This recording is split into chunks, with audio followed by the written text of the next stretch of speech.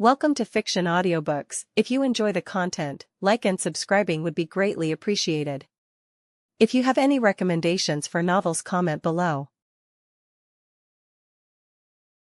Please join my Patreon at https://www.patreon.com/fictionaudiobook. Chapter 84, 80, The Power of Unaffiliated. Woon moves forward without waiting to be called, and directs his gaze towards Jiwoo and Jihai without turning back. See this, it will be worth it, he tells them with confidence in his voice. Woon Ki yawns as he walks over and plants himself in front of Woon with disinterest, but just then the starting whistle blows. Woon relaxes and closes his eyes, showing a carefree attitude that the fight has already begun. At that moment, Woon seizes the opportunity and launches an attack blast that hits Woon's face directly.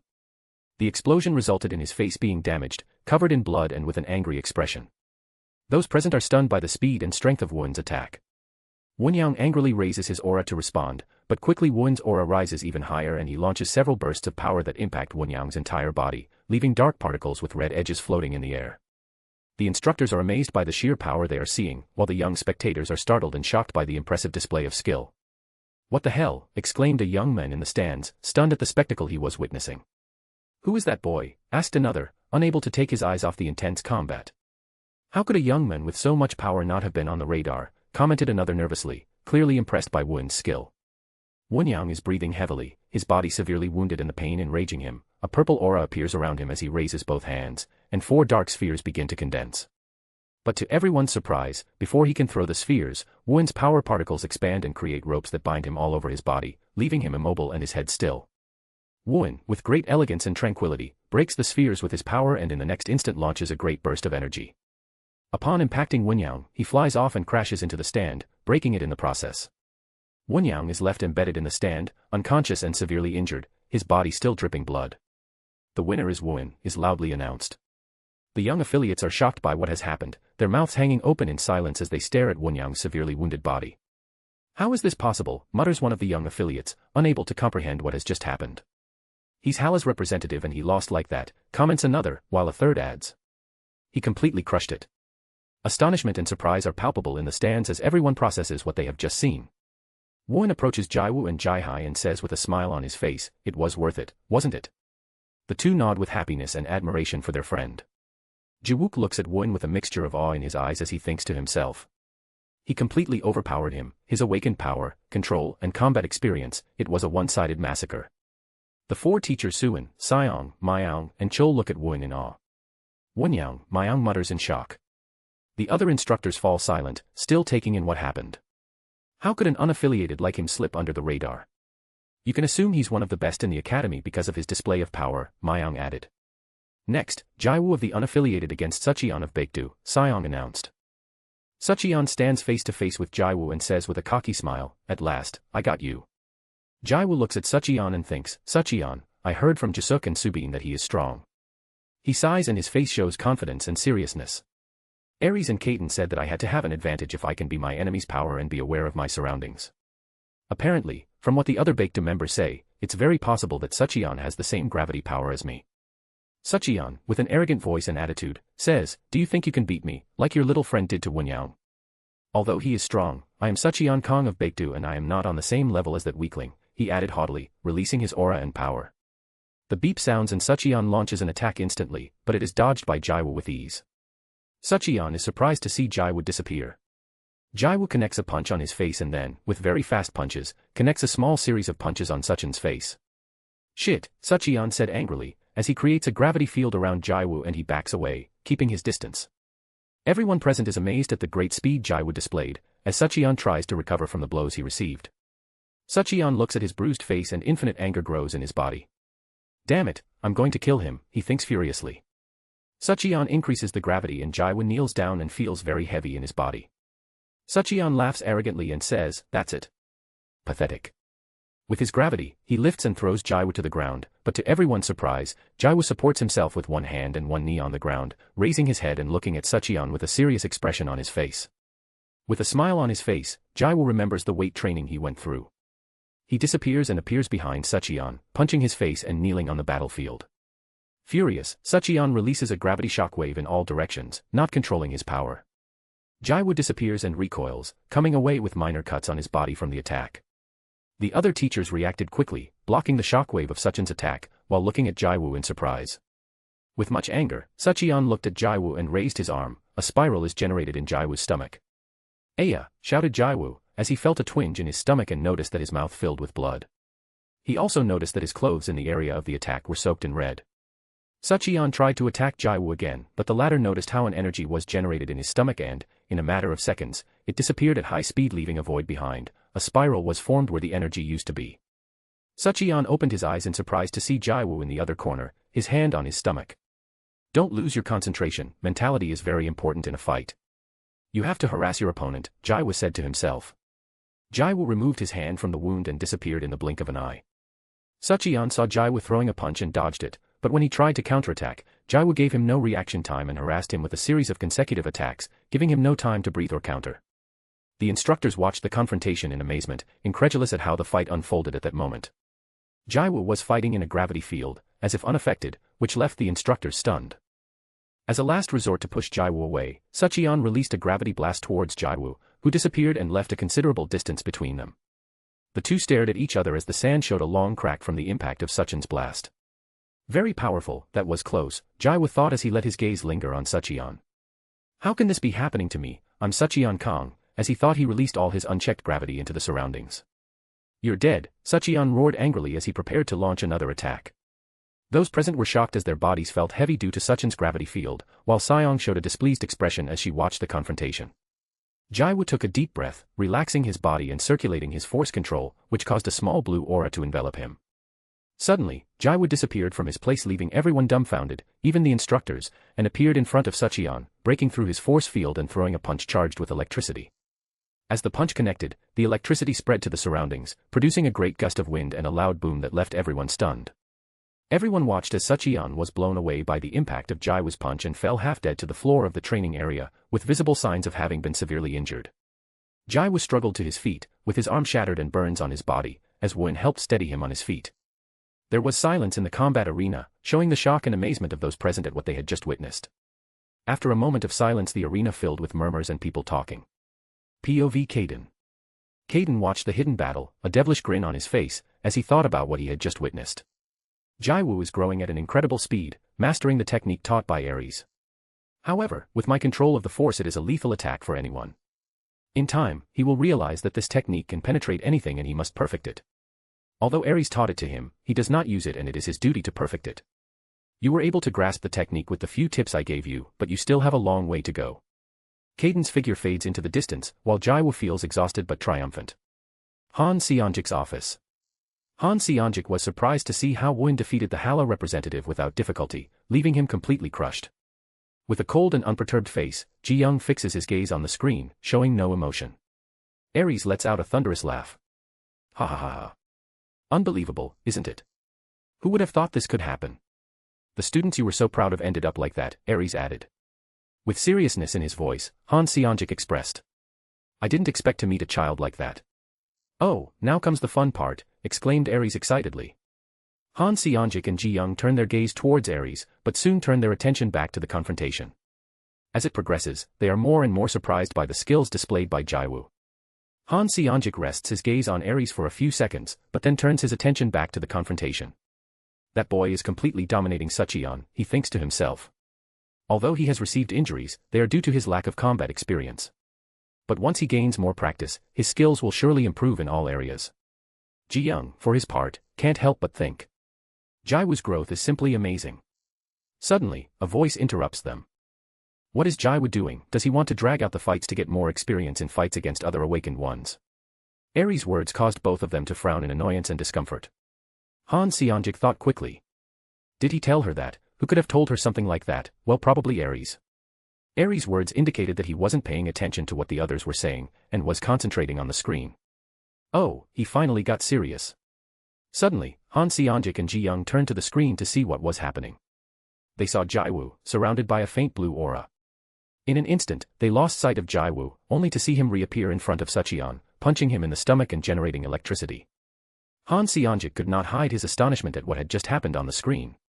He stared at Jiwoo's last attack with a serious and concentrated expression on his face. Aries stood up from his seat quickly and headed for the door with determination. Before Aries reached the door, Han Seonjik interrupted him with a quick question. Where are you going? Without turning around, Aries opened the door and said. I saw what I wanted, I don't need to stay here any longer. He then closed the door, leaving the office in silence. Ji-young stands up and says. Mr. Han, the future of our country depends not so much on a group leader like me, but on the potential of the awakened youth of this country. A/N, please read what's next. I'm going on vacation for 2 weeks. From today I will upload chapters on Monday, Thursday. There will also be goals, so when we reach 20 stones of power I will upload an extra chapter, another one at 50 and 100 stones of power. Should I create several subscriptions, so $1, 10 extra chapters, $3, 30 extra chapters, or not? I don't know if this is correct or what the price should be. Tell me if the price is correct or should I change it and to which one. Upcoming novels. I also have ideas for novels of my own, but I'll leave that for when I have the story more planned out. I want you to give me your opinions on which fanfic I should start writing, I'll read them. From today I will upload only 1 chapter per day. When I reach 20 power stones I will upload an extra chapter and the same will happen when I reach 50 and 100 power stones. 2060 words. Next chapter days after. Chapter 85, 81, days later. In his office, Han Seonjik was sitting cross-legged in front of a large glass panel. He observed a young man in a suit standing in front of him. So, are you telling me that Woon and Jiwoo attend the same school and were only discovered 6 months ago after mysteriously appearing? Asked Han Seonjik. Yes, sir. That's what we found out these days. Their profiles and inner circles match the data provided by Shinhwa and the Union, the young man reported. Woon had a teacher who trained him since he was a child, and we assumed that Jiwoo had a similar experience, the young man added. Well, that's it. You are dismissed, Han Seonjik said. The young man bowed and walked out of the office. Han Seonjik turned his chair around and was lost in thought. The potential shown by Woon is incredible, it was obvious that he has a master, he reflected. And Jiwoo, in his battle, his combat form didn't resemble Aries, and apparently he didn't get light powers either. Instead, he got his speed and electricity, and his behavior and attitude remind me more of Kaden than Aries, Han Seonjik thought. Is it possible that Kaden is also involved with this guy? Han Seonjik wondered. That doesn't matter, what really worries me is that it is certain that Shinhwa interacted with Aries, and we don't know if the Union did as well. But for a leading organization in our country to have an interaction with someone as powerful as Aries is not good, and most likely it was through his younger brother, Jiwoo, Han Seonjik reflected. The battle he had against Sucheon will be a problem in the future, and it is very likely that the higher-ups will be angry about what happened. This could bring Baekdu's reputation down and they will want a rematch. But as long as the adults don't interfere, everything will be fine. However, if they don't, a war could break out involving all the organizations in our country and decide our future, Han Seonjik thought. I have to do my best to prevent Jiwoo from getting into trouble with other organizations. Otherwise, it could be the end of him, and no one will be able to stop him, Han Seonjik reflected. Power decides everything, Han Seonjik mused quietly. Jiwoo's room. Kaden and Aries, in his cat form, conversed lying very comfortably on the couch while Sylvia sleeps in the distance. Why did you show yourself? Asked Kaden as he ate. To leave a little message. It's better to show what could happen if something happens to Jiwoo, Aries replied casually. You didn't even use your power. Your visit a few months ago got them pretty worried, apparently, Kaden added. Obvious, they know they don't have the strength to stop me, Aries said confidently. That's true, agreed Kaden. What do we do in the future? Asked Aries. Do we let Jiwoo go his own way or do we take him there? Added Aries. Kaden thought for a moment before speaking. It's better if he stays here. This country is quite particular and can keep Jiwoo growing comfortably. If it is necessary for him to increase his power quickly, we can go there. Aries nodded his head as he listened. I agree, he said. It is quite possible that the disciples of the Illuminati members will have an interest in Jiwoo. I think it will be a great experience for him when he goes to explore the world. Yes, those young people have decent talent, they were transformed by awakened ones who grew up bathed in blood and possess great experience. Jiwoo may be able to evolve a lot in that environment, Kaden said approvingly. You still don't want to join? Asked Aries. Kaden smiled and said. No, I'm used to being alone. Besides, you created the place based on your experiences with those awakened ones and I don't know them much. Besides, we're still master and disciple, so we're on the same side, Kaden added smiling. True, but I'm still concerned about your current state, Aries said. Kaden kept silent and his face became serious. I'm recovering slowly, but steadily. However, the healing factor is not having much effect on my recovery. My internal injuries are much more severe than I thought, he explained. Aries raised an eyebrow and sighed. Who in their right mind takes on 3 top 10 desperados at the same time and doesn't run away, but stays and trades attacks, he asked. You said it, who in their right mind would? Only you and I are the only ones who would do something like that, but I made sure he doesn't show up without paying a price, Caden said with murderous intent on his face. Ares was surprised and said. You wounded them. Caden nodded. I don't think they're very serious injuries, but it should give them enough time to focus on themselves, he said. I can't believe you actually managed to wound 3 awakened from the top 10, Ares said. Caden smiled quietly. I'll try to find a way to speed up your recovery. With my research, I might be able to find something that will help you, although I don't know how damaged your body is inside, Ares said. Try not to use too much energy at the moment, so that your body gets used to going slowly and you can store more, Ares advised. A few days later, Jiwoo woke up in his bed with a smile on his face as he realized that Ares had returned. The room was flooded with sunlight streaming in through the window. As Jiwoo chatted with Caden and Ares about his training, the latter two were already coming up with a training plan for him that they could implement when they returned home. However, their conversation was interrupted by a group of unaffiliated youths who were concerned about Jiwoo, after having enjoyed a pleasant chat. At that very moment, the teachers were discussing the events with Jiwoo and Woon's potential mentors. During the discussion, each instructor took a position, but in the end came to the conclusion that there was no problem with the two youngsters.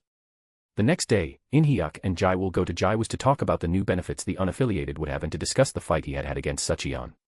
Later that afternoon, the instructors met and tested Jiwoo's communication skills with the animals. Caden underwent a series of tests and tried not to stand out too much, but Seong doubted Jiwoo's abilities and tried to discredit and intimidate both Caden and Jiwoo. Despite the refusal of the other instructors, Seong persists in his idea until they finally gave in and let him fight Caden. Caden glared at Seong, who showed an arrogant and malicious expression. Seong's attitude made Caden feel a strong sense of anger as not even world rankers dare to look at him like that, which led him to give him an incredible beating, leaving his face bruised and bleeding as he lay on the ground. The scene that unfolded in front of their eyes was so shocking that it stunned them all. Remember that when we reach 50 power stones and 100 then there is an extra chapter. 1206 words. Next chapter, an unwanted visit. Chapter 86, 82, an unwanted visit. The days passed quietly on the island, but the arrival of an unexpected visitor interrupted the peace that had existed until then. Jiwoo had a little chat with Han Seonjik, who showed great interest in Aries' little brother. The conversation flowed normally and they enjoyed a pleasant moment together. The next day, Caden told Jiwoo a little about Han Seonjik and how powerful he was. During the day, everyone on the island felt the arrival of an eerie aura. Aries and Caden turned in its direction casually and calmly, although Aries was a little annoyed at the interruption of their tranquility. The teachers also sensed the aura and their faces turned ugly, denoting concern. Han Seonjik, for his part, looked out the window with a serious but indifferent face, as if he was waiting for the visitor's arrival with complete calm. Teachers at the academy comment among themselves about the lack of communication and friendship between Han Seonjik and Dusik, which negatively affects their performance. Meanwhile, in Han Seonjik's office, 2 men were sitting across from each other. One of them was Han Seonjik and the other was an elderly man with gray hair and black eyes showing a relaxed attitude while staring at him. What brings you here? Asked Han Seonjik to the gray-haired, black-eyed old man in front of him. Dusik asked him curiously, why did you decide to retire in a place like this? Really? Han Seonjik replied with a smile. Dusik's face suddenly changed and his expression became serious. I heard something that I don't think is funny, he said with concern. Is it true that non-affiliates will have the same conditions as affiliates? Yes, Han Seonjik replied in a calm but firm tone. Dusik looked at Han Seonjik in disbelief and anger. Are you serious? He exclaimed. You don't know how difficult it has been to achieve our goals so far. Don't you realize that the unaffiliated could betray our nation at any moment? Don't you remember what we have suffered to get this far? Han Seonjik sighed with a serious expression on his face before replying. That is precisely my job, he said firmly. I will look out for the interests of this academy, both affiliated and unaffiliated. Dusik frowned and a vein appeared on his forehead. Do you think the other organizations were okay with what you're doing? He asked in a defiant tone. We've put a lot of effort into this, and we're not going to let you screw it up.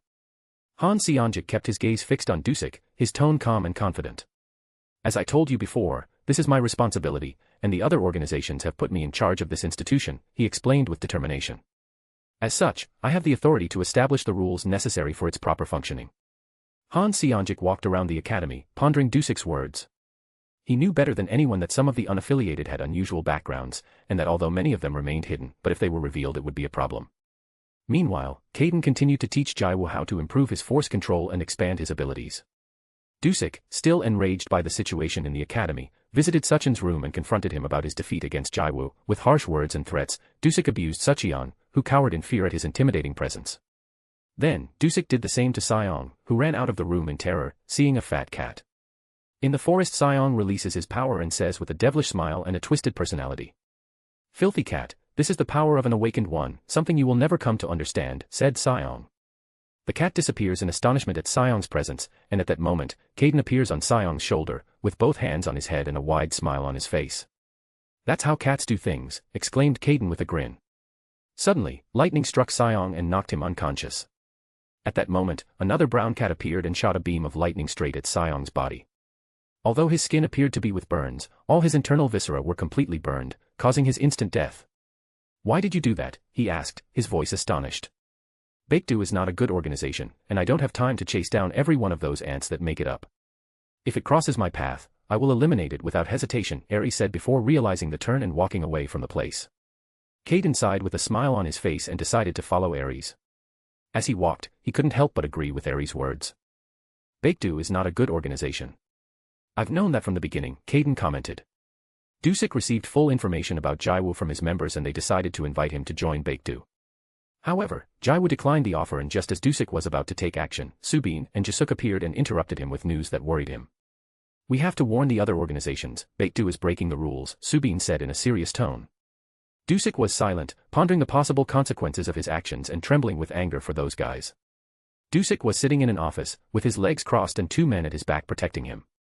In front of him, there was a square table with 6 instructors seated, 3 on each side. Dusik watched them with a serious expression on his face. Dusik broke the silence with a firm and direct voice. "What do you think they are doing? Even if we call this an academy, it is not a school to teach everyone. It was built for a clear purpose, to improve the strength of the young people who will lead our country in the future. Non-affiliates who have not been properly vetted will get the same treatment as affiliates. How can that happen?" he exclaimed in a voice full of anger. Jiwook intervened and said, "Sir, there is a lot of talent in the unaffiliated as well." "Poof, what stupid things are you saying? Now that I remember, you don't have a prestigious background like them," said Dusik. "Sir, that's too much," In-hyuk interrupted. Dusik looked at them with a dark smile and said mockingly, "Of course, since Shinhwa and the Union benefit from indiscriminately accepting awakened ones to enhance their powers, my comments may be offensive." In-hyuk and Seonga's faces turned ugly as they looked at Dusik. One of the guards advanced and said, "Watch your words, I don't like how you are talking to our elder." "You don't like how you talk," said In-hyuk, releasing his aura uncontrollably and surprising all the instructors with his reaction. Immediately, Dusik's bodyguard also released his aura, though it did not reach the escalation of In-hyuk's.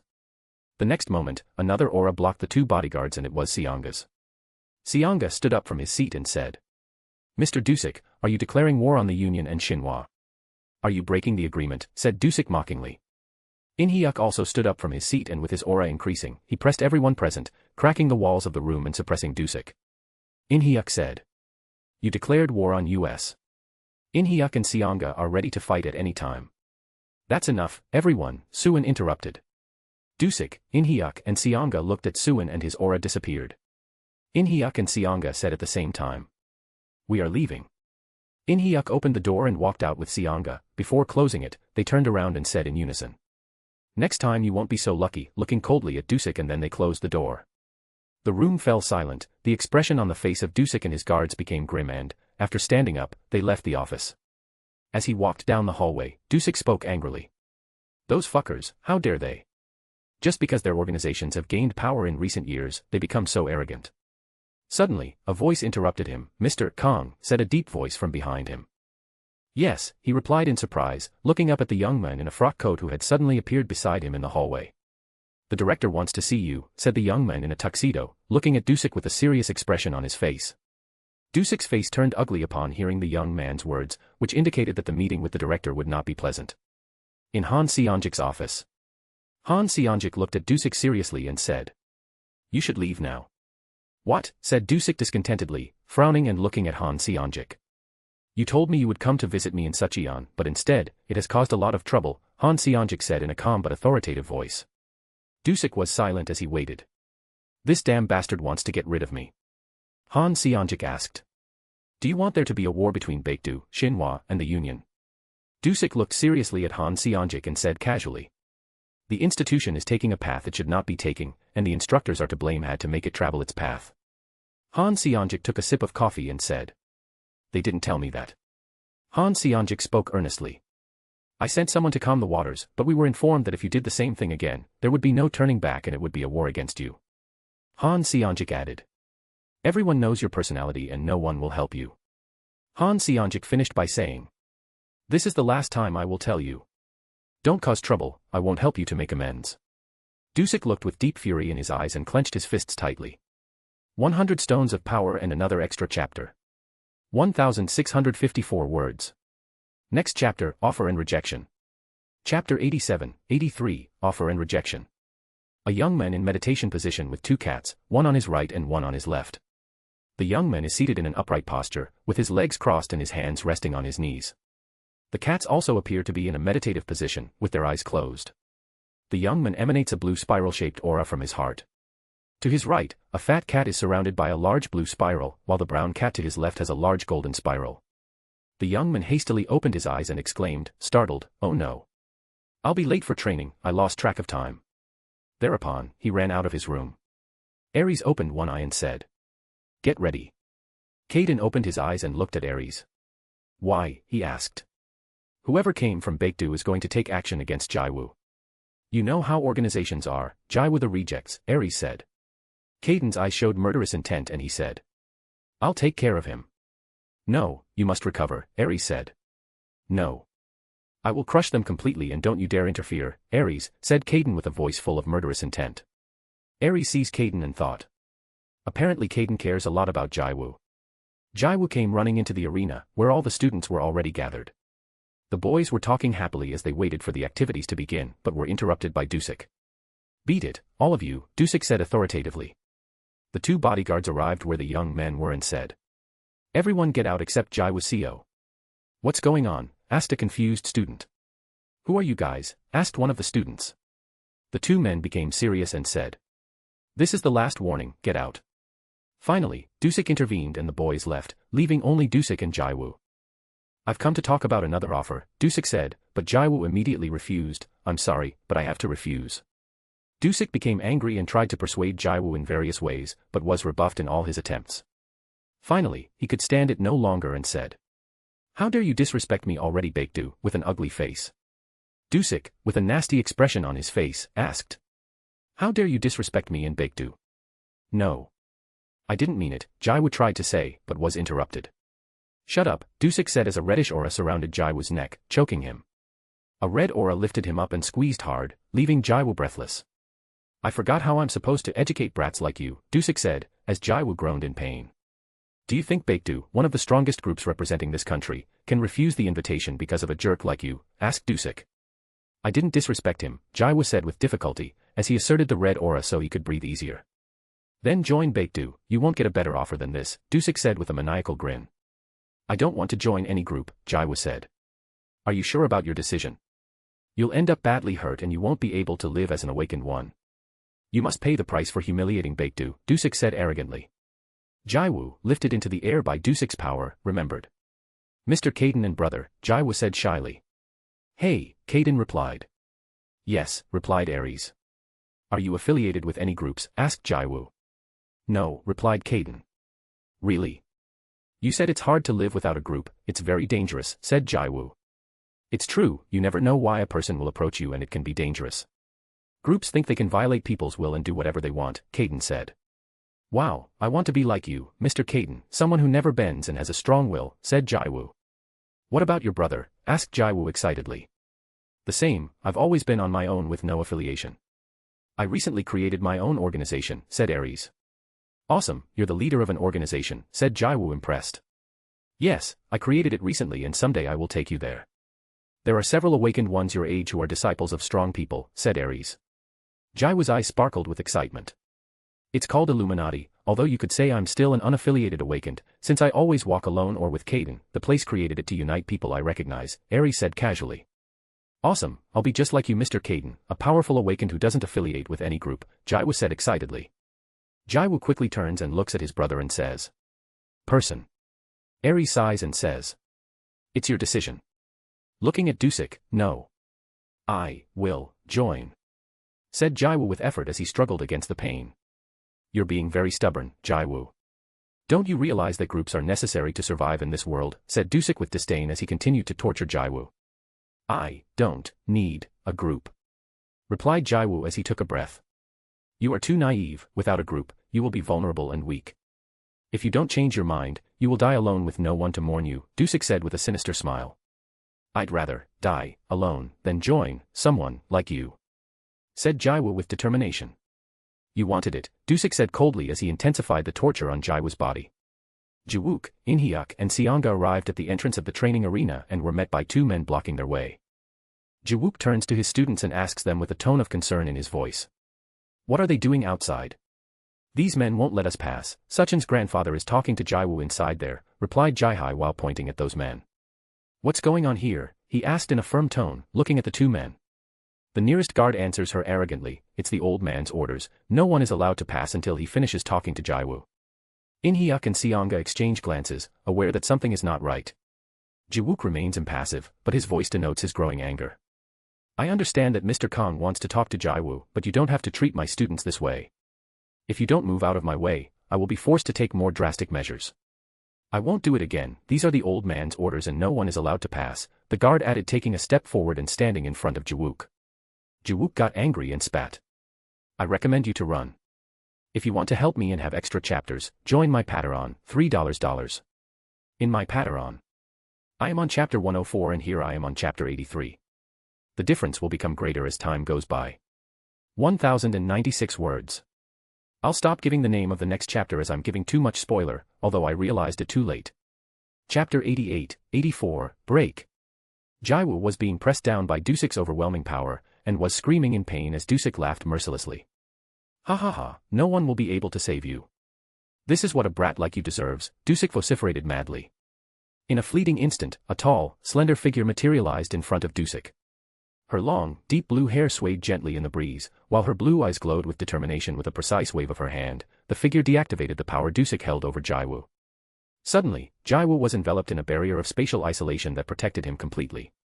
The mysterious figure emanated a powerful aura, making it clear that he was not someone to be underestimated. Did you think no one could save him? Don't you know how vast the world is? Questioned the voice with palpable arrogance. Dusik was startled at the appearance of the unfamiliar figure and could not help but feel some trepidation as he asked. Who are you? Meanwhile, in his mind, he wondered. How is it possible that he could have removed my power over Jiwoo without me sensing it? How did he manage to get so close without me being able to detect it beforehand? I am your worst nightmare, Caden said in a voice full of murderous intent. A swirl of energy swirled around him, fueled by the powerful electrical discharge emanating from Caden. The intensity of the energy gradually increased, and from Caden's palm came tiny electric bolts of lightning that sped through the air, unleashing destruction in their wake. The ground trembled and cracked under the impact of the lightning force surrounding Caden's hand. Dusik shuddered at such an awesome display of power. Despite the chaos raging around him, Caden maintained an unperturbed expression on his face. To him, destroying the ground seemed as simple as breathing. Electricity continued to dance around his hand, patiently awaiting his next command, ready to be unleashed in a devastating storm of destruction. Jiwoo, this is what you should do when someone gets in your way, Caden declared in a steady voice, as his electrical concentration in his palm intensified.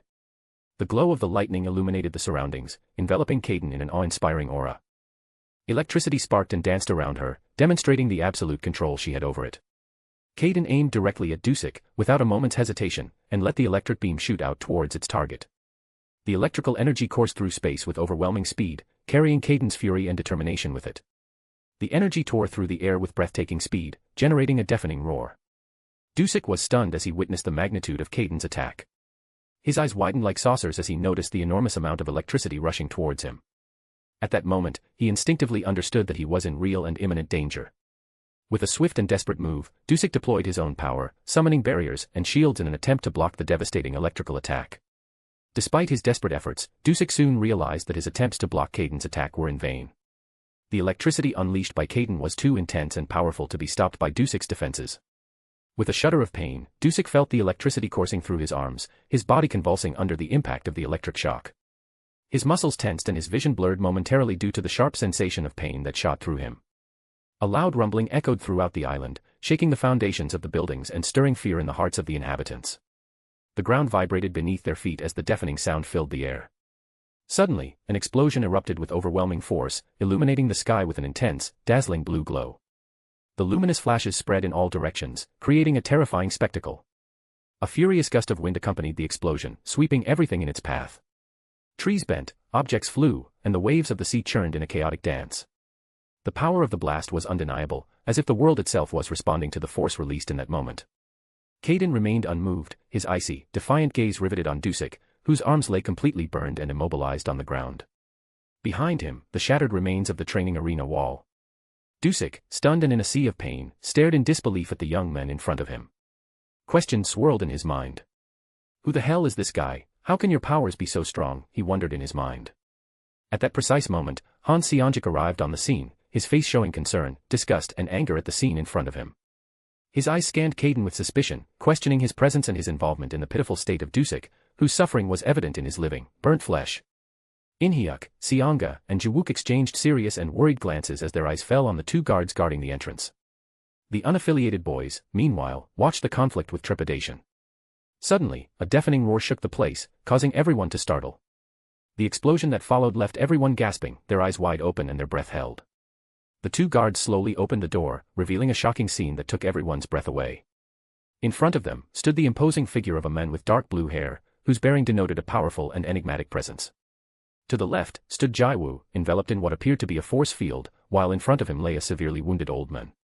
In the center of the scene, slightly to the right, stands Han Seongjik, who directs a serious gaze toward the man standing next to Jiwoo. The two bodyguards raised their voices urgently, breaking the silence of the scene.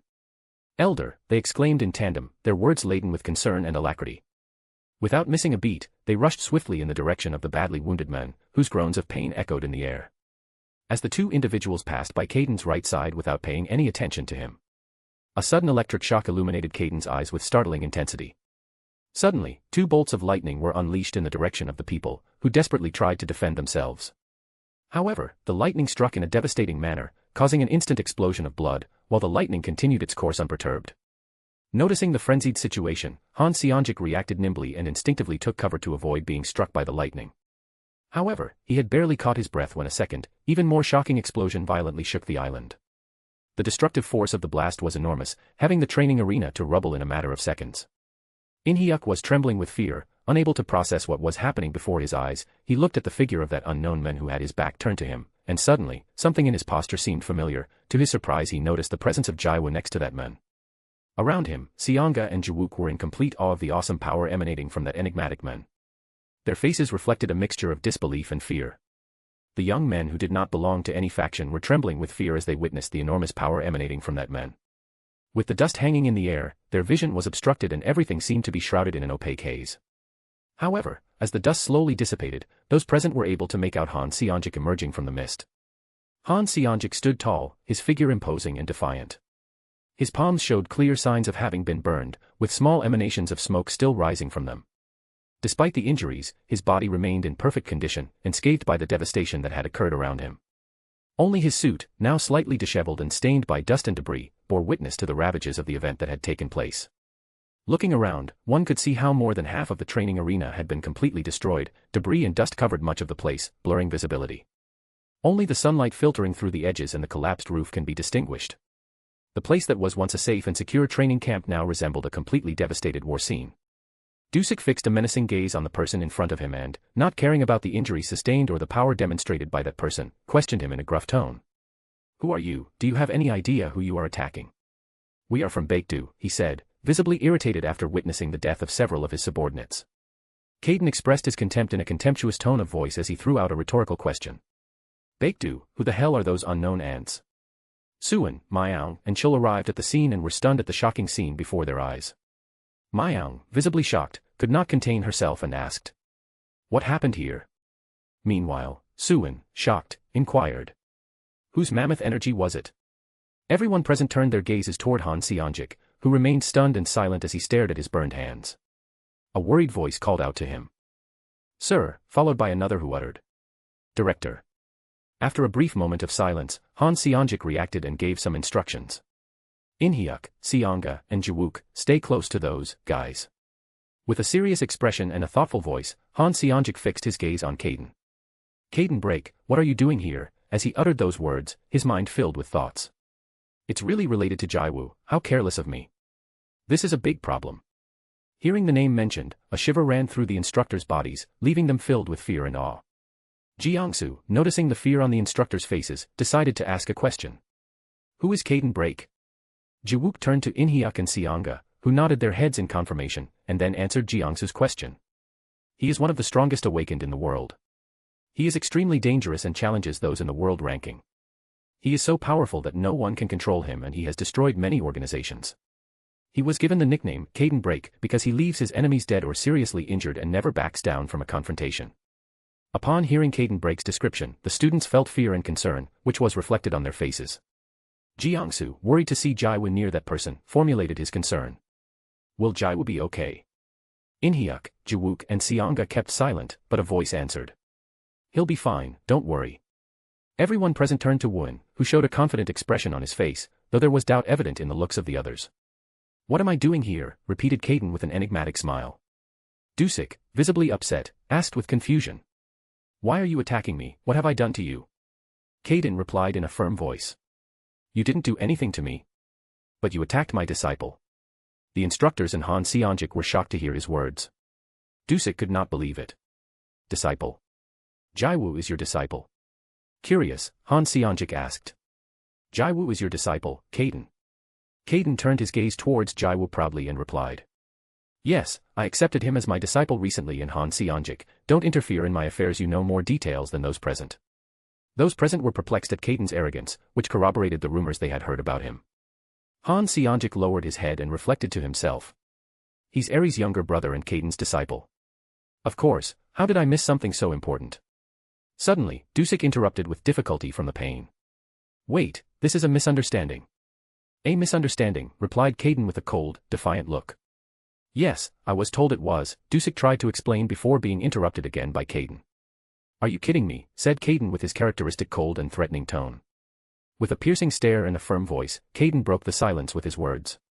If I'm not mistaken, you are the elder of Baekdu. So, are you confronting me on behalf of Baekdu? As he uttered these words, an intense energy began to emanate from his being, generating an overpowering aura around him. The power unleashed by Caden caused the walls and floor of the training arena to crack, manifesting cracks and fragments falling to the ground with a crash.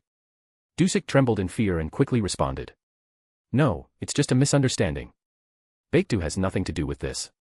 The instructors watched in amazement at Dusik's attitude, known for being aggressive and doing whatever he wanted. Really? Asked Caden skeptically. Yes, it was my mistake and I apologize for it, Dusik said hastily. Caden smiled defiantly and replied. Well, I don't believe you. Caden, wait, Han Seonjik said with anxiety in his voice. A sudden storm erupted in the sky, its ominous blackness contrasting with the sunny day. From the center of this storm, a bolt of unearthly electricity swooped down towards the ground, aimed directly at Dusik. Panic seized him as he watched helplessly as the bolt drew ever closer, the deafening ringing filling his ears, increasing the intensity of his terror. With a thunderous roar, the lightning finally struck the ground in a display of unbridled energy. The resulting explosion was of overwhelming magnitude, violently shaking the entire place and engulfing it in a maelstrom of chaos and destruction. Debris rose into the air as the shockwave spread, taking with it everything in its path. Faced with the imminent threat and the reigning chaos, Inhyuk and Seonga acted swiftly and determinedly with their experience and skills, channeled their power to create protective shields around themselves and the students, seeking to safeguard them from harm. The impact of the blast left a desolate landscape in its wake. Dusik, unfortunately, seemed to have completely disappeared amidst the destruction. No trace of his presence remained, only a few small bloodstains on the ground, silent witnesses to his unfortunate fate. Meanwhile, Caden remained impassive to the situation, as if what had happened did not affect him at all. His face showed an enigmatic calm, with no trace of emotion or remorse for what had happened. It was as if he was in a state of emotional detachment, insensitive to the consequences of his actions. Did you say something? Asked Caden, noticing the uneasiness on Han's face. What did you do? Replied Han, frowning and uneasy. You don't know what trouble you've caused for Jiwoo. Baekdu is one of the most powerful organizations in our country, and now you've gone up against them. Jiwoo won't be able to live in peace here, there are too many witnesses. You declared war on Baekdu, Han said anxiously. Seeing the gravity of the situation, the instructors rushed over to where Han Seonjik was standing. Jiwoo looked at Caden with concern and said, Mr. Caden. Don't worry, reassured Caden before a voice interrupted the conversation with a provocative question. What if we decide to declare war on Baekdu? A young man with white hair, green eyes, and a smart black suit with a cream-colored coat caught the audience's attention. Suddenly, a voice called out to him. "Brother," shouted Jiwoo, startling everyone even more. Han Seonjik frowned and pronounced with determination. "Aries, the Emperor of Light." In an instant, a mental snap ran through the instructors as an idea popped up, leaving everyone shocked. Inhyuk, Jiwook, Seonga, Myeong, Chul, and Suin were shocked by the news. Jiwoo Seo is Aries' brother, they thought together. Aries spoke seriously, turning to Han Seonjik. "I heard you mention that my brother wouldn't be able to live here because of an attack perpetrated by one of his organizations in your country." Aries' words were charged with murderous intent, as his aura was released uncontrollably. "I can interpret that as a declaration of war by your nation, Han Seonjik." Aries' words generated deep fear in everyone present, who began to tremble upon hearing them. "I did not say that," Han Seonjik replied, trying to deny any implication. "Could we talk somewhere else?" Han Seonjik proposed, seeking a peaceful solution. "What if I don't want to?" challenged Aries, generating light in his hand, demonstrating his power. Han Seonjik prepared for the worst, anticipating an imminent confrontation. At that moment, Jiwoo intervened. "Brother." Aries turned and looked at Jiwoo, intrigued by his words. "Please, could you give him a chance?" pleaded Jiwoo. Aries assessed the situation and asked. "How are you feeling?" "I'm fine, it was nothing," Jiwoo replied with a cheerful smile. Caden and Aries sighed and shared a brief meaningful look. "You have Jiwoo to thank for preventing a war from breaking out," Caden commented, his voice laden with murderous intent after a brief silence. "I hope this information doesn't leak out, otherwise, I'm coming after each of you and your respective organizations." A shiver runs through everyone present, as a cold sweat begins to trickle down their foreheads. Faced with the tense atmosphere, Han Seonjik intervenes and says, "Please follow me. Let's talk somewhere else." Caden, Aries, and Jiwoo followed Han Seonjik, as they left the place. Silence filled the atmosphere, and Suin, Chul, and Myeong began to talk about what happened. The unaffiliated boys watched Inhyuk, Jiwook, and Seonga, waiting for some sign or indication. Jile raised the question. "Gentlemen teachers, why are you so afraid of him?" Inhyuk looked at Jile and answered seriously. "You don't know much about the world of the awakened, but those two people have the potential to destroy every organization in our country if they so choose. They are extremely powerful beings, beyond what you can imagine." Jiangsu expressed surprise. "How powerful are they?" Gangwoo, impressed, commented. "Unbelievable. So, they are Jiwoo's relatives." Seonga continued. "Those two are among the 15 strongest awakened ones in the world. Do you understand what that means?" Wooin remained silent, fully understanding the situation. "You mean there are only 13 people who could beat them?" asked Jiangsu. "No, I don't think you don't understand. Let me explain. Among the strongest awakened ones in the world, there is a ranking. The top 10 are extremely powerful, they are on another level compared to the rest. They despise and pay no attention to those who are below them, even those in slightly lower positions, such as 11th, 12th, or 13th. Moreover, there are people from influential families in the world who possess power comparable to that of the top 10. In total, there must be no more than 15 people with powers of that magnitude, and among them are Caden and Aries," Seonga explained, taking a brief moment of silence.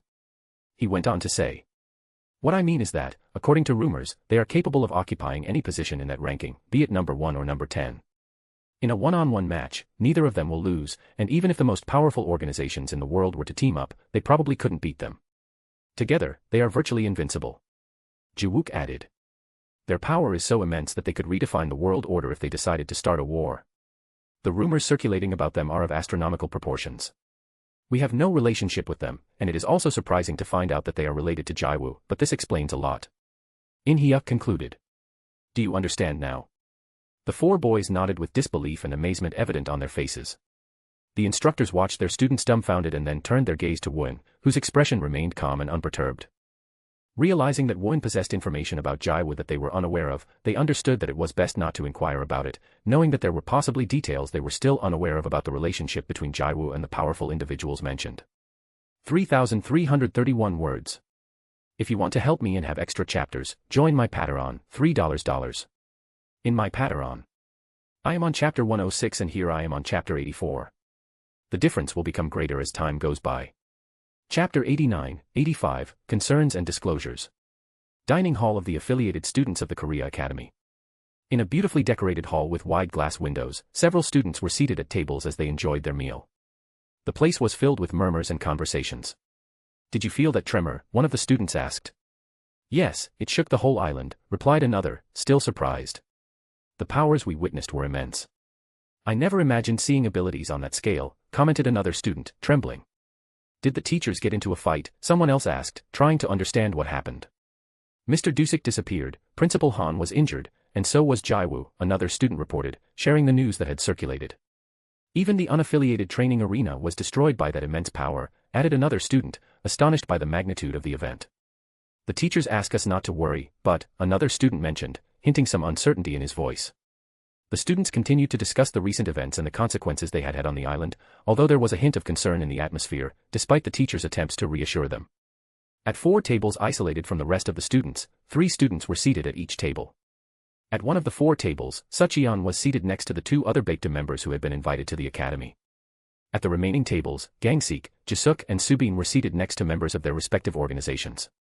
With serious looks on their faces, Gangseok, Jisuk and Subin watched Sucheon, who was at another table with a nervous and worried face.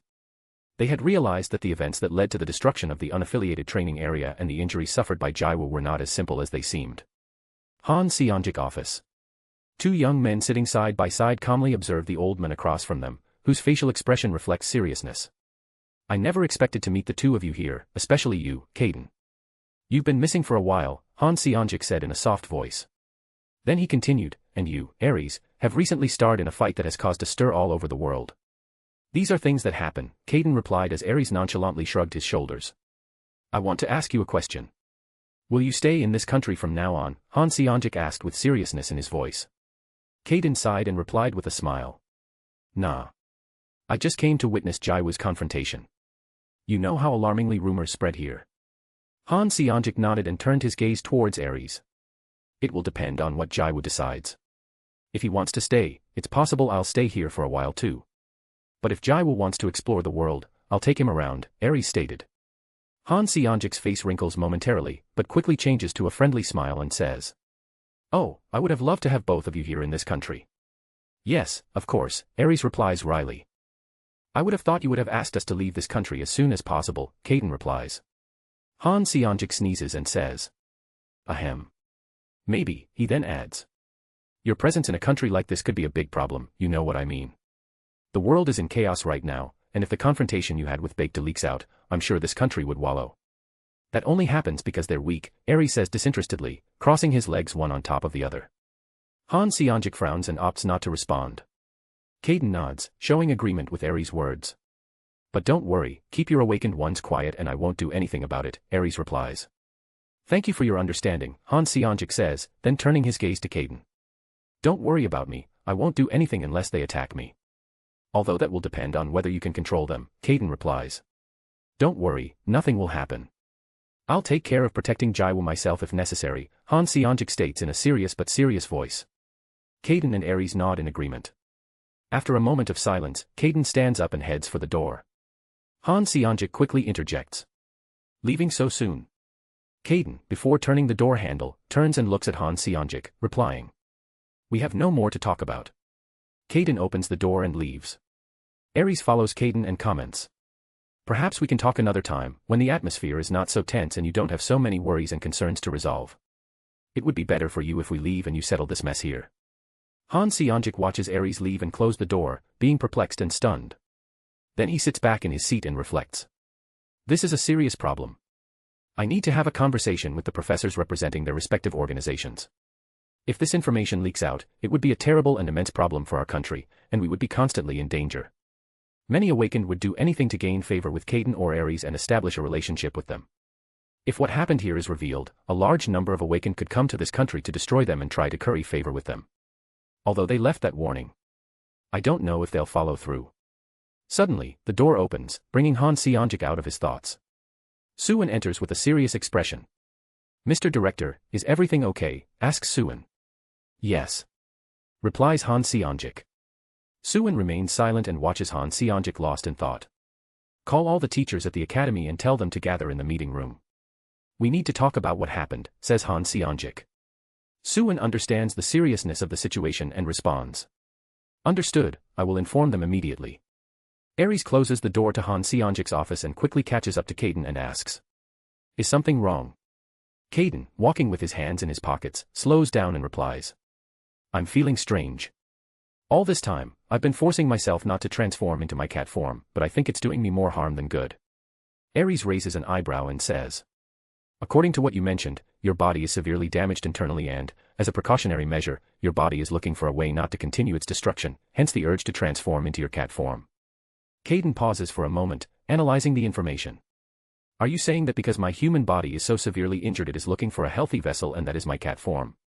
Exactly. Perhaps the key to your recovery lies within your cat form. Lately, you have been straining to stay in your human form, putting tremendous strain on your already injured body. You should focus on further exploring your cat transformation, explains Aries. Yes, I was thinking the same thing. I should explore and learn more about this transformation while gradually eliminating any lingering energy and slowly recovering, agreed Caden. Exactly, said Aries, and asked. Should we go to Arcadia? Not yet. Let's wait a little longer, and then we can take Jiwoo there to interact with more young awakened ones, gradually bringing him into the awakened world, Caden said in a calm voice. Aries nods and the two walk down the hallway, heading towards Jiwoo's room. 1,238 words. If you want to help me and have extra chapters, join my Patreon, $3. In my Patreon. I am on chapter 107 and here I am on chapter 85. The difference will become greater as time goes by. Chapter 90, 86, Crucial Decisions. Meeting Room. In a spacious room, an imposing rectangular table was located in the center. To the right of the table sat Suwon, Myeong, and Chul, while in front of them sat Park, Seonga, and Jiwook. A stony silence enveloped the room, as everyone awaited the arrival of a very important person. Suddenly, the door opened and Han Seonjik appeared. Instantly, those present rose and bowed, greeting the newcomer with respect and reverence. Mr. Director, they uttered in unison. Han Seonjik flashed an affable smile and kindly pronounced. Don't worry, have a seat. We have important matters to discuss. The faces of those present transformed, taking on a serious expression as they took their respective chairs. They fixed their gazes on Han Seonjik, waiting for his words. Han Seonjik took his seat and began to speak. As you may infer, something has happened in this academy that could affect all of us if we don't keep it a secret and act cautiously. The presence of Caden and Aries in our country, as well as the murder of Dusik at their hands, could trigger a war. In the wake of these events, I understand that you now understand more clearly the strength of these individuals, he added earnestly. Everyone nodded in agreement, and Han Seonjik continued. I wish that the information of what happened would not be leaked and that we will work out a plan to keep it a secret. As you know, Caden and Aries have left us a threat. However, it is in our best interest that such information not be divulged. Mr. Han, I don't think anyone would dare reveal what is going on here. We all understand that doing so would endanger our organization, In-hyuk expressed with conviction. Han Seonjik crossed his legs and placed his hands on his knee, speaking calmly. We know that there are people willing to do anything to gain power. That's why it's crucial that the knowledge of what happened is kept in a small circle. Don't worry, we will see to it that nothing leaks out, Seonga said, while Jiwook and In-hyuk nodded in confirmation. As you well know, we had a closer relationship with Jiwoo at the academy, so our heads are in more danger than his, Jiwook mentioned in a calm but nervous tone. Han Seonjik understood and turned his gaze to the other teachers. Myeong and Chul, what is your opinion on this, he asked. I agree, Myeong quickly replied. Me too, Chul added promptly. Perfect, stated Han Seonjik with a nod. Jiwoo is not a problem per se, but his relationship with these people could become one. We must be careful how we relate to them. Everyone understood, they agreed based on previous interactions some teachers had had with Jiwoo, and they knew their personalities. There is something else, Han Seonjik continued. As you know, they felt that Baek to publicly attack them by getting involved with Jiwoo. There are many awakened ones willing to do anything to curry favor with one of them. The expressions of those present changed, showing seriousness and shock. Mr. Han, you mean, asked In-hyuk with concern. It is possible that, if it becomes known, many awakened ones will come here and our country will become a war zone, Han Seonjik interrupted, anticipating In-hyuk's question. The atmosphere became desolate, with faces full of fear and worry. Han Seonjik stood up from his chair and uttered words that eased the gloomy atmosphere. You shouldn't worry, if it doesn't leak nothing will happen. Just as Han Seonjik opened the door and was about to leave the room, he turned around, flashing a smile while scratching his head and said. I forgot to let you know that the academy will suspend its activities until the infrastructure is fully recovered. After those words, Han Seonjik walked out and closed the door. Those present were left deep in their own thoughts, analyzing everything that had happened in this short time at the academy. In-hyuk got up and Jiwook and Seonga followed him. They said goodbye to Suwon, Myeong, and Chul before leaving the room, leaving them alone. Suwon, Myeong, and Chul engaged in conversation for a while. On the same day, Jiwook, Inhyuk and Seonga summoned the non-members and Jiwook informed them that the academy activities were suspended early due to the recent events. He informed them that they would be taken back to their homes and that academy activities would resume when the facilities returned to their usual state. He also assured that non-members would receive better treatment in future meetings. During the course of the day, Jiwoo made the decision to spend time with the unaffiliated youth, making the most of his last day there. As Aries and Caden conversed, they engaged in a deep discussion, posing different hypotheses and thoroughly analyzing what happened with Caden's forced transformation into a cat. They both carefully examined the severity of Caden's injuries. The next day, Jiwoo gets out of the minivan and very affectionately says goodbye to everyone. When he opens the door of his house, Jiwoo is quickly greeted by the warm welcome of his cats. On the other hand, Aries and Caden smile at Jiwoo's happiness and look at each other simultaneously. In the dining room of Jiwoo's house, Aries and Caden, in their cat forms, were discussing animatedly while Jiwoo slept beside him, circling his force control. Caden shifted restlessly, looking for a comfortable position, and finally asked, "Do you have a training plan for Jiwoo yet?" Aries, with a devilish grin, replied, "Yes, I'll go get training implements for Jiwoo from headquarters and tomorrow, first thing in the morning, we'll start his hellish training." Caden joined in the mischievous laughter and added, "Right now, what Jiwoo needs is to improve the efficiency of his powers. Even if his awakened powers aren't on the level of other youngsters his age, the way he uses them is on another level. We need to make the most of Jiwoo's unique qualities," Caden commented.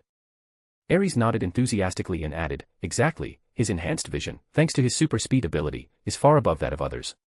Caden confirmed Aries' words and expressed, "The training plan you formulated must be complete and, with time and consistency, it will make a difference. I need to analyze it and improve it. When I go to get the implements, make sure you improve the training plan. You have more experience than I do in this field," Aries said. The two cats continued their conversation, discussing strategies and fine-tuning the details of the training plan to make sure Jiwoo could reach his full potential. Their goal was to help Jiwoo reach an even higher level of skill and control in the use of his powers, strengthening his confidence and abilities in the process. 1163 words. If we reach 50, 100 and 200 stones of power, I will upload a new chapter. If you want to help me and have extra chapters, join my Patreon, $3. In my Patreon, I am on chapter 111 and here I am on chapter 86. The difference will become greater as time goes by. Chapter 91, 87, Meeting at Illuminati. Aries, in his human form, wanders through the city on a dark night, keeping his hands in his pockets. His gaze carefully scans the surroundings as he pulls out a card and tosses it into the air. From the heights of the clouds, an impressive multicolored ray descends majestically, filling every corner of the city with radiance, only to vanish completely from the place. Shinhwa. Ji-young examines some documents on her desk when, suddenly, she perceives a strange energy originating in the distance of her territory. Intrigued, she turns and directs her gaze to the window, where she beholds a bolt of lightning rushing down from the sky, flooding the city with its radiance before quickly fading away, returning everything to its normal state. The buildings and the moon come to life, illuminating the city with renewed splendor and beauty. Ji-young arches an eyebrow and wonders quietly. What was that? I've felt a similar sensation before. Arcadia, Illuminati headquarters. A bolt of lightning struck the marble base, causing alarm in Tina and Lisa, who, from their respective buildings, leaned out of the window to witness the event. At that precise moment, Aries emerged from the flash and found himself facing a group of exhausted young people struggling for breath. "Good night, Mr. Aries," the young men said in unison. Aries sketched a smile and replied, "Go, I see you are training late, Samantha, James, Teresa and Emily." "Yes, sir. We were promised the opportunity to explore the world if we completed a challenge," Teresa said with a happy expression in her eyes. "Oh, explore the world, then do your best," Aries replied with a smile, then asked, "Will they know who is at the headquarters?" "Mr. Aries, my mother and Miss Tina are at headquarters," Samantha commented with a tone of respect. Aries nodded and said, "Continue with your training. I have some business to attend to." The young men nodded and said, "Yes, Mr. Aries," as they trotted away from the site, concentrating on their force control and continuing their training. Aries watched the youths walk away and headed towards the main building of the headquarters. As he walked there at high speed, someone lunged at him and Aries quickly grabbed him. "I've missed you so much, Aries," Sylvia commented, shaking her head affectionately. "It's been a while, Sylvia," Aries replied, stroking her head. "How are you?" asked Aries, frowning as he felt tremendous power in Sylvia's body. "Good, I had a great time in Antarctica," said Sylvia in a cocky voice. "I guess you had a good time." "And Rebecca," commented Aries. "Yes, it was entertaining touring this continent." Rebecca was challenging more people while you weren't here. She spent her time training and fighting, Sylvia said cheerfully. I'm glad. I haven't been very attentive to the world, so I didn't know how Rebecca was doing, Ares commented. Hey, I'd like to see your brother, Sylvia said with interest in her voice. Ares raised an eyebrow and commented. I have some things to take care of and then we'll leave. I'll take you with me. Sylvia was pleased, but before she could respond, a voice interrupted them from behind. I didn't think you'd come, Lisa said, approaching them, looking curiously at Sylvia. I came to get some things, Ares commented. It's your familiar, isn't it? Commented Lisa. That's right, her name is Sylvia, and she's a dragon, Ares replied. Dragon princess, future queen, Sylvia added arrogantly. Lisa smiled and muttered. Interesting. We have some things to talk about, Lisa added. At that moment, another female voice came through. You're just in time, we have business to discuss as an organization. Ares turned and saw the woman, whom he recognized as Tina. Tina, he said, raising an eyebrow. Then he added. I'll accompany them. Lisa and Tina nodded and entered the main building, heading into a beautiful room with a large oval table and elegant leather chairs. In front of the table was a huge glass wall that offered a panoramic view of the entire headquarters. The three of them took a seat as Ares watched them and asked. What's going on? Tina commented cautiously. The guys want to go out and gain experience fighting real battles. Ares frowned and replied. So what's wrong with them? Eventually, they'll have to. What better time than under our care? We think so too, but the problem is that Harold and Edward don't have a good reputation. Usually, when they show up, they're hunted and always in danger, Tina explained. I understand that, Ares replied. Harold and Edward are slowly attracting more and more enemies, and I think it will be a problem if they hang out with the youngsters or if information about us leaks out, Tina commented. Currently, they are both causing chaos separately in different parts of the world. But we don't want to leave the headquarters unprotected, and Cardian is also busy with her business outside, Lisa said. Lisa, I understand protecting your territories, and that's not wrong. But this base is literally impenetrable. So don't worry, you can go to weaker countries and allow the young ones to take on the awakened and gradually gain experience with their protection, Ares stated confidently. There's also one other thing, Tina added. Yes, Ares replied. I have been keeping a close eye on the world, and little by little, dark waters are rising and conspiracies are coming to light. It is very likely that, even hidden as we are, we will be drawn into that war, Tina said seriously. Lisa nodded with seriousness in her voice. We will have to come out in the open and show the power of all our members to instill fear among the organizations and make it clear that we won't be easy to mess with. Ares thought for a moment. I know better than anyone the problems of the future. The criminal organization Frame attacking the World Academy and the organization conducting experiments on humans where my mother works. After reflecting clearly, he said. I also think we should demonstrate our power. The vast majority of us already have a reputation as awakened, and we should use that to advertise our union. Besides, we have you as an ace up our sleeve. You were hidden most of your life, and with your power comparable to the top 10, it will be a great impact on the world. But you should also keep in mind that once we reveal our identity, our youngsters will face the real world and be challenged by the disciples of the top 10 world rankings and the heirs of those great families, Ares added. Tina and Lisa nodded, aware of what would happen. Yes, but it's much safer than getting involved in a war where everyone fights everyone. Even if we're not afraid, it could put an end to our peace of mind, Tina said. Although for the four of you, it might be best to have a war and fight everyone against everyone. But it doesn't matter, everyone can do what they want, and we just need to support each other, Lisa said with a smile. Yes, the most important thing is that we support each other in the difficult times ahead, as I have invaluable information indicating that Frame plans to attack the World Awakened Academy, Ares said with a smile. Tina raised an eyebrow and asked. How did you know that? What I was able to find out is that in many countries they are on the verge of a war between Awakened from the same country, and if it breaks out in several places at the same time, it could encompass the whole world. I have my contacts, Ares replied, smiling. That doesn't affect us for now, and it might be a good time to introduce ourselves to the world, Lisa said after analyzing for a moment what Ares said. That's right, Tina, investigate Frame, especially Andre, and find out what their attack strength will be, Ares commented. Tina nodded her head and added. Frame has become stronger recently due to the problems caused by you, Harold, Edward and Caden. Many Awakened are looking for a powerful backup, and what better choice than a force that has 3 Awakened in the top 10 and that doesn't follow the rules of the World Association of Awakened and proves to be afraid of nothing. Have any new Awakened joined Frame lately? Asked Ares, as he thought. Have I changed history more than I imagined? Several Awakened you murdered, along with Harold and Edward, had family members, and some of them joined Frame in hopes of quickly increasing their power, Tina replied. Besides, Tina said, looking at Lisa. Lisa looked at Tina blankly and asked. What's going on? The heirs of the people you murdered when they attacked the company joined frame, Tina revealed. Lisa was a little surprised and said. You mean the heirs of those insignificant individuals? Kevin Ward, number 11 in the world ranking, Sean DeLeon, number 15 in the world ranking, Alan Rowland, number 20 in the world ranking, and Keith Boyle, number 25 in the world ranking. Yes, I mean them, Tina confirmed. Ares laughed and said. Looks like we all bring problems. Never mind, we'll take them all on, Ares said with a mischievous grin. Meanwhile, Lisa and Tina looked at each other puzzled as Ares laughed evilly. Well, we have many problems, but everything is solved by defeating them, said Ares as he got up and left without waiting for an answer. Lisa and Tina looked at each other, and Tina said. I think he likes to face the problems that we find irritating. Lisa smiled and said. Yes, that will keep him fighting. After concluding the conversation with Tina and Lisa, Ares heads to the training room.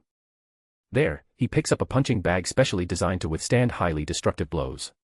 He also picks up 4 black belts made of an extremely resistant material, equipped with advanced technology. Once prepared, Ares leaves the headquarters and heads back to Jiwoo's house, where he waits for daybreak. If we reach 50, 100 and 200 stones of power I will upload a new chapter. If you want to help me and have extra chapters, join my Patreon, $3. In my Patreon. I am on chapter 114 and here I am on chapter 87. The difference will become greater as time goes by. Chapter 92, 88, Infernal Training. The next day. The alarm went off promptly at 5 a.m., waking Jiwoo, Ares and Caden. Jiwoo opened his eyes, yawned and stretched his body. What time is it? He asked, still sleepy. It's 5 a.m., Ares replied, stretching with his cat body. Get up, it's time to start your training, Caden said with his eyes almost closed. Jiwoo quickly got up and exclaimed excitedly. Training will begin. Yeses, Caden said and then asked excitedly. Are you ready? Yee-thee-I, Jiwoo shouted. I can't hear you, Caden joked. Sith-thee, shouted Jiwoo even louder. Caden laughed, and Ares did the same. Let's go to the basement, Ares suggested, at which point they headed that way. In the basement, Jiwoo saw a black punching bag hanging from the ceiling. Ares transformed into his human form and pulled a black ribbon from his pocket. Come closer, he said, holding out his hand. Jiwoo stepped closer and Ares asked. Give me your hands. Jiwoo held up his hands and Ares placed a ribbon in each, touching them with his finger. Instantly, the ribbons adhered to Jiwoo's wrists. Then, Ares repeated the process on Jiwoo's ankles. Jiwoo looked at the ribbons on his wrists and ankles and asked curiously. What is this? Ares smiled and replied, Gravity X2. Jiwoo could feel his body getting much heavier because of the gravity tapes. Caden smiled and said. With the following training, you will greatly improve your ability to accelerate, decelerate, and change direction. You will also strengthen your endurance, muscles, and joints. Through weight training, you will learn to use your powers more efficiently and avoid wasting energy unnecessarily, Ares added. Jiwoo moved around, analyzing his body and experimenting with the new sensation of weight. Practice on the punching bag. You must become an expert in hand-to-hand combat in the shortest time possible, Ares instructed. Jiwoo nodded and stood in front of the punching bag, while Caden, in his cat form, positioned himself to the side, and Ares watched from behind. Begin, Caden said seriously. Jiwoo threw a punch and was surprised to realize that he needed much more energy than usual to get the same result. He looked at Caden searching for an explanation. However, Caden looked at him seriously and said. What are you looking at? Hit harder and faster. A shiver ran through Jiwoo's body, and he quickly replied. Yes, sir. Ares and Caden smiled as they watched Jiwoo hit with greater speed and force. Slowly, Jiwoo began to hit the punching bag with a steady rhythm, while Caden pointed out his mistakes and openings during the punches, and Jiwoo corrected them on the spot. 30 minutes later, Jiwoo was sweating profusely, his forehead soaked and his clothes wet. His strokes became slower and weaker. What are you doing? Hit harder. Your punches are weak and slow. Is this how you plan to beat your opponents? Reproached Caden. Jiwoo's face reflected despair and exhaustion as he tried his best to regain his strength and speed. After continuing to hit the bag for a few more moments, Caden said. Finish. Jiwoo looked intently at the punching bag, and his fist began to charge with electricity as he punched with his maximum speed. The bag jerked and froze. Well done, get some rest, Caden congratulated. Jiwoo fell to the ground, breathing heavily as he tried to recover. Now, focus on circulating your force control, Ares indicated seriously. Jiwoo adopted a meditative stance and began to circulate his force control. After a short break, the training continued for another hour and a half. At the end of the workout, Jiwoo walked up the stairs barely leaning against the wall, dripping sweat on the floor. He headed off to take a shower and get ready for school. Wooin and Jiwoo walked through the classroom door, chatting happily. 3 girls looked at Jiwoo in awe, captivated by his newfound beauty and change of attitude. Jiwoo and Wooin took their seats, and suddenly Subin walked through the door. The students present were surprised by Subin's beauty and her presence in their classroom. They were not sure who she was. "Subin, what are you doing here?" Jiwoo asked. The students were taken aback. The 3 girls would start whispering, curious about Jiwoo's connection with Subin. Jiwoo spoke with Subin for a while, and then the teacher arrived, discovering that Jisuk was also in his class. The class passed quickly, and as they were about to leave the school, they were intercepted by a young man with very short dark blonde hair and black eyes. Seokjeol stood in front of Jisuk, blocking his path. "Who are you?" Jisuk asked, his face twisted in anger. "I am Seokjeol. I'm sure you know me. Why do you always avoid me during the winter vacations? Are you afraid of me?" Seokjeol said. "Who the hell are you? Get lost." Jisuk replied angrily. "Let's go fight."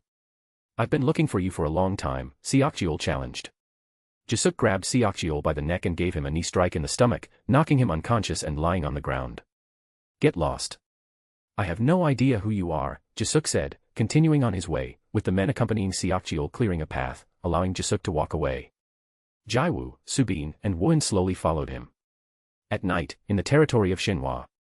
At the top of the imposing building, an enigmatic man with dark violet hair and black eyes gazed at the dazzling city spread out before his eyes.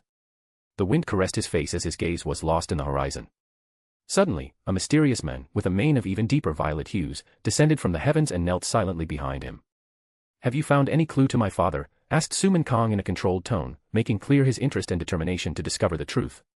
Having concluded his conversation and revealed his true intentions, Suman walked away and moved nimbly, jumping from rooftop to rooftop of the surrounding houses.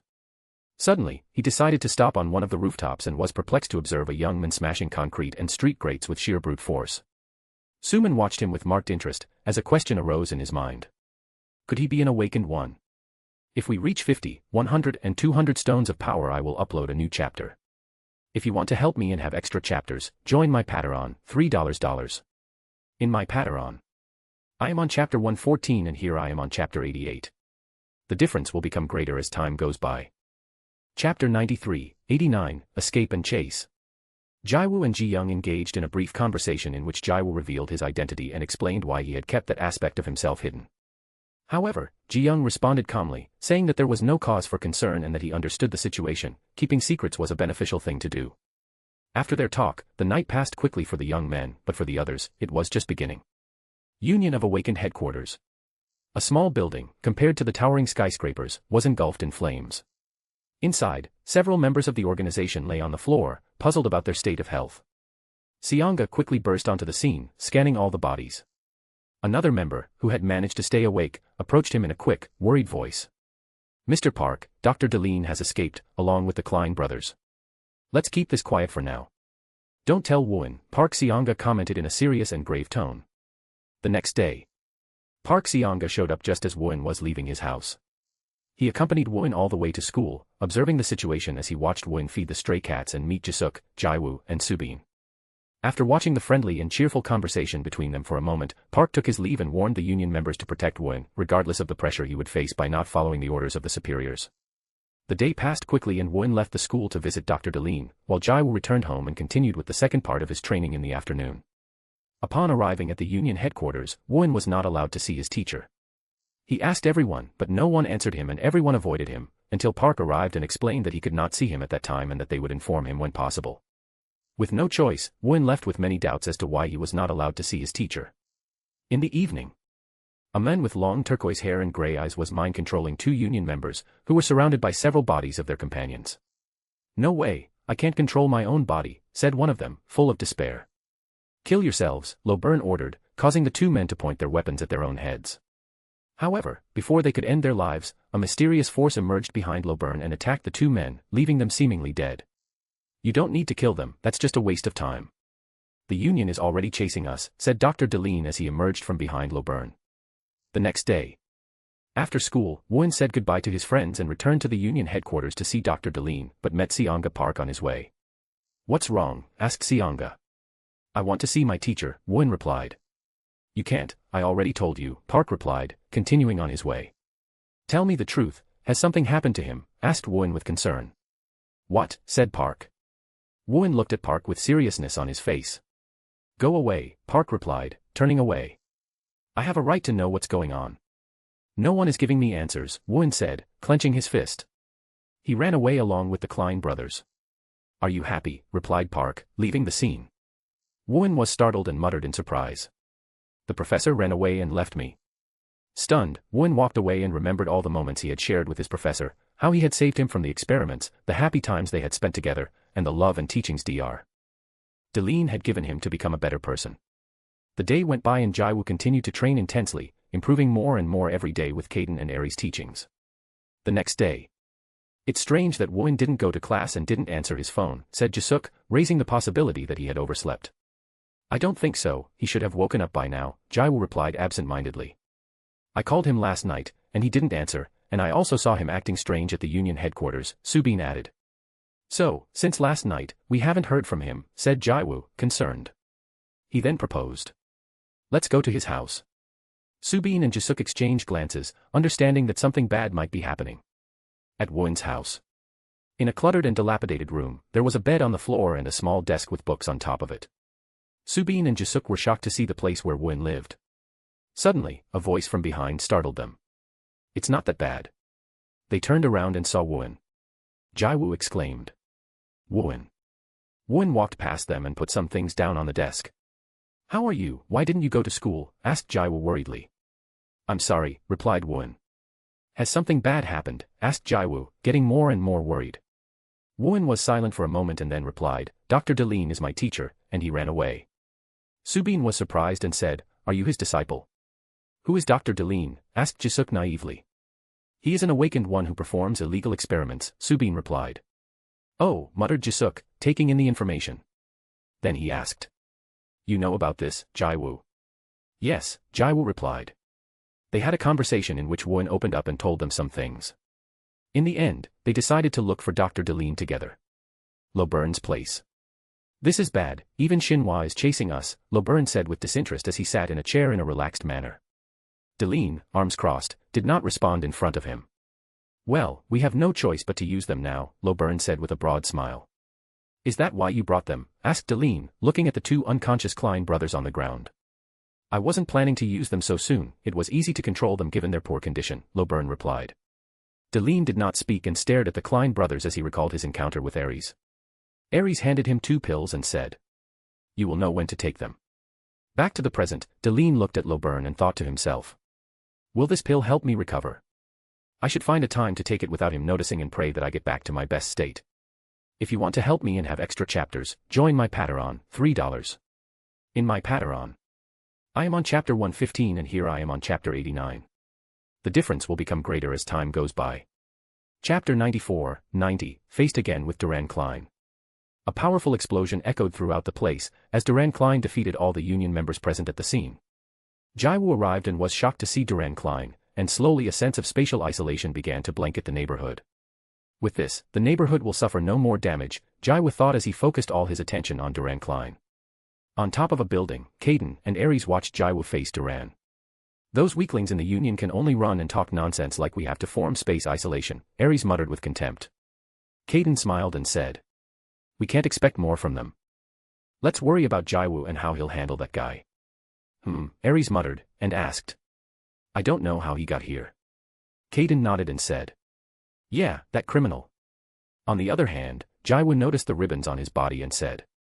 Normal gravity, feeling his body getting lighter. Jiwoo moved his arms and legs, and commented. Much more comfortable. When he looked up, he saw a fireball about to impact and quickly moved at high speed to dodge it.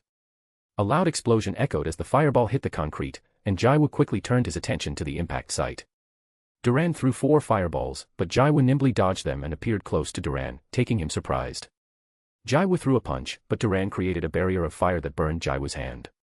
Duran extended his hand wrapped in fire and attacked Jiwoo from inches away. Jiwoo, with incredible speed, reacted and managed to dodge, but his clothes were burned. Worried and scared, Jiwoo looked at his burned hands and thought, the temperature is too high. I won't be able to break through it easily unless I perform a powerful attack. Duran, with his gray eyes and showing no emotion, raised his hands and dozens of fireballs were generated all over the area. Jiwoo was surprised, but just as he was about to run, a powerful gust of wind attacked Duran, who defended himself with his power and the dozens of fireballs disappeared. Jisuk carefully descended from the sky and expressed his annoyance. "This guy again, he's so annoying." "Jisuk," shouted Jiwoo. "This guy also escaped from the Union," said Jisuk irritably. "So it seems, we must defeat him," stated Jiwoo.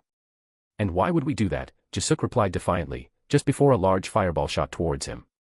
Jisuk created a gust of wind to stop it, but the attack weakened his power and the fireball continued on its course, about to impact. However, at the last moment, it disappeared from the spot and the ball passed through Jisuk, impacting against the building. Jisuk realized he was somewhere else, with Jiwoo at his side, affirming him. "Phew, that was close," Jiwoo said. "Thanks," Jisuk replied. Before they could continue conversing, dozens of fireballs were generated in the sky and descended at high speed. An ice attack hit Duran's back, but his attack didn't stop and came close to Jiwoo and Jisuk, who managed to dodge it using their powers. Jiwoo disappeared instantly, while Jisuk used his wind ability to fly and drop from the sky near Subin. They approached Subin and she exclaimed, "Isn't he one of the Klein brothers?" "Yes," Jiwoo and Jisuk immediately replied. "Damn," Subin muttered with surprise and concern. From a building, Caden watched them and smiled. "What will these guys do now that they're together?" Ares, at his side, replied. "Maybe they'll surprise us." "We have to defeat him," Jiwoo stated. Subin and Jisuk nodded with determination, preparing for battle. Duran generated 2 fireballs and launched them towards them. The 3 dodged them and counterattacked. Subin threw several icicles of ice, while Jiwoo quickly appeared after Duran defended himself from Subin's attack and threw a series of punches at high speed, impacting Duran's body. Duran, as if out of nowhere, launched a fireball towards Jiwoo, but Jisuk created a gust of wind that gave Jiwoo time to dodge the attack. The battle continued for a while, with Jiwoo moving nimbly around the battlefield, punching and dodging, while Subin and Jisuk exchanged attacks from a distance and melee. After fighting with all their might, Jiwoo, Subin, and Jisuk looked at Duran, no serious injuries, just some light cuts on his body. "We have to finish him off using all our strength. I have a technique that can defeat him," said Jiwoo, with a serious face and great self-confidence. Jisuk and Subin looked at him in amazement, and saw his confident face as he stared at them. Jisuk smiled and asked, "What do you need?" "We'll back you up," Subin added. "Distract him for a moment, please," Jiwoo replied. "Agreed," Subin and Jisuk said in unison, and moved across the battlefield, distracting Duran. Jisuk released his power uncontrollably, generating large gusts of wind, and slowly concentrated them on a point in front of him, behind Duran. Subin also released his power and the concrete slowly began to freeze. At the same time, Jiwoo prepares to launch his most powerful technique, and an electric blue aura begins to generate around his body. Jisuk and Subin see Jiwoo almost ready and decide to attack Duran. A huge blast of wind and ice is fired at Duran Klein from 2 different directions, but he quickly generates a fire shield that stops the attacks. Duran Klein counterattacks by launching 2 huge fireballs towards Jisuk and Subin. Jiwoo observes the counterattack launched by Duran and disappears, generating wind and moving at maximum speed. He appears right in front of Duran, who is startled, and Jiwoo impacts his fist on Duran's ribs with impressive speed and electricity. The blow impacts Duran Klein's ribs, generating a huge shockwave of wind and electricity, leaving a large hole at the site of impact and sends Duran flying, crashing into buildings. Jiwoo, exhausted, stands while holding his destroyed and burned right arm. Subin and Jisuk arrive in concern and ask him, "How are you feeling?" Jiwoo smiles innocently and replies, "I'm fine." Jisuk looks at the burned arm and comments, "I didn't know you could do that. You overdid it with that last attack. Your body is not prepared to withstand that power," Subin adds. Jiwoo smiles and says, "I'm fine, don't worry." Subin and Jisuk sigh, and just as they are about to speak, a voice is heard. "Who knew some kids would leave me in this deplorable state?" Subin, Jisuk and Jiwoo look up in fright as Duran struggles to get up from the rubble. Caden observes Duran getting up and comments, "It's normal not to defeat him easily against an awakened of that level, though." Jiwoo did his best and left him pretty hurt, though he suffered from that attack too, Ares adds. "Yes," Caden said, nodding his head and adding, "He used all his power in that attack." "Should we help him?" asked Ares, then said, "It might be a good experience for him, though." Caden agreed and said, "We've got it under control. Let's see how the encounter plays out, and we'll intervene if necessary." Duran looks at the area where he took the hit with gravity and thinks, "That attack was unbelievable," and then vomits blood the next moment. The boys are surprised to see Duran vomit blood. It's spectacular that they have that power at such a young age. They're teenagers, aren't they, says Duran Klein as he looks at the three young men, and then thinks. This kid's super speed attack fractured my ribs and burned a large portion of my internal organs.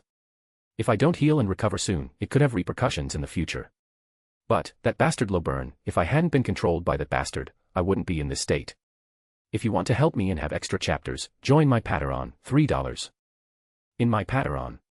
I am on chapter 116 and here I am on chapter 90. The difference will become greater as time goes by.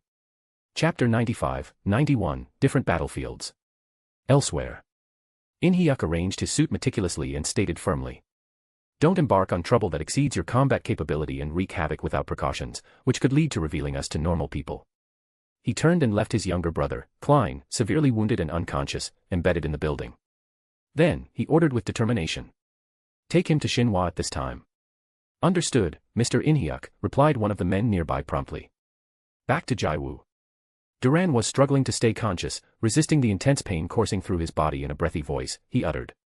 I can't entertain myself with you. Jisuk replied with a naive smile, don't worry, why don't we leave? I don't think so, Duran affirmed with a confident smile, as he uncontrollably released his power, generating an immense sea of fire around his body that gradually began to expand. The heat of the environment increased explosively, and the atmosphere became suffocating. Jiwoo, Subin, and Jisuk covered their faces and began to sweat, shocked by the scene. Let's end this soon, said Duran, raising a hand and directing all the fire towards them. The sea of fire moved and advanced towards them, forming a wave that surrounded them, leaving them with no escape. Subin, Jisuk and Jiwoo watched, awed by the immense power coming at them. Kaden, seeing the power released by Duran, commented. They won't be able to withstand that attack. Ares nodded and returned to his human form. I'll have to protect them, but I won't interfere too much, he said. Wait, Kaden interjected in a calm tone. The attack is losing strength, he added as he watched the power of the fire weaken. Ares raised an eyebrow and commented. Apparently, it won't be necessary to intervene, his wounds affected his power too much. Run, Jiwoo urged Subin and Jisuk with concern. We won't abandon you, Jisuk stated, launching a wind attack. We'll cover you, stated Subin as he launched a blast of ice and joined the wind, largely countering the fireball, though not enough to stop it completely. Subin and Jisuk watched in dismay as their attack failed to stop the power. The wave of fire impacted the three of them, generating a huge explosion and throwing them in different directions, leaving them unconscious on the ground with severe burns on their bodies. Now it's our turn, Ares stated, observing the scene from the top of the building next to a fat orange cat. Kaden nodded and said. That way we stay hidden. They both disappeared from the scene. Kaden and Ares vanished from the scene. Duran, his body trembling, looked at the unconscious boys and sighed as he thought. Just as well, my current condition is very precarious, much worse than I imagined. Just as he was about to leave, he sensed the presence of someone next to him and reacted quickly by lashing out, but his hand was easily caught. The voice next to him calmly said, sleep, and a blow impacted his head, making him fall unconscious to the ground. Kaden slowly walked out behind Ares, approached Jiwoo, and said. Well done, let's assess his health. I believe this area is currently a literal war zone due to the situation, Ares added, and also approached Jiwoo to assess his condition. I agree, Kaden confirmed as he turned his gaze towards Subin and Jisuk. The injuries are not serious, Ares commented about the three juniors. Yes, they will recover with a few days' rest, Kaden added. Ares looked in a particular direction and said. People are coming. We should get going. Kaden nodded and said. Let's go. Kaden and Ares quickly left the scene before several figures materialized and discovered Jiwoo, Subin, and Jisuk lying on the ground. One of the men in the group gave orders. Quick, take them to the hospital, and pulled out his phone to inform his superiors about the incident and the condition of the young men. Loburn seemed unconcerned and commented. The Klein brothers did a good job. We have not been interrupted by any Union or Shinhwa agents. Deline walked behind Loburn, watching his back, and thought. I guess this will be the last time he sees Wooen. This way he will be safer and can build a life on the right path, unlike mine. However, an altered voice interrupted his thoughts and said. Professor. Deline turned in surprise and thought, why is he here? He should be under observation by the Union. Loburn looked at the young men with a smile and said. What an interesting occurrence. Deline watched Loburn, whose gaze was focused on Wooen, and thought. Damn, those inept Union agents don't do anything right. If we reach 50 power stones I will upload another chapter and the same with 100 and 200 power stones. I am in college so I will upload less than 3 chapters per week. If you want to help me and have extra chapters, join my Patreon, $3. In my Patreon. I am on chapter 118 and here I am on chapter 91. The difference will become greater as time goes by. Chapter 96, 92, Deleen in full power. Wooin, concerned, asks. What happened at the union, Professor? Lobern smiles and asks playfully. Dr. Deleen, explain yourself. No one knew about your disciple, even the superiors. Deleen turns around and continues walking, saying earnestly. It's obvious. I have no pupils. Wooin is shocked by Deleen's words. Lobern stops Deleen and with a mischievous smile says. Why should we leave? He just called you a professor, those things don't happen for no reason. Wooin, spoke Deleen telepathically to Wooin. Wooin startles and looks at Deleen. He has mind control powers, be careful and escape as soon as you can, Deleen said in a serious voice but with concern for Wooin. Wooin is surprised, but understands the situation. We don't have time for this, they'll find us any minute, Deleen says as he continues walking to leave. Lobern moves playfully and with a mischievous smile says. Don't worry, we have time. I need young men to help me. Deleen looks at Lobern and says.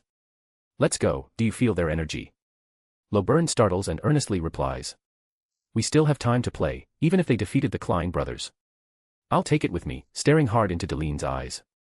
Wooin turns and runs quickly. Lobern is astonished and looks at Deleen, saying with a playful smile. So, he's your disciple, is he? Deleen doesn't answer and releases a reddish-black aura that envelopes the entire space. Space isolation, Lobern mutters, removing his smile and looking seriously at Deleen. Both of Deleen's hands become covered with the reddish-black aura. Lobern smiles and releases a light blue aura, asking. How did you regain your powers? I have my ways, Deleen replies as he releases a blast of his power. Lobern creates a barrier and his eyes glow the same color as his aura through the blast caused by the impact. Deleen, seeing those eyes, knows immediately that Lobern is using his mind control. Without waiting any longer, with a magnificent control of his power, he creates bursts of telekinesis that hinder Lobern's mind control and, at the same time, surround him. Lobern is startled and sees the reddish-black blasts attacking him from all directions. He carefully creates illusions and dodges the attacks. When he looks up to look at Deleen, Deleen brings all the fingers of one hand together at one point and opens them, pointing directly at Lobern. A huge explosion is created that destroys everything in its path and engulfs Lobern. Lobern covers himself in fright and there is a huge explosion that rumbles the place. The dust dissipates and Deleen sees Lobern with severely injured arms and burned sleeves of his shirt. Deleen, Lobern says coldly. You'll have to do much better, Deleen says with a smile. When I escape, I'll make you pay for this. You won't get off scot-free. The higher-ups will find out and know about your disciple, Lobern warns. Deleen smiles and responds firmly. Instead of babbling arrogantly, you should be concerned about your surroundings, since you are in the middle of combat. The reddish-black particles left after Deleen's attack move at high speed and form a tornado that engulfs Lobern and shrinks, crushing him and finally exploding. Lobern, frightened, shouts angrily. Deleen. The great explosion shakes the place and Lobern's scream dissipates into thin air. Deleen surveys the devastated landscape and watches the dust slowly fade away, revealing Lobern's body, unrecognizable and lifeless. The spatial isolation created by Deleen fades, and reality returns to its usual state. Professor, Wooin said with concern as he ran quickly to Deleen. Deleen was startled to see Wooin and asked. What are you doing here, as he thought? I thought I had escaped and wouldn't come back. Professor, what happened at the union, why did you run away, asked Wooin upset. Deleen was silent for a moment, turned to the horizon and sighed. Wooin, growing increasingly concerned, asked again. What's wrong, Professor? Deleen replied solemnly. They came looking for me, Wooin. That's what happened. I told you they were after me and that it was dangerous. A shiver ran through Wooin's body, and he felt a lump in his throat. I always knew that in due time, this would happen, that they would discover your existence, Deleen commented before falling silent for a moment and then continuing. I wanted you to live a normal life, without running away like me, but... Wooin wiped his eyes and replied sadly. Don't worry, Professor. I'll be fine and live a good life. Deleen looked at Wooin and stroked his head affectionately. Wooin lifted his face and saw Deleen's gentle smile. You have to enjoy life like I couldn't, Deleen said warmly. At that precise moment, Park arrives and sees someone's unrecognizable body, as well as Wooin and Deleen in the middle of a conversation. Dr. Deleen, Park comments with seriousness on his face. Deleen smiles and replies. Take me to the union. Park doesn't react and asks. Why should I believe you? Mr. Park, Wooin interjects, but Deleen raises his hand to signal him to stop. I turned myself in. Why run away? If I had wanted to run away, the Union would have suffered many more casualties, and I assure you that facing me right now would not be easy, let alone coming out of a fight against me unscathed, Deline replies, staring into Park's eyes. Park raises an eyebrow and says, I follow you. Deline smiles and says to Wooin, you can visit me anytime. Yes, Professor, Wooin replies. Deline walks away from the area along with Park. When we reach 100 and 200 power stones, I will upload another chapter. If you want to help me and have extra chapters, join my Patreon. In my Patreon, I am on chapter 119 and here I am on chapter 92. The difference will become greater as time goes by. Chapter 97, 93, Clarifications. At night, in Xinhua, Jiyoung was sitting on the main seat, legs crossed one on top of the other, as she tapped her fingers on the desk, deep in thought. In front of her, In-hyuk spoke. The Union has captured the Klein brothers, and they are investigating the identity of the body of the awakened one who murdered Dr. Deline. Jiyoung nodded and asked, do they have any idea who it is? Deline didn't do anything to escape, he turned himself in and cooperated, but he didn't reveal much. He only mentioned that they were looking for him because he had been missing, and these things are likely to happen again. According to the information Park Seonga gave us, if it wasn't for Dr. Deline, the casualties in the Union would have been astronomical, In-hyuk replied. Jiyoung reflected on the information and commented. It is understandable. We knew that Deline had dealings with powerful international organizations because of his research accomplishments. In-hyuk nodded in agreement with Jiyoung's words. Do you know how they defeated Big Brother Klein? Asked Jiyoung seriously. In-hyuk's face darkened and he said. We were informed that Jiwoo used a technique to leave him vulnerable. We were able to corroborate it, as Duran Klein's body has broken ribs and most of his internal organs are burned by something you assume to be electricity. He paused and continued, but from what they said, they couldn't completely overpower him. Although they left him severely wounded, they suffered a great counterattack and were knocked unconscious. Jiyoung understood the situation and heard In-hyuk say. I think they got help, as Duran Klein has a contusion on his head, and the doctor said that hit knocked him unconscious. Muttered Jiyoung in agreement and said. It's possible it could have been Caden or Ares. We know the relationship they have with those people. Didn't they say they would be staying in our country for a while? In-hyuk frowned and replied. Yes, they said so, but we haven't had any information from them. They have completely disappeared until this moment. They are awakened ones who are not easy to find, as many people are looking for them. It's not uncommon that they can disappear easily, Jiyoung said calmly, then added in a calmer tone of voice. We shouldn't worry about them for the moment. We should focus on what will happen in the future. In-hyuk agreed with his chairwoman's words and thought about the big future problems the country might face with the arrival of more awakened ones searching for Dr. Deline. How are the boys? Asked Jiyoung, snapping In-hyuk out of his bewilderment. In-hyuk quickly replied. The boys woke up a few hours ago and are currently resting at Xinhua Hospital. They received treatment immediately due to the severe burns they suffered and Jiwoo has his arm badly damaged. Jiyoung raised an eyebrow in surprise. His arm is broken. Yes, we can conclude that it was the result of overdoing it by using such a powerful technique that his body couldn't resist, and he ended up injuring himself, In-hyuk explained. On the other hand, Jisuk and Subin have more severe burn injuries. It seems that the two of them received the most damage during the attack, In-hyuk added. Jiyoung remained silent, deep in thought, while In-hyuk was also lost in his own thoughts. At Jiwoo's house, Aries settles on the couch in his human form, cuddling Sylvia, while Caden settles pleasantly on the couch in front of him. Caden stretches and yawns before saying, I didn't think you'd come with your familiar.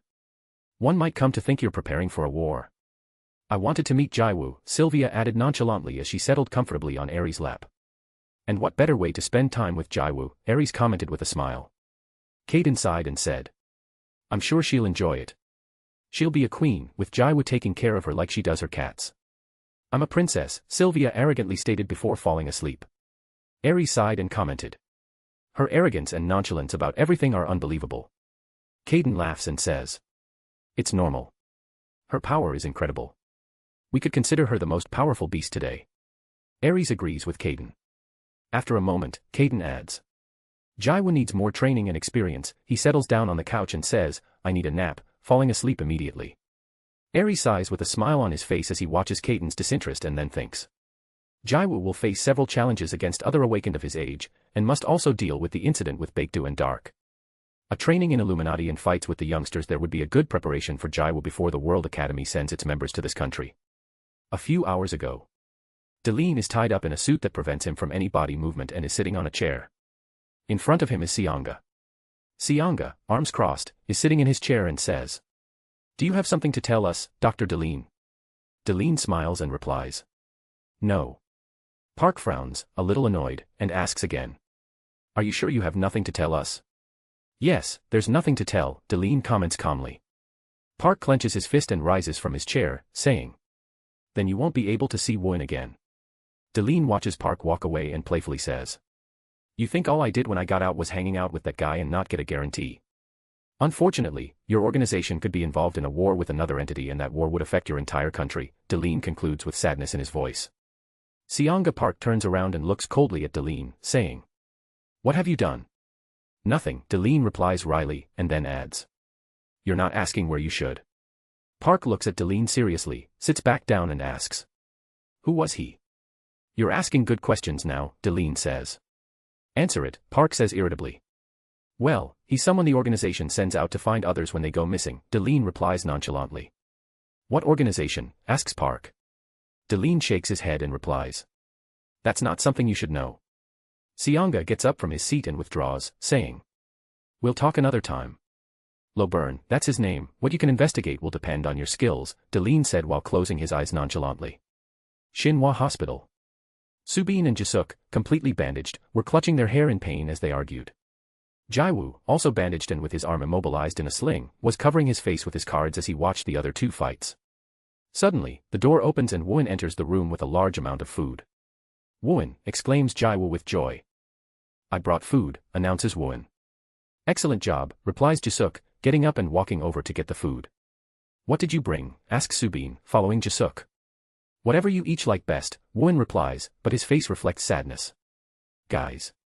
Jiwoo, Subin, and Jisuk stop and look at Won, noticing his sad expression. "Thank you so much for helping me, and I apologize for leaving you in this state, it's my fault," Won says sadly. "Don't worry, we decided to help you," Jiwoo replies.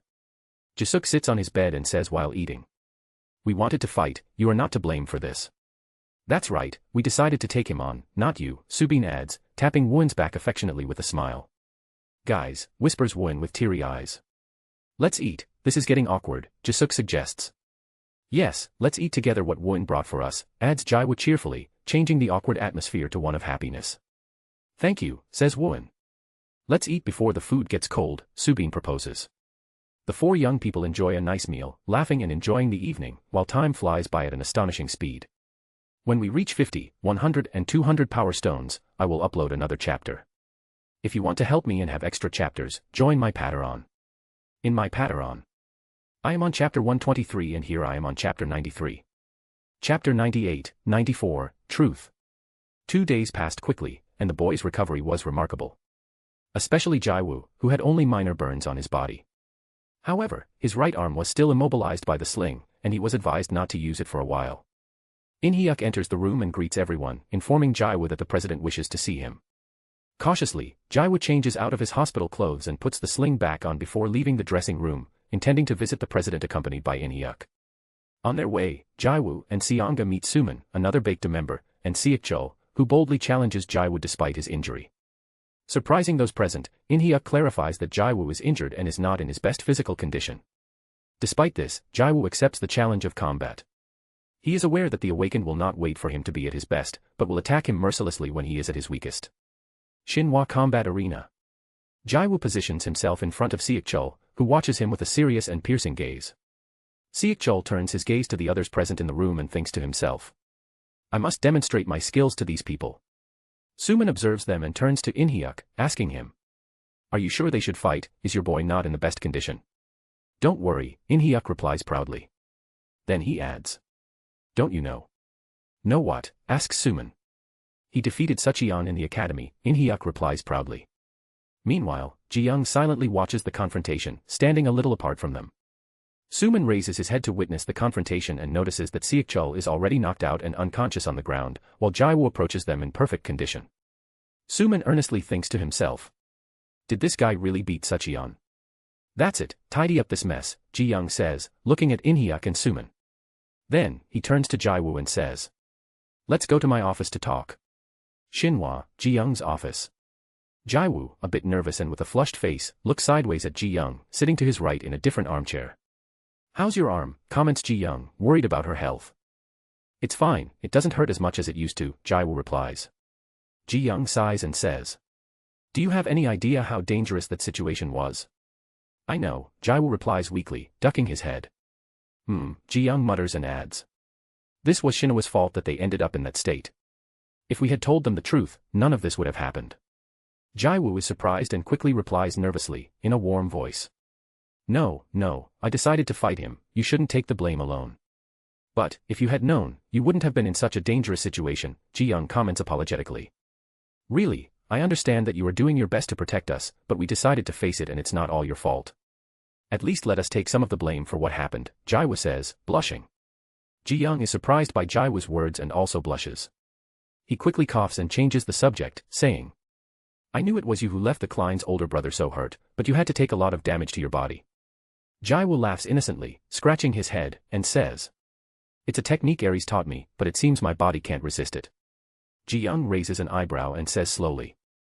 If it's a technique taught by Ares, I guess it must be powerful, since he is considered a strong awakened one in our world. Yes, I think so. I have to improve it and adapt it to me, since he fights very rarely melee Ares, and he commented to me that he's more of a long-distance fighter, Jiwoo says weakly. Maybe.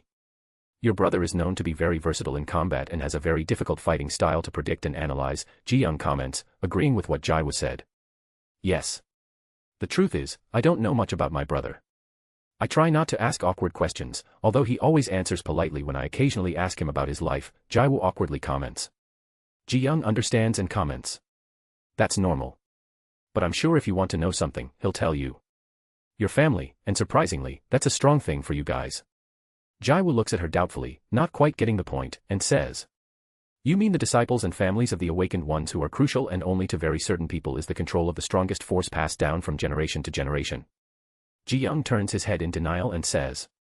That's not what I mean, and I guess you, better than anyone else, understand that they don't care about money, fame, or the loyalty of other awakened ones. Jiwoo understands and looks at his fist. Be the strongest and do whatever one wants. Ji-young watches Jiwoo clench his left-hand fist and his face serious as he thinks. His mentality has changed a lot since the first time I saw him. He then smiles and keeps his gaze fixed on Jiwoo. The day passes quickly. Jiwoo and Ji-young go out to buy food for them, Jisuk, Subin and Woon, and then take them to the hospital. Afterward, Ji-young accompanies Jiwoo home. The next day, in Baekdu. At the headquarters, a powerful aura becomes present, immediately recognized by all as that of the chief. Kang Supal coldly observes Sucheon, who trembles at the intensity of the aura, as the ground cracks under his presence. Tell me the truth, Supal said, showing his anger and releasing a small dose of his aura. With trepidation, Sucheon asked. You mean about what happened at the academy? I want you to assure me that it is not true that you have sullied the name of Baekdu and that you're lost to someone who is not affiliated, Supal replied, in a cold and imposing manner.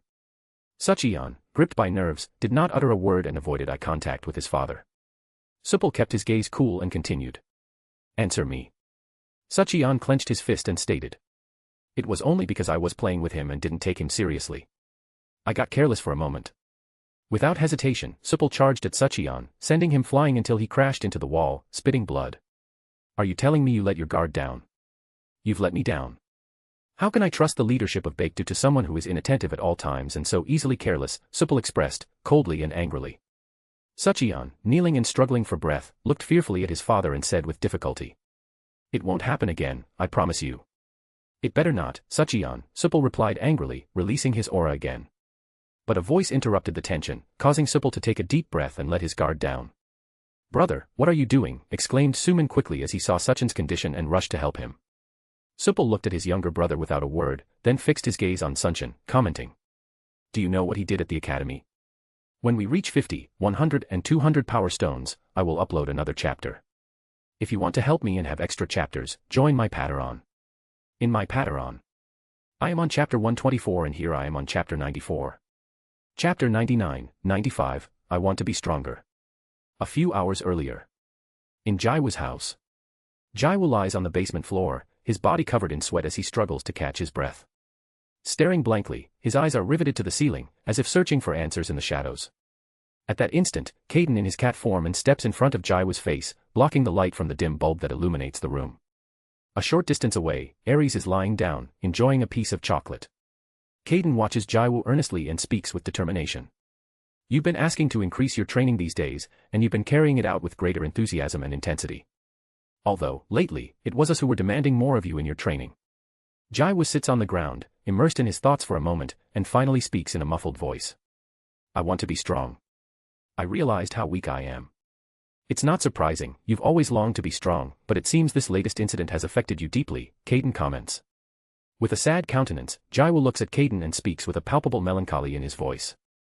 I was amazed by the strength of that criminal and his fire powers. I used the most powerful techniques you taught me, but I couldn't defeat him. He was too strong compared to me. Caden sketches a small smile and continues. True, he was much stronger than you, and it's not wrong for you to be aware of your skill level, but in our world, results are important. You were victorious and have inflicted serious damage to an opponent who was out of your league. You managed to execute and channel the energy of the technique in less time and with greater power than last time. Against that guy, Caden interrupts, expressing his point seriously while keeping his gaze fixed on Jiwoo. But does that really bother you? Isn't that something you already knew that you were weak? Added Caden earnestly, as his eyes were riveted on Jiwoo. At that moment, Jiwoo's eyes filled with tears, and he spoke in a halting voice. When I used that technique, I was drained of energy and injured. I couldn't be useful, and in the end, Jisuk and Subin protected me from taking further damage. They took the full brunt of the attack. Jiwoo clenched his fist in anger and said angrily. If I had been stronger, that wouldn't have happened. I would have been able to defend myself, and I wouldn't have let others get hurt for me. From a distance, Ares watched Jiwoo intently as he listened to his words. Caden sighed and replied.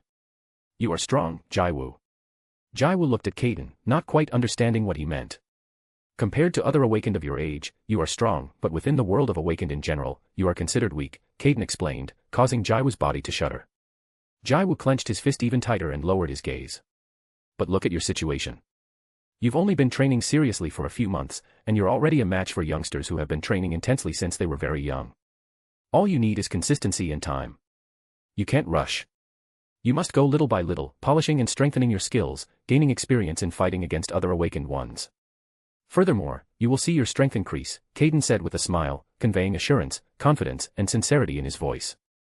Mr. Caden, said Jiwoo, as he wiped tears from his eyes. Caden smiled and replied. We will always be here for you, and we will help you with anything you need. So, do you want to be strong? Get ready to suffer like never in your life, Caden said with a devilish tone. At that moment, a voice interrupted their conversation, and they both turned their heads in that direction. Then, I will bring my intelligence to develop a well-structured and organized plan, the voice said. Jiwoo, with a tearful tone, expressed his gratitude. Thank you. Caden and Ares exchanged glances, laughed and said in unison. Get ready, your training will begin immediately. Jiwoo raised his head and saw the warm smile of his teacher and brother, and spoke seriously, regaining his determination. I am ready. After an intense hour of training in which Caden devoted himself to improving Jiwoo's fighting technique, Ares returned and had in mind to plan the rest of the training. The training plan would be divided into 4 parts, to be carried out throughout the day. In the first part, Jiwoo will have to adapt to Gravity X 1.5 with intense physical training to strengthen his physique, speed, endurance, and adapt to more challenging conditions for a human body. He will start with a gentle warm-up to prepare his body and then perform short sprints while practicing his strength control. In the second part, the main focus will be to improve Jiwoo's endurance. He will perform longer, continuous interval runs, with short breaks for recovery. The goal is to challenge his body and work at high speed and under higher gravity for longer periods of time. In the third part, you will focus on improving your control and agility at high speed under the influence of increased gravity. You will perform quick direction change exercises and explosive movements to perfect your maneuvering ability. And finally, the most important part where Caden focused entirely is on improving Jiwoo's combat experience. Caden and Ares will participate in training as opponents, challenging Jiwoo to apply his skills in realistic combat situations. They will perform sparring drills and work on correcting mistakes. The increased gravity adds another level of difficulty, which will require Jiwoo to work even harder to maintain his speed and agility. This training blended into Jiwoo's daily life, and so the days went by. A few days later, Jiwoo runs around his neighborhood together with Caden and Ares. After a while, Jiwoo stops at a place where there are many cats and gently pets them. Sorry for being so late, it was a tiring day today, Jiwoo says as he takes food and milk out of his backpack to feed the cats. In the midst of the quiet, a voice interrupts his moment of relaxation. Wow, you love to relax, Sucheon comments as he walks over to Jiwoo. Jiwoo turns his head and looks at him seriously. Sucheon, he utters his name. I have something to tell you. I've come a long way to find you and tell you, Sucheon sighs. Jiwoo raises an eyebrow and asks. What is it? Let's have another fight, 10 days from now, Sucheon declares. We'll fight until one of us can't continue. Jiwoo glares at him and replies, why should I accept your challenge? I already defeated you once. Eri smiles at these words, knowing that for the former Jiwoo, that would have been impossible to imagine. Sucheon shudders and scorns Jiwoo's statement. In the last fight, you only won because I wasn't paying attention. It was an oversight. But this time, I'll fight with all my might and... You can't refuse, Sucheon interrupts earnestly. It is an order from my father, the leader of Baekdu. My defeat against you was a stain and a disgrace to Baekdu. I need to solve this problem. Jiwoo is surprised and his face shows concern and astonishment. That's what you say. What? Asks Sucheon angrily. Nothing, Jiwoo replies weakly. I accept. Sucheon smiles and slowly walks away. Well done. See you in 10 days. This will be an official match as you are sponsored by Shinhwa, there will be certain formalities to perform. Sucheon disappears from Jiwoo's sight, who sighs and then turns his gaze towards Aries and Kaden. I didn't think this could happen, Jiwoo comments worriedly. Don't be nervous, it's more common than you think, Aries says to calm him down. It is especially common when the organization the opponent belongs to is stronger and known to others awakened. Also, it depends on how important the awakened in question is, Kaden adds. Really, why, mutters Jiwoo, lost in thought. Basically, like that guy said, your previous victory was an embarrassment to his organization, Kaden explains, unsurprised by what happened. You'll beat him, Aries says in a serious voice, conveying confidence. Jiwoo scratches his head and replies, I don't know. Last time it was just a practice match and he most likely didn't take me seriously. But this time will be different. Don't think like that, Aries comments, trying to instill confidence in Jiwoo. Exactly. You know what you accomplished in that match, and that you won fair and square. You don't need to be influenced by what others say.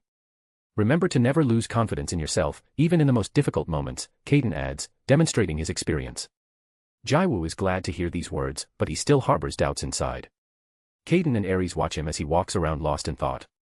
If you're not sure, there's only one thing you can do, Jiwoo, says Kaden with a smile. What one thing? Asks Jiwoo.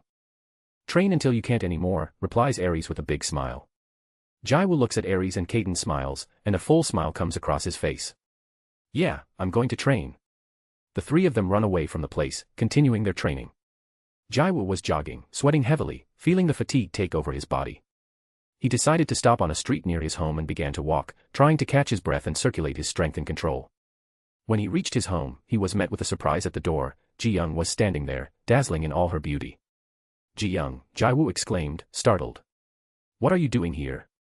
As Aries and Kaden entered the house, Jiwoo cheerfully walked over to Ji-young. I got a call from Baekdu for a showdown against Sucheon, Ji-young announced. Ji-young looked at Jiwoo seriously as he spoke. I was told that you had already accepted the challenge. Then, he added kindly. But you should take your time to think it over calmly. Don't feel pressured to accept it if you don't want to. Jiwoo replied with determination, yes, that's what I did. Ji-young remained calm as he spoke, his eyes meeting Jiwoo's in a serious look.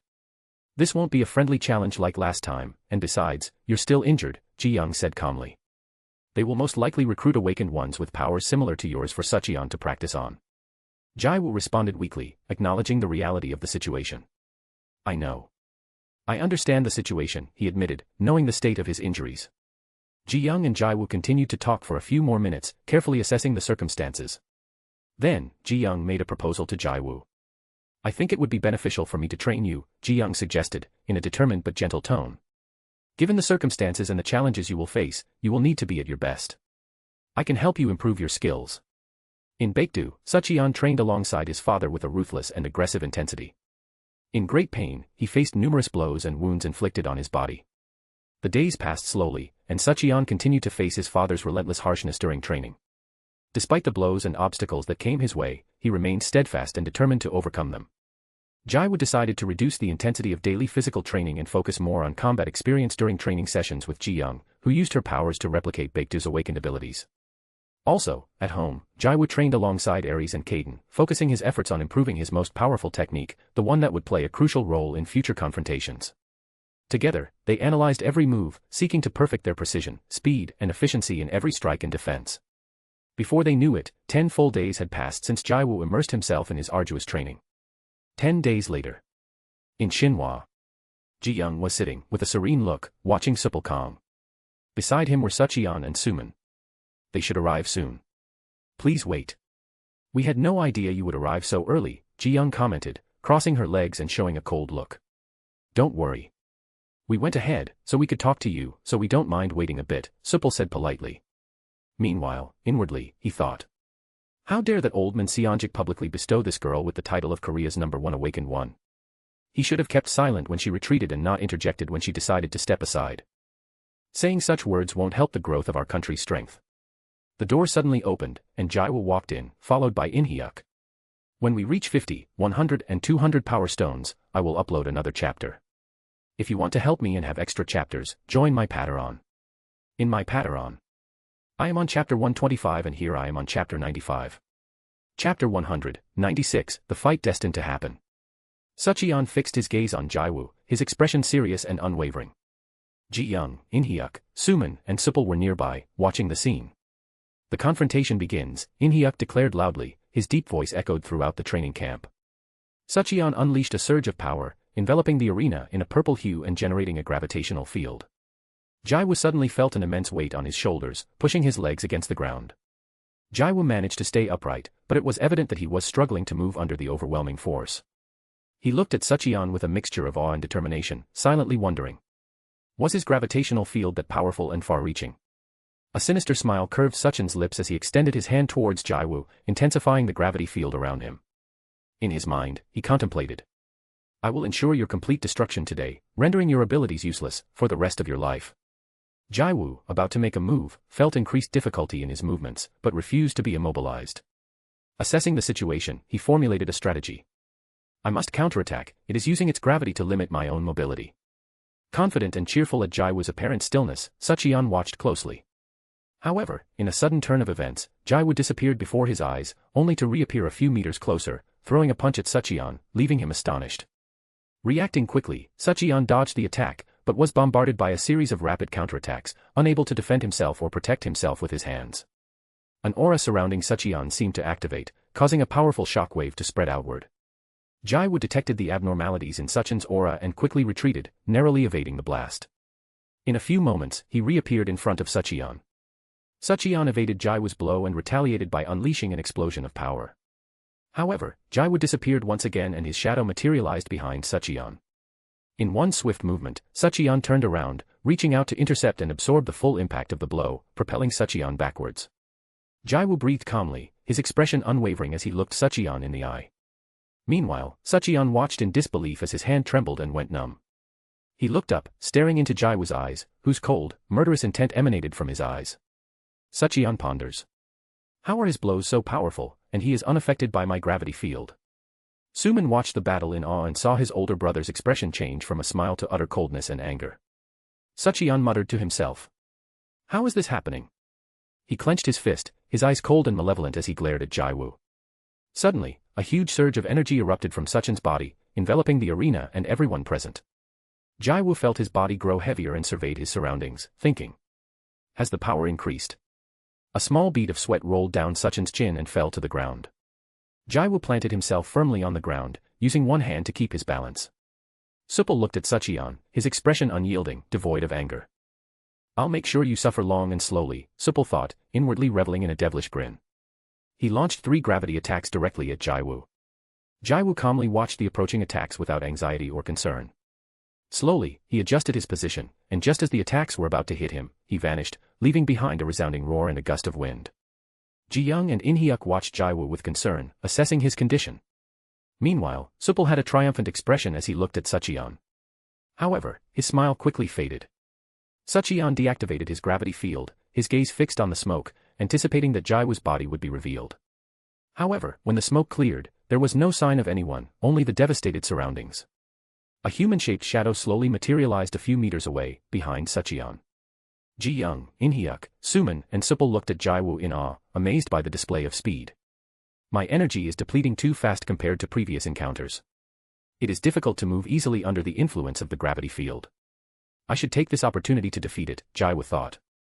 Not immediately seeing Jiwoo, Sucheon quickly turned around and, without hesitation, created a small gravity field, using every last drop of his energy.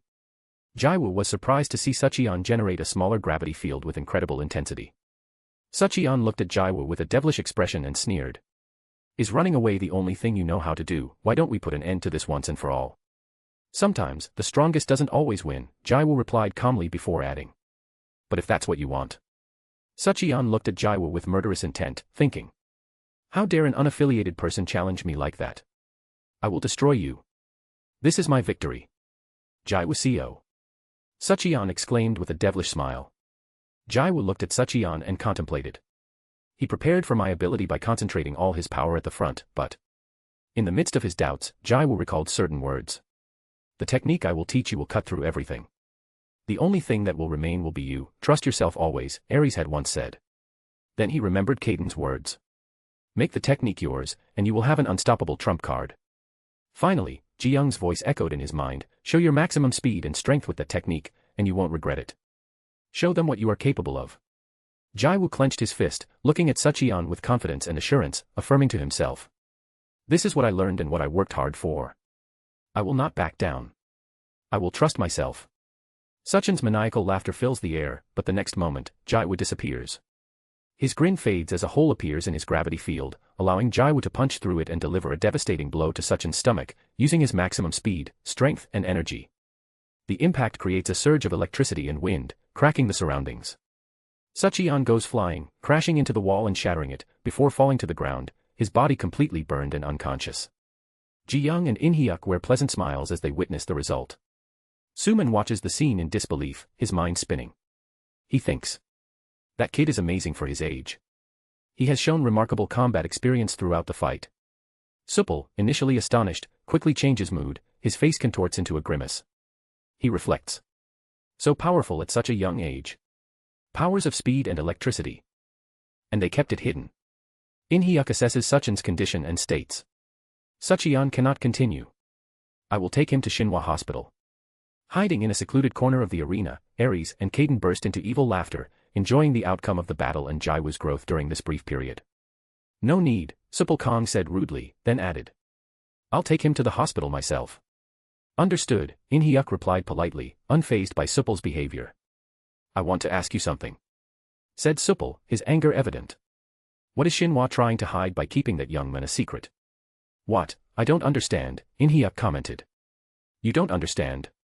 Supple repeated angrily. Hiding this child from everyone, training in secret, and you're telling me you don't understand. In Hyuk was surprised and Ji Young calmly intervened without taking his eyes off Supple. I think you're misunderstanding some things. We don't train Jiwoo.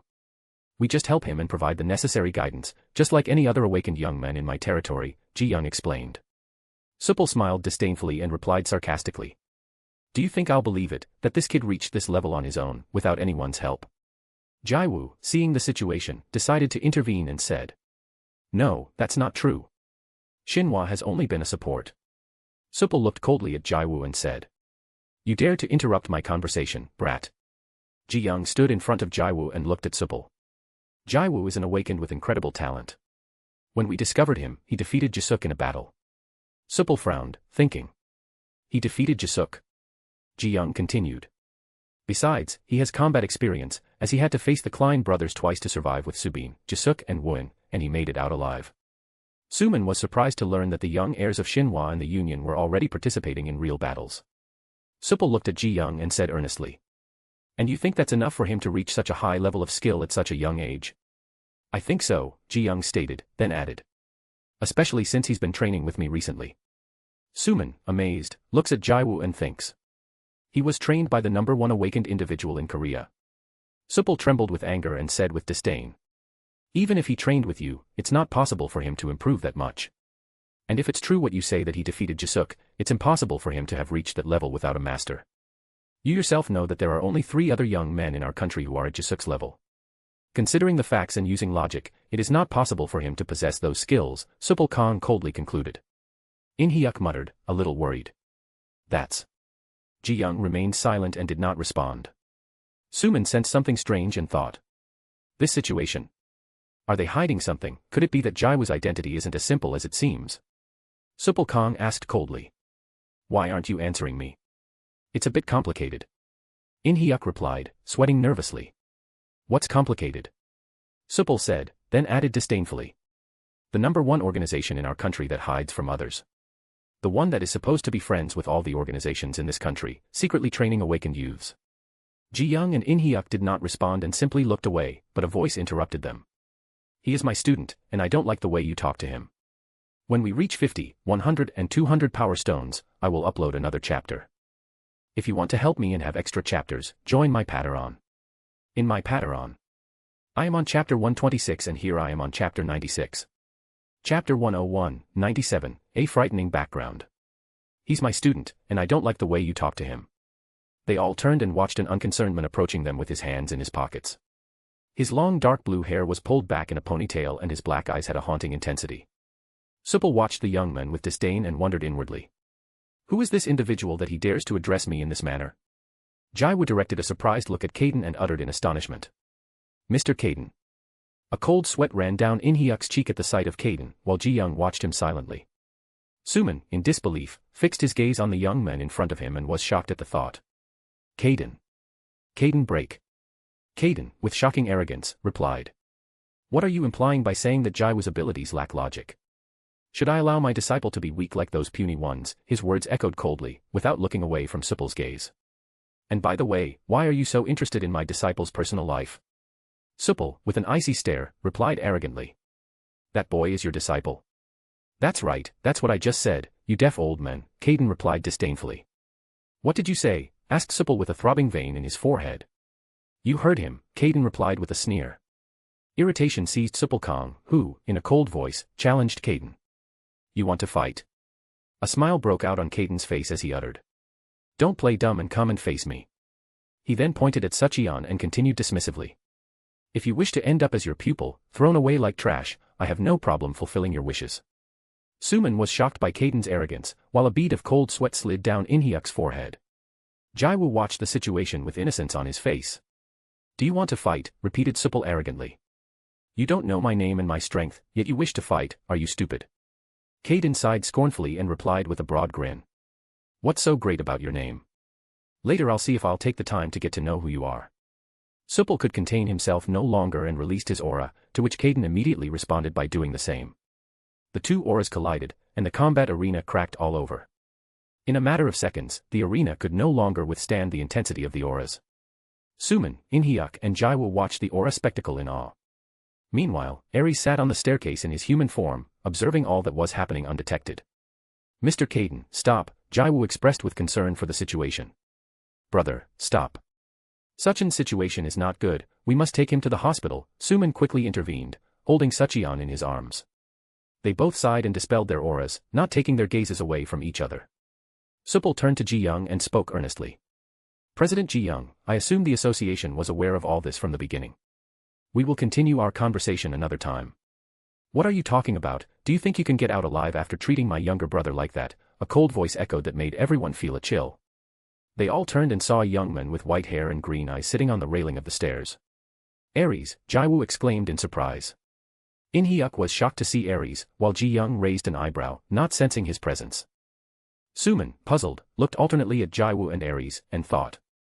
Is he Ares' brother and Caden's disciple? Are you Ares? Asked Supple coldly, then added in an enraged voice. How dare you threaten me? How dare I? Muttered Ares with a sneer. Before everyone's eyes, Ares disappeared and a groan of pain was heard followed by a crunch of bones breaking. Everyone reacted quickly and watched in amazement as Ares single-handedly pushed Supple Kong away in midair, squeezing his neck hard and breaking some bones. A weak ant like you dares to challenge me, uttered a voice icy and laden with murderous intent. Supple was unable to speak and tried to release his aura, but found he could not use his powers. His face was filled with shock and fear at the strange situation. Ares smiled as he felt the energy trying to mobilize in Supple Kang's body, but he countered it, preventing him from using his awakened powers. Brother, cried Suman, visibly concerned. Lord Ares, commented Ji-young, slightly upset. Miss Ji-young, Ares replied without looking away from Supple, then rectified. You don't have to interrupt us. I won't allow this to happen again. Brother, Jiwoo said with concern and tried to approach Ares, but was stopped by Caden, who signaled him not to intervene. In-hyuk watched the worrying situation they were in and thought. How did we get to this critical point? Mr. Ares, please, Ji-young insisted. Jiwoo looked at Caden and then back at Ares, and in a sad and worried voice, said. Brother, you don't need to kill him. This may cause you trouble, and I don't want you to have any more complications because of me. Please, brother, he added with sadness and concern. Ares raised an eyebrow and looked at Jiwoo with his face full of worry, while Caden kept a cold expression. Then, Ares smiled, and his left hand filled with light. It struck Supplecang's chest, causing him to vomit blood and fall unconscious.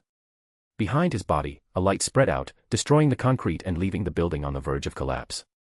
Ares released Supple and fell seemingly dead to the ground. Ji-young and In-hyuk stared in shock at Kong Supple, who showed no reaction. They thought. Is he dead? Caden narrowed his eyes and then smiled, turning his head. Brother, cried Suman in despair. Brother, said Jiwoo weakly. Don't worry, he's not dead, commented Caden. Caden's words woke up Suman, Ji-young, In-hyuk and Jiwoo. Ares looked at Suman and said. Take him away. I won't be so merciful next time. Suman, silently and without looking at Ares, took Supple and Sucheon away, quickly disappearing from Shinhwa. After Suman left, Caden and Jiwoo approached Ares. Jiwoo looked at Ares with a downcast and sad face, and said. Brother. A vein appeared in Ares as he said. Stop being so naive, and then continued. I didn't kill him, but I'll tell you something. He won't stop until you're no longer an enemy to Sucheon, Ares commented, leaving Jiwoo shocked. Ji-young and In-hyuk raised an eyebrow and frowned at Ares' words. That's true, he's just like that old man I killed, Caden commented. You must learn to live in this world, Jiwoo, said Ares. The atmosphere became tense, and Jiwoo's sadness and doubts were evident in the air. I'd like to talk to you, Ji-young said. Ares and Caden looked at her for a moment and nodded their heads. Shinhwa President's office. I didn't think they would meet here, Ji-young commented in a calm voice, while In-hyuk, in a cold sweat, stood frightened behind her, fearful of Caden's icy stare. Sitting to Caden's left, with his legs crossed and a nonchalant attitude, was Ares, observing the two people in front of him. I was just passing by and heard about Jiwoo's confrontation, Caden replied casually.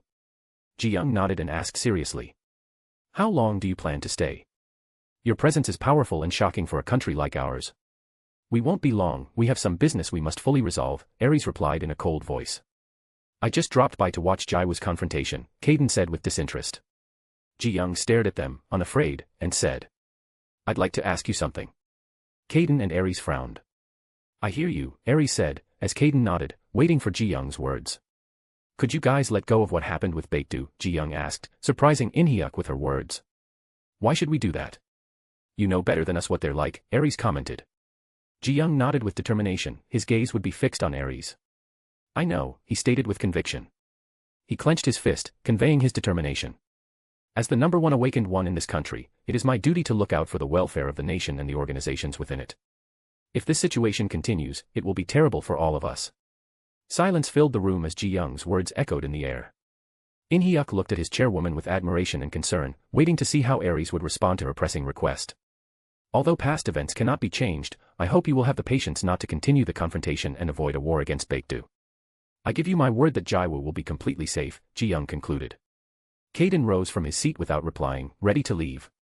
Ji-young quickly stood up and asked. Mr. Caden. Caden didn't answer, opened the door, stepped out and said a single word. You better get them under good control. You're putting your organization in danger of something stupid on your part. He closed the door and the room was plunged into silence. Ares rose from his seat and spoke his words with a mixture of seriousness and warning. Miss Ji-young, you know who started these troubles. I hope you will try your best and think carefully about what you just promised.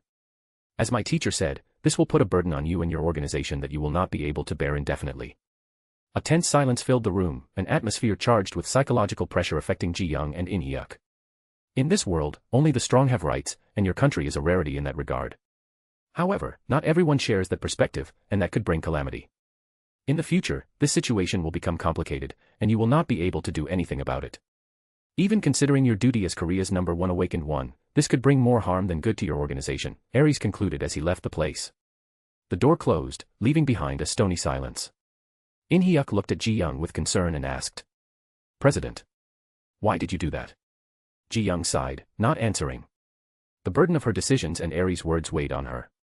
Caden and Ares walked in silence, hands behind their backs, while Jiwoo followed them in a state of sadness and reflection. He did not utter a word, keeping his gaze down. Caden turned a glance towards Jiwoo and asked. What's wrong with you, were our words too harsh?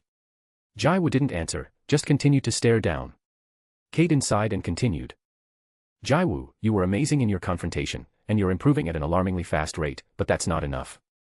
Your brother and I have enemies everywhere we go, and when they find out about you, they'll be your enemies too, Caden commented seriously, as his gaze wandered off into the horizon. Jiwoo slowly lifted his face and looked at Caden, who showed a slight trace of concern. Mr. Caden, muttered Jiwoo faintly. I have told you on more than one occasion that our world is not like that of normal humans. In our world, the Force decides everything, and the awakened will seek any method to gain benefits one way or another, Caden explained. What worries me is that you will have to learn it one way or another, Caden added with sadness in his voice. At that moment, Ares stepped in and uttered. Jiwoo, catching his attention. Jiwoo turned to Ares, who was flashing a confident smile. You are not like the awakened youths of the world, you are special, Ares stated. Special? I'm not even strong, Jiwoo commented with melancholy in his voice. You're my younger brother and Caden Brake's disciple. 2 awakened ones considered among the strongest in the world, Ares stated proudly. Jiwoo looked at Ares and Caden, who were flashing a smile full of affection. It may be too soon for you, but as time goes on, and you integrate into the awakened world, you'll realize how ruthless it can be, Ares continued. Don't worry about any problems we may face because of you, they are not your fault. The confrontation with Baekdu is not your responsibility, Caden assured, and after a moment, continued. Such petty disagreements that may seem absurd to you can lead to war, these problems are normal. Don't worry, we will be here and protect you, Caden concluded. Jiwoo looked at his brother and his master with tear-filled eyes and a joyful smile. Tears began to fall down his cheeks. Brother. Master, he murmured with emotion. Jiwoo tried in vain to wipe away his tears, but he couldn't stop more tears from welling up, and he began to cry. Caden and Ares sighed and placed their hands on his shoulder, giving him support and trying to calm him in the midst of his crying. If you want to help me and have extra chapters, join my Patreon. In my Patreon. I am on chapter 127 and here I am on chapter 97. Chapter 102, 98, Shades of Revelation. The day passed and Jiwoo returned home, continuing to care for and serve Sylvia in an exemplary manner. With each passing day, Jiwoo was winning the affection of Sylvia, who appreciated his dedication and kindness. The next day, in the evening. Baekdu. Kang Supal sat in his chair, his face showing an ugly and icy expression as he thought with anger and resentment. Eleceed. Caden Brake. He muttered under his breath. They'll pay for this, how dare they attack me in public? His gaze hardened, and his anger intensified as he recalled the incident. He felt challenged and aggrieved at the audacity. And Shinhwa, they did nothing, he continued in his thoughts. The future heirs of Shinhwa and the Union have some connection with Caden Brake's disciple. Indignation burned within him. Kang Supal could not bear the thought of witnessing those he considered his rivals leading the country. To him, it was unacceptable. He felt that Shinhwa and the Union had submitted out of fear of the rumors surrounding Ares and Caden. He clenched his fist so tightly that his hand began to bleed, the drops of blood falling to the ground without him feeling any pain.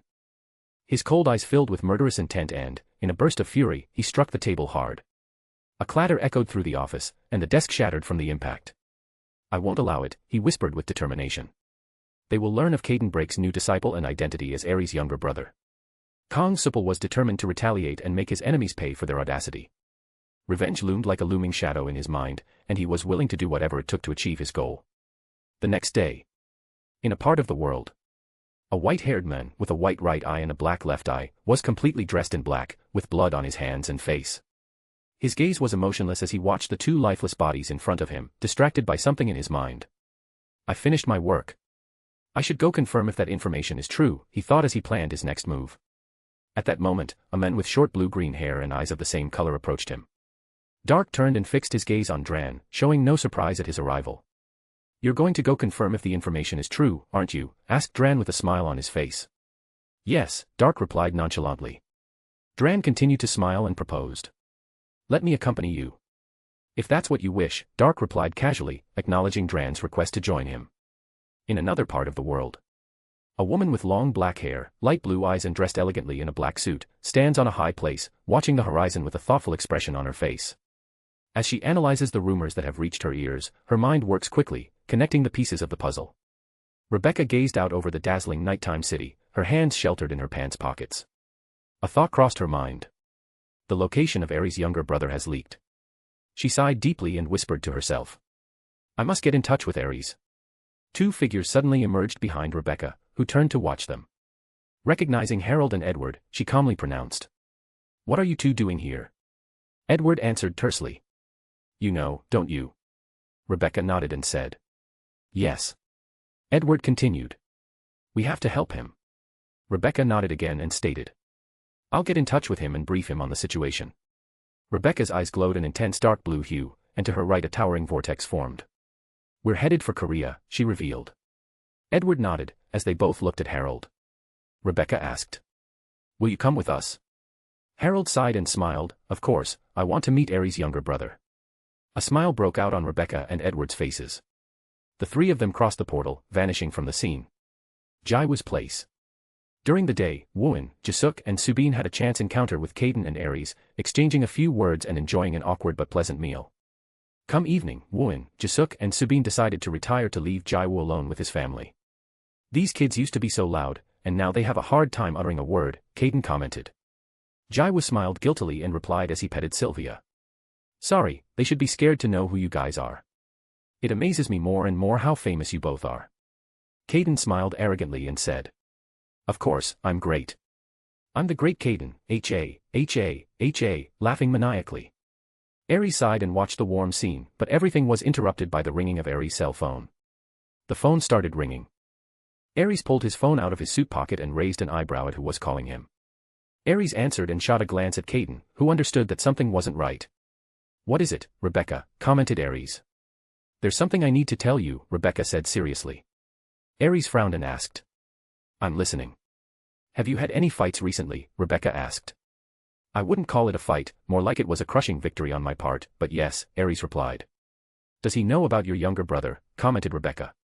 As soon as Aries heard that, he released his aura and the house cracked, leaving Jiwoo, Sylvia and Caden shocked. Tell me that's not what I'm thinking, Aries said in a serious and angry voice. Yes, information about your younger brother and his status as Caden Break's disciple has leaked out. It's being sold on the black market at a high price, Rebecca said. I am currently with Edward and Harold investigating the person who is selling the information. We will get to Korea soon, Rebecca concluded. Thank you, I will be in touch with you, Aries said and ended the call. He removed the phone from his ear and crushed it in his hand. His eyes released flashes of light and his aura emanated again, feeling miles away. Aries, Caden said. Brother, asked Jiwoo with concern. What's wrong? Inquired Sylvia as she basked in Jiwoo's affection. Aries looked at them and regained his usual calmness, though his voice sounded angry. Information has leaked out about you, Jiwoo. And I'm sure who it was. He stopped talking for a moment and then continued. The president of Baekdu, Suchin's father, Aries concluded. Caden's face immediately turned cold. On the other hand, Sylvia raised an eyebrow. Jiwoo, engrossed, said. Suchin's father, why would he do something like that? Aries looked at Jiwoo and said. You are potentially an enemy to Sucheon, and he most likely considers us to be mortal enemies of Baekdu.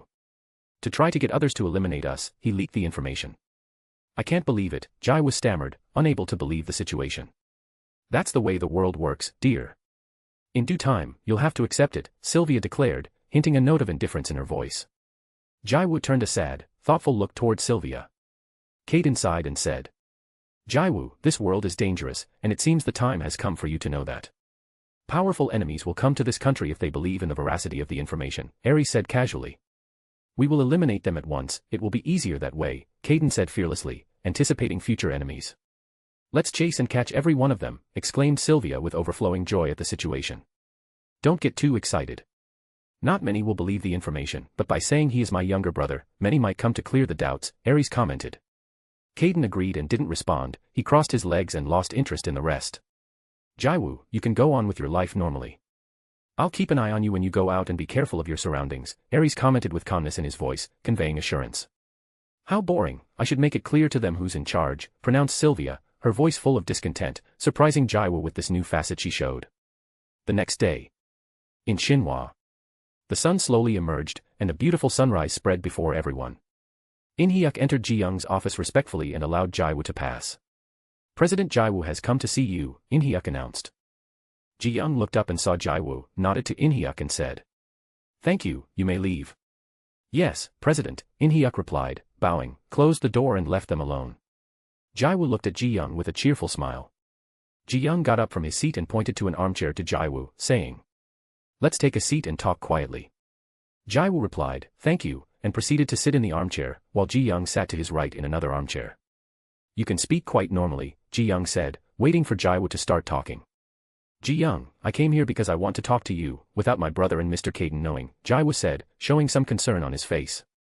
Ji-young sensed the uneasiness in Jiwoo and said in a caring voice. Relax, you can talk to me. I'm worried about you, Jiwoo said, blushing and surprising Ji-young. Cough, cough. Coughed Ji-young, trying to hide her blush, and asked. Why? With a serious look in his eyes, Jiwoo looked at Ji-young and said with concern. Yesterday my brother found out something, and he wasn't thrilled, to say the least. The information about me leaked out, Jiwoo revealed, leaving Ji-young shocked. Ji-young raised an eyebrow and returned to her usual calm self as she asked. Was your information leaked? Jiwoo nodded and replied. My information has been known to be sold on the black market at a high price. He paused for a moment and continued. My brother says that many powerful enemies will come to this country, and they are not willing to do anything to help you, since the one responsible for leaking the information is the president of Baekdu. Hearing Jiwoo's last word, Ji-young felt a rumble run through his whole body and his expression changed. I'm worried about you, I'm afraid you will be in a lot of trouble because of me, Jiwoo said with sadness in his voice. Ji-young was surprised by Jiwoo's attitude and a warm smile formed on his face, but he quickly hid it, showing his usual serenity. I'll be fine, nothing will happen. No one knows what will happen, and besides, the two of them are not normal people. I don't think many will dare to come, knowing that you won't be alone, Ji-young said with firmness in his voice. But. Started to say Jiwoo, but was interrupted by Ji-young. Thank you for warning me. That's enough to protect me and my subordinates, Ji-young commented with a warm smile on his face and concluded. Thank you very much, Jiwoo. Jiwoo was astonished to see Ji-young's beautiful and radiant smile. 1 hour later. In Han Seonjik's elegant office, he was sitting cross-legged, his serious face reflecting deep concentration as he directed his gaze toward the holographic image of Ji-young. Chairman Ji-young, are you implying that Chairman Kang Supal has broken the pact and leaked the information about Jiwoo? Inquired Han Seonjik in a grave voice, making the weight of the situation clear. Ji-young nodded, his expression serious, and replied. Jiwoo came to see me and claimed that Ares received this information from someone. Although I can't confirm it yet, I have full confidence that Jiwoo wouldn't lie to me. A frown appeared on Han Seonjik's brow as he thought to himself. Jiwoo wouldn't dare to mess with something so complicated, but when it comes to Ares, that's a different matter. Mr. Han, Ji-young interrupted, snapping him out of his thoughts. Han Seonjik was slightly startled and replied. Yes, what's going on? I think we should keep events completely under wraps for the moment and wait to see how they unfold, Ji-young proposed. After a brief silence that filled the room with a strange atmosphere, he continued. We must have a contingency plan in case outside awakened ones arrive in our country. His words echoed with seriousness. We cannot allow South Korea to become a battlefield where we suffer the greatest losses. We must unite and protect ourselves. I agree with you, Chairwoman, Han Seonjik commented, cracking a smile. However, we must consider the problems that could arise if these organizations learn that we are keeping something of this magnitude from them, Han Seonjik added earnestly. Yes, this is of utmost importance to our country, Ji-young confirmed. President. At that moment, In-hyuk's voice echoed through the device on the table, interrupting the conversation. Han Seonjik raised an eyebrow, but could not hear the conversation. Ji-young's expression changed, slightly alerting Han Seonjik. Thank you for your effort, Ji-young was heard to say to In-hyuk. Ji-young turned his attention back to Han Seonjik and stated. The situation has reached a level where it is now impossible to hide it. We can't keep covering it up to the other organizations. Why? Asked Han Seonjik. I asked In-hyuk to focus on recognizing and identifying awakened ones entering our country, Ji-young revealed, continuing with determination. 2 criminals we have not yet managed to identify have infiltrated our territory without arousing suspicion. We believe that some internal organization has helped them to enter. Han Seonjik's expression turned grim as he asked. Baekdu has given them assistance. We can't be sure, but given the tensions between them and Baekdu, it's very likely, Ji-young commented. This situation is getting out of our control. We cannot put all the blame on Supal, although we are well aware of the nature of those 2 individuals. He is primarily responsible for what is to come, Han Seonjik stated seriously. I have other information to share, Ji-young mentioned.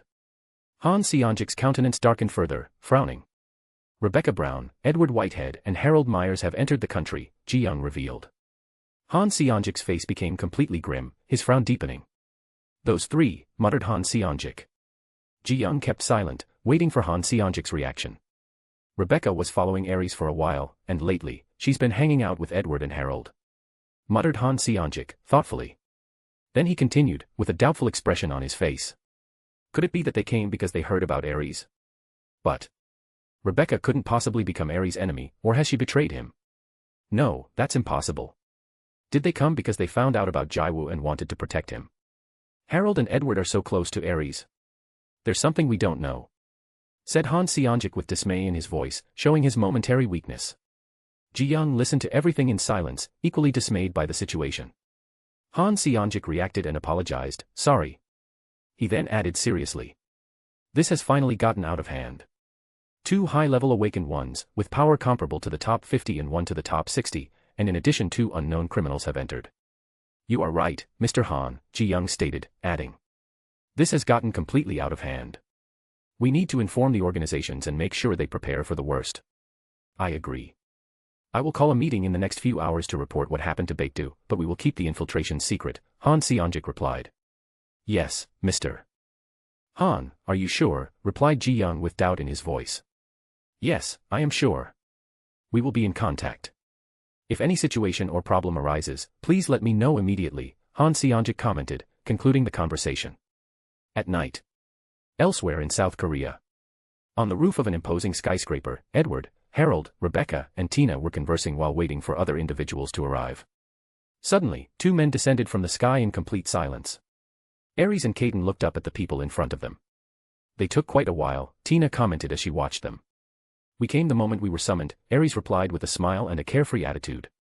Could you tell us why you gathered us here? Asked Caden with his characteristic arrogance and his hands in his pockets. Tina nodded and said. The one responsible for leaking the information about your younger brother was Baekdu's chairman, Kong Supal.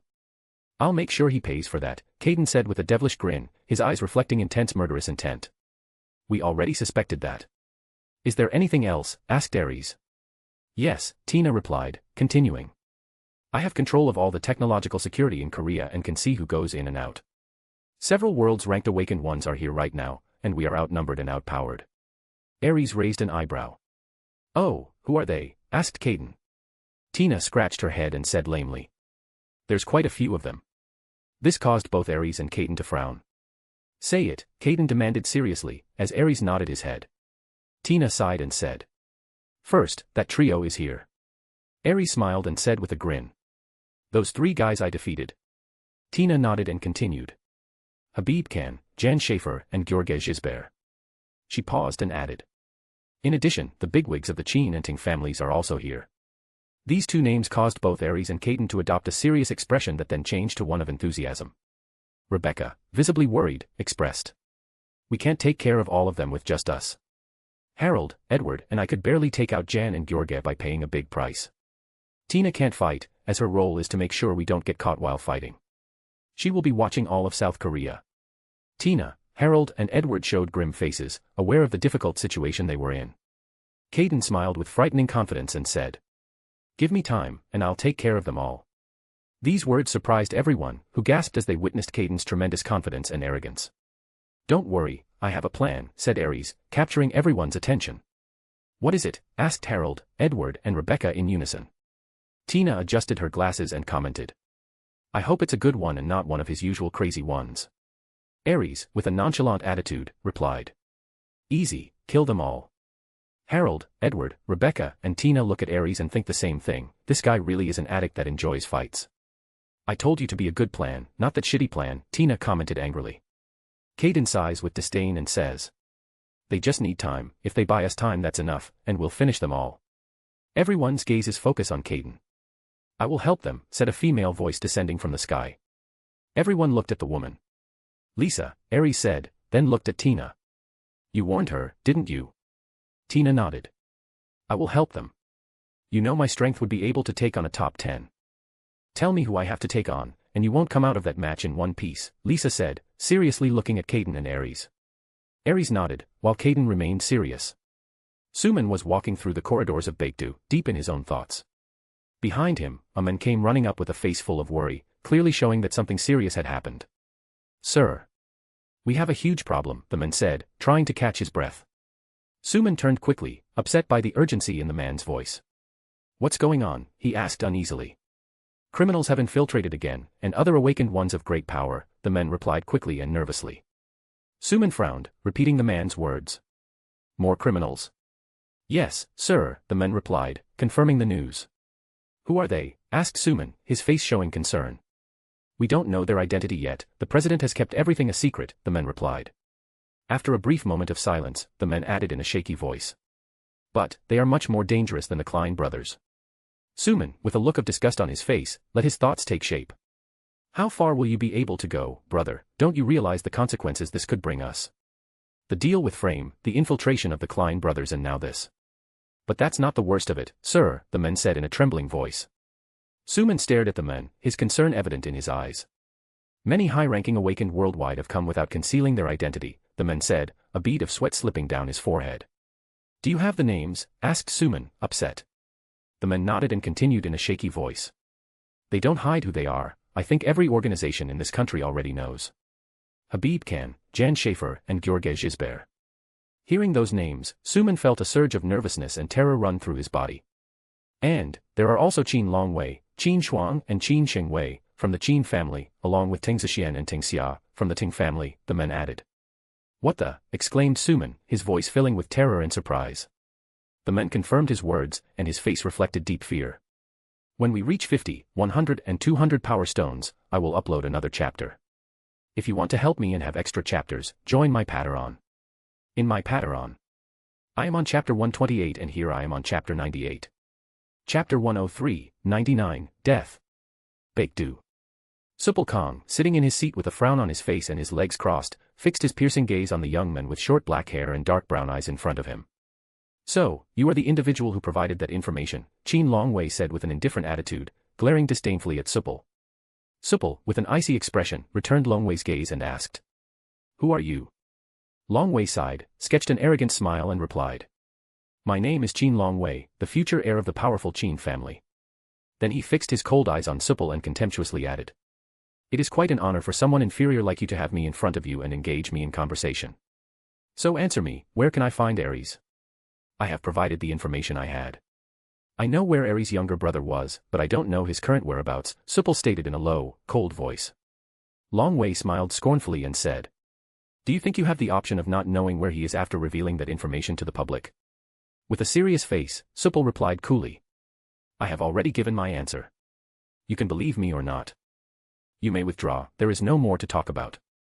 Longwei's expression turned cold as he released his aura, causing the walls of the place to crack. At the same time, Supple did the same, and the two auras clashed in a confrontation. Qin Longwei, with his sneer, commented. Not bad for someone as inferior as you, but... He was silent for a moment and then added in a cold voice with murderous intent. You think you have a choice? A deafening boom resounded, and a full-scale explosion rocked the building, leaving it practically in ruins. Supple, surrounded by a purple shield, lay on the floor of the destroyed building, his hands bloodied. He coldly watched the men hovering in the sky and descending to stand a meter away. I will not repeat myself to you again. You have no choice.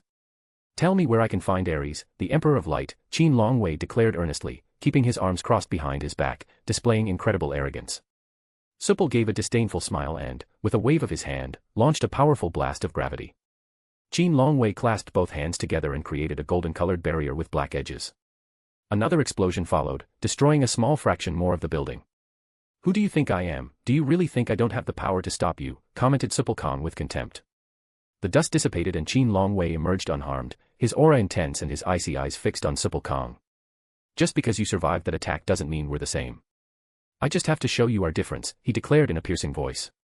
Instantly, a shocking aura materialized in front of Longwei, taking the form of a beautiful halberd that gave off a terrifying combination of gold and black tones. Supple frowned in surprise. Wasn't that his ultimate power? This is going to get complicated, it's much stronger than I thought, he thought to himself. Qin Longwei grabbed the halberd and swung it towards Supple at a chilling speed. Supple was surprised to see Longwei disappear and reappear in the sky, slashing with his halberd in his direction. With great speed, Supple created a barrier, but the halberd broke the shield and continued its trajectory towards Supple's head. Shocked, Supple tried to dodge, but his arm was severed by the halberd, leaving a deep trench in the ground that stretched tens of meters. Longwei, his gaze cold and imposing, surveyed Supple, who lay on the ground clutching the spot where his arm had been severed, his face pale and his gaze filled with fear. This is your last chance. If you wish to die, I will make it happen, Longwei warned. His body trembling and covered in cold sweat, Supple tried to speak, but two people appeared behind him and ripped out his heart, leaving him lifeless. That won't be necessary, Edward declared, looking coldly at Qin Longwei, as Longwei's carefree face disappeared and he cautiously watched Edward and Harold. "What are you two doing here?" asked Longwei. Harold sighed and smiled. "I need someone to experiment with. We have unfinished business and, to your misfortune, you will not leave this place alive," Edward added with a smile. At that moment, Harold created spatial isolation and pronounced, "Birdcage." Many threads covered the sky, slowly forming a cage that enveloped them. "You will become my test subject, or you will not get out of here alive," Harold said with a devilish grin. Edward looked at Harold with a puzzled expression and thought to himself, "This guy only thinks about his experiments. He always has this obsession with discovering something incredible."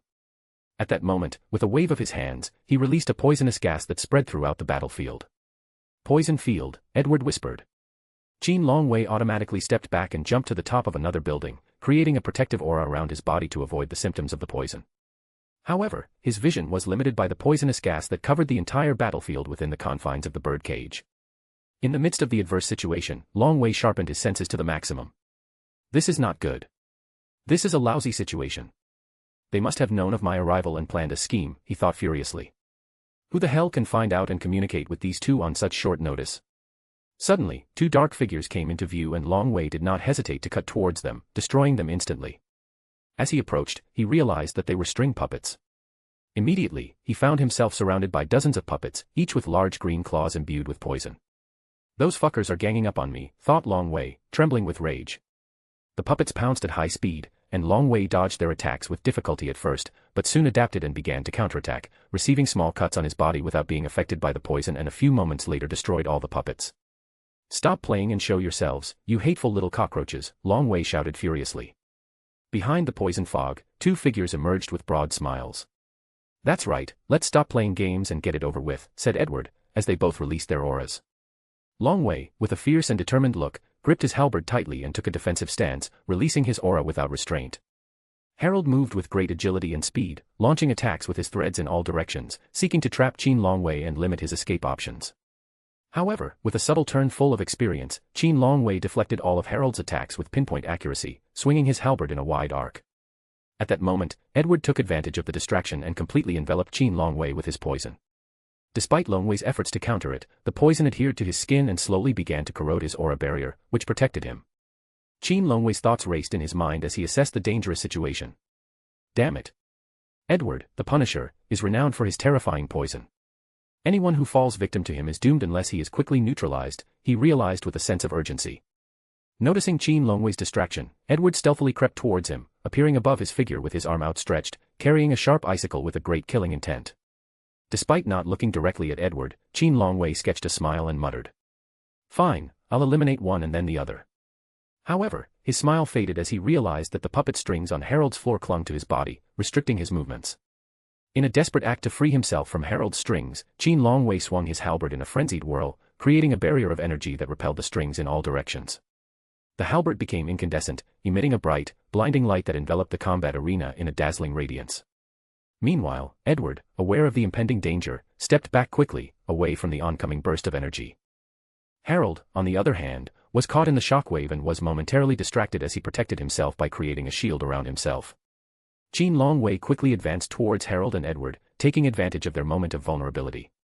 His movements were a blur as he approached, his halberd tracing graceful arcs through the air, unleashing bursts of destructive energy along his path. Harold, regaining his composure, extended his arms once more, sending tangled threads towards the halberd, successfully parrying the attack. Edward seized the opportunity as he saw Qin Longwei hovering in midair, his halberd neutralized by Harold. Producing a sharp weapon that covered his hand, Edward ruthlessly thrust it into Qin Longwei's heart with precision. Qin Longwei collapsed before Harold, his eyes lifeless, blood dripping from his mouth and a large hole in his chest. The scene was disturbingly gruesome. Qin Longwei collapsed before Harold, his eyes lifeless, blood dripping from his mouth and a large hole in his chest. The scene was disturbingly gruesome. Harold nodded, a tinge of sadness in his voice. "It's a shame. I thought I could have used him for my experiments. I need test subjects." In the next instant, a sinister energy and structure began to emanate from Qin Longwei's lifeless form. Harold and Edward, filled with awe, retreated at full speed, but time was not on their side. A massive explosion erupted, engulfing everything around them, obliterating everything in its path. The explosion left the nearby awakened astonished and incredulous. The desolate scene stretched out before them, a landscape of ruins and dust, testimony to the terrifying destruction that had occurred. Two figures emerged from the rubble, their bodies in a desperate state, hair disheveled, dust-covered and badly injured. The spatial isolation dissipated and everything returned to normal. Edward looked at Harold, breaking the silence. That was too close. It was our mistake. He added coolly. He had already accepted his death and wanted us to go with him. Harold nodded solemnly. Yes, we were lucky. We should recover quickly here. It is dangerous to be in such a state in an area that will soon become a harrowing war zone. The next instant, the resounding of three massive explosions, whose plumes of fire reached hundreds of meters high, echoed in the distance. A merciless shock wave shattered all nearby windows, accompanied by a deafening roar. But at an unimaginable speed, a spatial isolation field completely enveloped the whole of South Korea, imprisoning the country's weak awakened in protective crystals, shielding them from the impending explosion. Harold and Edward, stunned, witnessed as the three explosions amalgamated into one gigantic detonation, devastating everything in their path within a radius of hundreds of miles. The showdown has begun. We must move, Edward commented in a strained voice. I agree, nodded Harold solemnly, understanding the urgency of the situation. When we reach 50, 100 and 200 power stones, I will upload another chapter.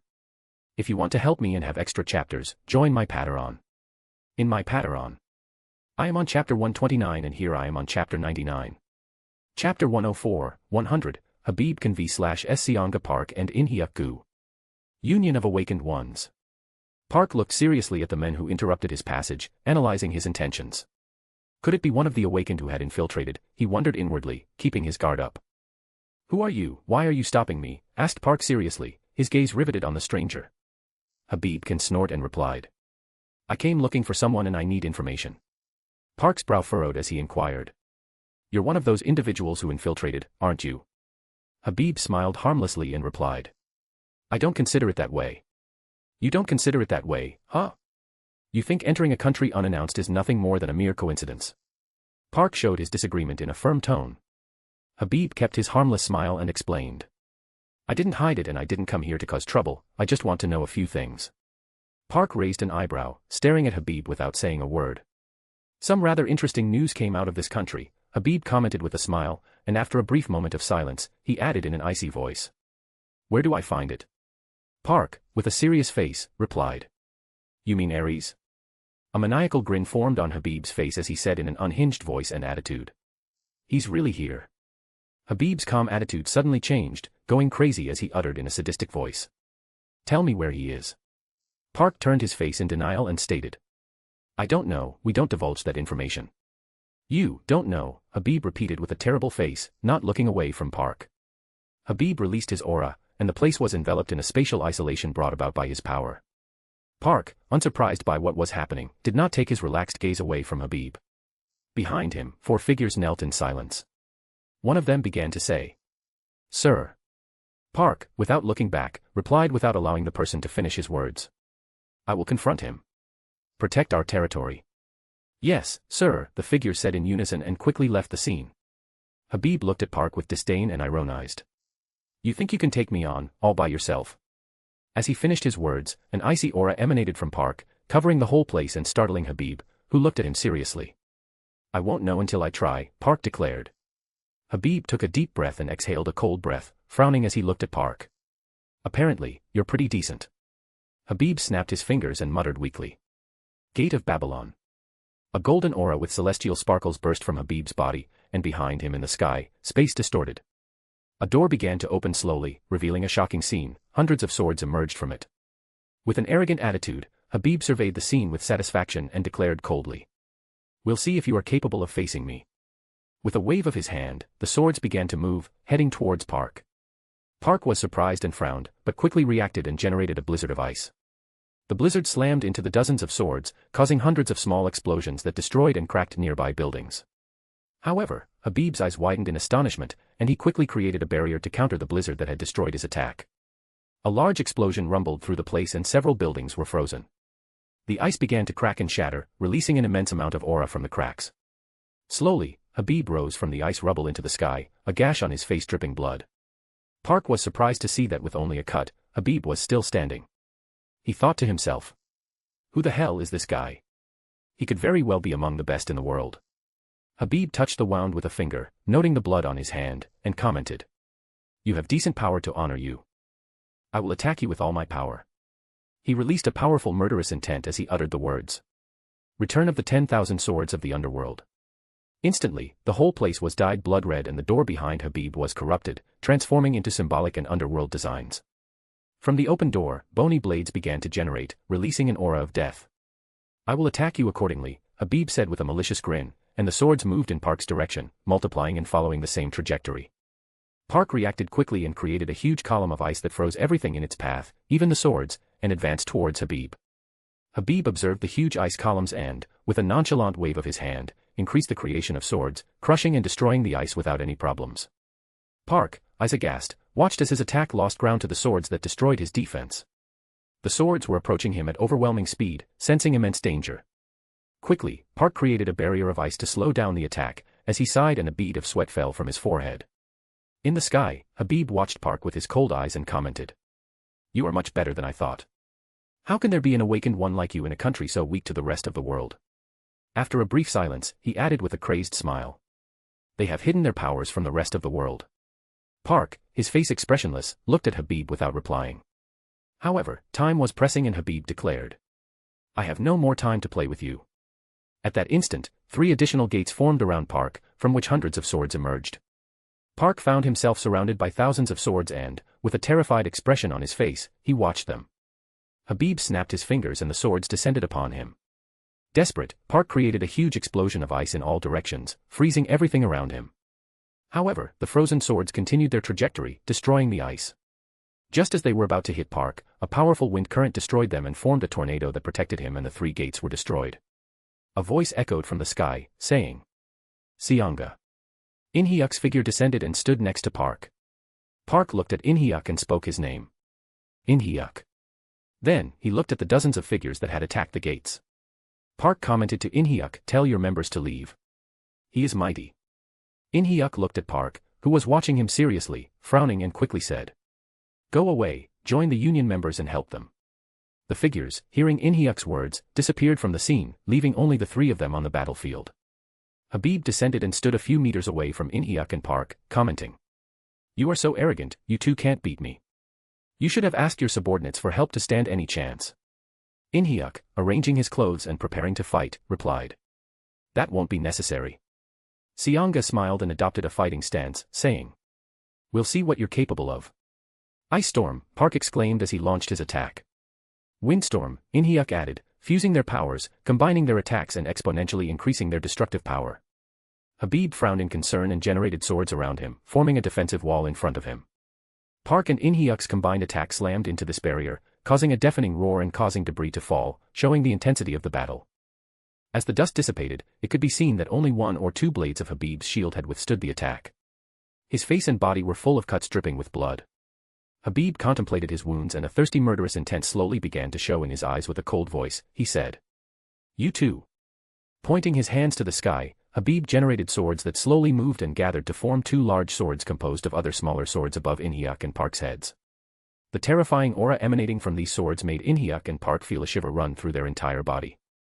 They are dead, Habib pronounced with a crazed expression on his bloodied face. With a small gesture of his hand, the 2 swords descended towards their targets.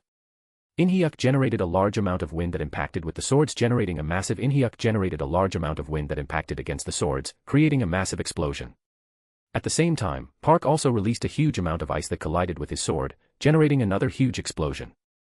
The terrifying impact of the swords created a vast shockwave that destroyed everything in its path. Sepulchral silence overtakes the desolate scene. Habib takes a deep breath, regaining his energy and air. On the other hand, Park exhales loudly, spitting out a mouthful of blood and falling to his knees with a large wound in his chest. In-hyuk is breathing heavily, with massive cuts all over his body. In-hyuk, worried, quickly says. Seonga. Seonga gets up with difficulty and replies. I'm fine. Let's focus on him. Habib watches the 2 from a distance, his face tired, breathing deeply and mutters mischievously. I'll be sure to exterminate them. This country has given me many surprises. However, the spatial isolation that covered the battlefield is destroyed and replaced by another spatial isolation that spreads rapidly, covering miles of distance and leaving everyone present at the scene astonished. Instantly, 3 terrifying vibrations are felt behind Habib. Habib, In-hyuk and Park watch the 3 columns of fire, each hundreds of meters high. An immense explosive wave is produced, destroying everything around them and causing the strong wind to shatter the surrounding glass. Habib covers his face to protect himself from the wind and, terrified, thinks. What are these immense powers? Is there anyone from the top 10 here? He wonders. I can't stay here. In-hyuk, shocked by the terrifying explosion, feels familiarity with the auras of 2 of the attacks and thinks. Those auras look familiar. Whose are they? Park, sweating coldly, raises his hand to shield himself from the wind, but his condition is so severe, and he is so exhausted, that he staggers. However, In-hyuk holds him and says, I got you. Park smiles at In-hyuk without saying a word. We have to go, those powers are not normal, and Habib as soon as he felt those auras, he left the place, In-hyuk says. Park nods and, with In-hyuk's help, they both walk away from the place. When we reach 50, 100 and 200 power stones, I will upload another chapter. If you want to help me and have extra chapters, join my Patreon. In my Patreon. I am on chapter 130 and here I am on chapter 100. Chapter 105, 101, Jan Schaefer v/SG Young Yu. Xinhua. At the top of the building, a dark-skinned man with white hair and piercing eyes watched the bustling city, his hands folded behind his back. Suddenly, a figure descended from the sky at great speed, landing with incredible delicacy. Jan Schaefer turned to the figure, sketching a smile as he said. Your reaction time surprised me, I thought you would take a little longer. Ji Young, his face icy, replied. If you enter my territory, I must know things, and you don't have a good reputation among the awakened, Jan Schaefer. Jan smiled, slowly transforming his gentle smile into a devilish expression, as he spoke in a cold voice. You know quite a bit, Ji Young Yu. I just want to ask you a question, and we won't have any trouble. Ji Young raised an eyebrow but did not respond. Where can I find Caden Break's disciple? Asked January. Ji Young, showing no emotion, replied. You won't hear from him. So, you know where he is, and you don't want to tell me, Jan muttered, adding in a voice thirsty with murderous intent. Do you know what you're doing? Jan released her aura, and the ground began to crack. Sensing Jan's aura, Ji Young fearlessly created spatial isolation. Jan was surprised to see the ease with which Ji Young had created spatial isolation and commented. You are strong. How can you not be in the world ranking? You prefer to hide from the world, interesting. I don't think like you, Ji Young commented. A devilish grin formed on Jan's face as he said. Never mind when I defeat you. I'll get all the information I need from you. Jan launched a blast of his power that destroyed the concrete in its path, and as it reached Ji Young, a large explosion formed. Jan frowned as the dust dispersed and Ji Young was protected by a windshield. You'll have to try harder to face me, Ji Young commented. Jan's face turned sullen and he said icily. You wanted it. Polar opposites. Opening her hands slowly, 2 brown-colored spheres formed in each of her hands. With a quick gesture, he threw the spheres towards Ji Young, which grew at an alarming speed. Ji Young frowned. The 2 spheres arrived in front of Ji Young and when they touched, they caused a shocking explosion that destroyed half of the building. Jan appeared in the sky, descending on top of another building, looking at the remains of the destroyed building and sneered. That's what you deserve. But he quickly reacted and saw Ji Young on top of another building, in perfect condition and surrounded by a protective wind barrier. Gazing at Ji Young, Jan looked at her coldly and was dumbfounded. Not a single scratch. Her power is far beyond those of the top 100. How could such a weak nation give rise to an awakening of her caliber? She wonders as her body begins to tremble with anger. I gave everything in frame and sacrificed everything to become stronger, and a brat can reach my power? No. That's not possible, and I'll prove it now. A terrifying aura is released uncontrollably by Jan, while Ji Young does the same, and the 2 shocking auras collide, splitting the battlefield. Ji Young Yu, join frame, Jan says, adding. You'll be able to have a power you could never aspire to in your life. Ji Young frowns and repeats in his mind. Frame, but rejects the offer and says. I won't join frame. Well, Jan says mischievously. Then die. Jan appears above Ji Young, unleashing another powerful attack. However, Ji Young, with amazing agility and impressive control over the wind, rises and deftly dodges the attack.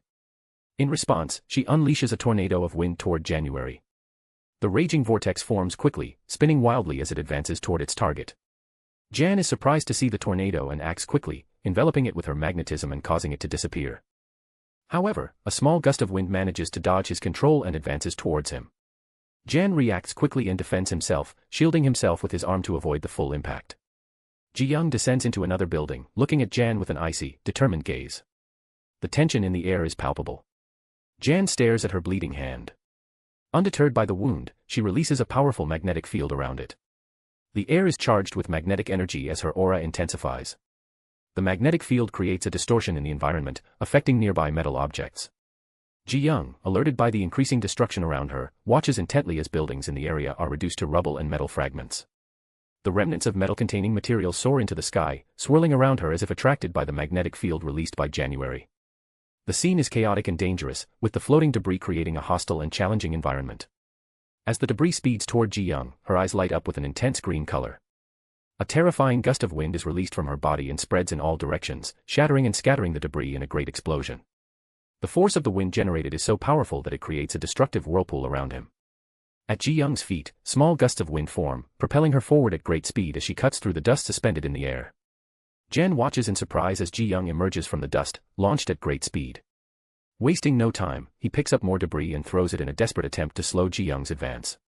However, she uses her ability to control the wind precisely, moving her body nimbly and deflecting the debris without losing speed in her advance towards January. As she continues to dodge obstacles, Ji-young concentrates her power in her right hand, where a powerful ball of wind slowly begins to take shape. With each dodge and movement, the ball of wind grows in energy, charging with unstoppable destructive force. Jan, in awe, thinks. His mastery of the wind allows him to move gracefully through the air and redirect his attacks. Only a few meters away, Ji-young hurls the wind ball towards Jan, and as it moves forward, its size grows exponentially. Jan, aware of the impending danger, reacts quickly by creating a barrier of magnetism to protect himself. However, the force of the collision between Ji-young's wind ball and Jan's magnetism barrier is overwhelming. A huge explosion rocks the place, shattering much of the building in the process. The deafening roar mixes with the sound of falling debris and the furious wind that rages amidst the destruction. At that moment, smoke and dust slowly disperse, revealing the scene of devastation. Ji-young, without wasting a second, further increases his aura, releasing a dazzling energy around him. With determination in his eyes, he utters the words, "Blade Storm." At that instant, sharp gusts of wind form around them, taking the form of sharp blades that begin to spin frantically, creating a fearsome storm around them. However, amidst the dust and debris, another voice echoes. Electromagnetic pulse, firmly pronounces a figure emerging from the ruins. A wave of electromagnetic energy is unleashed, spreading rapidly in all directions, distorting the magnetic fields. Ji-young's storm of blades and the electromagnetic pulse collide in an explosion of opposing forces.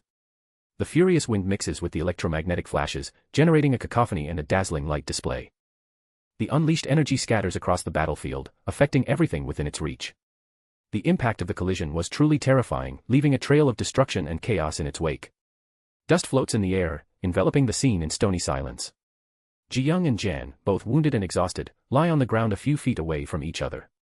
Their bodies bear the marks of battle, with deep cuts and bruises, and their faces show signs of fatigue and pallor. Ji-young and Jan, both wounded and exhausted, lie on the ground a few meters away from each other. Their bodies bear the marks of battle, with deep cuts and bruises, and their faces show signs of fatigue and pallor. Jan, for his part, struggles to his feet, holding himself upright thanks to his magnetic shield. Although his face shows fatigue, it also reflects a fierce determination and a spark of defiance in his eyes. Jan looks up and glares at Ji-young, his face showing displeasure as he clenches his fist. "How did I get to this point? This is a disgrace to me," he muttered. His grandfather's words echoed in his mind. "You are incredibly talented, my dear grandson, but the world is much more dangerous than you think. You realize that during your time in frame, but on the outside, the awakened ones hide their power. You must be careful who you deal with." Jan, now more aware of his grandfather's warnings, held Ji-young's gaze with determination. "Are you sure you don't want to join frame?" repeated Jan, seeking confirmation. "I'm sure," Ji-young replied without hesitation. Jan frowned at his answer. "You know about Caden Break, and it's very likely that you also know Ares, the Emperor of Light. They're both on bad terms with Frame. Do you really want to make an enemy of Frame?" The tension in the air was palpable as Jan waited for Ji-young's answer. Ji-young was about to respond when she was stunned to see Jan vomiting blood and with a hand through her chest. From behind Jan, a threatening voice boomed, "No one will hear from them because you're already dead."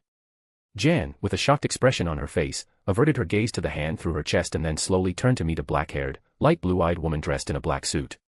"Rebecca," Jan murmured in amazement, then added, "You." A sudden surge of energy coursed through Jan's body, creating an explosion around her. After a moment, Jan reappeared, vomiting blood once again, as a trembling hand touched her grievous wound and muttered through her teeth, "Shit." A whirlpool formed in front of Jan, alerting him, but before he could react, another portal appeared behind him and a hand emerged, slicing his body in half. Ji-young stared in shock at Rebecca, surrounded by a halo of dust, as her right arm emerged from the whirlpool, dripping blood. Rebecca pulled out a handkerchief and wiped the blood from her hand. "I should have hurried when I left. Those guys are still fighting," she muttered. Then she turned her gaze in one direction and a scene unfolded before her. "They won't hold out much longer," she added. Then, Rebecca turned to Ji-young and said, "I recommend you go check on your territory and your subordinate." At that instant, a whirlpool formed in front of her. Ji-young, surprised, she stammered. "What the?" Rebecca slowly turned and walked towards the portal, stepping into it. As she left, she commented, "This country is now a territory where a war is going on, and you know why." The portal disappeared, leaving Ji-young dumbfounded. Ji-young clenched his fist and whispered, "In Hyuk." The entire shattered scenery returned to normal, as if an incredible battle had never happened. Then, she jumped from building to building.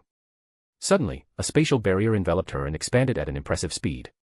Ji-young turned around with her pale face and a mighty wind whipped her face as a deafening roar echoed and windows shattered. She looked up and saw a terrifying pillar of fire hundreds of feet high sweeping everything in its path in the distance. Ji-young, shocked, understood that the situation was serious and muttered, "It's happening just what we didn't want," clenching her fist. "I must hurry," Ji-young concluded, and sped away from the area without caring about her injured body. "When we reach 50, 100 and 200 power stones, I will upload another chapter. If you want to help me and have extra chapters, join my Patreon. In my Patreon. I am on chapter 131 and here I am on chapter 101. Chapter 106, 102, Han Seonjik v/S Gyorge Jizbear. Elsewhere in South Core. Han Seonjik narrowed his eyes, fixing a serious gaze on the men in front of him. Han Seonjik arched an eyebrow, his piercing gaze riveted on the men. "What brings you here, Gyorge Jizbear?" he asked with a mixture of curiosity and distrust in his voice. Gyorge let out a sarcastic laugh as he launched his provocation. "Oh, Han Seonjik, you used to be considered the strongest desperado in South Korea, but now you're just a retired old man," he commented with a smirk on his face. Then, his expression turned grim, and his face took on an unpleasant appearance. Gyorge spoke seriously as he challenged Han Seonjik. "What makes you think you have the right to stop me?" Han Seonjik frowned, holding his hands calmly behind his back in a relaxed and friendly posture. "We are going through difficult times in this country," he replied serenely, "and it is our responsibility to take appropriate action." Gyorge, visibly enraged, let his aura unleash, emanating intense energy. An arm of dark energy materialized in front of him, while his face took on a demonic appearance.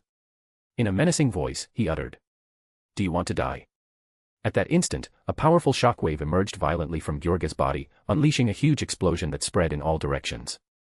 The destructive force of the blast shook the surroundings, creating chaos and destruction in its wake. The impact was so powerful that the ground shook, and nearby objects flew away, engulfed in flames and debris. The scene was shrouded in a cloud of dust and smoke, as the devastating power of the explosion became apparent. At breakneck speed, a spatial isolation began to spread across the area, enveloping everything in its path. Han Seonjik quickly reacted to the threat and placed his hands in front of him to protect himself. However, as he came into contact with the energy, he felt a part of his own power gradually fade away. Determined to counteract this loss, Han Seonjik channeled even more energy through his hands, concentrating all his power to counteract the weakening he was experiencing. As debris fell to the ground from the devastated buildings, the dust from the great destruction slowly began to dissipate. In the midst of the scene, Han Seonjik emerged unharmed, showing no sign of damage to his figure. On the other hand, Gyorge displayed a frown, revealing his annoyance at having failed to completely weaken Han Seonjik. "I note that you have not lost your powers. And there are rumors circulating about your retirement due to your advanced age and diminishing abilities," Gyorge commented with a smirk. Han Seonjik fixes his serious gaze on Gyorge and replies with a tone of disdain, "Young people today." Disintegration, Gyorge muttered between his teeth, as he clasped his hands together, forming a perfect triangle. In the center of the triangle, right in front of him, stood Han Seonjik, who cautiously watched the growing energy emanating from the formation. A grayish triangle emerged with impressive speed, powered by a powerful aura of destruction. It was heading straight for Han Seonjik, obliterating everything in its path without a trace. The devouring aura turned everything it touched to dust, leaving only emptiness and desolation in its wake.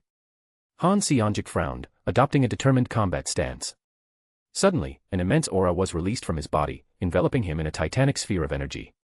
With a swift and precise gesture, just as Gyorge's attack was in front of him, Han Seonjik struck hard at the center of the triangle, unleashing an explosion of devastating power that shattered the attack into 1,000 pieces. Debris from the scattered attack floated in the air, as Han Seonjik stood tall, defiant in the face of his opponent. George watched in astonishment as his powerful attack vanished into thin air, while an intense gust of wind impacted his face, shaking his hair and clothes. With a mixed expression of astonishment, George pinned his gaze on Han Seonjik and uttered in a tone filled with disbelief, "How come you are so strong?" George, in a voice tinged with surprise, added, "Your power is not supposed to reach this level. Even at your best, you're barely ranked in the top 50 in the world rankings." Han Seonjik, without uttering a word, kept his usual carefree and calm face as he fixed his gaze on George. George sighed coldly as he uttered, "It's common to hide your powers, but I have no time to waste on you." Then, he continued with an icy stare at Han Seonjik and asked, "From what you have told me, you know what is happening in your country. Tell me, where is Ares?" Han Seonjik sighed and placed his hands behind his back, replying, "I don't know, we don't leak that information." George, with a small smile on his face, replied, "But the information came out of this country. Who leaked it?"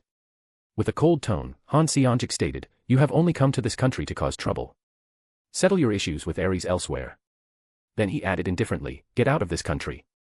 The smile on George's face disappeared, and his expression became unpleasant as he said coldly, "Han Seonjik, you have bored me." George released a grey aura that spread throughout the battlefield, enveloping every corner with its ominous presence. The aura seemed to merge with the spatial isolation itself, generating an oppressive and defiant atmosphere. Suddenly, tiny glowing particles began to detach themselves from the surrounding objects. Although moving at an almost imperceptible speed, these particles began to gradually vanish into thin air. George spoke viciously, letting out his words full of resentment and determination. "After my defeat by that cursed one, the only thing I did was to become stronger. I must thank you, for thanks to that encounter, my power has increased at a speed I could not even have imagined." His tone reflected a mixture of rancor and satisfaction. Han Seonjik, feeling somewhat uneasy, sensed his awakened energy slowly being consumed and thought, "This is not right, this ability shown in incredible, I am still. But use of power to imbibe the environment and make his opponent slowly lose his powers. The longer this confrontation lasts, the more chance he has of winning." Without wasting any time, Han Seonjik lunged towards George at an impressive speed. However, George reacted quickly by moving his hands deftly. Using the particles of his power scattered in the environment, he created multiple triangles, intending to attack Han Seonjik. Han Seonjik, with impressive speed, managed to dodge George's attacks and continued to advance towards him without stopping. Suddenly, however, a huge triangle forms in front of Han Seonjik, blocking his advance. Before he can react, the triangle lunges towards him with devastating force, hitting him full force and destroying him instantly. George quickly backs away, trying to keep a safe distance between him and Han Seonjik. However, despite his best efforts, Han Seonjik approaches with breakneck speed and throws a mammoth punch towards George. George, aware of the unfavorable situation, quickly takes cover as he is sent backwards by the force of the impact. It crashes into the surrounding buildings, generating a shower of debris and leaving a trail of destruction in its wake. After a moment of immobility, George rises from the wreckage, his gaze fixed on Han Seonjik. "This won't do me any good. Even if I didn't unleash my full power, I used it quite a bit. I didn't expect this old man to be so strong. And to think he hides so much from the world," George thinks furiously. "You surprise me, old man," George said as he wiped his attire, restoring it to its gleaming appearance. "But we can't continue our confrontation, though I assure you that the next time we meet, I will take revenge for getting in my way," George said menacingly as he pondered. "If I continue to spend my power recklessly, it would not suit me," he thought. Before Han Seonjik can respond, a terrifying aura comes into existence, accompanied by a powerful wind that can be felt in the distance. Both fighters turn their gaze towards the source of the disturbance and are shocked to witness 3 huge explosions that obliterate everything in their path within a radius of dozens of kilometers. The explosions unleash unprecedented devastation, generating a shock wave that sweeps away buildings, trees, and everything in its path. The sky is tinged with flames, and a cloud of debris and dust rises into the air. George contemplates this terrifying scene and thinks, "Has anyone from the top 10 come here? I must go." He quickly walks away from the scene. In amazement, Han Seonjik observes the incredible power and thinks, "Isn't that aura from Ares and Caden? And whose is that other powerful aura that I've never felt before?" In the neighborhood of Jiwoo. In the darkness of the night, the neighborhood was enveloped in an ominous silence, broken only by the whisper of the wind blowing through the deserted streets.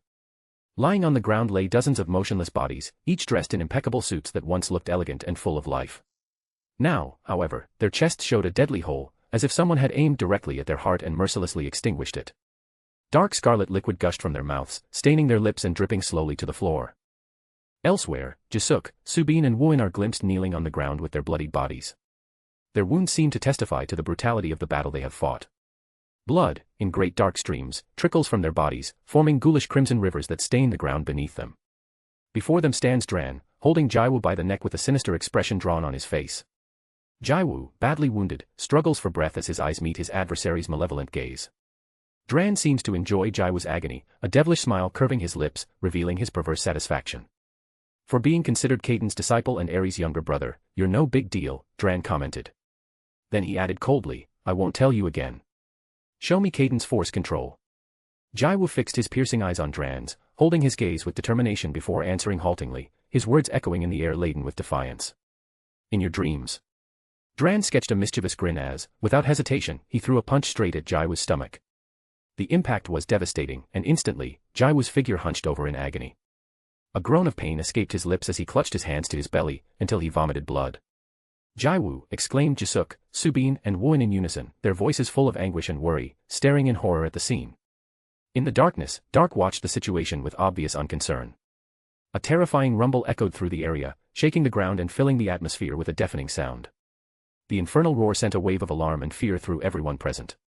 Without warning, in the blink of an eye, a powerful gust of wind hit everyone with indescribable force. The bodies of Jisuk, Subin, Wooin, and were violently tossed about, their clothes flapping frantically as they struggled to keep their balance. Everyone's gazes were drawn to three terrifying columns of fire, towering hundreds of feet into the sky. Unexpectedly, a terrifying shockwave was unleashed, advancing at inhuman speed and obliterating everything in its path. A heavy silence fell over the place as everyone watched in disbelief at the unleashed powers and the massive destruction that accompanied them. Their faces reflected a mixture of awe, horror, and fascination at the magnitude of what they were witnessing. Undetected, a dark blue portal stealthily materialized just behind Dran. Suddenly, Rebecca emerged from the depths of the portal. A sudden tingle ran through Dark's body, alerting him to a nearby presence. Wasting no time, his gaze quickly darted to Dran, indicating a possible threat. Dran, intrigued by Dark's reaction, turned in that direction and his eyes met those of a woman who had appeared out of nowhere. The woman wore an elegant suit, her black hair cascading over her shoulders and her blue eyes piercing. Surprise and confusion flashed across Dran's face as he tried to comprehend how this woman had gotten there. How did you get here? Asked Dran, puzzled and wary of this enigmatic woman's presence. Subin, Jisuk and Wooin watched the mysterious woman with a mixture of disbelief and doubt, not quite understanding what was happening. But before they could react, the woman calmly uttered words that chilled everyone's blood. I have no time to waste with you. At that very instant, Dran's body disintegrated into thousands of drops of blood, dispersing into the air like a macabre spectacle. Horror and disbelief were reflected on the faces of those who witnessed that shocking scene. Jiwoo fell to the ground, weak and wounded, but just at that moment, a portal formed beneath him. Rebecca wrapped her hand around his waist and firmed her position, preparing for what was to follow. The unfolding events left everyone present perplexed. Jiwoo, with difficulty, looked at Rebecca and tried to speak, but his words were interrupted. Rebecca turned her gaze to Dark and warned. Get out of here before you get involved in something you don't want. In the blink of an eye, he released his aura menacingly, causing Subin, Jisuk and Wooin to feel a shiver run through their bodies, paralyzing them with fear. Surprise flashed across their faces as they witnessed Rebecca transform into a terrifying demon. Instantly, the three young men's vision was interrupted and they lost consciousness. A portal swallowed them without a trace, vanishing from the scene along with Rebecca and Jiwoo. Dark frowned, uneasily observing everyone's disappearance. He muttered the name, Rebecca Brown, trying to fit the pieces of this riddle together. Then, he focused his attention on the gradually extinguishing columns of fire. I must go, Dark thought, a resolute determination in his gaze. I don't know what's going on, but those powers aren't from normal people. And that aura I felt, it's Caden's. Wasn't he supposed to be severely injured and unrecoverable? If you want to help me and have extra chapters, join my Patreon. In my Patreon. I am on chapter 132 and here I am on chapter 102. Chapter 107, 103, Caden Break v/S Chin Sheng. Three figures descended from the sky, landing atop an imposing skyscraper. Meanwhile, at a breathtaking speed, another trio of figures materialized before them. Their arrival was so instantaneous that it was nearly impossible to track their movement. The flashes of light surrounding them created a fleeting trail. At that moment, a silence settled in the air. The six individuals locked eyes, as if familiar with each other despite never having spoken. Though no words were uttered, their gazes spoke volumes. On the right side stood a young man with Asian features. His black hair cascaded over his shoulders, and his dark eyes shone with determination. His gaze fixed intensely on Ares, exuding an air of grandeur. Eleceed, it was true, Qin Shuang said with an enigmatic smile. Ares, hands in his pant pockets, observed him closely and responded with calm defiance, I'm quite well known, but who are you? You don't look familiar to me. Qin Shuang, her face flushed with anger, responded with suppressed fury, you don't know me. Are you unaware of the greatness of the Qin family? Our name has echoed through generations, our power is undeniable. On the left side, there was an elderly, frail-looking man dressed in a monk's robe. His bald head and deeply piercing black eyes seemed to hold ancient wisdom. He observed Lisa with particular interest. I suppose you're the old Ting Zixian, Lisa remarked. A subtle smirk formed on the elderly man's face, a blend of amusement and mild annoyance. You're a bit impolite, young lady, he responded calmly. Qin Shengwei, on the other hand, directed his full attention towards Caden, who had long, grayish hair and penetrating brown eyes. Caden, in turn, looked at the Asian elder with a certain indifference. After a brief moment of assessment, he shifted his gaze to the others present and let out a contemptuous remark, why am I stuck with an old man? Nobody knows this guy. Upon hearing Caden's disdainful words, a vein appeared on Qin Shengwei's forehead, and he erupted in anger. Roaring in frustration, he couldn't bear being ignored and belittled in such a manner. How dare you look away from me, he exclaimed, his voice laden with indignation and challenge. However, Caden, in a gesture of complete nonchalance, scratched his ear and paid no heed to Qin Shengwei's enraged words. Meanwhile, Lisa watched in astonishment at the interaction between Ares, Caden, and their respective rivals, surprised by how effortlessly both of them managed to agitate and destabilize their opponents. Is that what I think it is? Qin Shuang asked with palpable anxiety, directing her gaze toward the dragon perched on Ares' shoulder. Both Teng Zixian and Qin Sheng looked gravely at Sylvia, the dragon in question, surprised by the magnificence of its presence. Their thoughts intertwined instantly, wondering, could it be true that the Long family possessed dragon blood? Ares, meanwhile, let out a slightly mocking laugh as he affectionately stroked Sylvia. For someone destined to die, you talk too much, he commented with a tone of disdain, challenging Qin Shuang. Ares SEO. Qin Shuang muttered, angered by the other's provocation. Calm down, Qin Sheng intervened. Qin Shuang looked at him, taking a deep breath to steady herself. However, Ares couldn't resist adding a touch of mockery. Yes, he's a daddy's boy, he said with an ironic smile. Qin Shuang clenched her fist with arrogance and determination, her eyes sparkling with challenging intensity. I will kill you, she boldly declared as she leaped forward. In that instant, she conjured an energy lance, its dark and golden gleams radiating an imposing and enveloping aura. Ares looked at Sylvia and telepathically said, please create a spatial barrier and protect anyone who might be affected by our confrontation. Sylvia casually hopped off Ares' shoulder, and an aura emanated from her body, rapidly expanding and covering the entirety of South Korea. She responded, I hope this will suffice. I'm tired and not thrilled about swatting flies. Ares sighed with a smile, exuding a calm confidence. With a swift leap, his figure ascended into the air. In his right hand, he began to amass energy, forming a radiant sphere of light that seemed to shine with blinding brilliance. As the energy concentrated, a terrifying aura began to emanate from him, enveloping him in a potent and menacing atmosphere. Meanwhile, Sylvia descended from Ares' shoulder and landed on the ground, observing with a bored expression the impending clash of powers about to unfold. The two attacks collided with devastating force, generating a massive explosion that swept through the surrounding area. The skyscraper and several nearby buildings were completely obliterated, reduced to debris and dust. Ares descended from the sky instantly, with Caden and Lisa swiftly following suit. Sylvia returned to her place on Ares' shoulder, once again displaying her calm and serene presence. Meanwhile, Qin Shuang, on the ground, observed her trembling and bloodied hand. Qin Sheng and Teng Zixian descended from the sky, their gazes coldly fixed on Qin Shuang. Let's get to the point, shall we? Caden said with a smile. Teng Zixian and Qin Shengwei looked at Caden. Each of us will handle one of them, Qin Sheng commented.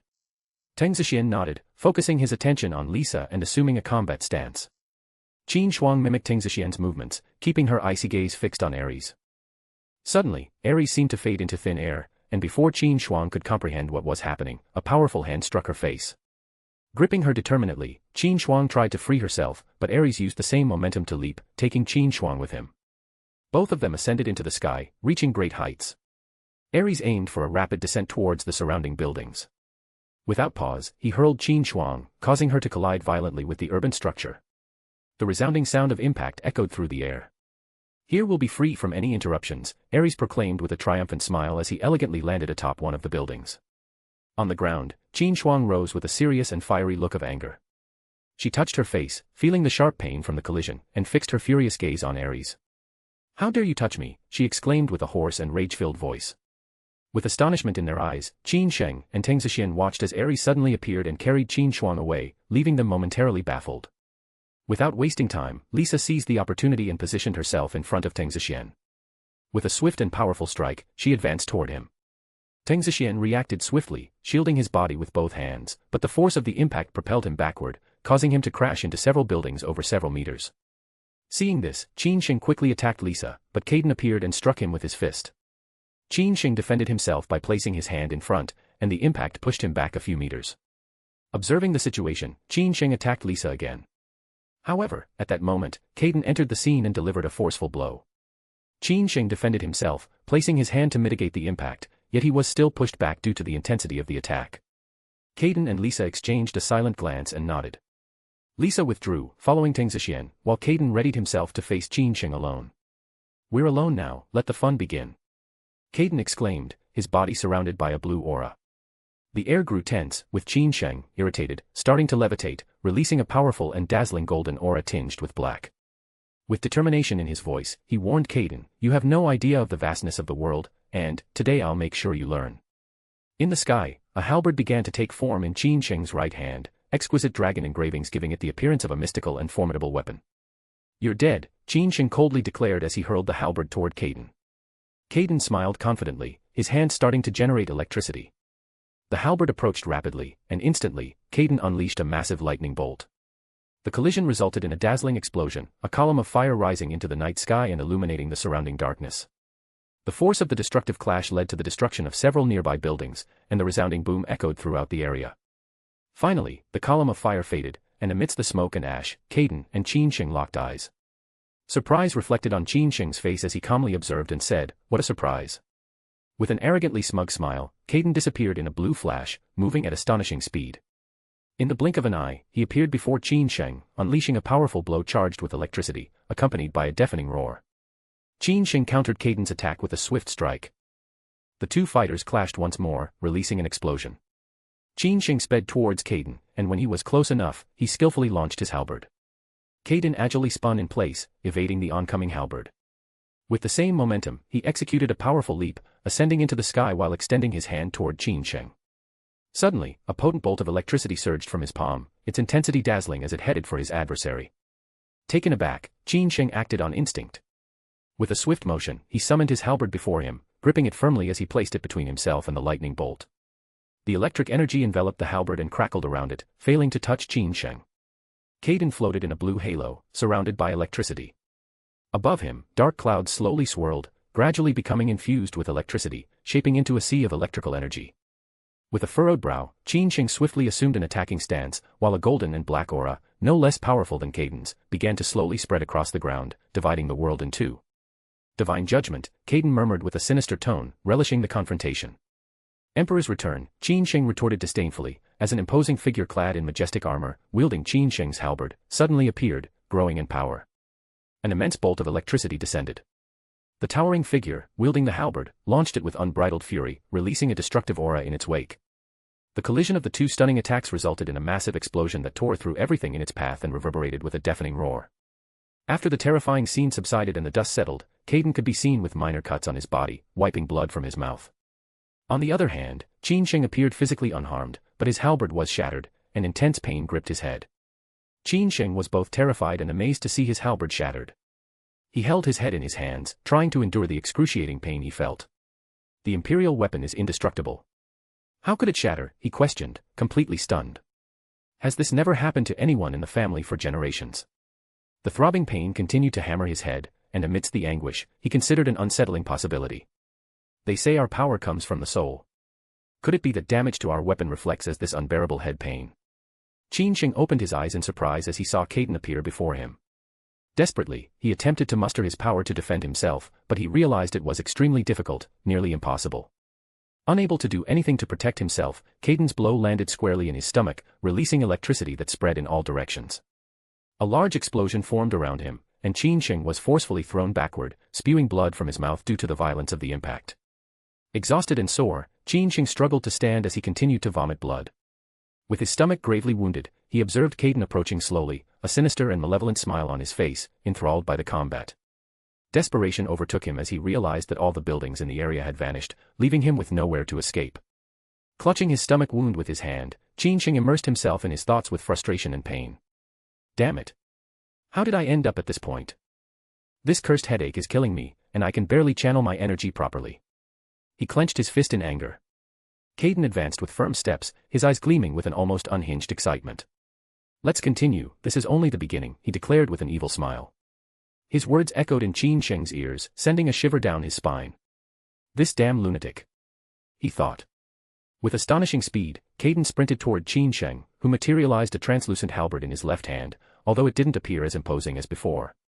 He hurled it directly at his adversary. With a triumphant smile on his face, Caden struck the halberd forcefully, shattering it completely. Qin Sheng, feeling a mixture of pain and humiliation, vomited blood and, disregarding his honor, decided to flee the scene. Damn son of a bitch. Don't run, come and fight. Caden shouted angrily as he pursued him. With each step, Caden drew closer to Qin Sheng. Without hesitation, he focused his power and unleashed a powerful lightning bolt toward his enemy. The bolt surged with unstoppable force, illuminating the air with electric sparks as it headed straight for Qin Sheng. Cleverly, Qin Sheng noticed the bolt from the corner of his eye and reacted quickly, leaping to the side to successfully dodge it. However, before he could fully recover, Caden emerged out of nowhere and struck him with overwhelming force. The impact was so brutal that Qin Sheng had no time to react and ended up vomiting blood and becoming embedded in the ground. With a satisfied smile on his face, Caden channeled his power once more and unleashed another powerful lightning bolt that engulfed Qin Sheng completely. After a moment, the radiance faded, and Caden descended from the sky. There was no trace of Qin Sheng, he had vanished completely. Caden surveyed the surroundings. Where there were once buildings and life, now only lay a vast, destroyed, and desolate plain. I should go see how the others are faring, Caden thought before disappearing. If you want to help me and have extra chapters, join my Patreon. In my Patreon. I am on chapter 133 and here I am on chapter 103. Chapter 108, 104, Aries v/S Qin Shuang. On the ground, Qin Shuang stands up with a serious look burning with anger. He touches his face, feeling the stinging pain of the onslaught, and fixes his furious gaze on Aries. How dare you touch me, he exclaims in a hoarse, rage-filled voice. Aries flashes a disdainful smile and raises his hand, giving rise to a dazzling golden glow. A majestic beam of light projects with overwhelming force from his palm, pointing decisively at his rival. Sylvia, for her part, gracefully leaves her position on Aries' shoulder and, with unusual speed, vanishes from the scene. Qin Shuang, frowning, channels his energy with impeccable dexterity. From his hand, an imposing spear emerges, radiating a golden aura fused with black touches with precision. He wedges the spear into the ground, creating a barrier in front of him. The beam of light collides with Qin Shuang's shield, enveloping it in a glow. In its wake, several buildings gave way under the overwhelming force of the collision. However, Qin Shuang emerges unscathed from the confrontation. His gaze, now irritated, is fixed with determination on Aries, who, pleased, holds up a mocking smile. At last you put aside words and decide to fight properly, Aries tells him with a hint of sarcasm in his tone. Qin Shuang bursts into a swift run, while Aries follows suit, both converging towards the center of the battlefield. In an astonishing clash of weapons, Qin Shuang's spear rushes towards Aries, who responds by creating a spear charged with a powerful golden aura, resulting in an impact so colossal that it generates a colossal pillar of fire, spreading to the far reaches of the sky, accompanied by a devastating explosion that shatters the surrounding buildings. When the dust clears, the two spears remain locked in a fierce struggle. The defiant smile on Aries' face gives way to two flashes of light in his eyes, preceding a powerful beam of light that lashes out at Qin Shuang. However, Qin Shuang's sharpness does not go unnoticed, and with a quick maneuver, he turns his spear 360 degrees, redirecting the attack to another direction, thus escaping its destructive power. Aries gives his opponent no respite, moving with impressive speed to strike Qin Shuang. Qin Shuang holds the spear with both hands, blocking the attack and unleashing a luminosity that spreads in all directions, devastating everything in its path. The resulting impact sends Qin Shuang backwards at great speed, shattering several buildings in its path. Filled with anger, Qin Shuang looks down at his soiled clothes and disheveled hair, but focuses his gaze on Aries with unrelenting determination. You're finished, he says angrily. With great elegance, Qin Shuang adopts his usual fighting stance, wielding his spear. With astonishing fluidity, he executes a movement, and from his weapon gushes a powerful energy that slashes everything in its path, splitting in two everything that stands in its way. Without stopping, he performs a second slash to the other side, giving rise to a new and devastating X-shaped attack, which sweeps everything in its path, with the aim of reaching his opponent. Aries, without losing his haughty smile, observes his spear stuck in the ground and reflects, I should really fight like I know how and stop playing games. Anticipating the imminent attack, Aries nimbly jumps to dodge it and, with one movement, creates a great beam of light in the sky. Aware of the threat, Qin Shuang reacts quickly, using his spear to cut the beam in two from top to bottom. However, as he assesses the extent of the destruction in the area, Qin Shuang realizes that Ares has the upper hand in the contest, causing an even stronger determination to burn within him. Far and away he has the upper hand, he thinks angrily. Qin Shuang quickly lunges towards Ares, who responds by hurling several beams of light in his direction. However, Qin Shuang's agility and precision allow him to dodge and cut the deadly attacks in half. With an unhinged look, Qin Shuang leaps towards Ares, issuing a tenebrous threat die, while his spear is relentlessly directed towards his enemy. But Ares, impassive, smiles and deploys his power, generating light under his feet to leap and dodge Qin Shuang's attack, which causes a colossal gash in the ground several meters long. Astonishment and dumbfounded speechlessness take over Qin Shuang as he sees how Ares has outwitted him so easily, and before he can react, Ares is already in front of him, smiling in satisfaction. With a majestic gesture, Ares summons an immense amount of lightning bolts that descend from the sky in a magnificent display of his power. Heavenly punishment, he exclaims with an excited smile on his face. Qin Shuang is in midair, unable to move, and watches helplessly as the rays of light descend upon him. Desperate, he reacts quickly and, with his spear, tries to cut the rays to avoid a direct hit. A smile breaks out on his face as he manages to split the attack, and with a contemptuous tone, he mocks Ares. Is that all, Ares, the one hailed by all as the Emperor of Light? However, Ares' superiority becomes evident when, with a wave of his hands, he causes the beams of light he had split to change their trajectory and head back towards Qin Shuang. Qin Shuang's smile disappears completely, and an overwhelming sense of fear comes over him. The sparkle in his eyes fades, replaced by a trembling look filled with uncertainty. A massive explosion rocks the place as lightning strikes, causing unparalleled devastation. Ares falls from the sky gracefully and surveys the site of the explosion, satisfied. Meanwhile, Qin Shuang stands up, his body bloodied, with cuts and burns evident. Despite suffering serious injuries, his gaze is imbued with a murderous determination directed towards Ares. With difficulty, he struggles to his feet, vomiting blood, and prepares to continue the fight. Ares approaches calmly, keeping a safe distance between them, and his words are imbued with a contemptuous tone. Is that all, Qin Shuang? Pretty pathetic for someone with such an arrogant attitude, he says, a smirk on his face. Meanwhile, Qin Shuang, despite his weakness, awkwardly reshapes his spear and prepares to continue the battle with fierce determination. In his mind, he knows that this fight could mean life or death. You die, or I die, he thinks with unwavering resolve. Qin Shuang's terrifying aura intensifies, and with a murmur, he says, Return of the Emperor, manifesting an imposing figure in armor and a spear displaying an aura of destruction and grandeur. Ares, excited, also unleashes his own power without restraint. The imposing figure created by Qin Shuang emits an aura of terrifying destruction as he aims his spear at Ares.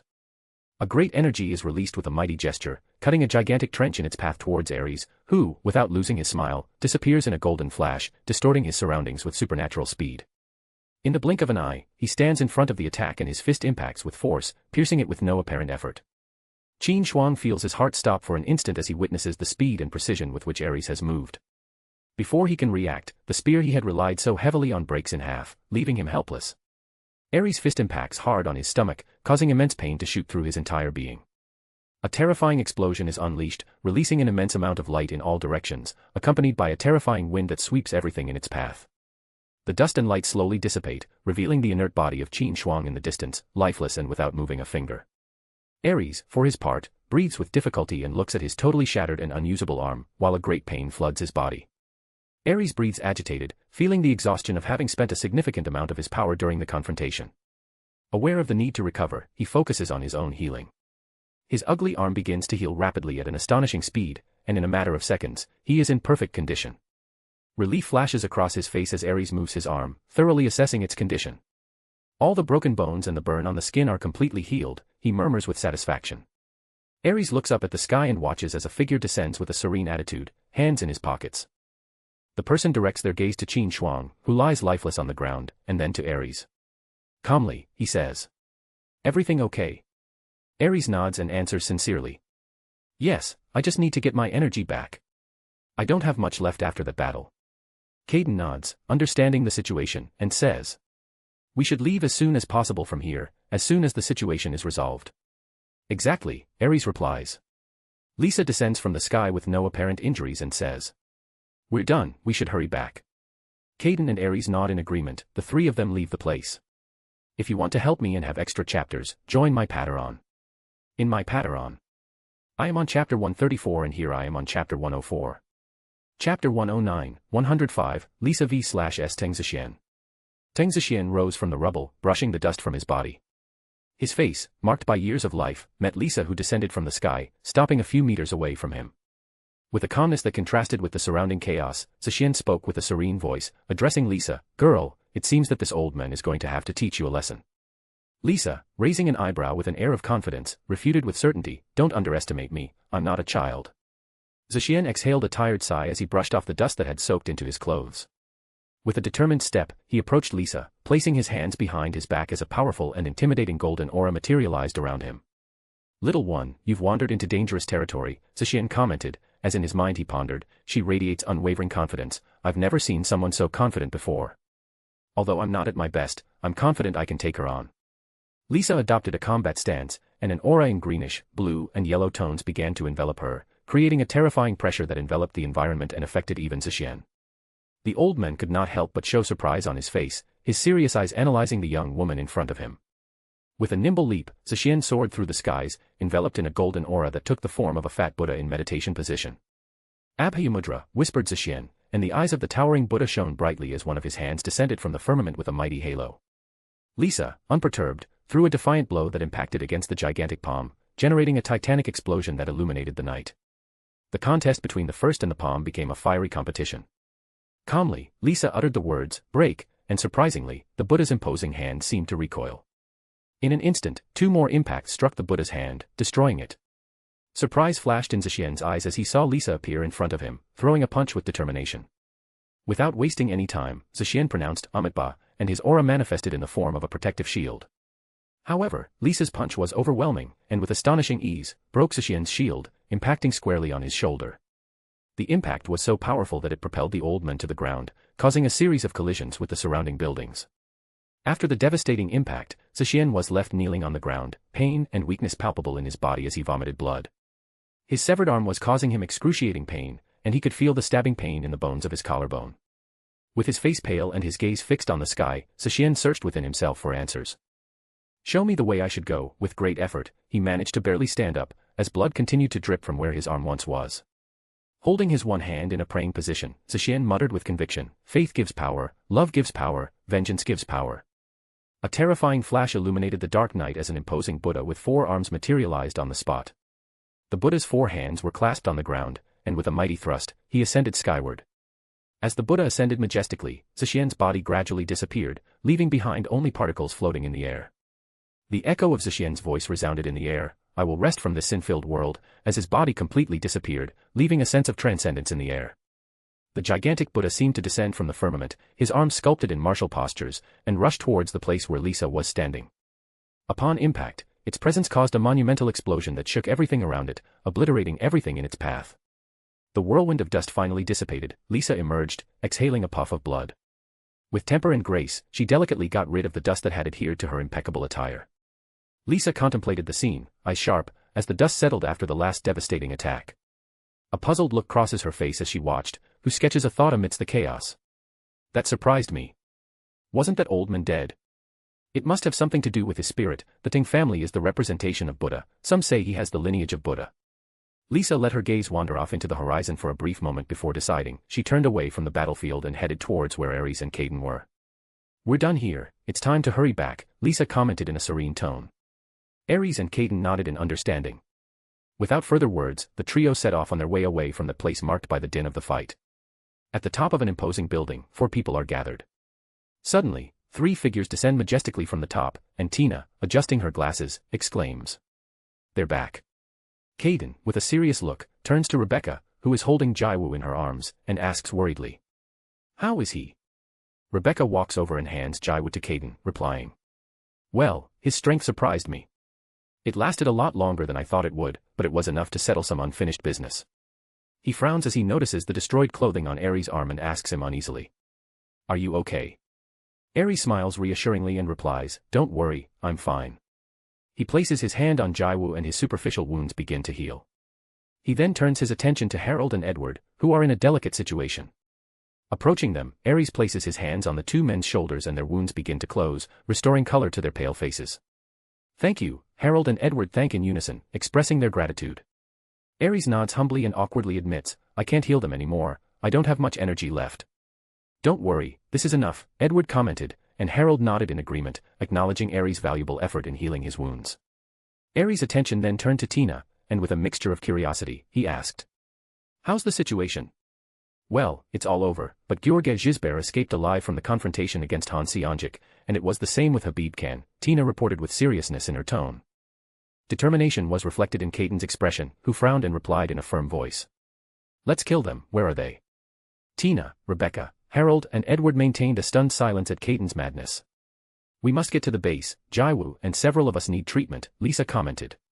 First we must recover, they are sure to come to us and next time we kill them, Aries added. Caden snorts coldly and concentrates on Jiwoo, who is in his arms unconscious. What are this country's losses? Asked Lisa with interest. Less than expected, only the large organizations suffered more, replied Tina. From the sky, Sylvia descended at great speed, perching excitedly on Aries' shoulder. With a mischievous smile, she shared her experience. That was fun, I scared them. Aries, intrigued, asked her. You scared them? Sylvia explained enthusiastically. Yes, I would cover and protect people as I was escalating the confrontation. Then, when they saw the huge explosion approaching them and became frightened, I would extend the spatial isolation to protect them. He accompanied his words with a playful laugh. Sylvia's words left everyone with strange faces. Aries sighs deeply, and pulls a card from his pocket. He tosses it into the sky, and in an instant, a bright light descends from the clouds, illuminating the night with a heavenly glow. The magical light vanishes, and the people on top of the building disappear. At the same time, at the sites where the three confrontations occurred, the devastation and chaos fade away, restoring the scene to normal. I started to upload another fanfic of the TV series The Originals. It will also cover the Vampire Diaries and possibly the Legacies. If you want to help me and have extra chapters, join my Patreon. In my Patreon, I am on chapter 135 and here I am on chapter 105. Chapter 110, 106, Consequence. The next day, in the morning. Xinhua Hospital. Jisuk struggles to open his eyes with difficulty and settles on the bed, focusing his gaze on Woon and Subin, who have already regained consciousness and are watching him. He then looks for Jiwoo but can't find him in the room. What about Jiwoo? Asks Jisuk with concern. Subin shakes his head, showing that he doesn't know, while Woon replies, we don't know. We woke up a few minutes before you, but we don't have any idea. Jisuk frowns and starts to remember everything that has happened. Just as he is about to say something, the door to the room opens and Ji Young and Inihak walk in. Sister, Jisuk says. Ji Young nods and asks. How are you feeling? Fine, Subin replies with a smile on her face. Woon nods coolly, while Jisuk doesn't answer and asks on everyone's mind, where is Jiwoo? The mood in the room immediately changes, and an awkward silence settles in, alerting the three young men that something terrible has happened. In-hyuk sighs and responds earnestly. We don't know where Jiwoo is. We found you guys in an alley, badly injured, but Jiwoo wasn't with you. That's why we came here as soon as you woke up. We want to know what happened to you, In-hyuk concludes, leaving the room in complete silence and the three young men completely shocked. Jiwoo wasn't with us. Subin repeats, his face full of worry. Woon and Jisuk are shocked at the revelation. Please remain calm for now. We don't know exactly what might have happened, maybe Aries or Caden have some information about it, In-hyuk suggested in an attempt to calm the situation. Jisuk broke free from the bedsheets and struggled to stand up, letting out a cry of pain. Arg, with difficulty and a distressed expression on his face, he added. Jiwoo was carried by a woman. Hearing Jisuk's words, Ji Young and In-hyuk changed their expressions and became alarmed at Jiwoo's condition. Jisuk, lie down. We will search for Jiwoo more intensely, In-hyuk said. I have to help. Interrupted Jisuk. Ji Young spoke earnestly. Lie down on the bed. We'll take care of it. Just concentrate on getting well. Sister. Muttered Jisuk, looking at Ji Young. I won't repeat it, Ji Young said with determination. Then, he turned his gaze to the three young men and said. Please tell us what happened to them. The three young men nodded in unison, and Subin was the first to speak. We were staying at Jiwoo's house, and suddenly, we heard noises. We went out to investigate and saw several dead Xinhua members, killed by a man. Then, he asked us who Caden's disciple was and Jiwoo introduced himself. There was a confrontation between them, but the man was incredibly strong, and we couldn't defeat him. Ji Young frowned and Woon added. In addition, there was another person. He had white hair and was dressed completely in black. He wore a black mask covering his mouth. Exactly, if I'm not mistaken, that man dressed in black called Dren the guy we fought, Jisuk commented with a serious tone. I'll immediately look for him, In-hyuk said. Ji Young frowned and asked. They said I was no match for him. How did you manage to escape? A woman appeared and killed the men we were dealing with, Subin commented, his voice shaking. She crushed him, actually. They couldn't do anything against her. She's on another level. I've never felt an aura like it, other than that time at the academy. Jisuk and Woon nodded, corroborating Subin's information. She saved Jiwoo from that man and seemed to be able to use space powers or something similar. She created a portal to appear, Woon added. She could create portals, asked In-hyuk, visibly upset. Yes, the three replied in unison. Could you describe that woman, asked Ji Young.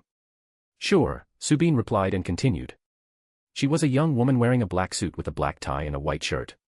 She had shoulder-length black hair or a little longer, and her eyes were blue. In-hyuk frowned and thought to himself. Could it be Rebecca? Ji Young looked at In-hyuk, and they both nodded. It must be her, In-hyuk commented, and Ji Young replied. I agree. Jisuk asked. Who are they talking about? In-hyuk watches the three young men carefully, who look at him expectantly. A sigh escapes his lips before he begins to speak, his voice full of seriousness. Rebecca Brown, she is an extraordinarily powerful awakened, capable of challenging the best in the world rankings. Her last matchup earned her a victory against the 59th ranked. And... She paused, staring at the three young men before continuing. She is rumored to have a close and profound relationship with Eleceed. A murmur of astonishment spread among the young men as they heard about Rebecca's connection with Eleceed. In-hyuk continued, aware of the interest his words had aroused. If she really was the one who saved Jiwoo, then Jiwoo is most likely right now together with Ares and Caden, In-hyuk mused, leaving a space for his words to sink in. If Jiwoo was okay, he would have called us right away, but he hasn't, Subin commented, keeping the concern in his voice. Yes, Jisuk confirmed, nodding his head, while Woon nodded as well, silently. In-hyuk sighed, letting out the tension built up in his shoulders, and spoke with a serious and somewhat resigned tone. If Ares doesn't want us to find him or communicate with Jiwoo, it will be almost impossible to find him. I'll tell you something. Once upon a time, Ares found himself caught in an ambush carried out by numerous awakened ones of the world ranking. The situation was critical and, to escape, he had to confront them, leaving them dead and others seriously wounded. Since then, no one managed to track Ares unless he allowed it. His ability to vanish without a trace made him an elusive and undetectable figure. Rumors even claimed that some of the most powerful awakened, those in the top 10 of the world rankings, had tried to find him, but all to no avail. In-hyuk shared this information solemnly. We shouldn't anticipate the worst for now, maybe Jiwoo hasn't awakened yet, Ji Young expressed with a worried tone. The three young men lapsed into thoughtful silence. In-hyuk sighed amicably and added. We'll see you again later, get well.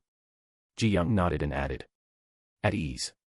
In-hyuk opened the door and made room for Ji Young to walk out of the room, following closely behind him. As they walked down the hospital corridor, In-hyuk expressed his concern.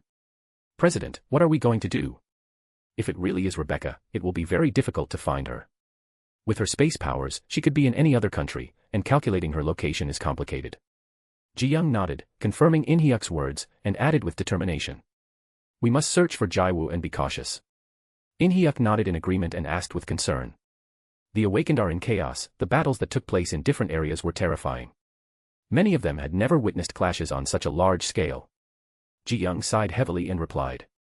We couldn't do anything, we suffered a lot this time because of Supal Kong.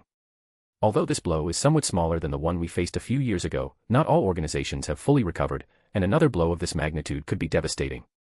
In-hyuk nodded, adding. It's true, many organizations, including us, have lost many members. Baekdu even lost its leader, Supal Kong. Baekdu has great prestige in this country, but with this event. Ji Young interrupted, deciding to focus on the future. Let's not think about that anymore, we should worry about what will come from outside. Mir. In an elegant and spacious office, Han Seonjik took a soft sip of tea, setting the cup down carefully on the flawless surface of the glass table. Settling gracefully into the plush leather seat, he crossed his legs gracefully, placing his right foot on top of his left. Her gaze was drawn to the figure of an older woman, whose long hair with one half black and the other half white and piercing white eyes that seemed to reveal the wisdom of years of experience. To what do I owe this great invitation to your organization, Hai Yang, commented Han Seonjik with a smile, trying to break the tension in the room. Hai Yang looked at him seriously and replied firmly. It's to talk about what happened. You saw the scale of those clashes yourself, and it's not something our awakened ones can do, let alone deal with. Han Seonjik sighed, understanding the gravity of the situation, and said. Yes, you know what happened. Hai Yang kept her gaze fixed on him, with a mixture of annoyance and concern. I want to hear it from your words. Look at the big mess that formed because no one knew, and we only found out now. Don't make things harder for me, Han Seongjik commented with some hesitation and then continued, I have a blade at my throat and any move you misunderstand could cost me my life. Haiyang frowned, sensing the frustration and anger in Seongjik's words, and said with an angry tone, you have many organizations in this country that will help you. You have done a lot for this nation, but you cannot pretend to solve everything by yourself. The irritation in Han Seongjik increased, and he lost a little control of his emotions. Do you want your organization to disappear? You saw those terrible powers in action yourself. Only 2 awakened ones from this country faced some of the enemies infiltrated here. Haven't you wondered who the other awakened ones are that took care of the others? The tension in the room became palpable, leaving an awkward silence in the air. Ares, Caden, and a woman I don't know where the fuck she came from took on Qin Shengwei, Qin Shuang and Teng Zixian. They beat them all, and as of this minute, all of them are dead, Han Seongjik finished saying, visibly upset by the recent events. Haiyang kept silent, observing the agitation in Seongjik, then said earnestly. It's been many years since I've seen you like this, but it's better for all organizations to know what they are facing. We must work together to face this truth, though now it is no longer possible to hide it, and very soon everyone will know the truth. Han Seongjik sighed and regained his usual calm, commenting. I don't get anything out of keeping things hidden anymore, but it's better for them to tell the world themselves about that boy and not me. Han Seongjik and Haiyang continued to discuss everything that had happened the day before and the possible consequences that might arise in the future. The situation was delicate and full of uncertainty. During the conversation, Haiyang convinced Han Seongjik about the importance of being prepared and working together to face the challenges ahead. Illuminati headquarters. In a plush room, Jiwoo opened his eyes cautiously, scanning his surroundings with a mixture of confusion and awe. He noted with concern the absence of his friends and, with difficulty, rose to his feet. Limping slightly, he made his way to the window, where his eyes met a dazzling landscape. Through the glass, he beheld a magnificent place full of futuristic buildings, winding roads made of marble lined with lush vegetation and majestic trees. At that moment, the door opened softly and Ares entered the room. You woke up, he announced in a serene voice. Jiwoo turned to the source of the voice and, recognizing his brother, a joyful smile lit up his face. Brother, he exclaimed, feeling a warm relief to see him there. In the middle of the impressive room, Jiwoo found himself struggling with confusion. Where am I? He asked. Ares let out a heavy sigh and calmly explained, you're at Illuminati headquarters. Surprise invaded Jiwoo's face. This is the headquarters of the organization that you created. Nodding grimly, Ares confirmed, yes, it is. But you must rest now. Your wounds are quite complicated, your internal organs are badly damaged, and you have numerous cuts on your skin. Even if you heal most of them, you should rest. Cautiously, Jiwoo obeyed and lay down on the bed, but in the midst of the pain and confusion, a thought tormented him. Where are my friends? He asked in a worried voice. Ares sketched a warm, reassuring smile. They are safe. They're at Xinhua Hospital. Jiwoo sighed in relief. Phew. Thank goodness. I was worried, he admitted truthfully, feeling a weight lift from his shoulders. You saw what happens when you're weak, or rather, when you're unclear about the dangers of this world. If it wasn't for Rebecca, you might have ended up just like your friends, dead, Ares pointed out frankly. Jiwoo lowered his head, his eyes filled with tears, and he clenched his fist tightly as he looked down at the bedsheets. In a voice laden with sadness, he admitted, yes, I know. I didn't think it would come to this point, the situation. Ares sat on the bed, close to Jiwoo, showing a mixture of seriousness and understanding. You have to learn from the events and become stronger. They won't have mercy because you are young or injured.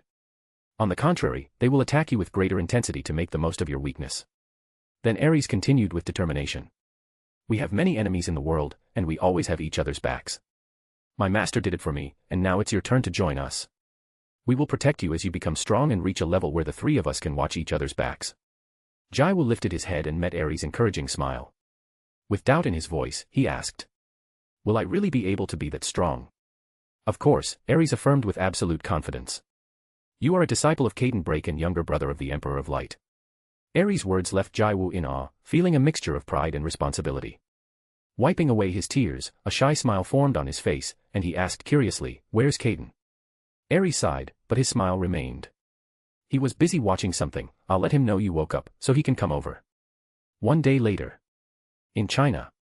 Teng family.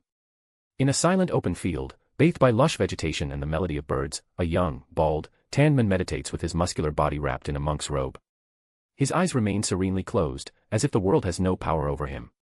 A rather older monk with a pale face quickly ascends the stairs and kneels between 2 pillars in the center of the Buddhist temple. He nervously observes the young man. Successor monk, I have regrettable news, he says in a trembling voice. The young man opens his eyes calmly and replies. Calm down and tell me what has happened. The supreme monk has passed away, the old man announced. The gentle Teng Xiao suddenly looks uneasy, stands up hurriedly and looks earnestly at the monk as he asks with nervousness in his voice. Teng Zun, are you sure about this information? Yes, your holiness Teng Xiao. And that's not all, Qin Sheng, Qin Shuang and Qin Long have also died, he stated with trepidation. How did all this happen? Asked Teng Xiao, upset. I'm not certain, but both the supreme monk and those 3 Qin family members went to Korea because they heard a rumor that Ares was there, and that Caden was also accompanying him and that the latter had taken a new disciple, Teng Zun commented. Ares. Caden, a new disciple, muttered Teng Xiao as he shifted restlessly, not knowing how to act. What should we do? Asked Teng Xiao anxiously. Teng Xiao, as the supreme monk, the decision rests with you, Teng Zun pointed out. Teng Xiao was surprised and looked at Teng Zun. After a moment's thought, he replied. Gather all the monks, we must hold a meeting and plan our next moves. We must also be cautious of the other families in China. I will do so, young supreme, said the old man, quickly withdrawing from the place. Teng Xiao watched as Teng Zun walked away and remembered his master's words. If anything happens to me, you must show your powers before everyone and assert yourself as the supreme monk. You are still young, and the old monks might try to take the title. You must suppress them all and raise the Teng family to a new level with your talent. Looking up at the sky, Teng Xiao knelt down and declared confidently. Don't worry, master. Your disciple will live up to your expectations. Then, he stood up with a serious and determined countenance, showing confidence and self-assurance. Qin family. In an office with large windows that allow natural light to filter in and provides a sense of elegance and nobility. In the center of the room is a large table, around which 5 people are seated. Each of them represents the Qin family throughout the world. America's representative, Liang Qin. Representative of Europe, Jian Qin. Representative from Africa, Ling Qin. Australia representative, Yuyan Qin. Australia representative, Yuyan Qin. Second in command of the Qin family, Mei Qin. Mei Qin, with her dark hair and some gray hair pulled back in a traditional bun, her notorious Asian features and wrinkles just like the others present in the room. Solemnly, he clasps his hands together and addresses the group with determination. We have suffered significant losses due to the actions of those 3 individuals. The other 4 figures nod in recognition of the gravity of the situation. Now we must plan cautiously for what is to come, as we will not only face threats from China, but the whole world will try to take away our power, Mei added firmly. Liang nods with a smile and adds. The deaths of those 3 have worked in our favor, as we have avoided suffering considerable losses in carrying out our plan. Yes, we have secured power for ourselves without incurring the losses we initially estimated, Ling interjects with satisfaction. We should place the blame on Ares and Caden, holding them responsible for everything, and eliminate all the followers of those 3 to consolidate our absolute control, Yuyan suggests. Jian silently listens attentively without comment. Mei takes the floor again after a moment of reflection. However, before claiming victory, we must prepare ourselves to face the awakened ones who will come to attack us. Each of us will take responsibility for protecting his area. The 4 figures nod in agreement and plunge into an intense discussion to plot their strategy. In another part of the world. In the dark of night, 3 figures gather in a remote forest, away from the hustle and bustle of the world. Emily, Jacob and Avery, with astonished and serious expressions. Emily expresses her surprise by saying, I never thought those 5 would be together. Jacob nods and adds additional information. It's true, Harold and Edward have always been known to hang out together. The same thing happened a while back with Ares and Rebecca, but then they walked alone. Caden, on the other hand, has always been a loner, unless he's with his disciple. And now he has another disciple. Emily questions. Those 5 together, plus that mysterious woman, in such a rare event, will certainly shake the world. Why would they be together? It is then that Avery, with seriousness in his words, offers his explanation. They formed an alliance. Emily and Jacob watched Avery intently as the latter added with weighted solemnity, why else are we together? Please don't talk nonsense, Caden would never make an alliance, Emily stated firmly. Yeah, don't make stuff up, Jacob complimented briskly. Avery, with a serious countenance, inquired, so what do you guys think about Korea? Emily frowned before reflexively replying, I was quite surprised to hear that. But is it possible that it's true? That a woman named Ji Young Yu has power comparable to a top 50 world ranking at such a young age is simply unbelievable. And that old man, didn't he retire because he was getting weaker? It's amazing to have such power at such a young age, but let's remember that she didn't become Korea's #1 awakened until less than 1 year ago. Although Korean awakenings were thought to weaken over time, it seems that wasn't the case, Avery commented with a thoughtful look. Jacob nodded with a smile and added, she had to defeat all her opponents to proclaim herself the strongest, but that old man. He paused briefly before continuing, I'm sure he's hiding his true powers. Since his youth, there were always rumors that his strength far exceeded his position in the world rankings, and now it has finally been confirmed. Moreover, it was revealed that he is not weakening, but quite the opposite, he is getting stronger. A serious silence fell over Emily and Avery, who took in Jacob's words carefully. Patrick family. Veramont, sitting on a comfortable leather seat, listened attentively to the person in front of him. Sir, recently in Korea a conflict took place in which Ares and Caden faced Qin Sheng and Qin Shuang, with Caden and Ares emerging victorious, the men reported. I also learned that a young girl named Ji Youngyu defeated Jen Schaefer. According to my inquiries, her age should be the same as Mr. Jurian's, or from what can be inferred they should not differ much, he added. Veramont arched an eyebrow and asked, intrigued, you defeated him? Yes, sir, more like killed him, the men confirmed. A smile broke out on Veramont's face, and he commented, oh, a determined girl. You said she's about the same age as my grandson. He scratched his beard before continuing, I'll have to pay her a visit to see if that rumor is true. If it is, she would be an excellent candidate to marry my grandson. Sir, the men interrupted. Yes, replied Veramont. She has significant meetings in the next 3 weeks, her only time off is after these 3 weeks when she was going to accompany her grandson to challenge those in the top 100 of the world ranking, the men explained. Veramont frowned and reflected, I will settle my business, and then I can visit her with my grandson. On Tuesdays and Fridays I will upload episodes of Eleceed, The Law of the Strong. I started to upload another fanfic of the TV series The Originals, it will also cover the Vampire Diaries and possibly the Legacies. If you want to help me and have extra chapters, join my Patreon. In my Patreon, I am on chapter 136 and here I am on chapter 106. Chapter 111, 107, Clarifications. One day earlier. POV Cardian. I was walking down the hallway, deep in thought. That fucker didn't answer me. I opened a door and found Caden standing in an empty room. I stared at him and asked, why didn't you answer me? At that moment, a strange light shot out of Caden's body, and in front of my eyes, I saw him disappear, replaced by a cat. Caden. I stammered, shocked and confused by what I was witnessing. I tried to process what had just happened. How had Caden changed to a cat? Furthermore, I approached the feline, who was looking at me with curiosity and recognition in his eyes. POV Caden. I was in a meditation position, surrounded by a blue aura that represented my concentration and connection to my powers. As I opened my eyes, I noticed my aura slowly fading. I stood up and clenched my hand in frustration. This is so strange. I've been trying for days to regain my power in my human form, and I can't. As time goes on, I feel weaker, and my body seems to reject my human form. I won't be able to control my transformation like that time, I thought worriedly. I sighed and decided to return to my cat form, at least for now. I needed time to reflect and find a solution to this situation. Besides, I was keeping an eye on Jiwoo, who would soon wake up. Just as I was immersed in my thoughts and transforming into my cat form, the door suddenly opened and Cardian entered the room. He looked at me with surprise, and in that instant, the inevitable happened. A bright light shot out of my body, and without being able to help it, I transformed. Cardian remained seated on a seat he had created using his powers, his eyes fixed on Caden, who returned his gaze with a carefree and lazy expression as he scratched his body. Cardian's face tightened as he saw Caden's attitude, and he clenched his fist, keeping his composure. This damn fighting maniac was able to do something that I never could. Keep calm. Keep calm, he thought with determination. In a nonchalant tone, Cardian broke the silence. What a good skill, go back to your human form, he suggested, hoping for a favorable response. No, Caden stubbornly replied. Caden's refusal infuriated Cardian. What the? This fucker, he wants to make me go crazy, he thought, feeling anger building up inside him. I'll kill him if he keeps this up, he concluded in his thoughts, clenching his fist even tighter and keeping his gaze fixed on Caden with unwavering intensity. Very good technique, Cardian said with apparent nonchalance, though inside he was hiding a growing enthusiasm.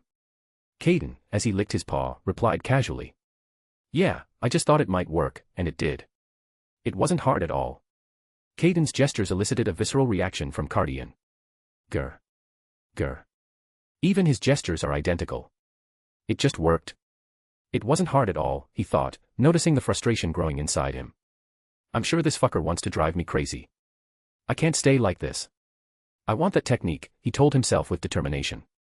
With his eyes shining brightly, Cardian decided to ask directly. Don't you want to teach me that technique? Caden was surprised by the question and answered lazily. No, what would I gain from it? Cardian's heart pounded with excitement as he hid his malevolent smile. Yes, my chance. He chuckled internally, unhinged and malicious. I'll owe you a favor, whatever you want. I can heal you once whenever you wish. I won't ask, Cardian replied, offering a generous reward in exchange for the desired technique. Caden remained silent for a few moments, looking at Cardian, evaluating the proposal in his mind. Yes, say yes, Cardian yearned inwardly, wishing Caden would accept the deal. Finally, Caden responded indifferently. Fine, but in his thoughts, it was clear that he considered Cardian's favor to be worth far more than the technique he would teach him. They indulged in a fit of maniacal laughter, sharing a complicity that only they could understand. Though laughter was taking over the atmosphere, Cardian clenched his fist tightly and kept his cool as he brought up a new idea. How about I learn the technique right now, he proposed calmly. Caden pondered for a moment and finally nodded. Thereupon, he transformed into his human form and stated. Fine. At present. Jiwoo stood in front of the large window in her room, gazing raptly at the beauty of the night. A gentle breeze caressed her face, and the lights of the headquarters shone like distant stars on the horizon. In the midst of her admiration, however, she remembered her responsibilities. I should call Ji-young to tell the guys that I'm okay, Jiwoo thought, feeling the need to reassure his friends. I also need to rest and prepare for the upcoming training that awaits me. The memory of Caden's words echoed in his mind. As soon as I get enough rest, we'll start with a new training. This idea filled her with excitement and determination. Sighing with mixed emotions, Jiwoo picked up her cell phone and dialed Ji-young's number, waiting for him to answer.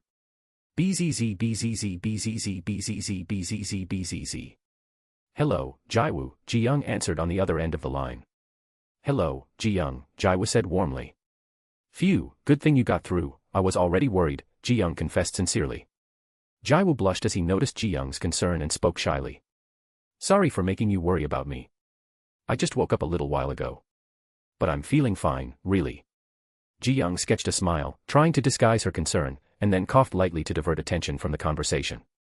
I imagine your injuries must be serious. Where are you? He asked. Jiwoo nodded softly and replied, I'm in a place with my brother and my teacher, they are taking care of me. Ji-young's next question was laden with longing and concern, when will you be back? Jiwoo sighed, feeling the pressure of making a difficult decision. He was silent for a moment before answering, I'll stay here training with Caden for 3 weeks and then return to Korea. Silence settled between them, becoming uncomfortable. There's something I want to inform you, the academy will resume its functions again in a few days, Ji-young revealed cautiously. Jiwoo was surprised at the news. But I can't. His words reflected his dilemma. With sincerity in her voice, Ji-young said. I just wanted to let you know and keep you in the loop, even though I know you most likely won't come, and I understand. Jiwoo, with a sweet smile, replied. Thank you for always keeping me in mind, Ji-young. But Jiwoo didn't stop there. With determination, he added. When I come back, the first thing I'll do is come to see you. Surprise flashed across Ji-young's face, quickly followed by a warm smile and a blush on her cheeks. In an excited voice, she replied. I'll be waiting for you. The next day. In the room, Jiwoo lies on the bed, her eyes full of curiosity as she watches 4 young people of which there are 3 women and 1 man who are dressed identically, in black clothes and comfortable polo shirts. They all appear to be about the same age as she is. One of the girls, a lovely face with long blonde locks and beautiful blue eyes, breaks the silence. My name is Samantha Snyder. It's a pleasure to meet you, she says with a friendly smile. Jiwoo, surprised but delighted by the introduction, responds politely. Nice to meet you, my name is Jiwoo Seo. Samantha's smile widens and she adds enigmatically. Oh, we already know who you are. This causes Jiwoo to giggle foolishly and fidget. Samantha sighs, turning her attention back to the others in the room, and suggests politely. Why don't you guys introduce yourselves? Or, if you prefer, I can do it for you. A teenage boy with a delicate face, black hair and eyes, adorned by an intriguing tattoo of various geometric figures under his right eye, calmly and confidently introduces himself. I'll do it, I was waiting for you guys to finish talking. I'm James Myers. Next, a second girl with long brown hair and captivating green eyes eagerly takes the floor. My name is Teresa Whitehead, it's a pleasure to meet you. I've been looking forward to meeting you. The third introduction comes from a young woman with short white gray hair and light blue eyes full of warmth. With friendliness, she says.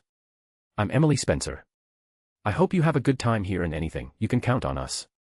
Jiwoo, with a genuine smile on his face, quickly replies. Nice to meet you. Samantha shows her support and offers to help Jiwoo as he recovers. As Emily said, you can count on us for anything you need. I hope you recover soon and can train with us. Jiwoo thanks with a smile. Thank you very much. When I recover, it will be my pleasure to train with you. Emily shared enthusiastically. Our training turns out to be quite entertaining. We have a lot of fun while practicing. We hope you will be glad to join. Jiwoo nodded excitedly, saying simply, yes. James, with a hint of coolness in his tone, turned to Jiwoo. How are you feeling? Are you better? Jiwoo looked at James gratefully and answered sincerely, yes, I'm much better. I think in a day or two I'll be fully recovered. Thank you for caring. A cold smile spread across James' face as he tried to soften his tone. We're on the same side, we should look out for each other, he expressed, trying not to sound so distant. After a minute of awkward silence, Samantha decided to interject.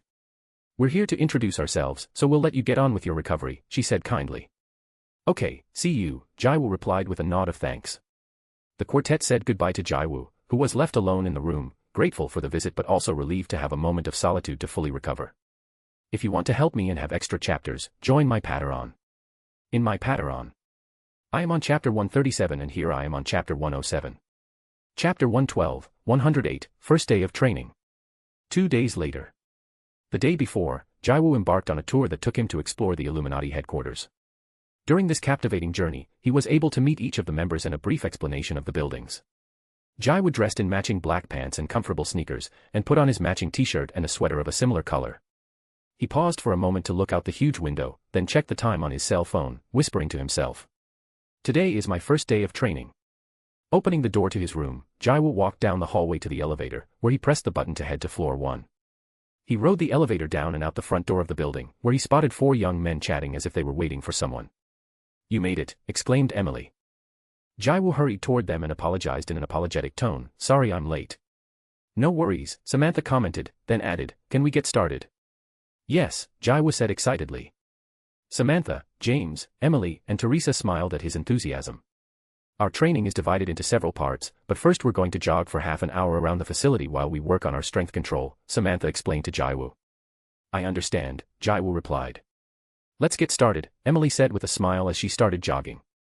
James noticed this and looked annoyed. Don't cheat, don't start first. Samantha and Teresa quickly followed them. Jiwoo smiled at the sight of them happy and cheerful, bickering as they sparred, creating a warm atmosphere. Using his powers, he caught up to them with a smile on his face. 30 minutes later. The 5 young men breathed heavily but not desperately, and stopped at the same place where they started. Now let's get some breakfast, we need to regain energy, Samantha said. James and Teresa nodded as they heard Emily speak. I'm hungry. Yeah, let's eat, Jiwoo said excitedly. Sure, confirmed Emily enthusiastically, and they both quickly headed towards the food. The other 3 quickly followed them.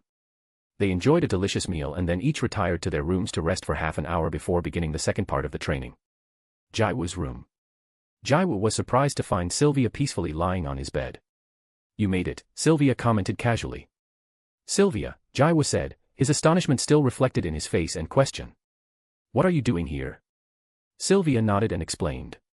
I'm staying with you for a while, I need someone to feed me and tend to this princess, I've been told of your amazing animal care skills. Jiwoo nodded understandingly and replied. I understand, but unfortunately I have nothing to offer you. Sylvia, undeterred, suggested. Find something, ask Tina. She knows the network here well, tell her to get me delicious food. Jiwoo nodded again, ready to help his unexpected visitor. Although the situation was unusual, his hospitality and concern for Sylvia's welfare led him to accept the assignment without hesitation. Determined, he set off in search of Tina to ask for her help in obtaining the delicacies that Sylvia desired. Training building. Jiwoo arrived and could only see Samantha standing with her arms crossed, waiting patiently. Where are the others? Asked Jiwoo as he approached her. They're already training, Samantha replied. Jiwoo was surprised and asked in bewilderment. Weren't we supposed to meet at 7:30? Samantha nodded and explained. Yes, but they spend all day training. They eat, train, rest for a while, and train again. You'll get used to it soon enough, Samantha added casually. And why aren't you training? Questioned Jiwoo. Samantha smiled proudly and replied. Because I'm stronger than them, I always beat them up, letting a devilish grin peek out as she laughed. Jiwoo looked at her with his characteristic innocence, scratching his cheek in an awkward gesture. Cough. Cough. Coughed Samantha, returning to her usual calm self and said, You've met my mother, Lisa Snyder. Jiwoo nodded and commented, I had a little conversation with her yesterday. I am your guide, and I will take you to meet each of the areas where we train, Samantha continued. Jiwoo nodded enthusiastically and replied. So, what are we waiting for? Let's go. Samantha nodded and they both entered the building, stepping into the elevator. On floor -1 is the combat arena, you can go there anytime, Samantha commented as she pressed the button for floor 2. Stepping out of the elevator, Jiwoo found a room with 2 leather couches on either side and a large glass window dividing the room. In the space, several humanoid robots waited in different positions. This is the combat experience room. We can program the robots to be skilled in different fighting styles, but they are only enabled for hand-to-hand combat for now, they can't release powers yet. Tina is working on that with Harold, Samantha explained. Jiwoo nodded in amazement and asked. Can I try it? Samantha smiled and beckoned him inside.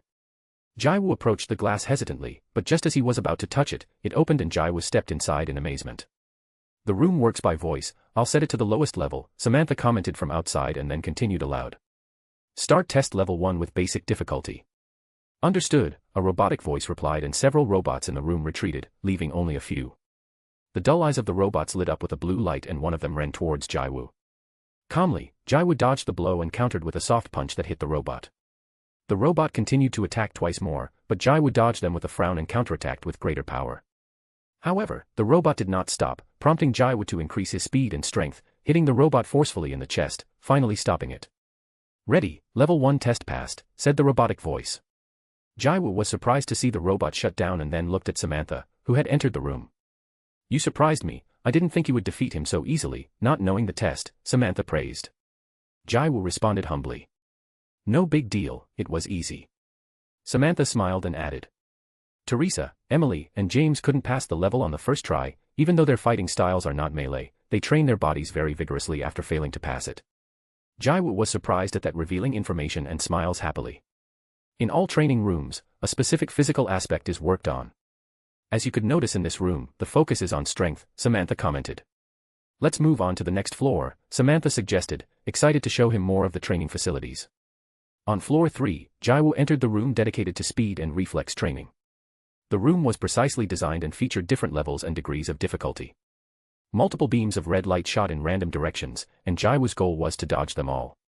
If one of those beams touched him, he would have to start over at that level. Focused and alert, Jiwoo plunged into the challenging exercise. His agility and reflexes were put to the test as he deftly dodged the beams of red light flying in his direction. Each time he progressed through the levels, the difficulty increased, but Jiwoo was undeterred and persevered in his efforts to improve. After a while, Jiwoo managed to successfully complete levels 1, 2, 3, and 4 of the speed and reflex training. This shocked Samantha as she was only at level 3 and the others at level 2. After a short break, they moved to floor 4, where the aiming and accuracy training room was located. Here, she had to aim and hit moving targets. On floors 5, 6, and 7, there were soundproofed rooms, a space dedicated to quiet, focused practice of any technique he wished to improve. These rooms provided a perfect environment to immerse oneself in total concentration, without any auditory distractions from outside. Samantha observed Jiwoo after providing a detailed introduction and guiding him through all the training rooms. Now, we have individual training until 12 o'clock, and you can use any room, she informed him politely. At 12:30 we meet in the dining room to enjoy a delicious lunch, and then we head to the game room for rest and fun. When you're done training, I recommend you go to your room and take a bath, Samantha added, making sure Jiwoo understood all the scheduled activities. Jiwoo nodded gratefully and replied, Thank you for being my guide and explaining everything to me. You're welcome, it was my pleasure. If you have any questions or need help, you'll find me on floor 7. Emily and Teresa are on floor 5, and James is on floor 6. For any needs, just ring the bell outside the room. Otherwise, even if you shout, no one will hear you, Samantha added with a smile. Jiwoo bowed to express his thanks and said politely, Thank you very much. With a smile, Samantha said goodbye and left the place, heading to floor 6 to continue her own training. After mulling over his options for a moment, Jiwoo decided to head to floor 3 to focus on training his reflexes and speed. 4 hours later. Jiwoo concluded his grueling workout, feeling sweat sliding down his forehead and fatigue in his muscles. Heading to his room, he found Sylvia still lying down. After a brief exchange of words, Jiwoo decided to take a relaxing shower to refresh himself after the arduous workout.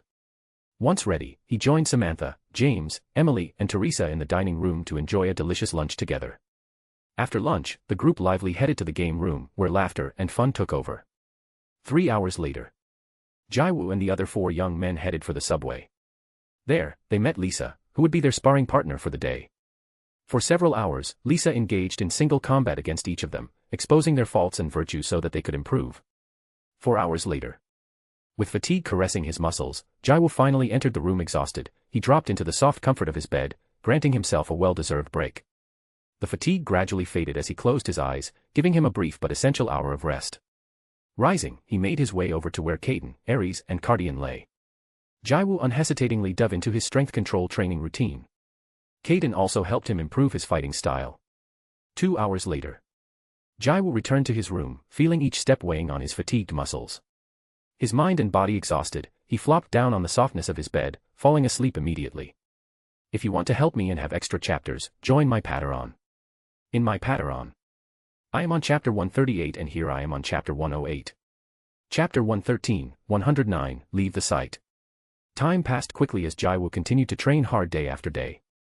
He immersed himself completely in his training, focusing on improving his power as much as he could. Before he knew it, the 3 weeks had flown by and finally the day came when he would return to Korea. On the Bifrost. Jiwoo held Sylvia in his hands while Kaden, Aries, and Cardian stood beside him, watching Samantha, Emily, James, Teresa and Lisa. It would be wonderful if you came more often, Emily expressed kindly. Jiwoo was excited to respond. Sure. Next time I come, I'll bring my friends. These words caused everyone to frown and fall silent. Jiwoo sensed the tension and whispered, aware of the situation. Maybe it's not the most appropriate thing to do. Lisa stepped in to calm the concerns. If they're trustworthy, it wouldn't be a problem. However, Aries added earnestly. You must understand the consequences if this leaks and the consequences it would have on your friends. As Kaden and Cardian waited expectantly for Jiwoo's response, Jiwoo finally lowered his head and stated confidently. They are my friends and I trust them completely. Samantha, Emily, James, and Teresa sighed in relief and wore comforting smiles. You guys could accompany me to Korea. I'd love to show you the academy where various awakened people from the country gather, Jiwoo proposed enthusiastically. Are they powerful? Asked James, showing interest. Jiwoo nodded excitedly and replied. Yes, there are 4 who are just as strong or even stronger than me. The young men were surprised at the revelation, but Samantha interjected gently. You don't need to be modest about them, surely you are stronger than all of them. The young men's faces turned from shock to understanding, and they agreed with Samantha's words. Jiwoo turned his gaze to Lisa and added. Anytime you want, you can bring them to visit me, I will welcome them with open arms in my home. It will be my pleasure to visit you, Lisa replied. If you go, I'll try to take you to the Awakened Academy, Jiwoo added cheerfully. James smiled and commented. It will be exciting to crush them in a showdown with those youngsters. Emily and Teresa looked at James, shaking their heads. It will be my pleasure, Samantha stated, approaching Jiwoo to shake his hand. Finally, Teresa, Lisa, Emily and James said goodbye to Jiwoo, Aries, Kaden, and Cardian. How much longer are we going to wait? Inquired Cardian with irritation as he saw that Jiwoo was still chatting. You'll get used to it, Kaden replied, as Aries nodded in agreement. Jiwoo excused himself and the 4 of them climbed up the marble structure. See you, Jiwoo bid an affectionate farewell. A beam of light descended from the sky, and they disappeared. What do you think of what Jiwoo said about those 4 young men? Asked Teresa. They might be talented, but I doubt they are as strong as Jiwoo, opined Emily. Samantha nodded and added. During these 3 weeks, we have gotten to know Jiwoo, who is kind and humble. He probably doesn't want to belittle those he considers his friends. Then we only have one choice, James said with an excited smile. Samantha, Teresa, and Emily looked at James, who continued. We should go meet them and take them on in a fight. The young people smiled and enthusiastically accepted the proposal. Lisa interrupted them. I don't know if they will be as strong as Jiwoo, but they are talented, and it would be valuable experience for you to face them and learn from them. James was excited and confirmed. Then it's decided. Let's surprise Jiwoo and go to his academy. At Jiwoo's house. Jiwoo settled comfortably on the couch, hugging his cats happily. At last I'm with you again. I hope Mr. Inhyuk has taken good care of you and given you lots of food. Cardian looked around and commented. This house is exactly as I imagined it from Jiwoo. It couldn't belong to Aries, let alone Kaden. Kaden frowned at the comment and transformed into a cat, curling up on the couch as well. Aries did the same, and Sylvia followed them. Give me some space, Cardian requested, also transforming into a cat. Kaden pointed to the floor with his finger and laughed. There, you have plenty of room. A vein appeared on Cardian's forehead, and he jumped on Kaden, starting a cat battle. Die, Cardian said furiously, as he launched an attack towards Kaden. That is your wish, Kaden angrily retorted, nimbly dodging and responding with precise counterattacks. The two engaged in an exchange of blows on the ground. Aries and Sylvia enjoyed the spectacle of the cat battle while munching on popcorn. Jiwoo quickly intervened, grabbing Caden and nervously saying to both of them, "Please stop." "Let go, I was squashing him," protested Caden, trying to free himself from Jiwoo's grip. Cardian, his fur in disarray, looked at Caden and warned, "This won't stay like this." Caden smiled defiantly and replied, "Anytime you want, I'll crush you again." Jiwoo sighed in relief as the fight stopped momentarily. Aries' voice interrupted the atmosphere, saying, "What are you going to do, Jiwoo? Are you going to go to the academy or stay here training?" Jiwoo released Caden on another couch, as they stared intently at each other with Cardian. Jiwoo confidently replied, "I'll go to the academy." Aries asked again, "Are you sure?" Jiwoo held his resolve firm and answered, "Yes, I'm sure." "Understood. When do we leave then?" inquired Aries. "Right away," Caden interjected. "I'm a busy man, so the sooner, the better," Cardian expressed. Jiwoo apologized with embarrassment. "I'm sorry." The three looked at him and noted his nervousness. Jiwoo spoke weakly. "Before I leave, I want to visit Jiyoung. I promised him that he'd be the first person I'd see when I got back." Aries, with a mischievous grin on his little cat body, joked, "Look at my little brother, he looks like he's trying to win her over." Jiwoo blushed and hastened to clarify, "It's not that." He turned red, Cardian said, causing Jiwoo to blush even more and feel embarrassed. "Ha ha ha ha ha ha ha," Aries laughed, as Cardian and Caden sighed at Aries' prank. "I'm going to go," Jiwoo said hurriedly and disappeared, reddened. "Are we going to the academy?" asked Aries. "What for?" "Let's wait for Jiwoo," Caden replied, and Cardian agreed. "The World Academy should be at the Korean Academy right now," Aries mentioned. Caden smiled and commented, "So they got them in the end." "It was to be expected, they are experts in finding these institutions," Cardian added. Aries suggested, "We could have fun watching the confrontations while Jiwoo conquers Jiyoung." "I agree," agreed Caden and added, "If Jiwoo wants us to give him some alone time with that girl, let's respect his decision." "Jiyoung," muttered Cardian, showing doubt. "You mean that young woman who is ranked #1 in Korea and is the current head of Shinhwa?" "That's right," Aries confirmed. "If you want to help me and have extra chapters, join my Patreon." "In my Patreon? I am on chapter 139 and here I am on chapter 109. Chapter 114, 110, Return. The next day. Shinhwa. Jiwoo looks at Jiyoung with a cheerful expression, while Jiyoung focuses his gaze on Jiwoo, clearly noticing the change in his attitude and thinks to himself, "I don't know what must have happened in his training with Aries and Caden, but his attitude and the aura he now projects are completely different. He has matured considerably and shows incredible self-confidence." "It's good to see you again, Jiyoung," Jiwoo said with a slight blush on his cheeks. Jiyoung smiled and replied, "Same to me, you're back at last." They both blushed and avoided each other's gazes, showing a sweet shyness between them. Cough, cough, what was the place you went to like?" asked Jiyoung, breaking the strange mood. "I went to a wonderful place. I met other awakened ones my age who were disciples of extremely powerful people, with abilities comparable to those in the top 50 of the world rankings," Jiwoo commented excitedly, his eyes sparkling with excitement. Jiyoung frowned and thought in amazement. Where would Aries and Caden have taken Jiwoo? Being disciples of people with such high powers is not common, let alone a place where they meet, especially if rumors indicate that they don't have a good relationship with those in the world rankings. "I wanted to invite them to come and meet my friends, but since they were at the Woon, Jisuk and Subin Academy I decided to leave it for another time, besides they are continuously going out into the world to gain experience," Jiwoo added. "I will invite Subin, Jisuk and Woon there," Jiwoo concluded as he spoke enthusiastically. Jiyoung nodded with a smile and replied, "I'm glad you liked the place you went to, I guess you trained a lot." "Yeah," Jiwoo replied excitedly, showing how much he was looking forward to it. "Everything was amazing." Jiyoung let out a smile and asked politely, "Do you want to go to the academy?" Jiwoo pondered for a moment and answered shyly, "I'd like to spend some time with you before I go, if I may." Jiwoo's words surprised Jiyoung, who saw Jiwoo get nervous and added, "But a person like you must have a hard time finding time for me." Jiyoung frowned, taking a serious tone as she said, "Don't worry, I have plenty of time for you." A warm smile escaped his lips. Jiwoo was shocked by the response and smiled shyly, though inside, happiness was sweeping over him. Korea Awakening Academy. Han Seonjik office. "I didn't expect you to arrive unannounced," exclaimed Han Seonjik with a warm smile as he looked at the two figures seated in front of him. An imposing silhouette with pale skin, short hair and white eyes. Beside him, an elegant woman with long hair tied in grayish tones and black eyes exuded a confident and distinguished attitude. We just heard about this academy and decided to come. We had not been informed by you about this academy, the men commented, showing a tinge of curiosity. Han Seonjik responded amicably. We are still in the process of testing. As soon as it is up and running, we were planning to let the World Academy know. The woman showed disinterest and expressed. I don't understand why they decided to create an academy of their own, having one at the world level.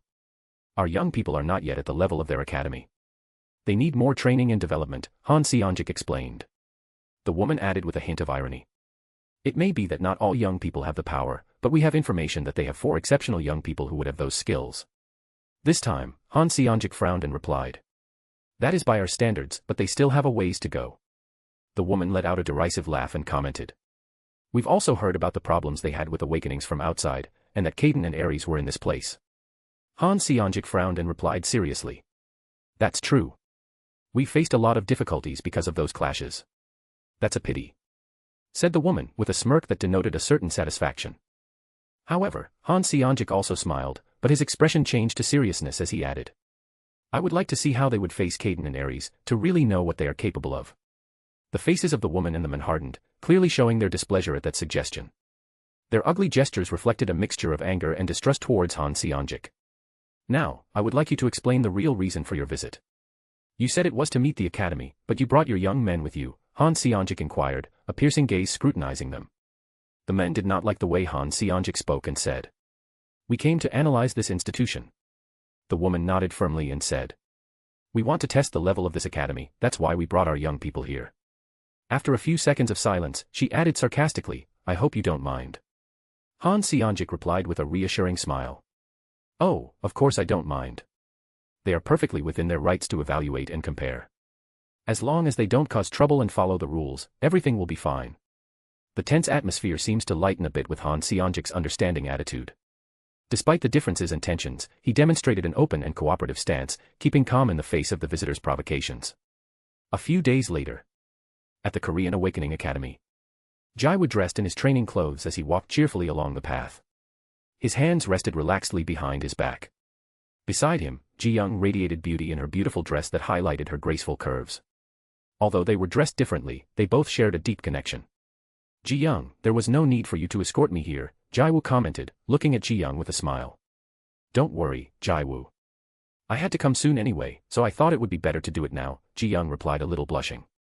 As they continued their walk, the two continued to chat happily, enjoying the beautiful scenery around them. The sun's rays filtered through the treetops, creating a play of light and shadow on the path. As Jiwoo and Ji-young continued on their way, they came to an area where 2 imposing guards were guarding the entrance. Upon seeing Ji-young, the guards were visibly surprised and one of them bowed respectfully. Miss Ji-young, the guard expressed respectfully, clearly recognizing the distinguished young woman. Ji-young nodded gracefully in response to the greeting and continued walking beside Jiwoo, keeping their conversation unaffected by the attention she was receiving. I'm so excited to be able to see you already, Jiwoo commented with a spark of excitement in his eyes and a broad smile on his face. Ji-young admired Jiwoo's genuine smile and smiled as well, letting himself be carried away by that moment of shared warmth. However, after a brief moment, he returned to his usual coldness. As they move forward, deeper into the academy, they walk down a corridor that leads them to the training area. Before they get there, their gazes fall on the bleacher, the only bleacher that can be seen in front of them at the end of the corridor, shattered and in ruins, as if a violent confrontation had taken place recently. Their eyes meet a young man lying sprawled on the ground, his body covered in debris and dust. A severe wound in his stomach, while his nose is bleeding copiously. His face shows a look of pain and exhaustion. Then, a sarcastic and indifferent voice slips into the tense air around them. That's it. Pretty pathetic. Ji-young and Jiwoo exchange a glance and decide to walk across the hallway. Crossing it, on the other side, they witness the vastness of the entire hall in front of their eyes. Before them stretches the arena, surrounded by bleachers that in one of its areas are filled with students silently watching their faces in awe. In the wide training field, Ji-young and Jiwoo's attention is focused on a lone young man standing in the center. On the right side in front of him, forming a line, are the teachers of the Korean Awakening Academy. Next to them, 4 students are lined up, all with serious and determined looks. On the opposite side of them, stood an adult man and woman, projecting an imposing presence. Next to them, 4 other young men and women prepare for the challenge, displaying a mixture of confidence and calmness. In one of the bleachers away from the audience, there were 3 cats. One of them was a fat, orange cat with white lines in its fur. Another was a white cat with a malnourished and emaciated appearance. And lastly, There was a small brown kitten, so tiny it appeared to be a baby in the middle of those two adults. Ares cursed between his teeth as he settled into the bleachers and growled angrily. Damn midget body, I don't even have the strength to climb some damn steps. Grr. Gore. Gore, quivered Ares in anger, as he focused his gaze on the fights taking place in front of them. Caden and Cardian watched in amusement as Ares grunted awkwardly, letting out a laugh as they enjoyed their sweets and were entertained by the youngsters' confrontation. It didn't last a minute, Cardian commented, seemingly uninterested in the outcome. Caden, savoring his candy with a smile, added. It was most expected. The World Academy should have sent above-average youngsters and the Koreans didn't put out their strongest lineup. Cardian sighed and said. Surely they want to keep their powers hidden. Exactly, Han Seonjik is here, Caden commented. Really? Asked Cardian in surprise, then added. I heard that Oldman retired because he was getting older and losing power. You'll know when you see him. He hasn't lost an ounce of power, in fact, he's gotten stronger, Caden stated with conviction. Cardian ate his candy seriously and commented. That damn old man. When will Jiwoo be back? He told us he was going to visit Ji-young and he's missing all the fun, Ares commented, as he then added with a mischievous grin, I'm sure he's winning Ji-young over. Caden and Cardian looked at Ares in disbelief and Cardian said, most likely he's already at a good age to form a relationship with someone. Ares nodded, agreeing with Cardian's words. Let's stop worrying about that and focus on the showdown, the next one is about to begin, Caden commented, deflecting the topic. If you want to help me and have extra chapters, join my Patreon. Chapter 115, 111, Korean Awakened Academy v/S World Awakened Academy. The winner is Dale Pigaroon, In-hyuk proclaimed, his voice echoing throughout the arena. What was that? So much talk for not even good enough to warm up. Pathetic, Dale said with disdain and a smirk. A tense silence fell over the place and suddenly a voice from the stands boomed. Didn't it do you any good to warm up? Let's face off then. Gangsik approached the field, but before he could advance, Suwon interrupted him with a worried gesture. You can't do this. Gangsik's eyes bore into Suwon and he replied firmly. Excuse me, sir, but I cannot stand idly by. I will not allow you to insult us like this. I'll fight too, exclaimed Jisuk and Subin. The teachers watched in astonishment as Jisuk, Subin, Sucheon, and Woon came down from the bleachers and lined up next to Gangsik. Oh, finally they get serious. I thought they were just warming up to my student, Andrea commented sarcastically, watching the scene with a raised eyebrow. A/N, Andrea is the name of the teacher who accompanied the WAA youth to KAA and was a member of Frame. The teachers looked seriously at Andrea, who remained unmoved by the situation. Let's move on, Andrea remarked with determination, giving way to the confrontation. Gangsik strode forward determinedly, positioning himself mere inches from Dale, which left him practically within arm's reach. What is this, muttered Dale, his face reflecting bewilderment at Gangsik's audacity. Like everyone else in the arena, he was at a loss to comprehend the situation. Attack me, see if you can do the same, Gangsik challenged earnestly. Dale sighed and flashed a disdainful smile before his body grew and threw a powerful punch towards Gangsik. However, Gangsik's speed and skill were surprising as he caught Dale's fist with ease. A terrified scream escaped Dale's lips. That's it. You're not even good enough for me to warm up, Gangsik expressed with disdain, revealing his superiority in the contest. The audience in attendance was stunned to see the bones protruding from Dale's arm, and the blood pouring from the shocking injury. In great pain, Dale looked at Gangsik and muttered, I'll get you for this. Emboldened, his other hand grew and he threw a punch much more powerful than the previous one. Gangsik, without losing his composure, countered with a punch that impacted with Dale's attack, causing a deafening crack and fracturing the bones in Dale's hand and wrist. Giving no respite, Gangsik launched a powerful punch to Dale's stomach, causing him to vomit blood. Then, a second blow impacted Dale's jaw, sending him flying and sending him crashing into the bleachers. The WAA youth and teachers were amazed at Gangsik's skill and forcefulness, as Dale lay unconscious on the ground, badly injured. That's it. That's not even enough to warm up, Gangsik expressed indifferently, showing his overwhelming superiority. Andrea watched Gangsik with a mixture of astonishment and restrained anger.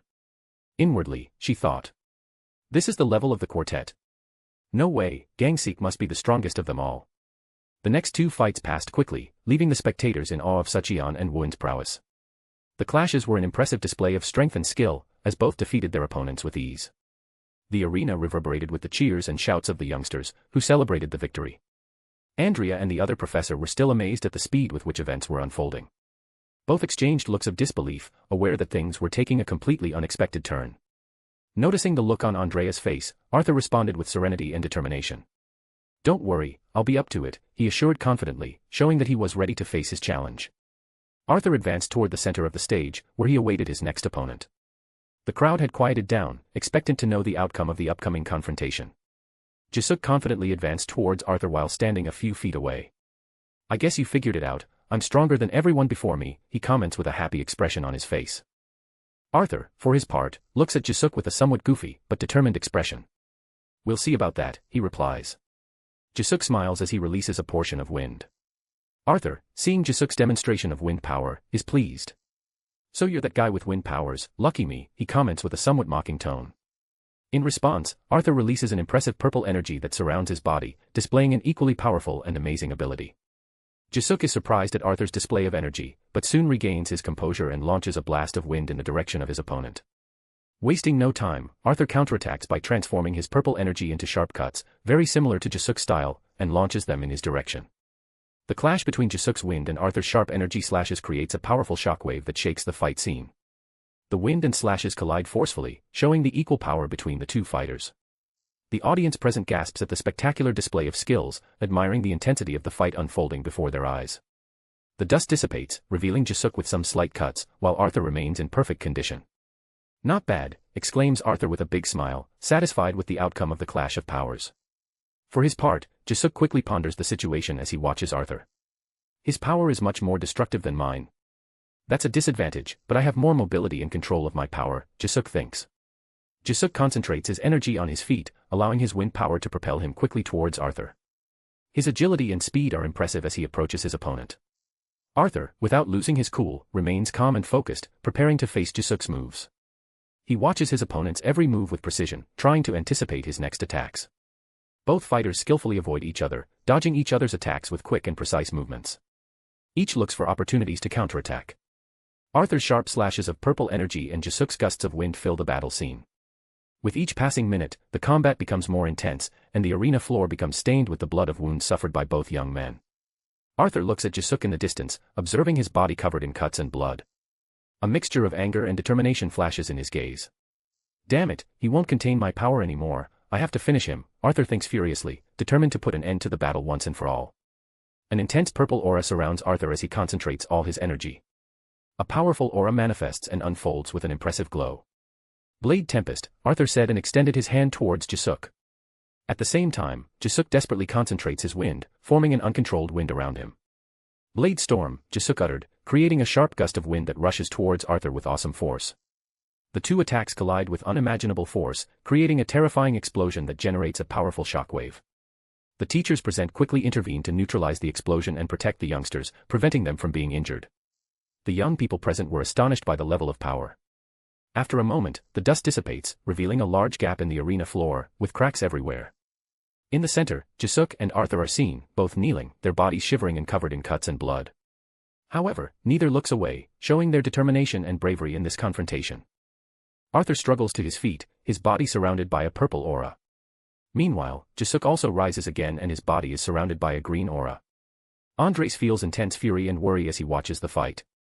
How can this be happening? Did they bring Arthur to this point? Andres thinks with a mixture of indignation and frustration. His eyes reflect the intensity of his emotions. "Let's leave it up to here," whispers a voice, capturing the attention of everyone in the place. In-hyuk is unaffected by the sights and continues speaking. "I suggest we call this contest over and declare a draw. Both have suffered considerable injuries and prolonging the battle could only worsen the situation, potentially resulting in irreparable injuries." Andrea, eyes flashing with anger, watches Arthur struggling to stand and Jiwoo, who is also struggling to hold his ground. She closes her eyes, trying to control her breathing, and finally responds in a restrained voice. "Okay." In-hyuk suddenly appears behind Jiwoo and speaks calmly to him. "Go back to your place and relax, you did well." Astonishment flashes in Jiwoo's eyes, and he nods, as he returns to his position on the bleacher to rest. Arthur, on the other hand, quietly returns to his place, his face still reflecting great anger and frustration at the outcome. Duke, observing the situation, approaches him and says with a harmless smile, "You did well." Andrea, still trembling with anger at the situation, intervenes by turning to Duke. "Duke, don't let me down too." Duke, unaffected by Andrea's fury, responds confidently. "Don't worry, I'll let them know the true power of the World Awakener Academy." He advances to the center of the ring, showing impressive self-assurance. Jiwoo looks at Jiwoo with concern and comments, "I hope he recovers soon, it was a complicated battle." I never imagined the fight would be so difficult. I thought I would win easily, but that young man named Arthur is really strong. Ji-young turns his gaze to Jisuk and then to Jiwoo, and provides information. Arthur Bryan is a member of the prominent Bryan family, a family with great influence in the world. He also holds a place in the top 10 ranking of the World Awakened Academy. Surprised, Jiwoo comments in amazement. Wow, I didn't know the academy had a ranking. Jiwoo assimilates the information and comments. Then, being in that ranking must mean that they are really powerful and talented. Ji-young nods earnestly and continues. The people in the top 10 of the World Awakened Academy are considered true prodigies.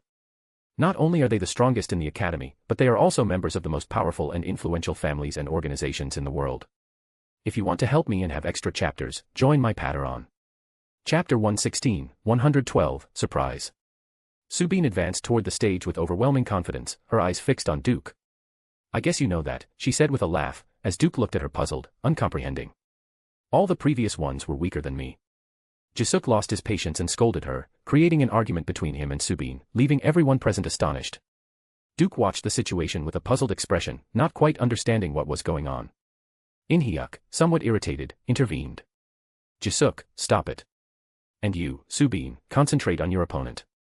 The bickering finally ceased, and Subin looked at Duke seriously as he prepared his next move.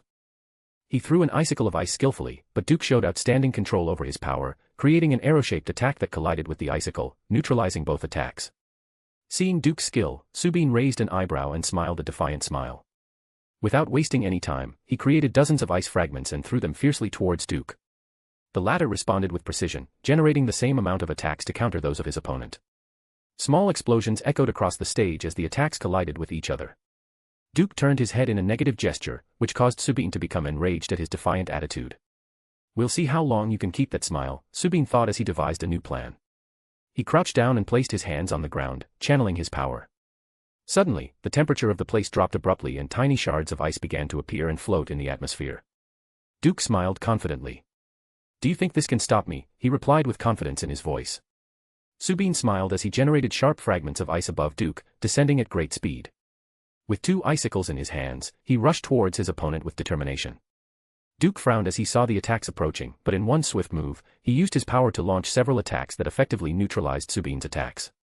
With a smile on his face, he watched as Subin appeared above him trying to cut him with his icicles, but before he could do so, Duke disappeared from his position. In an instant, a powerful attack, to which Subin could not react in time, hit her in the side, sending her flying and falling to the ground. Seonga, the teachers and students looked on in amazement as Subin lay unresponsive on the ground. The speed and dexterity shown by Duke left everyone shocked. Andrea looked at Subin on the ground and gave a devilish grin. That's it, they can't compare to Duke, she thought to herself. Duke looked at Subin with an innocent smile and asked calmly, that was it, all that talking and in the end. Before Duke could finish speaking, huge sharp icicles suddenly erupted from the ground, catching him off guard. In an instant, he found himself trapped, unable to move as his feet were frozen to the ground. Quickly, Duke channeled his power, trying to free himself from the ice that imprisoned him. However, in the midst of fighting for his freedom, one of the icicles managed to pierce him, painfully impacting his stomach. Despite his injuries, Duke dodged 3 more icicles, and 3 others he deflected to the other side with his power, provoking a silence of astonishment among those present. The intense scene left all onlookers stunned. Seonga, the teachers and students watched in amazement. Andrea stared in shock at Duke, who was pierced by an icicle and blood was dripping from his mouth and dripping down the icicle. The shocking scene left all the students at the World Awakening Academy in shock. Wooin, Sucheon, Gangsik and Jisuk, along with the other students, watched in disbelief at what was happening. Subin sat up from the ground, the ice and the aura in his hands disappeared. From his head to his feet, he bore traces of blood, and a large wound on his stomach. Duke, his face full of shock and pain, looked at his own wounds and then watched Subin get up from the ground with difficulty. Inside him, a terrifying anger grew, consuming him as he watched Subin and thought. An inferior being like her, can she hurt me? Meanwhile, Arthur watched as Duke began to lose control, revealing his true unmasked face. That girl is finished. Duke's facade has completely vanished, Arthur thought, aware of Duke's growing fury. Duke released a terrifying reddish, dark aura as he shed the icicle through his body and destroying the others with his power. Everyone present was amazed by the incredible power Duke emanated. He wiped the blood from his mouth with determination as a huge arrow materialized above him. Subin watched Duke with a defiant smile and raised his arms, creating a gigantic shard of ice to counter Duke's attack. Duke's cold, intense eyes bore into Subin as he directed his hand towards her, and the massive arrow charged with his power shot in the direction of his opponent, leaving a trail of force in its path. Subin responded in kind, directing his ice shard towards Duke's attack. The two attacks collided with tremendous force, generating a huge explosion that cracked everything around them and created a powerful ripple of expansion. The teachers had to intervene again, working together to neutralize the shockwave and protect the onlookers. When the dust settled, Subin was seen kneeling on the ground, her body severely injured from the shock of the powerful attacks. Meanwhile, Duke stood erect, glaring at Subin with contempt and hatred on his face. Seonga and the other instructors watched with concern the difficult situation Subin found himself in. Andrea, for her part, watched the scene with a malevolent smile and said to herself, "Yeah, none of them compare to Duke, finish her off, kill her." Duke advanced while his body dripping blood to the ground, but kept a small distance between him and Subin. A diabolic smile formed on his face while his power is concentrated in his hand and covered, taking the form of a sharp weapon. Subin looked at Duke with a tired, cheerless look. "Your punishment is your death," declared Duke coldly, while trying to stab Subin. The tension in the atmosphere was palpable. Seonga nervously looked at the scene, just like the students and instructors present. All were aware of Subin's fatal fate if the blow was successful. The astonishment seized all present when Subin disappeared just before the Duke attack the Duke reached. Duke's eyes are open to par, without being able to believe what just witnessed. Subin's sudden disappearance left everyone bewildered. From a corner of the stage, a familiar voice echoed, "How are you, Subin?" Everyone turned in the direction where the voice came from and saw Jiwoo holding Subin in his arms, accompanied by Ji-young. In-hyuk looked at Ji-young and Jiwoo with surprise. "President Jiwoo," he uttered. Jisuk, on his part, looked at Ji-young and said, "Sister." Jiwoo's shocking speed left Andrea surprised and bewildered. Her mind was still processing what she had witnessed in the battle. That guy. I couldn't react to his speed, Andrea thought. Meanwhile, on the other side of the arena, away from the audience, Caden was also watching the scene in amazement. Cardian was trembling with anger as he watched the scene in frustration and anger. "That boy, how dare he? He's just like you," he expressed in a voice full of rage. Caden tried to play dumb, as if he had no idea what was going on. Ares, on the other hand, laughed mischievously at the situation. "Ha ha ha ha ha, let's see the fun," he said with a mocking laugh, enjoying the chaos and tension that was breaking out. "Gore. Gore," growled Cardian angrily. Duke watched the conversation between Jiwoo and Subin intently at a great distance from him. His mind was full of thoughts as he processed what he had witnessed. I couldn't see their movements, he thought angrily. Despite being far away from them, Duke reflected. He's too far away to attack, but, and in the blink of an eye, he disappeared from the scene and appeared a few feet away from where Jiwoo stood. The look in his eyes was devilish, and he was determined to retaliate for Jiwoo's intervention in the fight. With a threatening gesture, Duke formed a powerful arrow-shaped missile, channeling his power towards Jiwoo. The arrow charged with his energy shot in Jiwoo's direction with devastating force. Ji-young, seeing the attack approaching, frowned and prepared to act. Subin was also surprised by the attack, worried for Jiwoo's safety. "Watch out," Subin warned. Before the arrow could reach them, Ji-young reacted, creating a protective barrier. Duke's attack hit the wind shield hard, creating an explosion that raised a cloud of dust on the stage. However, when the dust dissipated, it revealed Jiwoo, Ji-young, and Subin who were in perfect condition, without so much as a scratch. Duke, with fury and frustration in his eyes, could not believe his eyes and thought. Yet another person dares to intervene. Without wasting any time, Duke once again launched another powerful attack. Ji-young raised an eyebrow, showing his mild irritation, as he heard a voice. "I'll take care of him." At that moment, Jiwoo disappeared and reappeared behind Duke. His voice sounded low but firm. "You shouldn't have attacked her again," Jiwoo warned. Without giving Duke time to react, Jiwoo spun his body around and delivered an accurate blow to the stomach, sending him flying and crashing to the ground, where he was engulfed in a cloud of dust and debris, covered in blood. The scene left everyone present stunned and speechless. Andrea looked angrily in Duke's direction and then looks at Jiwoo and thinks, "That brat, how dare he?" Arthur looks at Jiwoo with surprise and thinks, "When did he show up there? How dare you interfere?" Andrea said in a threatening voice as she approached Jiwoo, expressing her displeasure at Jiwoo's intervention in the fight. Jiwoo looked at Andrea calmly, showing no signs of fear or hesitation. "I was protecting Subin and Ji-young," she replied calmly. "I'm not going to let anyone hurt her." Ji-young appeared in front of Jiwoo, facing Andrea with a serious and calm look. "You should control your students," she commented calmly. Andrea advanced and stood close to Ji-young, staring at her while letting an awe escape in her voice. She asked, "Are you Ji-young, you, the one who defeated Jen Schaefer?" Arthur frowned, shocked by the news. That young woman defeated the criminal who has a power comparable to the top 50 world ranking, he thought, recognizing Ji Young's extraordinary strength. Ji Young. Jiwoo murmured worriedly, aware of the conflict brewing. Calm down, Ji Young replied with a reassuring smile directed at Jiwoo, leaving everyone captivated by the warmth and confidence she exuded. Ji Young's smile towards Jiwoo demonstrated a connection between them, generating curiosity among those present. President, In Hyuk said in a determined yet concerned voice. Ji Young nodded and said with a disapproving gesture, I didn't think children were so arrogant nowadays. Andrea did not look away from Ji Young as she thought. That woman, she possesses a terrifying talent. Despite her young age, she is already incredibly powerful.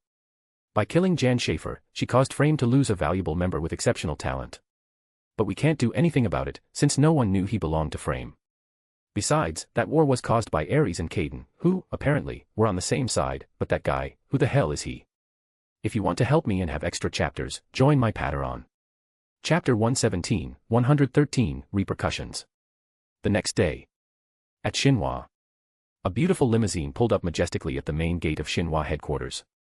Through one of the limousine doors, emerged a tall, elderly-looking man with a long beige beard and carefully combed back hair. His amber eyes seemed to pierce the distance with millennia of wisdom. Beside him, the other man who came down was young and possessed an air of confidence. His blonde hair was styled elegantly, falling from left to right, and his amber eyes shone with a captivating intensity. The two walked confidently toward the reception desk, and the people watching them could not help but look at them curiously. Good afternoon, sir. How may we help you today? The receptionist asked professionally and respectfully. Veramont answered politely with a smile. We are here to visit your president. The receptionist frowned and consulted her computer before continuing. Do you have an appointment scheduled? Jurian was somewhat annoyed by the question, but Veramont raised his hand in a calming gesture and replied, No, we do not have a prior appointment. Excuse me, sir, but the president is not in presently, the receptionist reported. Veramont frowned slightly, interested to know more. Do you know when she will be back? The receptionist apologized again. No, sir, I do not have that information at this time. Please ask her when she will be back, Veramont requested calmly. Of course, sir. Replied the receptionist as she dialed the requested number. A person is asking when the president will be back, she communicated in a serene voice to the person on the other end of the line. While waiting for an answer, the receptionist turned to Veramont and politely asked, Excuse me, sir, what is your name? Veramont Patrick, he replied politely. Veramont Patrick, the receptionist uttered over the phone, and as she said it, her expression went from serene to surprised. Her eyes widened and her mouth half opened, unable to hide her astonishment. Finally, a well-dressed man came down quickly to answer them. Mr. Veramont, I'm so sorry for the inconvenience, he apologized, then turned to the young Jurian. Pleased to meet you, Mr. Jurian. Jurian nodded in response, and the men continued respectfully, Would you like to come up to one of our offices for a more leisurely chat? Veramont politely declined the offer. No, thank you very much. I'm a little pressed for time at the moment. I'd just like to know when the president will be back. The man arched an eyebrow at Veramont's determination. I don't have an exact date, it could be within a week or two. Presently, she is at an academy, he revealed, but his gaze drifted to the receptionist and then back to Veramont. Understanding the situation, Veramont nodded seriously. I understand. Would you mind providing me with the address of that academy? The man felt a shiver run down his spine, but replied, Of course. At the Korean Awakening Academy. Andrea stood in a gloomy room, her trembling hands resting on her knees, as she turned her gaze to the wall with an unpleasant and nervous expression. Her leg was shaking uncontrollably, and she covered her mouth, unable to contain the shock she felt. How could something like this happen, she asked herself in despair, feeling the situation slipping out of her control. In her mind, she remembered the four talented young men, the boy named Woon and that last young man.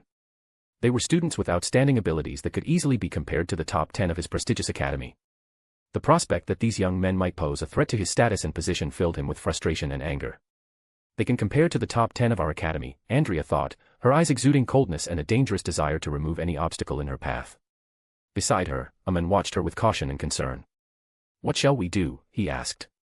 Andrea turned to him, repeating the question with a mixture of determination and fury in her voice. What shall we do? After a brief pause, her words were cutting and icy. Of course we'll finish them all off. The man frowned, his face reflecting the same icy air Andrea projected. With Duke's personality, he won't let what that boy did go, Andrea continued, her voice brimming with resentment and vengeance. Let him take care of that boy, she sentenced, making it clear that she had decided the fate of the Jiwoo in Duke's hands. The man nodded silently, aware that his words could not alter the course of action Andrea had charted. In-hyuk, walking down a hallway of the academy, had Seonga and Jiwook by his side when his phone started ringing. Quickly, he answered the call, and on the other end of the line, a man delivered startling and alarming news. "Mr. Gu, Vermont Patrick came here looking for the president," the man reported. In-hyuk could not help but respond, upset and surprised. "What?" which made Seonga and Jiwook worried seeing his reaction. "Are you certain?" asked In-hyuk impatiently, wanting to confirm the information received. Seonga and Jiwook looked at In-hyuk with curiosity and caution. "Yes, Mr. Gu. I didn't dare refuse, so I told him where the academy was located. He is most likely heading there right now, and he was coming with his grandson Jurian Patrick," the man on the other end of the phone explained. In-hyuk let out a few words of frustration as he paced back and forth, feeling the pressure and urgency of the situation. Shit, he muttered, as he tried to think of what to do. "Don't worry, you did good. I'll let the president know," he assured, before cutting the call. Seonga asked, "What happened?" In-hyuk replied with mystery, "Nothing, if there's a chance, you'll know," before quickly disappearing using his wind skills to move at high speed. Both Seonga and Jiwook were left with their mouths hanging open, watching In-hyuk leave without answering. As In-hyuk moved swiftly, his mind was filled with uncertainty. What could a top 10 person want with the president, he wondered uneasily, realizing the importance and seriousness of the matter. "I have to give notice as soon as possible," he brought his grandson. "I don't think it will be a challenge," he thought, feeling the urgency to inform the president about Vermont Patrick's imminent arrival. One day later. Duke opened his eyes slowly, feeling an intense pain in his body. The room he was in was unfamiliar to him, and as he looked down, he noticed that his stomach and neck were completely bandaged. The memory of what had happened moments before came back to his mind. He remembered how Jiwoo had appeared next to him, without giving him time to react, and had hit him hard, causing him to crash into the bleachers and lose consciousness. Humiliation and anger took hold of him as he clenched his fist in fury. That boy. I didn't react in time, he thought in frustration, feeling the desire for revenge take hold in his heart. "You'll pay me back for that humiliation," he muttered with determination, vowing that he would not let Jiwoo get away with his actions. A few hours later. Andrea entered the room and found Duke resting, recovering from his injuries, but his face still reflected seriousness and anger. Did she approach him and ask, "You woke up? How's your body?" Duke replied coolly, "Fine." Andrea could sense the deep irritation Duke felt about what happened, and commented, "I guess you're furious about what happened. I didn't expect this country to hide the level of its young people so well, and the speed of that last boy, Jiwoo." The Duke's face became even more serious and grim, and he stated with determination, "I will take revenge." "So his name is Jiwoo." Andrea smiled at Duke's determination and added, "I'll make you fight him." The Duke's gesture became intriguing, raising an eyebrow curiously as he rested his eyes on her. However, she didn't hesitate and continued with determination, "His intervention in the fight has made it clear that you have every right to challenge him in a challenge." The Duke nodded with determination and replied, his voice firm and confident. "That's what I'm going to do. I'll challenge him right away." "No," Andrea interrupted, turning her gaze to Duke. "It will be in a week. You need to make a full recovery, we can't afford any mistakes." "I can beat it any time I want," Duke stated confidently. "And if you can't?" asked Andrea, causing Duke's body to shudder. Andrea kept her gaze fixed on the Duke and added with determination. "You saw his speed yourself, you have to be careful." The Duke clenched his fist in fury and declared. "It was just an oversight, that kid can't compare to my real speed, we're at different ranges. Even if I have to use Schneider's force control, I'll kill him," Duke concluded, a murderous intensity palpable in his words. Andrea frowned, showing some concern, and said, "Even though we are not in the World Academy where you must be cautious, here is Han Seonjik, and he is very likely to sense your change." The Duke frowned and replied. "It's no big deal, he's weak. He won't dare to do anything even if he finds out, since I'm a disciple of Mr. Schneider." Andrea nods and thinks. "He's not even an official disciple, and he's so arrogant," she pauses and answers, "There's something I want to tell you. You know about Jan's death, don't you?" The Duke nods with doubt on his face in response to Andrea's question. Andrea said. "The girl you attacked when you were crazy, she was the one who killed him." The Duke is shocked and replies. "The young woman who was next to Jiwoo?" Andrea nods and continues. "From the information we have, her age doesn't differ much from yours. She must be 2 or 3 years older, at most. That level of talent is just what we need to get him to join frame." Duke is amazed and looks at Andrea with a shocked expression, saying, "Only 2 or 3 years apart, and he's that strong?" Andrea nods seriously and comments. "You may think your talent is better than anyone in your generation, but it's not so with others. You must keep yourself under control. If she had decided to attack you, she would not have been able to save you, and only Mr. Schneider could stand up to her." He paused and continued. Also, there were rumors that Caden has another disciple and that he was in Korea. Duke asked altered. Really only Mr. Schneider could do something, and what does that have to do with Caden's new disciple break? Andrea confirmed, saying. Yes, and with great difficulty, since Frame doesn't want to get in trouble with Caden. Caden's supposed new disciple is the younger brother of the Emperor of Light. It is said that in that war, Ji-young was on the same side as Caden and Ares, but you must know the enemies the two of them had. First we must know if he can survive. Duke clenches his fist, feeling frustration and anger gnawing at him inside, and says regretfully.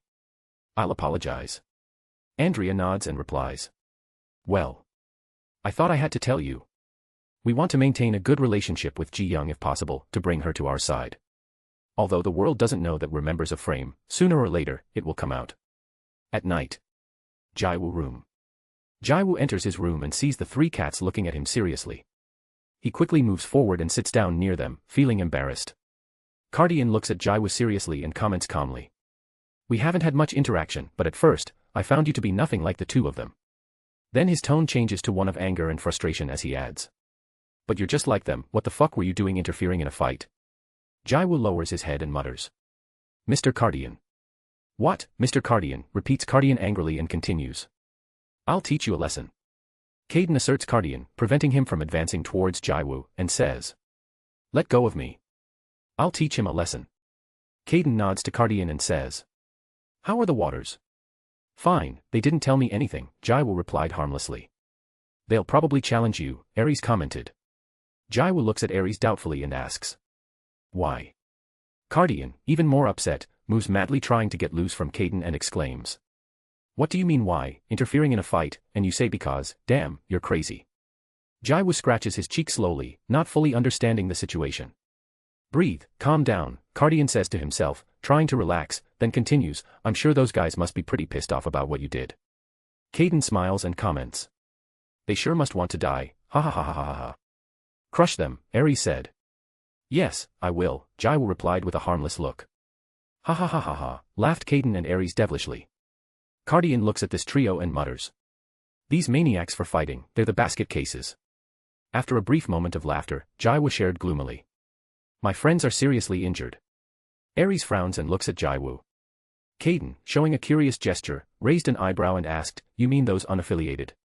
Jiwoo nodded regretfully and expressed, yes, they said my friends provoked them, but in reality they are not like that. Cardian looked at the grief-stricken Jiwoo and commented. It is usual, they surely seek to provoke them to provoke their anger. Caden nodded sympathetically and added. That's most likely why the quartet intervened, even though they had no intention of fighting. Grimly, Jiwoo lowered his head and whispered. Why does it have to be like this? Han Seonjik is walking along the path of the academy, admiring the scenery, when he suddenly sees Jiwoo running in his direction. When Jiwoo arrives where he is, he greets him with difficulty as he catches his breath. Good evening, Principal, he manages to say between shaky breaths. Han Seonjik smiles and comments. I see you don't stop training for a second. Jiwoo scratches his head and replies. Mr. Caden said I was going to be challenged, so I'm excited. To lower my anxiety to fight, he asked me to train. Han Seonjik frowns and says. I see you already know.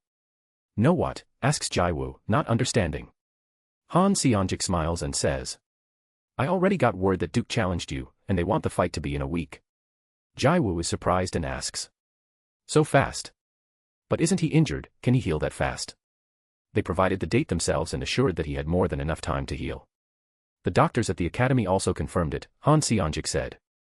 Jiwoo smiles innocently and comments. Well. I love fighting. Aren't you nervous, commented Han Seonjik, surprised by Jiwoo's enthusiasm.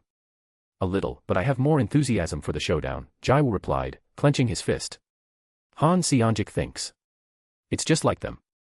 To have a showdown with someone like Duke, who is recognized by the world, I would be nervous and scared, but he wants to fight. Do you know something, Director, commented Jiwoo. Han Seonjik looks at him and asks. What thing? When I wasn't in Korea, my brother and my teacher took me to a place where there are spectacular young men who are disciples of strong people, Jiwoo explained. I'm talking about their masters having powers comparable to the top 50, 40, and there's even a woman with powers comparable to the top 10 in the world rankings. Jiwoo paused, looking at Han Seonjik, then continued.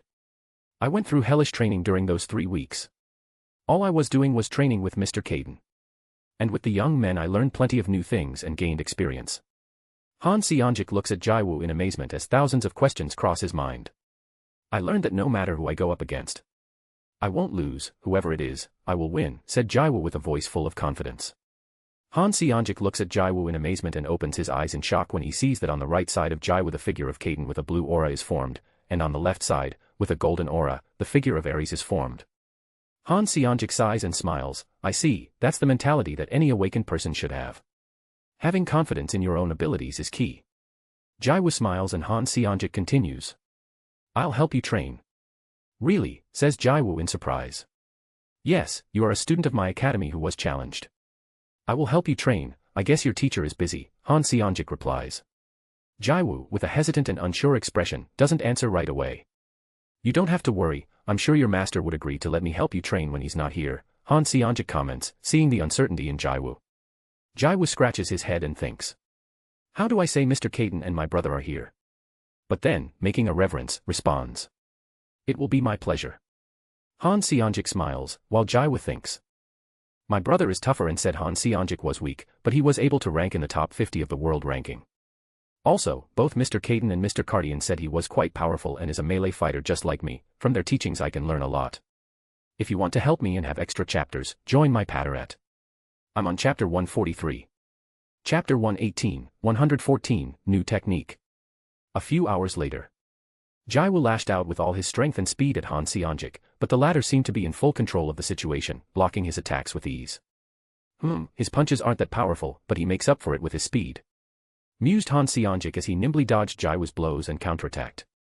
He watched his opponent closely, noting how his fighting style had evolved significantly since he first saw him fight.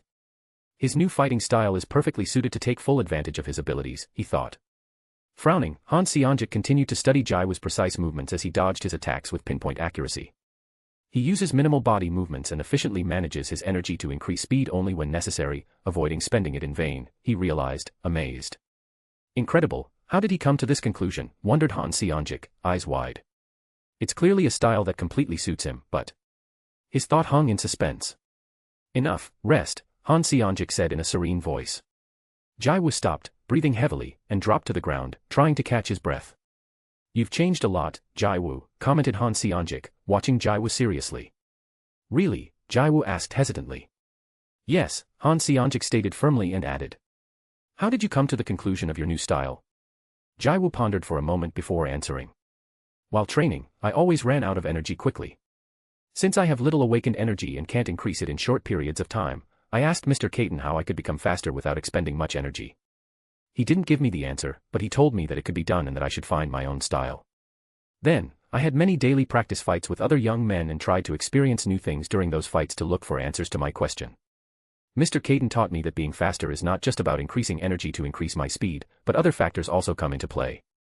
Gradually, I became aware of those factors and honed them until I managed to change my fighting style completely, Jiwoo explained with determination in his eyes.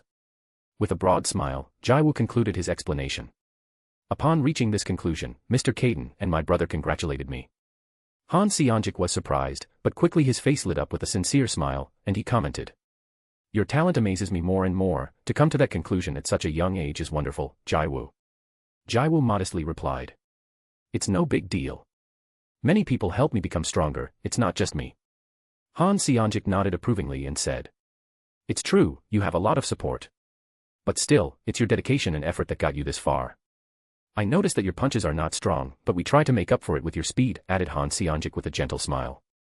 Jiwoo nodded his head, while scratching the back of his neck thoughtfully. Yes, that's right. Mr. Kaden is a specialist in long-distance combat. And my brother made it clear to me that he would not provide me with assistance, that I was to pass this test on my own. Han Seonjik listened carefully to Jiwoo's words and nodded understandingly. I understand, he said empathetically. Sometimes, we face challenges that we must overcome on our own to grow and discover our potential. It's a difficult path, but it's also one that helps us forge our strength. Han Seonjik commented. Kaden is a powerful desperado and a specialist in long-distance combat. To solve your weaknesses, he must experiment and learn with a fighting style that he is not an expert in. I understand, Jiwoo said. I can help you. As you well know, I am a close combat specialist, and I can help you overcome that weakness, Han Seonjik commented with his hands carefully placed behind his back in a calm voice. Really, exclaimed Jiwoo with enthusiasm shining in his eyes. Yes, I can teach you one of my techniques, assured Han Seonjik, with a reassuring smile. Jiwoo nervously scratches his cheek as he considers the proposal and, in a hesitant voice, says, "But sir, I don't think it's the right thing to do. I thank you very much for your offer, but I must decline." "Are you sure?" asked Han Seonjik with a hint of persistence in his voice. "Yes, thank you very much," replied Jiwoo sincerely. "I know your technique would be of great help to me, but Mr. Caden warned me about the complications of sharing techniques with people who are not part of your organization." "Relax, you have nothing to worry about," Han Seonjik assured with a reassuring smile. "The technique I will teach you is not Biko's. In fact, it is something I created myself, and only I possess it. No one." "But isn't your disciple the current leader of Biko?" asked Jiwoo with a tone of surprise and disbelief in his voice. "That's right, the current president of Biko is my disciple, but I have retired and have nothing to do with the organization. This technique is something I created recently, and I haven't had time to pass it on to anyone, not even my disciple," Han Seonjik explained with sincerity and some nostalgia in his words. Surprise flashed across Jiwoo's face, and he expressed, "So, does that mean I would be in a worse situation, since I'm not even your disciple?" Han Seonjik laughed with a spark of innocence and replied, "No, don't worry about that. I think you are exceptionally talented and could master this technique quickly. Besides, I'm sure it will benefit you much more than anyone else. I consider you someone I trust, and I know this technique will be in good hands with you." Jiwoo was amazed by Han Seonjik's kindness, and a broad smile came across his face. Then, he stood up and bowed in respect, expressing, "Thank you very much, Direct. I am excited to learn from you." Han Seonjik responded with a polite smile, but his attitude changed a little, showing a touch of smugness. "Of course, do you even know how strong I am?" he said as he lunged at himself. "Yes. Mr. Caden told me that you're ranked in the top 50 in the world rankings, but your power is much greater than that," exclaimed Jiwoo with glints of admiration in his eyes. Han Seonjik smiled, pleased to hear the praise and asked curiously, Jojo. I see that still Caden has respect for elders like me by praising me like that. And what did Aries say about me?" Jiwoo, with a worried expression, holds his hand to his head, as his nerves surfaced in his words. It's just that he's too old and too weak," he comments uneasily. Hearing this, Han Seonjik pales and mutters awkwardly, "Am I really that old and weak?" "Are you okay, Director?" asked Jiwoo with a worried tone. Han Seonjik comes out of his daze and coughs before speaking. Cough. Cough, we better start training and make that didn't happen. "Yes," Jiwoo said excitedly. "Get into meditation position, close your eyes and concentrate," Han Seonjik instructed. Jiwoo nodded and got into meditation position, closing his eyes and concentrating completely. Han Seonjik approached Jiwoo, standing a few steps behind him, and a soft aura came out of his body, entering Jiwoo's. "This technique will help you make your punches stronger. Concentrate on feeling and remembering the sensation, and how my energy moves in your body," he explained earnestly. "Yes, sir," Jiwoo replied earnestly. "Just concentrate on learning the technique, you don't need to waste your concentration on answering me," Han Seonjik commented in a serene but firm voice. Silence reigned in the place as Jiwoo remained concentrated, letting Han Seonjik's energy flow into his body. Every movement and vibration, every sensation of the energy coursing through his Jiwoo caught it. Han Seonjik spoke again. "Try to follow my energy with your own." With great calm and ease, Jiwoo begins to tune into Han Seonjik's energy flowing slowly through his body. Han Seonjik is shocked and bewildered as he thinks. How can he do it so easily? This technique is difficult to master. Is this the level of his talents? They seem to be on another level, they are monsters, but only with this exceptional talent could such strength be achieved in such a short time, especially at such a young age. It is clear that they are family and that they are trained by the same people. They are true prodigies, each one of them. As time progresses, Jiwoo becomes more and more adept at following Han Seonjik's energy in his body. Gradually, he manages to do it on his own, until he masters it completely and no longer requires Han Seonjik's assistance. In the morning, Jiwoo enters his room and is surprised to see Wooin, Subin, and Jisuk sleeping, while Caden has a stern expression and Cardian and Aries are also asleep. "You came back," Caden says seriously, then adds, "Where were you?" "I'm sorry, Mr. Caden," replies Jiwoo, "I met with the director, and he informed me that Duke challenged me and that the showdown will be in a week." Caden nods and settles back on the couch, calmly saying, "So they already acted, it was quicker than I thought. The director has helped me train and taught me a technique, that's why I came back alone now in the morning and didn't spend the night with you," Jiwoo explains. Caden looks seriously at Jiwoo and asks, "What did he teach you?" "He taught me how to channel my energy differently so that my punches are more powerful," Jiwoo comments. "So he taught you a Biko technique," replies Caden earnestly. "No, he said it was a technique he created by himself recently, based on his own experience, and he hasn't even taught it to his disciple yet, mentions Jiwoo. Caden is astonished and frowns, muttering, a technique he hasn't even shared with his disciple. I'll talk to him soon to find out more about what he taught me, Caden thinks to himself. And how do you find the technique, does it benefit you, asks Caden. Yes, replies Jiwoo with a smile, with his technique, my punches will be much stronger and I won't be as affected by the punches I land anymore. That's to be expected, he specializes in close combat, just like you. His technique should be of great help to you, Caden replies calmly. Yeah, I'll get to training, Jiwoo says determinedly. Caden raises an eyebrow and advises, rest, it's important that your body is recovered. You said you trained, so relax and circulate your strength control to recover soon while you sleep. Jiwoo nods and, with a smile, says, have good dreams, Mr. Caden. If you want to help me and have extra chapters, join my Padret. I'm on chapter 145. Chapter 119, 115, not invited. Duke painfully gets out of bed and looks at himself in the mirror, noting the wounds on his body. Shit. I better go back to bed, and I'll do my best to recover as soon as possible, Duke says to himself as he lies back down. A few minutes later, Andrea enters the room and informs him. They already accepted your challenge, it will be a week from today. I didn't even have to push. The doctors here will do everything they can to cure you in 3 days, so be prepared for treatment, Andrea comments. Duke nods earnestly and responds. Accept my challenge? How arrogant are you to dare to accept my challenge? I'll have him know where he stands in the world. Andrea shrugs off Duke's anger and advises him. Rest and don't get up.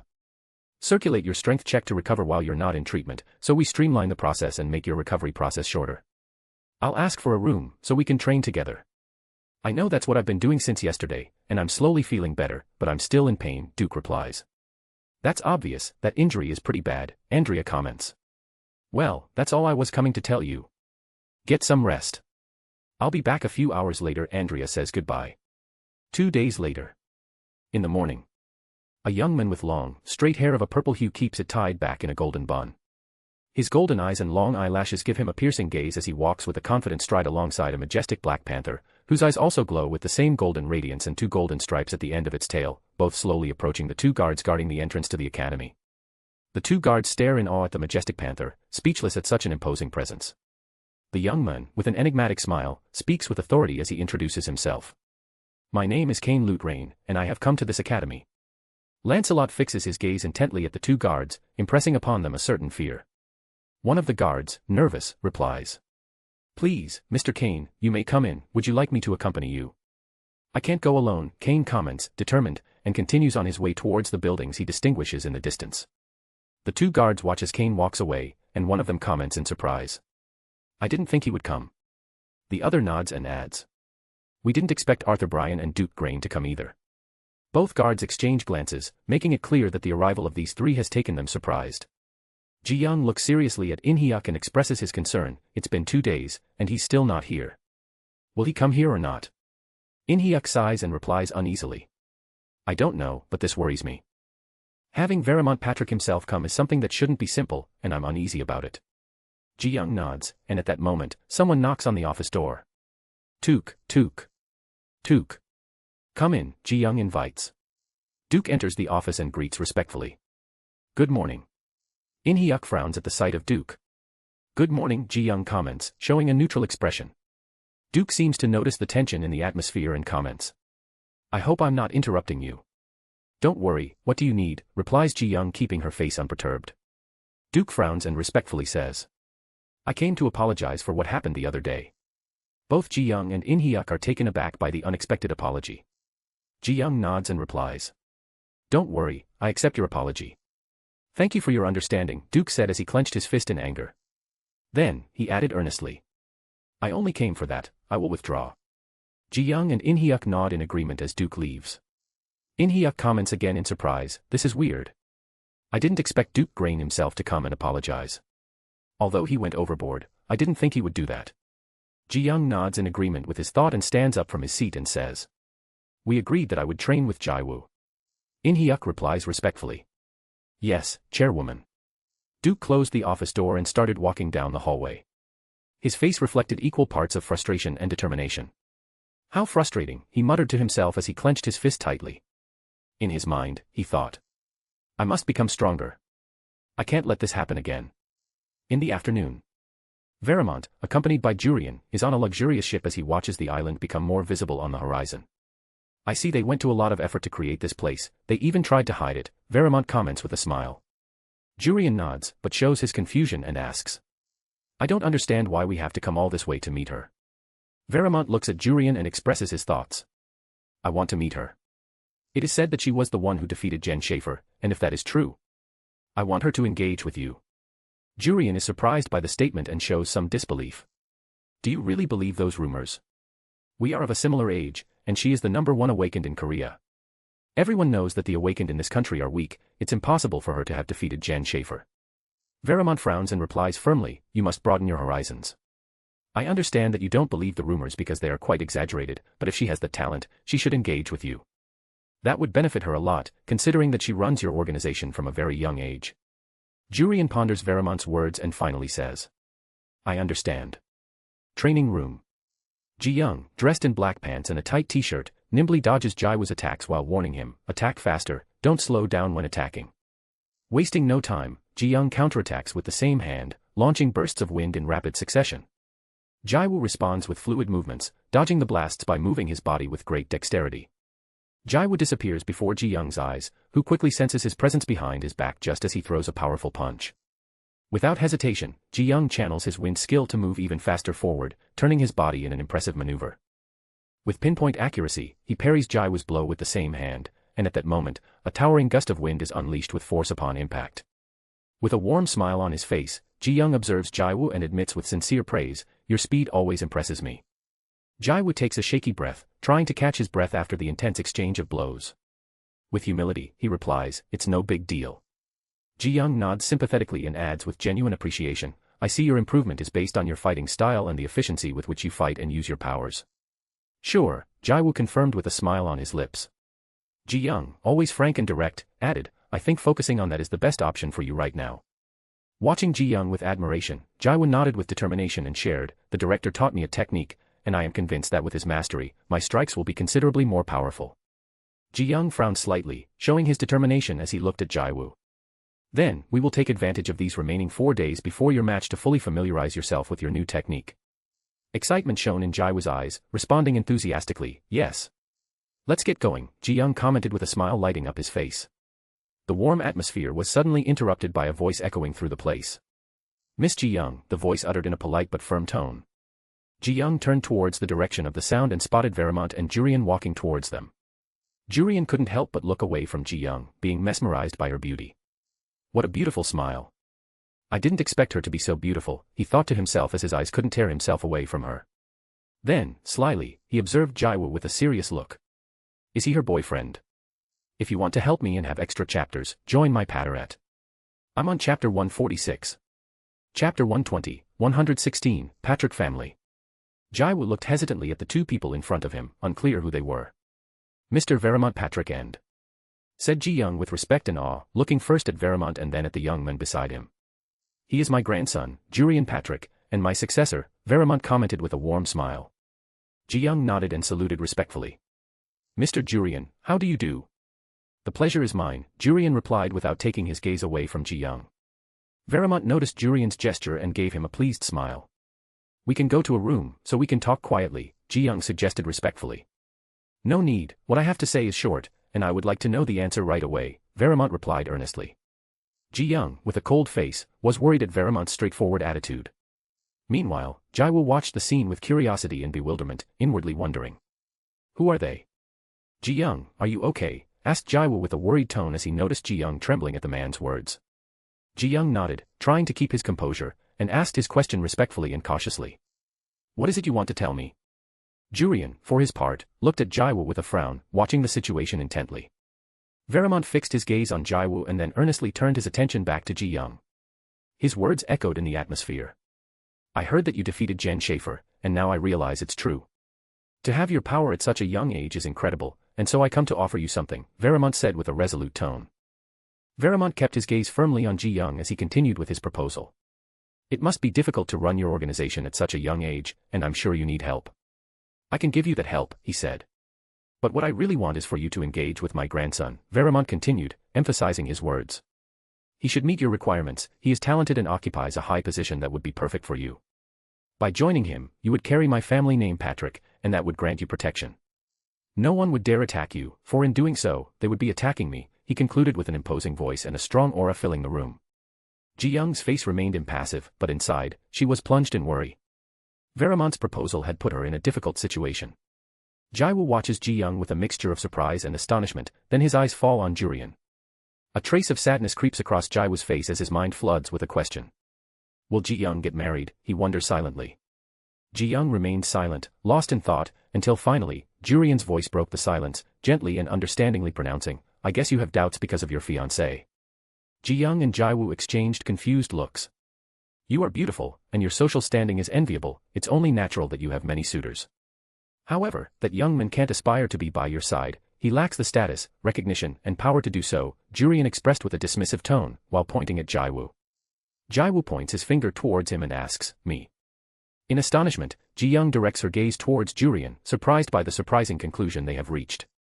Jurian nods at Jiwoo's question and corroborates. He doesn't have the level to be with her, he remarks sternly. Veramant smiles at Jurian's words and, with a calm look, turns his attention to Jiwoo and then to Ji-young, waiting for their response. To his surprise, Veramant does not hear Ji-young's answer, which makes him frown. Suddenly, a voice breaks the silence and a small shadow speeds past in Jurian's direction. You inferior being, how dare you belittle my Jiwoo Seo, comments a female voice with palpable arrogance.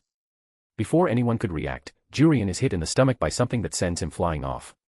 He crashes into the walls, knocking them down in his path, and continues his frantic run until he crashes into the grass. Veramant opens his eyes and, with astonishment, sees a dragon-like animal appear next to him, about a meter in diameter. Jiwoo and Ji-young also look at the dragon with surprise. You dirty commoner, how dare you despise the benefactor of this princess, said Sylvia with disdain in her voice. Sylvia, what are you doing here, asked Jiwoo in surprise. Sylvia smiled arrogantly. Neither your brother nor your master made an appearance, so I had to intervene.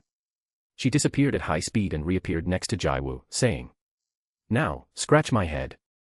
Veramant and Ji-young were shocked to see the dragon disappear and then appear in front of Jiwoo. Jiwoo, perplexed by the situation, quickly took Sylvia in his arms and began scratching her head. Veramant, angered, exclaimed, How dare you? A dark and frightening aura completely enveloped the room, like a menacing shadow. Ji-young and Jiwoo were startled and listened to Sylvia's words. Keep quiet, this princess will show no mercy to you next time. At that instant, Sylvia swung her tail in Veramant's direction and a terrifying crystal shot out from her, enveloped in a destructive aura. Veramant quickly pounced and unleashed a powerful attack, which caused a huge explosion that destroyed the training room. A column of fire rose several meters into the sky and a terrifying shockwave spread, sweeping everything in its path for several meters around and leaving cracks in the structures far away from the explosion. After the impact, Veramant was thrown backwards, but surprisingly without any apparent injury. Quickly, he picked up Jurian and protected him with a worried expression on his face, observing the surrounding chaos. As the dust began to dissipate, Veramant could be seen still uninjured, while Jurian wiped the blood from his mouth and placed his hand on the wound on his stomach. Are you okay? Asked Veramant with concern. Yes, it's not a serious wound, Jurian replied. Veramant looked away from Jurian after hearing his words and focused on Jiwoo, Sylvia, and Ji-young with a serious expression on his face. Ji-young and Jiwoo watched in amazement as the barrier protecting them began to slowly fade away. You survived, not bad for a human, even if I didn't even use a tenth of my power, commented Sylvia, still with disdain in her voice. Who are you? Asked Veramant to Jiwoo and then added calmly. I've never seen that beast before, but it seems to belong to your brother or master. Jiwoo nodded and said, I'm sorry, I didn't know it was here. I didn't mean for it to attack you, it's my brother's companion. Jurian frowned and said with a trace of anger. You. Sylvia looked at Jurian and commented. You're not worthy of her. Only Jiwoo is worthy, you don't have the power or status required. Your family means nothing. Hearing those words, Jurian frowned and thought annoyed. He repeated the same words. Ha ha ha ha ha, laughed Veramant and looked at Jiwoo and then at Sylvia. Your dragon is quite interesting. But that didn't prove anything, that you're still worthy. Suddenly, they heard footsteps and many figures came quickly with worried and surprised faces, looking at them. Doesn't it prove you're worthy? Echoed an imposing voice, sending shivers down the spine of everyone present. Caden, Cardian on his left and Ares on his right, strode forward at a leisurely pace behind Jiwoo and Ji-young. In one of the training rooms, Inhyuk, Seonga, and Jiwook kept their faces serious as they watched the dozen students lined up in 3 rows in front of them. Jiwook, with his hands calmly behind his back, spoke calmly. Starting today, we will have joint classes between the unaffiliated and affiliated, and this will be the first of them. We hope everyone can learn a lot from each other, In-hyuk added. Subin raised his hand, hoping to be heard. Jiwook motioned for him to speak. Yes, Subin, asked Jiwook. Where is Jiwoo, asked Subin. Jiwook looked at In-hyuk, and the latter replied. Jiwoo is training with the president, so he won't be present at this training. Before they could continue, everyone felt a terrifying aura that alarmed them. Those present turned their heads in the direction of the source of the aura in astonishment, and suddenly, a rumbling sound was felt. The walls and floor began to crack, causing dust to fall from the ceiling and walls. The students were shocked and stunned by what was happening. They watched as the cracks spread and the surrounding environment seemed to shake. What was that? Exclaimed one of the students, clearly stunned by what he had witnessed. I don't know, replied another, with fear in his voice, unable to explain what had just happened. Meanwhile, Seonga, In-hyuk and Jiwook exchanged quick glances and decided to run in the direction of the explosion. Before walking away, Jiwook authoritatively ordered the other students. Stay here. After a moment, Jisuk, Subin and Woon looked at each other and, without hesitation, decided to follow their teachers. Let's go, Jisuk said with a determined smile, and the three of them moved quickly to follow the teacher's trail. What do we do now, Gangseek? Asked one of the Biko youths. Gangseek frowned, pondering for a moment before replying, let's see what happened. With determination, he began to walk slowly in the same direction as the teachers, and two young men followed close behind. Meanwhile, Sucheon kept his face impassive and his hands in his pockets, following the march silently behind Gangseek. The other students stood watching as some students walked away. No one dared to follow them. Kane's room. So Arthur drew and Duke won. But are you seriously telling me that someone intervened in Duke's match and the fight will be in 4 days, commented Kane with obvious annoyance. Andrea nodded with her ugly face and replied, yeah, that Jiwoo guy must have super speed powers. Duke couldn't react to his speed twice. Kane frowned and let out a surprised expression. Duke has super speed, and even he couldn't react in time, disbelief flashed in his eyes. Andrea nodded worriedly, her face taking on an even grimmer expression. Those three don't matter much if they lose, but those two are another story. Are you saying this quartet is on par with our top 10? Kane's voice sounded cold but calm, and his eyes looked icy, revealing a mixture of trepidation and determination. Andrea nodded, her anger visibly increasing. They have hidden their young ones very well. We had no idea they were so strong. Kane sighed, discontent showing on his face. In any case, it looks like I'll have to take care of everything myself. You guys aren't capable of doing anything right yourselves. Andrea heard the words angrily, clenching her fist tightly. Suddenly, the door opened and the WAA professor walked in sweating, his tone anxious. Mr. Vermont Patrick has just arrived, he announced. Andrea jumped up from her seat, startled. What? She exclaimed. Kane frowned, looking at the professor, and asked, are you sure, what's a top 10 world ranking going to do here? The professor nodded and replied. I just saw him, he's looking for Ji Young-yu, and he's meeting his grandson, Jurian Patrick. Kane and Andrea frown even more, their minds searching for answers in the presence of that imposing man. Suddenly, a powerful aura interrupts them and all three look in that direction.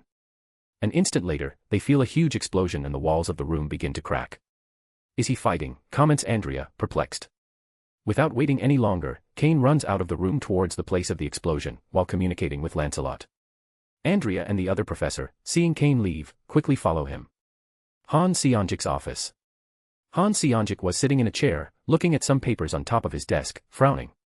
His tranquility was interrupted when Suwon entered the office upset, expressing nervousness and concern. Mr.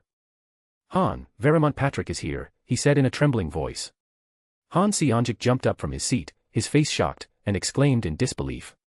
What? Suwon confirmed trembling. Vermont is looking for Ji Young. Suddenly, they both felt a powerful aura and an explosion echoed throughout the place, alarming them. Han Seonjik quickly headed towards that place. Kaden, Cardian and Ares walk around yawning and sleepy-eyed. Shouldn't we go help Jiwoo train, comments Cardian. Kaden replies calmly. He's training with Ji Young, when he's done with her, he'll train with us. Cardian nods and suddenly feels a powerful aura. Kaden looks in that direction seriously and says. That's the place where Jiwoo is training in that aura. Vermont Patrick, Cardian comments seriously. At that moment, an explosion occurs, and a large expansion wave approaches them, destroying everything in its path. The three of them quickly leave their drowsy state behind, transform into their human form and protect themselves. When the dust settles, a large flattened expanse is revealed where something else used to be. Ares frowns and thinks, this shouldn't happen. Sylvia. What's she doing here? Caden rushes over to where Jiwoo is and declares with determination, if anything happens to Jiwoo, everyone will die. Aries, also worried, quickly follows Caden. Cardian watches the two leave and sighs seriously, then follows them. Ha ha ha ha ha. Your dragon is quite interesting. But that didn't prove anything that you're still worthy, they hear as they approach and see Jiwoo along with Ji-young, and a few feet away from them, Veramont and Jurian. They look around and notice that many people have arrived. Doesn't it show he's worthy, says Caden in an imposing voice. Everyone present looks at them, and when they see the men who uttered those words, they feel a shiver run down their spine. If you want to help me and have extra chapters, join my Patterette. I'm on chapter 147. Chapter 121, 117, Challenge. In an imposing voice, Caden questioned. My disciple is not worthy. Caden break, Veramont muttered in surprise, letting the name echo in the air. Andrea and the other professor watched the three figures in awe. Kane, Duke, Arthur, and Jurian, in disbelief, turned their gazes to Caden, amazed at the young man's youth. Then Veramont turned his attention to Aries and pronounced. Aries, calmly, then looked at Cardian and said the same. Cardian. His eyes fell on Jiwoo, and with a mixture of disbelief and amazement, he uttered. Truth be told, I didn't think those rumors were true. So you really do have other disciples. Arthur, Kane, and Duke did not look away from Aries, feeling a shiver run through their bodies, as he returned a smile that made them shiver and feel a cold sweat on their foreheads. Caden held Veramont's gaze with determination and asked firmly, why is my disciple not worthy? Veramont let out a laugh, revealing a smile on his lips, as he looked at Jiwoo. Boy, you are worthy of that lady. At that moment, Jisuk, Subin, Wooin, Gangseek, and Sucheon arrived, joining the scene that had become even more intriguing. So you two are engaged then, Veramont declared, pinning her intense eyes on Jiwoo, which caused everyone present to gasp in astonishment as they heard those words. President, said Inhyuk, bewildered by what he was witnessing. Jisuk looked at Jiwoo and Ji-young blankly at what was going on, as did Subin, Wooin, Sucheon, and Gangseek, along with all the other teachers and students present. Arthur, for his part, watched Jiwoo in amazement and wondered. Is that boy a disciple of Caden Break? Han Seonjik was also awed by the situation in front of him. With seriousness, Andrea fixed her gaze on Jiwoo and thought. That brat is Caden's disciple and... Then, she directed an intense gaze at Ji-young and continued. He's engaged to that woman. Aries broke the awkward atmosphere by placing his arm on Ji-young and Jiwoo's shoulders, laughing as he said. Little brother, who knew? Jiwoo and Ji-young blushed at Aries' gesture. Veramont frowned at the sight and asked. Is he your brother? Aries smiled and looked at Veramont nodding. Yes, he's my little brother. In a barely audible voice, Veramont muttered. Then that was true too, Caden's new disciple is Aries' little brother. Jurian looked at Caden and then at Aries, thinking. So young they are. Aries, the Emperor of Light and his brother.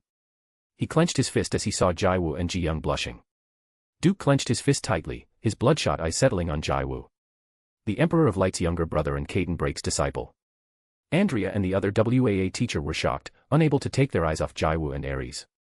No wonder he's so strong, that speed couldn't be achieved by someone with a normal background, Arthur thought in amazement. Actually, that young man is that demon's brother. Veramont looked at Jiwoo and said. Yes, you are worthy to engage with that young lady, but... You are not the only one who is worthy of it, he added seriously. Ji-young frowned at such words. You have to prove yourself worthy, Veramont sentenced. Caden smiled and advanced towards Veramont, creating a tension in the atmosphere that made everyone's heart pound. You don't have to worry about him, he'll prove it, Caden said, looking a short distance away from Veramont. The two looked at each other, and a terrifying tension formed in the atmosphere, without anyone daring to make a single sound. Jurian clenched his fist and advanced, placing himself in the center between Veramont, Caden, and the group made up of Cardian, Jiwoo, Aries and Ji-young. I challenge you, he pronounced with determination, surprising everyone present. Jisuk looked at him in astonishment and asked. What are you saying? Ji-young's face turned cold as he frowned, watching the situation closely. Caden, with his hands in his pockets and his attitude relaxed, replied. Challenge him. Jurian maintained his firm stance and looked at Caden, affirming. Yes, I challenge him. Veramont, visibly upset, interceded. Jurian, what are you saying? You are challenging someone much younger than you, even if he is Caden's disciple. Inhyuk and Seonga looked at Jiwoo with concern, aware that the situation was getting more and more complicated. Jurian raised an eyebrow and clarified. I think you misunderstood me. I don't mean Jiwoo, I mean Aries. Aries looked surprised at Jurian's statement and asked incredulously. Me? Jurian nodded seriously and said. Yes, do you dare? Aries' smile disappeared as he stopped hugging Jiwoo and Ji-young, advancing in Jurian's direction with a heavy and angry tone. "If I dare," he said, and a terrifying aura descended upon everyone present, filling the atmosphere with rays of light. Caden and Veramont frowned. "Look closely, you're going to see your brother's true personality," Cardian commented in an enigmatic voice. Ji-young frowned, while Jiwoo, puzzled, asked, "What do you mean?" "Look carefully," Cardian repeated, without adding another word. Aries plodded forward, his increasingly intense aura reflecting his restrained anger. "I challenged the top 10, and they replied that I was too young," he said with a mixture of frustration and defiance, "so I decided to take on their successors to crush them, but no one accepted my challenge." You damned inferior being, you dare to speak so presumptuously in front of me," continued Aries, his angered tone echoing in the air. "You think you'll get out of here alive? Just because your grandfather is here, you dare to be so arrogant," he added with contempt. The aura emanating from Aries was so potent that the young men found themselves sweating profusely, their foreheads pearly with beads of sweat due to the intensity of the moment. The teachers present, overcome by the intensity of the moment, reacted instantly upon hearing the voice of Han Seonjik, who roused them from their daze.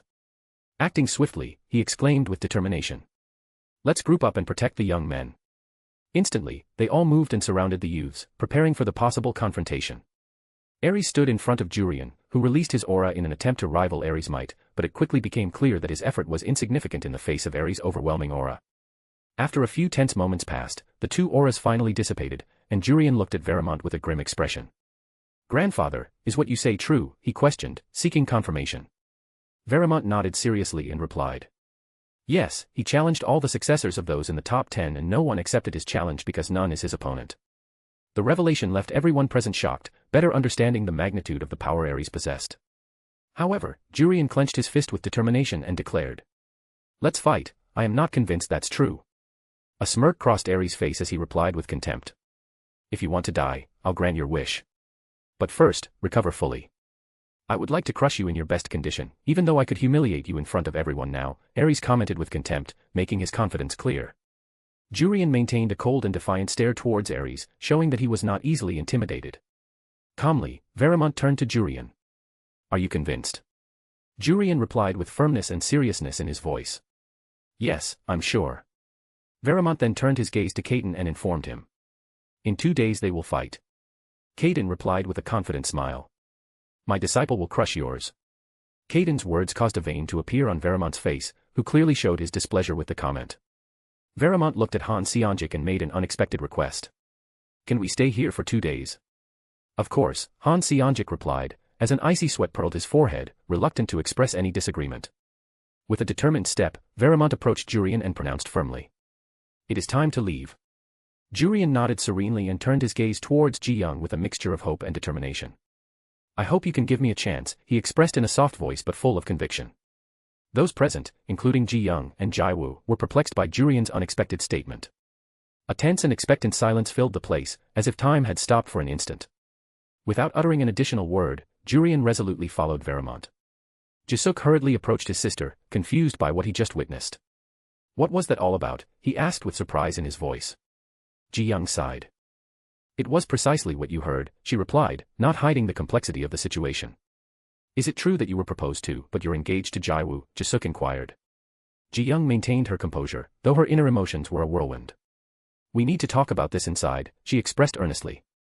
Cardian approached Caden and Aries with reproach in his eyes. "You have caused quite a scene," he informed them. Aries responded with an unsettling coldness, showing no remorse. "It's not starting yet. When I crush that Jurian, the real scene will just begin," he declared with ruthless determination. Aries noticed how both students and professors of the WAA looked at him with some fear and uneasiness. With a ruthless coldness in his voice, he asked, "What are you looking at? Do you want to fight?" Without diminishing his gaze, he then turned his piercing gaze toward the KAA teachers, and continued without hesitation. "Are you the same as before?" A shudder ran through the bodies of everyone present, without exception, and as if they were puppets guided by fear, they shook their heads unconsciously, unable to confront Aries. "Look away," Aries sentenced with arrogant disdain. The tense atmosphere caused everyone to quickly retreat. "If you want to help me and have extra chapters, join my Patteret. I'm on chapter 148. Chapter 122, 118, answer." In a room of the academy, Ji-young, Jisuk and In-hyuk were sitting in 3 different seats. Jisuk looked at Ji-young and asked, "Sister, can you explain to me what happened?" In Hyuk kept silent, waiting for Ji Young's answer. Is it true that you were offered to marry that Jurian? Asked Jisuk annoyed. Ji Young nodded and said. As you heard, Veramont Patrick made me an offer to get engaged to his grandson. In Hyuk's eyes widened in surprise at the news, just like Jisuk. You turned him down right away, I guess, Jisuk said with a frown on his face. I didn't have time, Ji Young replied, then added. It's an offer that Veramont Patrick himself, who is ranked in the top 10 of the world rankings, offered me. Didn't you have time? Asked Jisuk puzzled. His grandson Jurian, when he saw me training with Jiwoo, assumed we were engaged, Ji Young commented, startling both Jisuk and In Hyuk.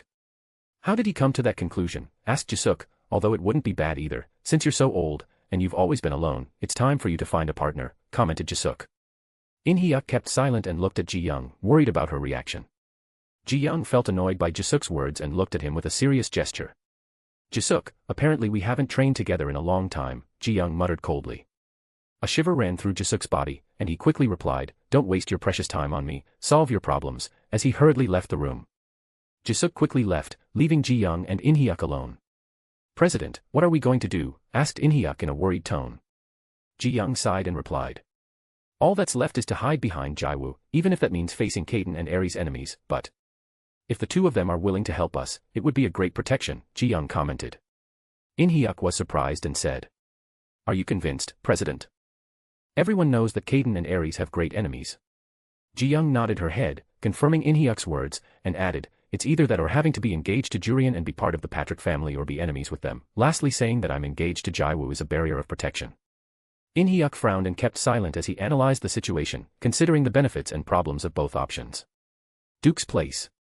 Duke was sitting on the edge of the bed, his elbows resting on his thighs and his cold eyes fixed on the wall in front of him. Jiwoo, he's Aries' younger brother and Kaden Break's disciple, he thought angrily.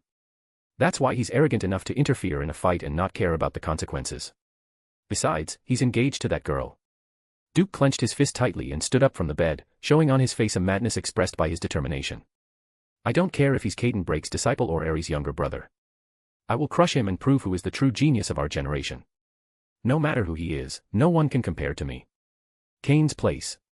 Kane was sitting in a chair with one leg on top of the other, and his leg was shaking nervously as he watched Lancelot comfortably lying on the floor, sleeping. Why is Kaden Break's disciple here? He thought worriedly.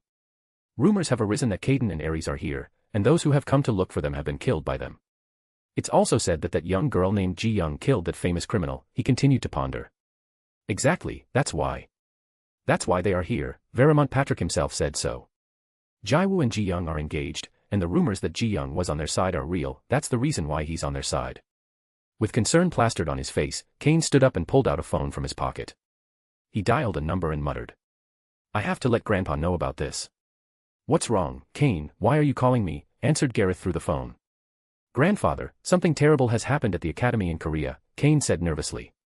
What happened? Did our students lose? Asked Gareth calmly. Yes, but not quite. Arthur drew and Duke won, but someone intervened, and he's going to fight him in about 4 days, Kane replied. Oh, so Arthur started to speak Gareth before being interrupted by Kane, who spoke with concern. That kid who intervened is called Jiwoo Seo, he's Kaden Break's disciple and Aries Seo's younger brother. What? Exclaimed Gareth in astonishment. That's not the worst of it, Veramont Patrick is here right now, and he is with his grandson Jurian Patrick, commented Kane. There was a loud sound over the phone of someone getting up, and Gareth said in amazement. Is Veramont Patrick there? Were you able to find out why? No, Grandpa, but Kaden and Aries are there too, Kane said. Speak up, Gareth said anxiously. Veramont said that Jiwoo and Ji Young, who is ranked number 1 in Korea, are engaged, and he had come to see her to engage her to his grandson, Kane replied quickly. An engagement, muttered Gareth. Also, Cardian was here, Kane finished. What is Cardian doing there? Asked Gareth. I don't know, but he showed up with Kaden and Aries, I guess he was with them. Also, before I forget, Aries is facing off against Jurian in 2 days, Kane answered hesitantly. What's he doing with them? Muttered Gareth in bewilderment, then earnestly said. Listen to me carefully, Kane, you are going to do the following. First, make sure you stay calm and don't make any rash decisions, Gareth began and then said. I'm heading over there right away. Teacher's room. In a small room with a table that had 3 chairs on each side, stood Myeong, Chol, and Suin, signing and reviewing some documents on the table. I never in my life thought that so many powerful people would gather in this academy, Myeong commented quietly. Suin nodded and said. Veramont Patrick, Jurian Patrick, Caden, Eleceed, Cardian. It's impressive how many important figures are here. Chol scratched his head nervously and remained silent. The showdown between Ares and Jurian, will it be here, commented Myeong. Besides, there's still the fight between Jiwoo and Duke Grain to come. This made both Suin and Chol frown and their faces turned serious. I think, there's a reason why Mr. Vermont decided to stay here for something important, Suin said seriously. But a confrontation between them would be a catastrophe for this island. We may very well have to protect the students and the awakened who work here. The best thing would be to get them off the island and leave only the strongest people, Chol commented quietly. Maybe. Mr. Han told me that he thinks it would be a good experience for the young people to see such a confrontation, Suin mentioned, surprising Chol and Myeong. Mr. Han said that, asked Myeong, puzzled. Suin nodded and continued. But I don't know if we'll be able to see him. We'll have to talk it over with Mr. Vermont and Caden. The three of them remained deep in thought, aware of the importance and complexity of the situation unfolding at the academy. An hour later, in Duke's room. Andrea remained standing as she watched Duke in meditation position, circling his force control. Duke opened his eyes and looked at Andrea, who was watching him seriously. Are you sure about fighting? Asked Andrea. Duke, with his ugly face, confirmed confidently. I challenged him, and I'm not going to take it back. Andrea frowned and warned. You must be cautious, and you can't show Mr. Schnauzer's strength control. With Mr. Vermont and Caden Break here, you are sure to be discovered. Although I don't think they will interfere directly, they could cause you trouble, Andrea explained. Why would they cause me trouble? Asked Duke hesitantly. Mr. Vermont might not be interested, but Caden is different.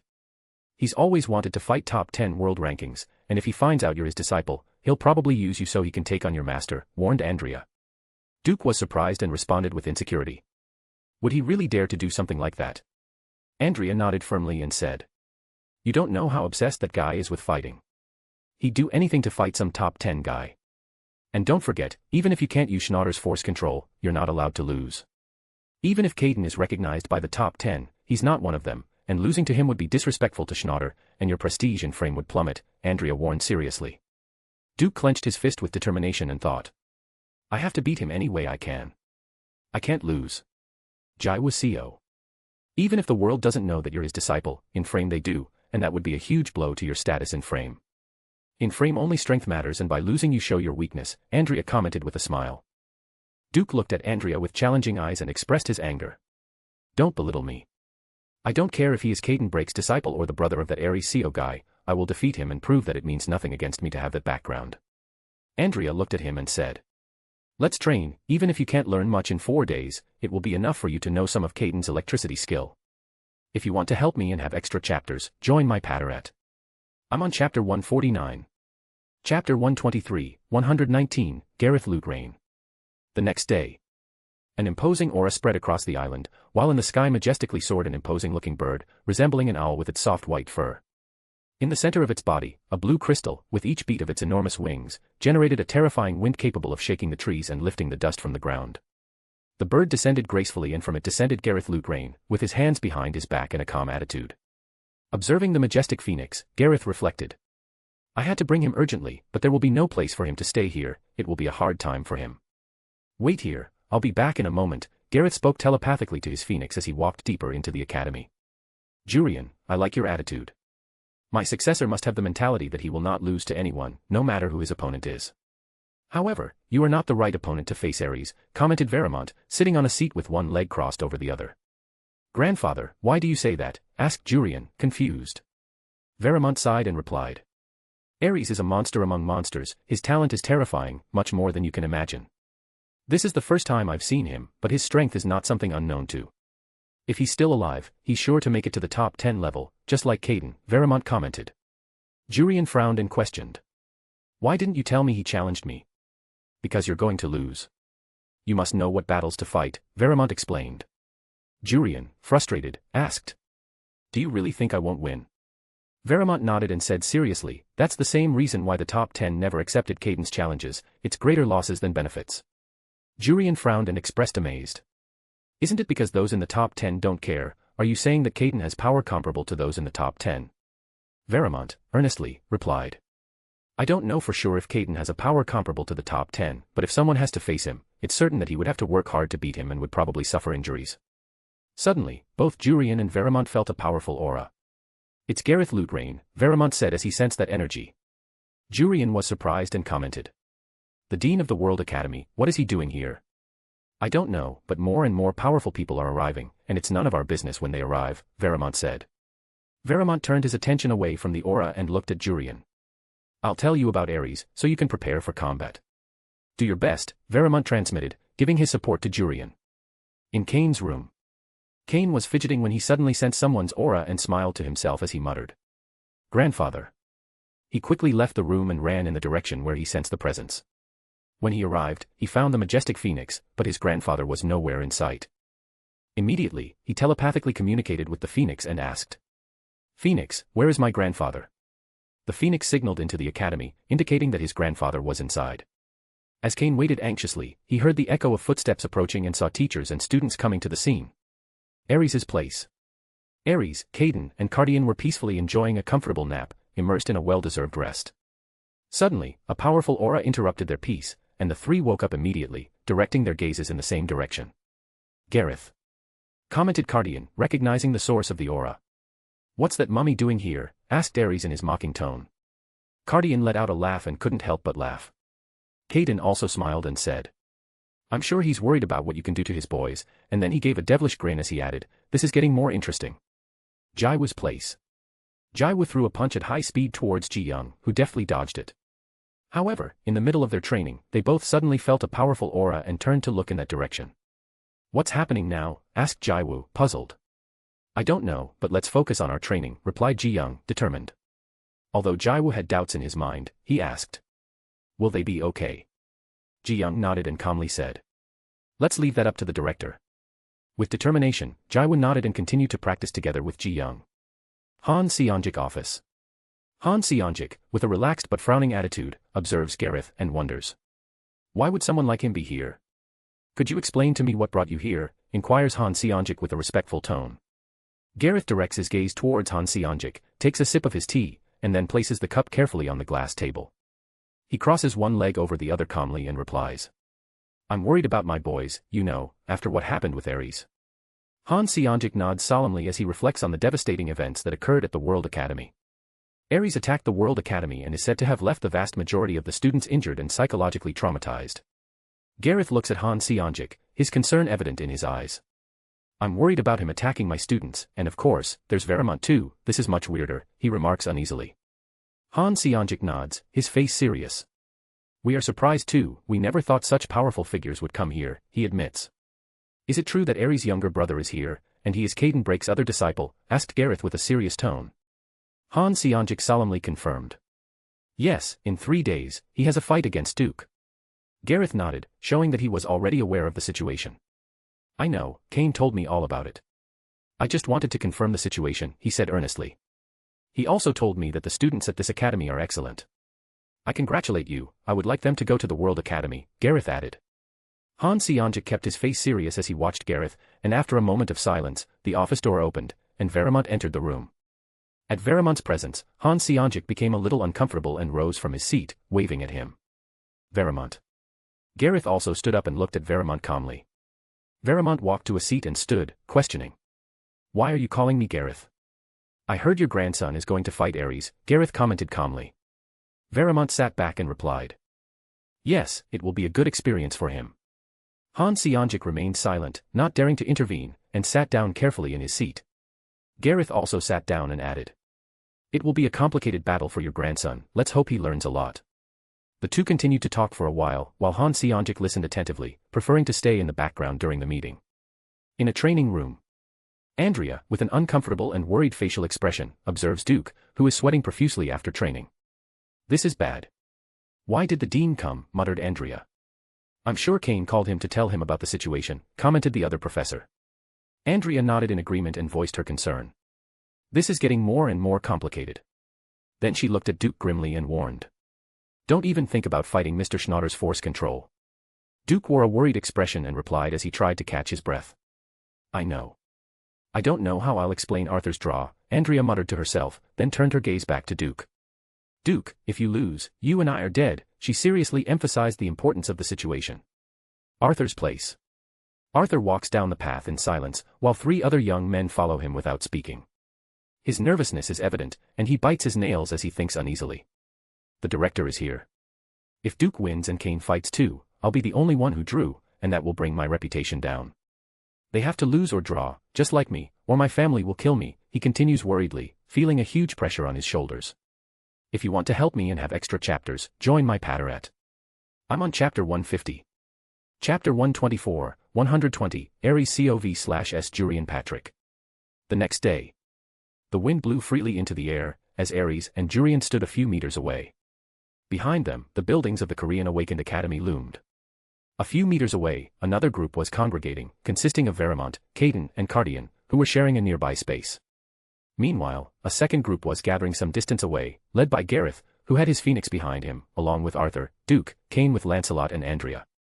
Right next to them was another set of people, including Ji Young and Jiwoo, the latter holding Sylvia in his arms, accompanied by Inhyuk, Seonga, Han Seonjik, Sucheon, Wooin, Jisuk, Subin, and Gangsik. Aries turned his gaze to Gareth and blurted out a provocation. Since when did we invite a living mummy? Gareth returned a nasty glare at Aries, as those present watched with puzzled and anxious faces at the tension between the two. Ha ha ha ha ha, a feminine giggle was heard echoing through the air, capturing the attention of all present. All eyes turned to Jiwoo, who held the small dragon in his hands. A living mummy next to this Cleopatra, exclaimed Sylvia, pointing at Gareth and Kane, in a mocking tone. Cardian couldn't resist the laughter and quickly played dumb, feigning awkwardness. Sylvia, Jiwoo said with concern in his voice, turning his gaze to the dragon in his arms. Phoenix released his aura and fixed his gaze on Sylvia, warning her earnestly, watch your words. His piercing gaze made it clear that he would not tolerate any provocation or disrespectful behavior. Sylvia, defiant and full of arrogance, did not back down in the face of the Phoenix warning. Instead, she released her aura as well, displaying powerful energy. Let's fight. I'll be sure to kill you, you filthy impure beast, stated Sylvia, without hesitation. The atmosphere became even more tense, and everyone present felt trapped by the situation. However, before the confrontation could be triggered, a spatial isolation manifested itself in the place. All eyes turned to Aries, who was responsible for releasing that ability. After them, it's our turn to fight, you filthy unclean beast, said Sylvia, defiantly. Phoenix was undaunted by the provocations and responded with determination. That we will. At that moment, Aries, driven by excitement and the desire to fight, stepped forward. Let's go, he exclaimed excitedly as he headed towards Jurian. Jurian's black aura spread rapidly, covering the entire island like a dark shadow that threatened to envelop everyone. However, Aries seemed immune to the intimidating display of power and continued walking towards Jurian with a defiant smile on his face. Astonishment gripped everyone present, especially the youngsters, who noted with concern that they were finding it difficult to channel their powers. Before Jurian's astonished eyes, Aries disappeared in the blink of an eye, bewildering everyone. The next instant, a powerful blow impacted Jurian's stomach, making him vomit blood and stagger from the impact. Behind Jurian's body, a golden light emerged from nowhere, spreading rapidly and destroying everything in its path. The light was so dazzling and powerful that the ground shook under its influence. Jurian stretched out one of his hands, pointing it determinately at Aries. A dark beam, swift and fearsome, burst from his fingers and projected with precision in the direction of his target. Aries, with surprising agility, disappeared instantly, deftly dodging the attack. The dark beam, missing its target, impacted violently against the ground, triggering an immense explosion that shook the foundations of the surrounding earth. A deafening roar and waves of energy propagated from the epicenter of the crash. Veramont, Caden, Cardian, Gareth, and Han Seonjik kept their eyes fixed on the battle unfolding in front of them. When Aries suddenly appeared behind Jurian and threw another punch. Jurian did not hesitate. With determination and bravery, he slammed his fist into Aries' fist, resulting in an impressive explosion that illuminated the battlefield with flashes of light and shadows. Jurian felt his bones crunch under the pressure of the shock. A great pain swept through him, and for a moment surprise flashed through his thoughts. So strong is his blow. Jurian saw Aries fade once again, but this time his reaction was insufficient to ward off the attack. Unexpected, 4 brutal blows slammed into his vulnerable torso, each impacting with devastating force. The sound of the blows echoed like thunder across the battlefield. The pain was immeasurable, and the force of the attacks left Jurian breathless. A torrent of blood emerged from his mouth as his body was propelled backwards with a mammoth force. His figure became an uncontrolled projectile that obliterated everything in its path, shattering the earth and objects that stood in its way. With his gaze fixed on Jurian, Veramont perceived the state of his grandson and closed his eyes momentarily. Jurian, his clothes in a terrible state and his eyes full of astonishment, kept his gaze fixed on Aries. Perplexity flashed across his face as he questioned himself internally. How can he be so strong? Our age is similar, he's a monster. With unwavering determination, Jurian rose from the ground, albeit with difficulty due to his wounds. A new spark of bravery shone in his eyes as his mind cleared. I won't lose like this. Now I understand why grandfather said I wasn't at his level. This strength is shocking, but I won't give up. The black aura released from Jurian's body was impressive and terrifying. Like deep darkness, it seemed to envelop him in a blanket of shadows. Every time the intensity of the aura grew, the ground trembled under its power and the wind seemed to whisper in an eerie tone. Extinction of light, Jurian said as he released his terrifying black aura onto the battlefield.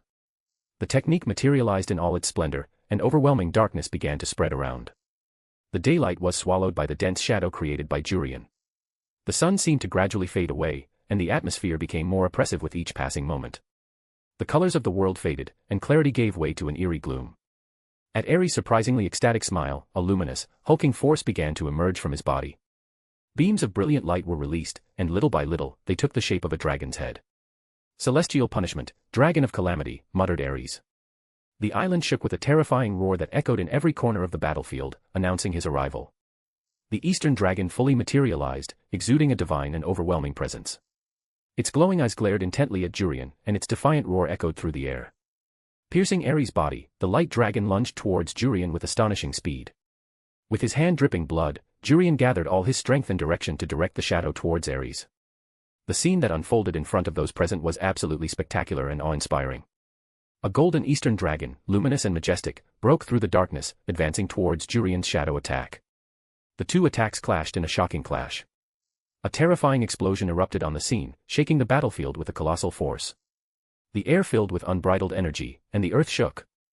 Veramont, Caden, and Cardian casually create a barrier. Gareth quickly creates a protection and the teachers help him. The youngsters present shocked look at such a demonstration of power.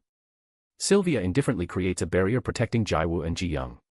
After the explosion, when the dust cleared and the confusion gave way to silence, the scene revealed Ares standing, unharmed and serene. In contrast, Jurian lay face down on the ground, showing no signs of movement. Veramont, Caden, and Cardian, as well as Ji-young, Gareth, and Han Seongjik frowned at such a situation. On the other hand, the teachers and students look at the terrifying scene in front of their eyes in astonishment, shock and dumbfounded. After a few tense seconds of silence, during which Jurian remains inert, Veramont, with concern palpable in his voice. Jurian. With a slight shudder, Veramont watches as Jurian begins to stir. However, his heart clenches as he watches the devastating image unfold before his eyes. Jurian struggles to his feet, his battered body dripping blood staining his tattered clothes. From his head, blood was pouring down, creating a scene bathed in crimson. With difficulty, he stands and looks fearlessly at Ares and thinks. No way. I don't want to lose like this, I have to stay on my feet. Veramont looks in amazement at the steadiness in Jurian's eyes and his intense desire not to lose the fight. Veramont, Caden expressed seriously. I will intervene so that Jurian does not die, Veramont declared. Be careful what you do, Caden warned. Ares looks at Jurian with a disdainful smile and says. That's it. Astonishment pervaded the scene as a small sword made of light emerged in Ares' palm. However, what came next surpassed all expectations. With a determined gesture towards the sky, the sword began to rise at an impressive speed, growing rapidly until it reached a mammoth height. It transformed into an imposing blade hundreds of meters long, giving off a terrifying aura with every inch the sword grew, the shadow that had enveloped the island gradually disappearing. As the sword ascended majestically, the sun's rays broke through the shadow, illuminating the island. The students and teachers of the KAA and WAA looked on in shock as the huge sword gave off a terrifying power. Arthur, Jisuk, Subin, Duke and everyone else think in shock. This enormous power? With the same hand, Ares lowers it and following his gesture, the sword comes down towards Jurian. God Slayer, muttered Ares. Jurian stood his ground, showing no fear, even in the face of the shocking sight of the sword of light rising before him. Concentrating all his strength, he launched a powerful attack in a last-ditch effort to defend himself. However, the sword of light cut through the attack with overwhelming ease, piercing him without any hindrance and causing the earth to tremble under the magnitude of the impact. Jurian watched in disbelief as the sword descended towards him. But unexpectedly, right in front of him, a figure materialized. Grandfather, muttered Jurian. Veramont smiles and looks at Jurian with eyes that convey his joy and says. You did well, I congratulate you, you surprised me. Jurian was astonished by his grandfather's words, observing how his grandfather generated a dark aura in his right hand, which hit the sword and pushed it down, making it impact against the floor of the island. The impact was so powerful that, in the place where the sword hit, a great explosion was formed. The island began to slowly split apart, until finally the seawater entered through the gap and separated it into two parts. The dust dissipated, leaving an agonizing silence in the area. Everyone stared with eyes full of astonishment and shock at the island split in two. In the distance, they saw Veramont unharmed and in perfect condition, standing on the edge of the island's division, with Jurian alive and safe behind him.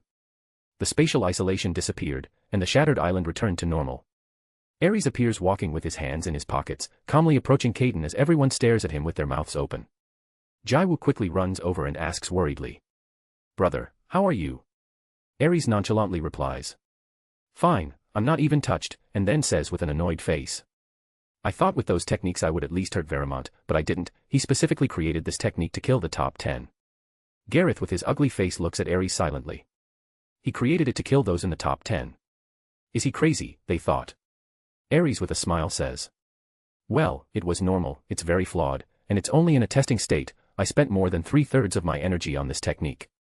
Veramont looks at Jurian and asks, "How are you?" Tired and surprised, Jurian answered with much difficulty, and the next moment he closes his eyes and faints. Veramont quickly holds him with one hand and looks at the severity of his wounds. Veramont looks at Cardian and says, "Cardian." Everyone looks at Cardian, and Cardian, with his ugly face, looks at Ares and then at Veramont and thinks angrily, "Because I got involved in this, how annoying they are." Cardian advances in Veramont's direction with his hands in his pockets and says, warning, "I will only heal him so that he lives. You have to look to see if someone heals him here, or you look for someone else to heal him." Veramont with his face wrinkled, nods, and the three leave. "Ha ha ha ha, now it's time for the main fight," Sylvia said energetically. "Come on, dirty beast, let's fight," said defiantly Sylvia towards Phoenix. Gareth frowned. "Sylvia," said Ares, and Sylvia jumped to his shoulder and he asked again, "Are you going to fight?" patting her on the head. Sylvia excitedly says, "Yes, against that beast." Phoenix angrily says, "Let's fight, I will tear you apart." Ares looks at Gareth and says, "Will you let them settle their issues between them?" Gareth looks at Phoenix and replies, "If they like, I have no problem." Ares smiles and says, "Then let the second fight begin. If you want to help me and have extra chapters, join my Patterette. I'm on chapter 150. Chapter 125, 121, Sylvia v/S Phoenix. Sylvia advanced proudly, her small body shining under the radiant sun of the island. Phoenix flapped its imposing wings, generating a gust of wind that positioned it a few meters away from her. To everyone's amazement, Sylvia's body began to grow disproportionately, until it reached a height of about 30 meters. A celestial aura of white and blue emanated from her figure, enveloping the island in a mysterious spatial isolation. Phoenix, not wanting to be left behind, gave off a golden aura, and with a powerful flapping of wings, created a windstorm around him. Sylvia agilely moved her tail, creating hexagonal crystals that collided with the wind, unleashing an impressive explosion. Phoenix soars into the sky, emitting a deafening screech, and spits out a great ball of fire. Sylvia remains motionless in place as her tail crashes to the ground. An imposing wall of glass emerges from the ground, enveloping her and receiving a direct hit from the fiery fireball. A powerful new explosion forms, filling the atmosphere with intense energy. After the dust generated by the impact settles, the imposing crystal wall disappears, revealing Sylvia unharmed, upright and firm in her position. In front of Sylvia, a large crystal in the shape of a star slowly forms, growing to about 5 meters in height and width. Sylvia let out a deafening roar as the crystal quickly rushed towards Phoenix in the sky. Phoenix, without waiting, swooped down and connected a powerful kick to the center of the crystal, shattering it and leaving the shards scattered in the air. At incredible speed, Sylvia appears and strikes Phoenix's body with her tail, sending it crashing to the ground with devastating force. The earth trembles and everything in its path is obliterated, as the place shakes and a loud roar fills the air. Sylvia, high in the sky, spreads her magnificent wings and looks down arrogantly. The spectators look on in astonishment and amazement at her imposing presence. Phoenix stands up and notices a wound dripping blood on his body. He flaps his wings with determination and soars into the sky, meeting the stares of Sylvia and Phoenix in a tense standoff. Phoenix's body begins to give off a golden aura that slowly transforms into shades of red and orange, as his white feathers begin to turn into terrifying flames. The former white Phoenix disappeared and now a terrifying and authentic Phoenix rises imposingly in the sky, giving off a terrifying heat that causes the water to start boiling and the atmosphere to become dry. Sylvia smiles as she witnesses this fantastic transformation, and her body grows back to an imposing 50 meters tall. The crystals that form her body become even more beautiful and sharp, dazzling everyone present. Phoenix lowers its imposing wings and unleashes a sea of terrifying fire that rushes towards Sylvia. With confidence, Sylvia swings her tail and a crystal sword erupts from it, growing in a matter of seconds to reach dozens of meters in length. The two attacks collide and a terrifying explosion occurs, generating an immense column of fire that rises hundreds of meters into the sky. The shockwave of the explosion sweeps everything in its path, with no apparent break. The shocking scene surprises Gareth, who quickly rushes to cover the students, whose faces reflect their fear at the magnitude of the event. The teachers also do their best to protect themselves from the enormous explosion. The explosion dissipated like dust, but the island with its lush trees and the academy simply disappeared, leaving behind only a deserted island with scorched earth and a deadly silence. Astonishment, fear, and surprise are evident in those present, but Caden and Aries smile at the sight of such a situation. "Not bad," said Sylvia, without showing any wounds on her body. "Same here," replied the shockwave of the explosion sweeps everything in its path, with no apparent break, with no trace of wounds, even his old wound is now completely healed. Veramont and Cardian, with annoyed expressions evident on their faces, shield themselves from the blast. "These fuckers, they can't relax for a minute," Cardian said, then looked at Veramont. "Protect me, so I can concentrate on healing your grandson." Veramont nodded and stood in front of Cardian, ready to deal with any unforeseen events. Phoenix gave off an even more powerful aura shrouded in terrifying heat, just as Sylvia raised her aura to an incredible magnitude. "Halt!" An imposing voice was heard, and everyone turned their gaze to Gareth. Gareth looks at Aries and comments, "We should leave it until here is the confrontation. If they continue, the consequences could be unimaginable." Aries smiles and nods. "Sylvia." Gareth does the same, calling out to Phoenix. Sylvia returns to her normal appearance, the spatial isolation disappears, and she quickly snuggles into Aries' arms. "You did well," Aries said with a smile. "This princess couldn't fight for real, she was just warming up," Sylvia said arrogantly. Gareth looks at Sylvia and says, "Let's go," and Andrea, along with the WAA members, follow Gareth. Aries looks at Han Seonjik and says, "You can warn them to come back, although after such power, I don't know if they survived the aftermath." This made Han Seonjik worry and think. The ripples from such strong impacts should be unimaginable. A few minutes later, Gareth was on a serious look, contemplating the scenery through the window. "I didn't know he had the power to communicate with an animal, and that the bond with his animal was so strong," he thought to himself. With his arms crossed behind his back and a relaxed attitude, he turned his gaze to Cain, who was sitting in a chair, and began to speak to him. "You must train and become stronger. This generation of awakened ones is mighty, young people from all over the world with incredible talents are emerging." "I understand, grandfather," Cain replied gravely, as he recalled the incredible confrontation he had had a few minutes before. "What do you think of Caden Brake's new disciple?" asked Gareth, curious about Cain's response. Cain frowned and replied with some uncertainty. "I don't know, I haven't had a chance to meet him. He's training with Ji Young Yu." "Ji Young Yu," Gareth muttered, sinking into a brief moment of silence as he pondered. "In 2 days we'll see what he's capable of. If you want to help me and have extra chapters, join my Patteret. I'm on chapter 150. Chapter 126, 122, Jiwoo Seo v/S Duke Grain. Combat Arena. The stands of the arena were packed with young men. In a secluded area were Veramont, Patrick, Caden, Aries and Cardian, with Sylvia sitting on Aries' shoulders. The crowd was expectant, anxious for the event to begin. Downstairs were the WAA teachers and Gareth with the WAA teachers and students. Jiwoo and Duke stood mere inches away from each other. "Nice to meet you," Jiwoo commented with a cheerful smile as he extended his hand in a friendly gesture. Duke, his face cold and unperturbed, nodded and squeezed Jiwoo's hand firmly. Jiwoo frowned slightly as he felt the tension in Duke's handshake, but quickly regained his composure. They both turned and stood a few feet apart. With the sound of the bell, the fight began. Duke, feeling challenged, launched a bolt of power directly at Jiwoo. With surprising agility, Jiwoo turned his body at the last moment, causing the attack to pass mere millimeters from his figure and crash to the ground.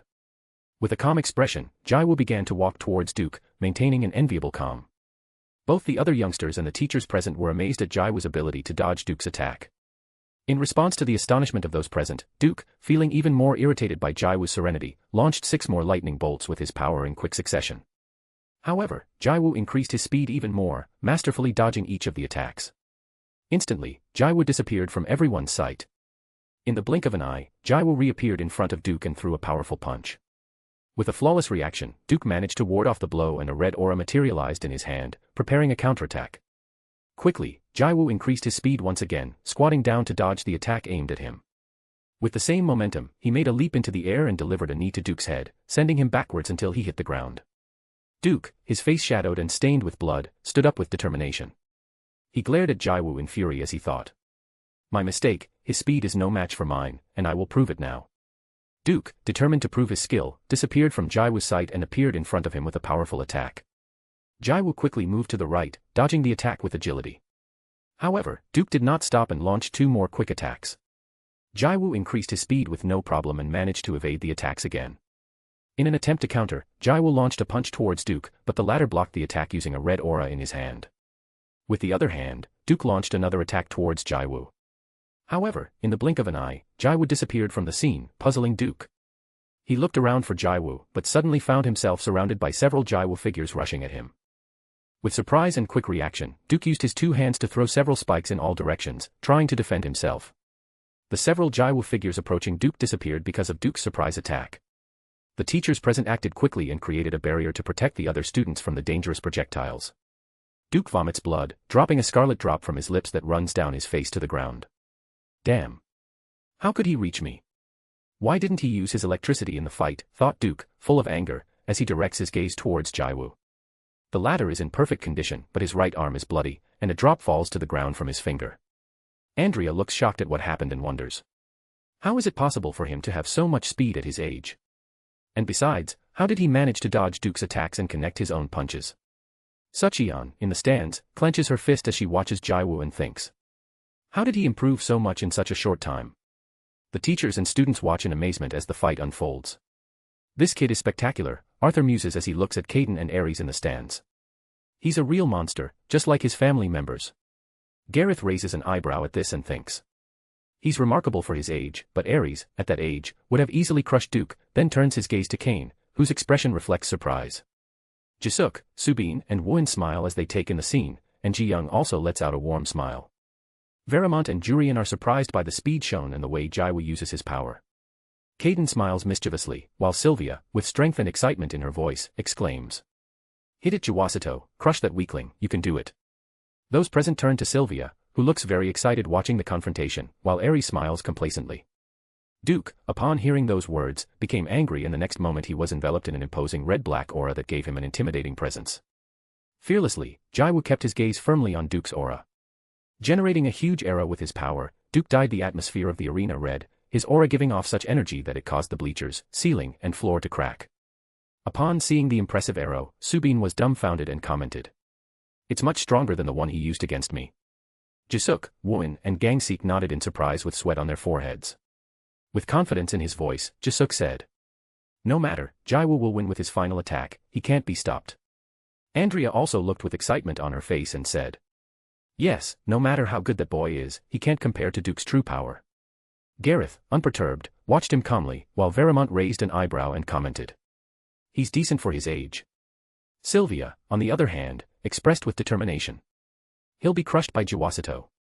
But Veramont noticed the calm and terrifying confidence in Jiwoo displayed by Caden and Aries, who were not nervous at all. No matter who you are, you're no match for me, Duke said in a furious voice as he launched his attack towards Jiwoo. The latter responded with determination. Top speed. At the sight of everyone, Jiwoo disappeared. Reappearing right in front of Duke's attack, his fist enveloped in electricity collided with him and pierced through, dispersing Duke's power. Jiwoo connected his fist with Duke's body. A large amount of electricity spread in all directions, generating an explosion and a gust of wind that made the hair and clothes of everyone present dance. Duke shot backwards and crashed into the bleachers, destroying them. From the impact, he vomited blood and lost consciousness. Veramont, his face shocked, mutters. What speed? Gareth frowns, also surprised, and mutters. That speed. Arthur, Kane, and the other WAA students stare in amazement at Duke, wounded and unconscious. The atmosphere is filled with a mixture of surprise and silence. In the midst of all this, a giggle is heard, and quickly Sylvia appears near Jiwoo, patting his shoulder with her tail. Well done, boy, you didn't let me down, she exclaims happily. Aries and Caden smile in pleasure. Jisuk, Subin, and Wooin quickly descend from the bleachers to go cheer for Jiwoo. The KAA students, seeing this, joined them to express their support and encouragement for Jiwoo. Ji-young, with a beautiful smile, looks at Jiwoo. Andrea observes the happiness enveloping Jiwoo as she diverts her gaze to Gareth, who seems to be calm in the face of the situation. Noticing Andrea looking at him, he looks at her and a shiver runs through her body. Gareth turns and walks away, quickly followed by Kane. With bloodshot eyes, Andrea turns to Duke and mutters to herself. Damn. Then, her gaze settles on Jiwoo and her anger increases. Why did he have to show up, she wonders. If you want to help me and have extra chapters, join my Patterette. I'm on chapter 151. Chapter 127, 123, Illuminati arrives. A few hours later. Gareth, sitting in a relaxed attitude, looked at Andrea and the other teacher before speaking with determination.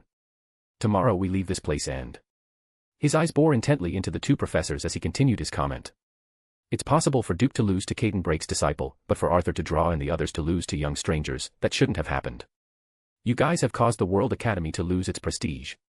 You two will have to take responsibility for what happened, Gareth added in a cold, cutting tone, causing a cold sweat to slide down the teachers' foreheads. The next day. Ji Young's place. Jurian knocked softly on the door and entered, finding Ji Young sitting there. Miss Ji Young, Jurian greeted respectfully. Ji Young nodded her head in response. My grandfather and I are leaving, Jurian announced, then added, I hope you will consider my grandfather's offer. Jurian's words surprised Ji Young. I know you're both engaged, but... I'll wait, Jurian commented, without allowing Ji Young to interject, and left the room. Veremont's place. Calmly, Veremont boarded the luxurious yacht, followed by Jurian. Once on board, Veremont took a seat and crossed one leg over the other, observing Jurian sitting across from him. I guess you could see how vast the world is and what may be hidden in it, Veremont said seriously. Jurian nodded, showing a serious expression on his face. Veremont sighed and continued, Jurian. You surprised me, I never thought you will be so strong. Then, in a warm voice, he added, now I realize that you will go further than me in the future. Keep it up. Confidence filled Jurian's eyes as he was surprised at his grandfather's words. He clenched his fist and replied, looking at Veremont, don't worry, grandfather, I will meet your expectations. Elsewhere in the academy. Gareth, hands behind his back, watches the 6 students and the 2 WAA teachers. We will be leaving today. I will say goodbye, and you will wait on the ship. I won't be long, Gareth commented before walking away. Andrea watches Gareth leave and then says. You heard the dean. The others move forward and leave the academy in the direction of the ship. Kane gestures, calling for Lancelot and Phoenix to follow him. Han Seonjik's office. Han Seonjik looks at Gareth as he listens intently to her words. We are leaving, I hope you can visit our academy along with your students. I will have a formal invitation arrive, Gareth comments. Han Seonjik, with a serious expression on his face, replies. Sure. Gareth nods and leaves the office. Han Seonjik frowns and follows him, showing his displeasure with the situation. Samantha walks quietly with her hands in the pockets of her black jacket. In the distance, she spots a boat in the sea and 6 people standing near it. Meanwhile, another group of 8 people approaches her from a distance. She decides to approach the group near the boat, noticing that they look at her hesitantly as she approaches. Confidently, she places her arms behind her back as she speaks. Nice to meet you, I'm looking for Jiwoo Seo, is this the right place? In-hyuk, with some hesitation, asks. Who are you? The others, including Seonga, Jiwook, Suwon, and the teachers, also look at Samantha with uncertainty. Samantha sighs and calmly answers. My name is Samantha Snyder, and I'm here to see Jiwoo Seo. The teachers stare in thought, not recognizing the name.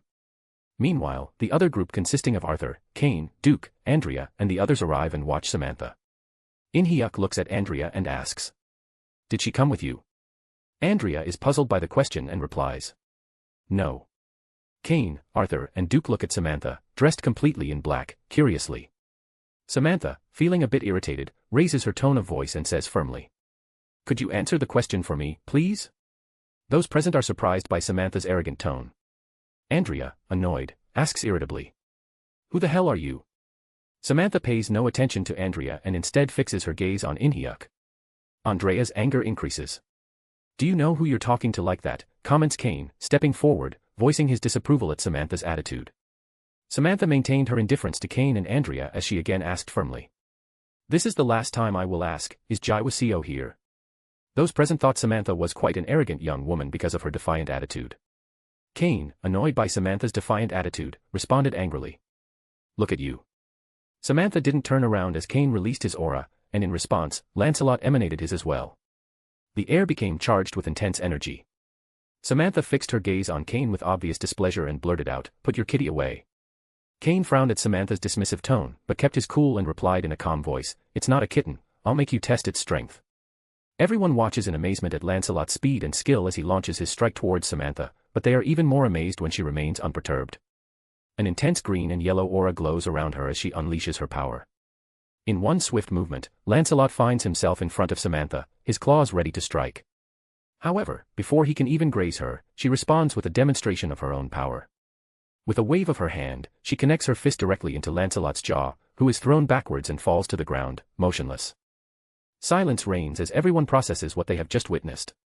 Samantha, now surrounded by his glowing aura, stands her ground and slowly the aura disappears, and she places her hands behind her back. Samantha, after the impressive display of power, gestures to wipe her clothes, looking at Inhyuk. Inhyuk, amazed by the young woman's strength, raises an eyebrow and thinks to himself, who the hell is this young woman? Cain, still amazed by the combat scene, turns his attention to Lancelot, who remains embedded in the ground. At that moment, footsteps are heard approaching, and two figures emerge from the distance.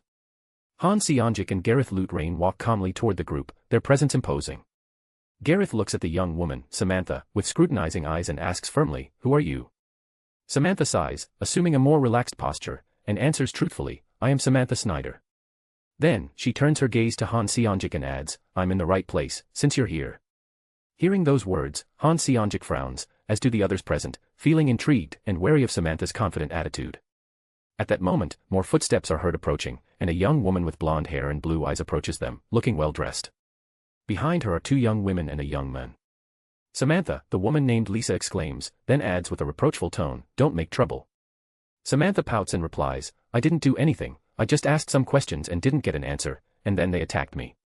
Gareth watches her closely, analyzing every gesture and detail calmly. Han Seonjik also looks at the woman and carefully asks, "Who are you?" The woman answers without hesitation, "Lisa Snyder," and points towards the three young men accompanying her, "This is James, Emily, and Teresa."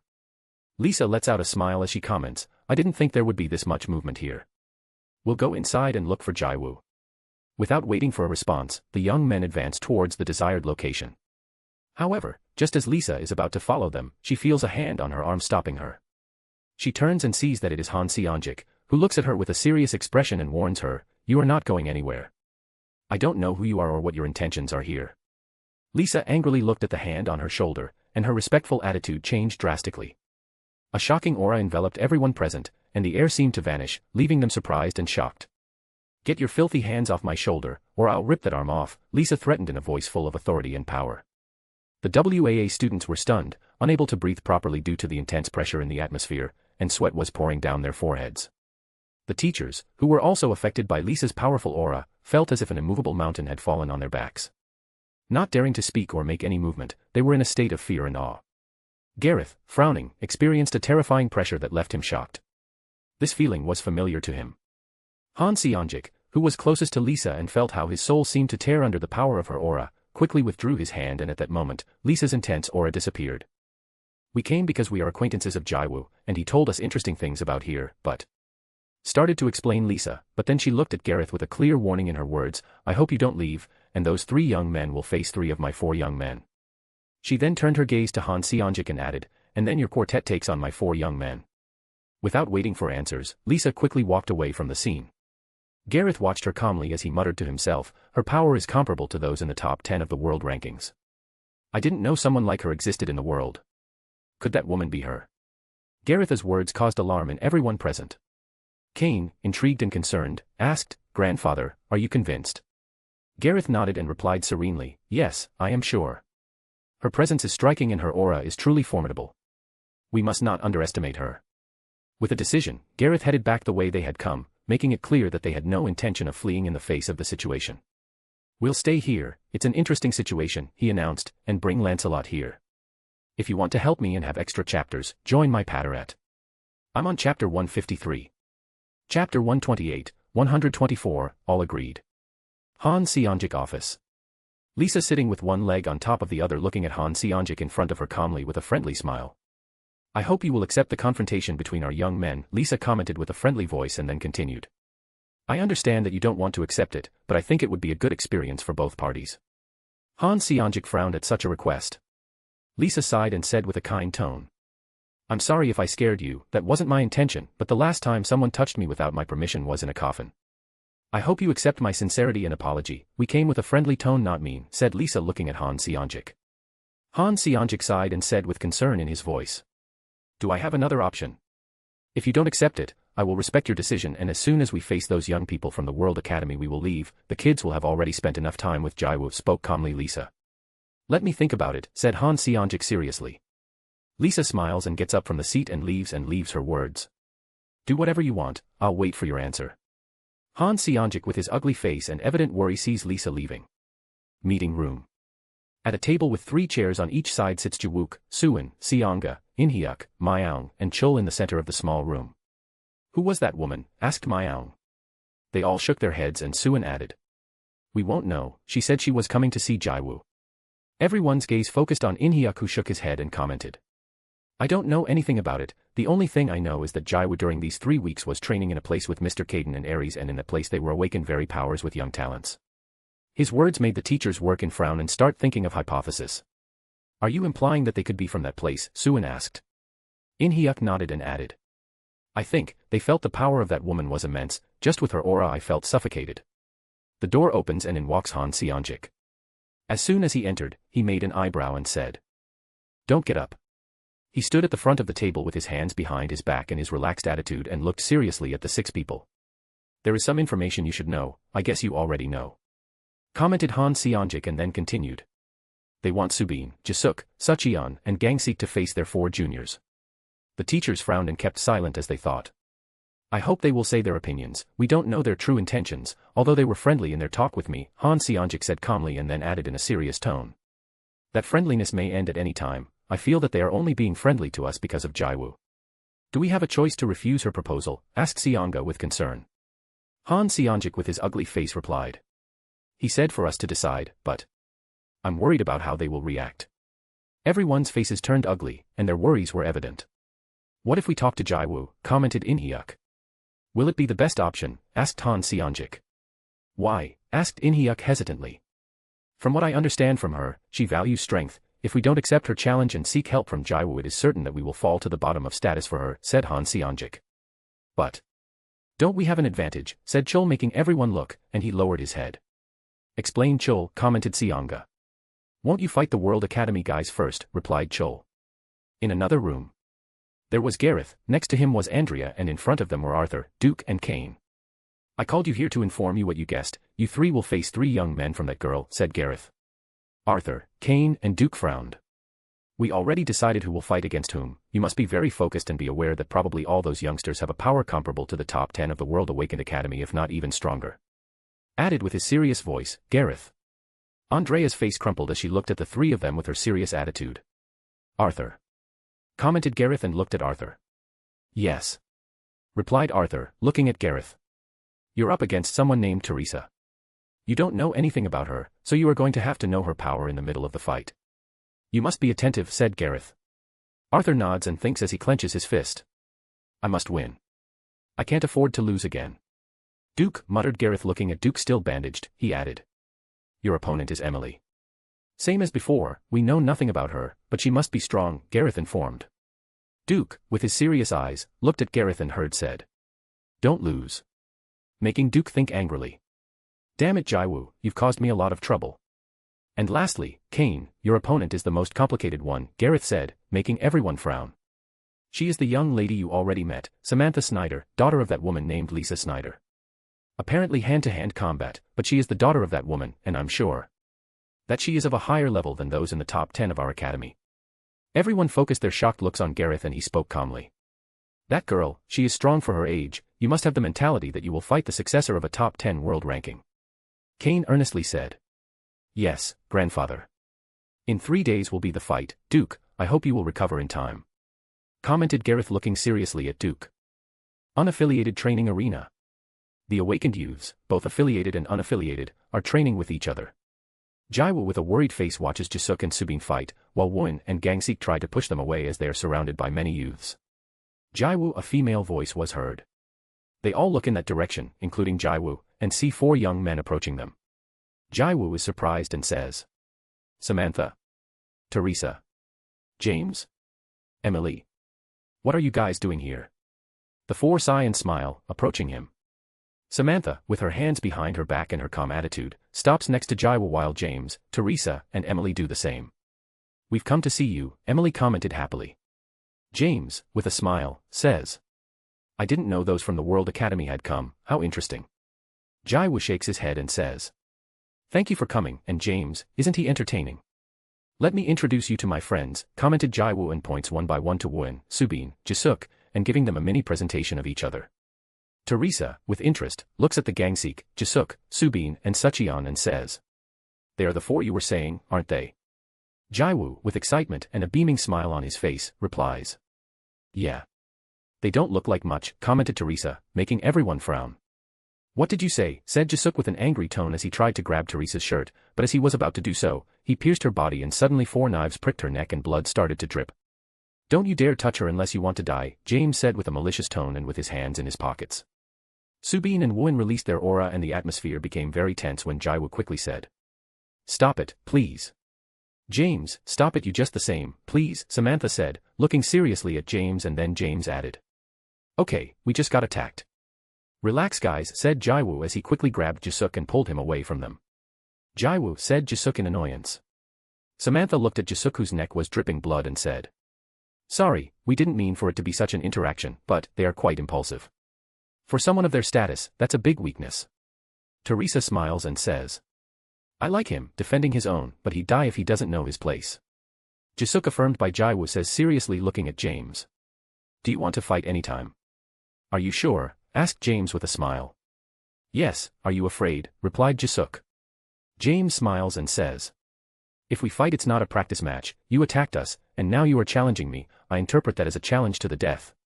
One of us must die for the other to win, James said with a smile of excitement as everyone's faces turned ugly. I am willing, replied Jisuk fearlessly. Teresa affirms James' hand and says. Mistress Lisa especially said we won't cause trouble when she was gone, you can't kill him. James looks at Jisuk and says. You saved yourself. You saved yourself from dying, Jisuk said in a mocking tone. Samantha looks at Jisuk and says calmly. Do you think you can beat James? If you die, you are clear that your organization will be next, said in a powerful tone, Samantha, and without conveying a hint of fear. Sucheon, Gangsik, Subin, Wooin furrowed their brows and moved forward a step and stand next to Jiwoo and Jisuk. Samantha looks at them calmly and then looks at Jiwoo and says. I guess we won't get along very well with your friends, when you want to talk to us, you know where to find us. Without waiting, Samantha turned around and left. Samantha, James, Teresa, and Emily left the training area and all the young people looked at Jiwoo. Who are they? Asked Jisuk annoyed, looking towards Jiwoo. They are my friends, the ones I told you about, replied Jiwoo. They were the ones you were training with, interjected Subin. Jiwoo nods and replies. They weren't like that with me, they were always kind and caring. A silence formed and Gangsik commented. What organization do they belong to? They dared to say that they could destroy one of our organization when they could. They didn't say that, Jiwoo said weakly trying to defend them. Everyone's eyes focus on Jiwoo. Ji-young is powerful, and they dared to say that to Jisuk, commented Subin. Well, said Jiwoo weakly, getting everyone's attention. Teresa's older brother has power comparable to the top 40 in the world rankings, while James' older brother is also at that level, Jiwoo noted, scratching his cheek with a thoughtful expression. But even with Ji-young's strength, taking on both of them doesn't seem like a task he can handle alone. The countenances of everyone present clouded over, reflecting their concern and anxiety at his words. Subin, however, interjected surprisingly. You are not alone in this, he stated with determination. Wooin nodded in agreement, while Gangsik expressed his confidence in a serene manner. I don't think they can take on all the organizations together. The students nodded in agreement with the two young men's words, fixing their gazes on Jiwoo, waiting for a response from him. Iwoo, in a low tone but audible enough for all, added. I can't provide too many details, but I can assure you that they are mighty. Surprise filled the room as Jiwoo continued to share his thoughts. I hope you can establish a friendly relationship with them. The organizations in this country are no match for their power and influence. The expressions on the faces of those present grew grimmer. Sucheon, with an intense gaze, questioned Jiwoo seriously. Are you sure that we would lose out in a confrontation with them? You know so many of them, and you say nothing. Jiwoo nodded solemnly. Jisuk, though visibly annoyed, looked further for answers. Jiwoo, why don't you tell us more about them? A wrinkle formed on Jiwoo's forehead as his gaze met Jisuk's and in a voice laden with sadness, he replied. My brother warned me. If I share anything, if they know anything, he will not hesitate to take drastic measures. I am protecting them. As she concluded, she turned and followed in Samantha's footsteps, leaving everyone in stunned silence. The group watched Jiwoo walk away, their thoughts filled with uncertainty and doubt. The atmosphere was charged with unanswered questions as everyone considered Jiwoo's words and implications. If you want to help me and have extra chapters, join my Patreon. I'm on chapter 153. Chapter 129, 125, Conversation. A few minutes after Jiwoo left, the atmosphere became more tense as Jiwoo, Seong, Inhyuk and Suin arrived on the scene. The four teachers were quick to notice the somber expressions on the students' faces, prompting Jiwoo to ask with curiosity and concern. What happened? Why such serious faces? Jisuk, with a mixture of frustration, shared the situation. We had a problem with Jiwoo's friends. They came here and there was a confrontation. The teacher's brows furrowed in response, and it was Inhyuk who probed further. A conflict. Did they fight? The students nodded in confirmation, and Gangseek added, trying to explain the situation. We came close to fighting. The looks on Suin, Jiwoo, Inhyuk and Seong's faces became even more serious, reflecting their concern. Suin took the lead. All of you go back to your rooms. Suin then turned his attention specifically to Gangseek, Jisuk, Subin and Sucheon, indicating with gestures that the four of them should accompany them. Inhyuk, with an uneasy tone, asked about Jiwoo. Where is Jiwoo in all this? Jisuk answered truthfully. He went to look for those guys who came. He tried to fix the situation. Inhyuk frowned, and ordered the young men. Go to your rooms right now. We have business to discuss. As the students filed out, the four teachers shared meaningful glances at each other before heading toward the principal's office with Gangseek, Subin, Jisuk and Sucheon. Principal's office. Han Seonjik, sitting with one leg crossed over the other, watched the 8 individuals in front of him, their gazes fixed, searching for answers. Was there a conflict with them? He asked earnestly. The 4 young men nodded silently. Han Seonjik let out a sigh before continuing, his calm voice startling those present. Tell me, what are your impressions of them? The director's calmness surprised everyone, and Gangseek was the first to speak. They are powerful, he commented, then added with emphasis, especially that young lady named Samantha. Samantha, Han Seonjik repeated in a whisper, letting the name echo in his mind as he listened intently. Subin spoke next, his hesitant tone revealing his unease. One of them possesses a very unusual power. The faces of Han Seonjik and the teachers frowned, and Subin continued, his ability caused Jisuk to pierce a person. The principal arched an eyebrow, intrigued by the description. Pierce a person, he repeated. Jisuk took the floor, adding more details. It removed my power. The revelation stumped everyone, and it was Inhyuk who reacted with surprise. He removed your power?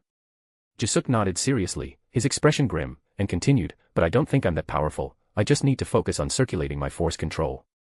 The one that really puzzles and unsettles me is Samantha.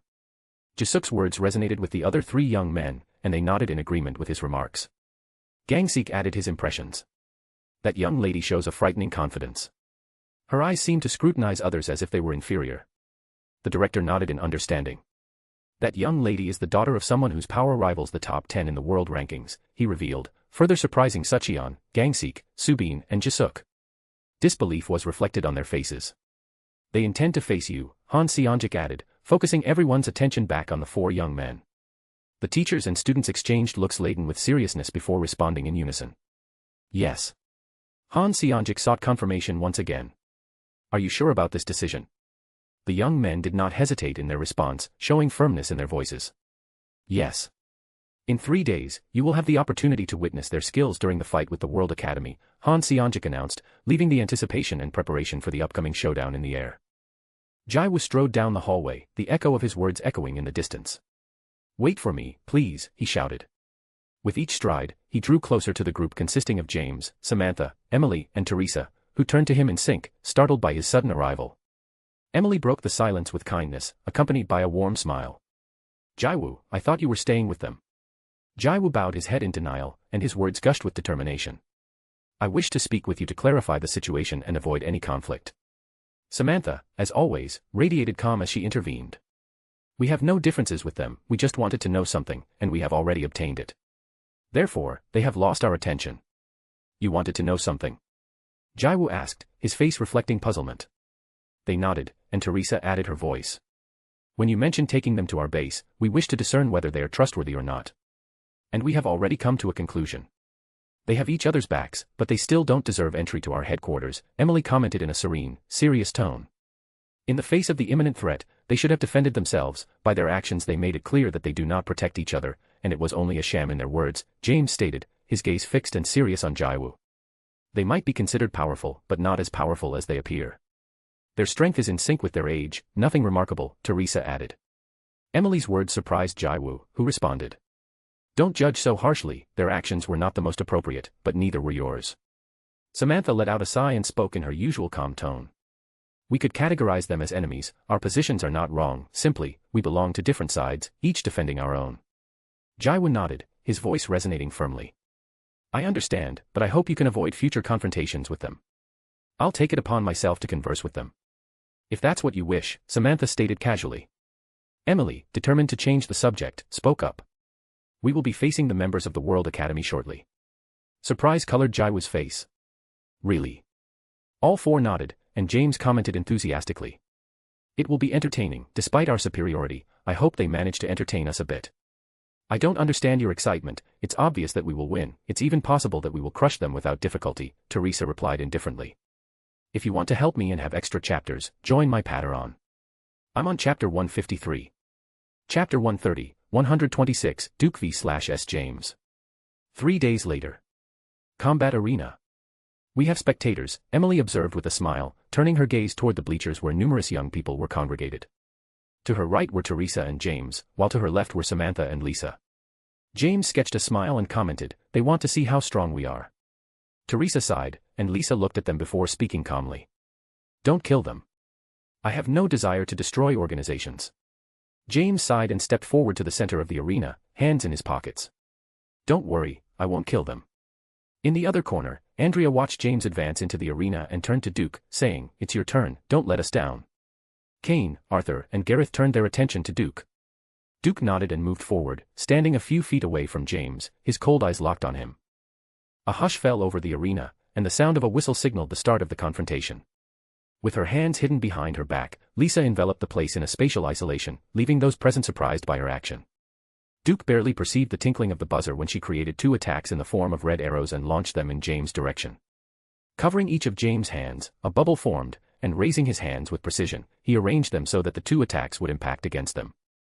At the instant of contact, Duke's attacks passed through James' hands, following their trajectory until they collided with the ground. The young men watched with wide eyes, astonished by what had happened. Duke, filled with uncertainty, surveyed the scene, his bewildered gaze reflecting his thoughts. My attack got through him, he mused. A smile lit up James' face, as a silvery aura began to emanate from his body. Joining hands, the 2 bubbles converge into a single expansive sphere that merges with the environment instantly. Everyone's countenances undergo a change, a sense of difficulty as their control of force circulates takes hold of them. Andrea, with surprise in her eyes, turns her gaze to James and comments, it doesn't affect me, but it exerts a subtle influence that forces me to exert minimally more effort than normal to generate my powers. Then his attention shifts to Duke. For youngsters of his age, the experience is different, they will have a lot of trouble circulating their force control.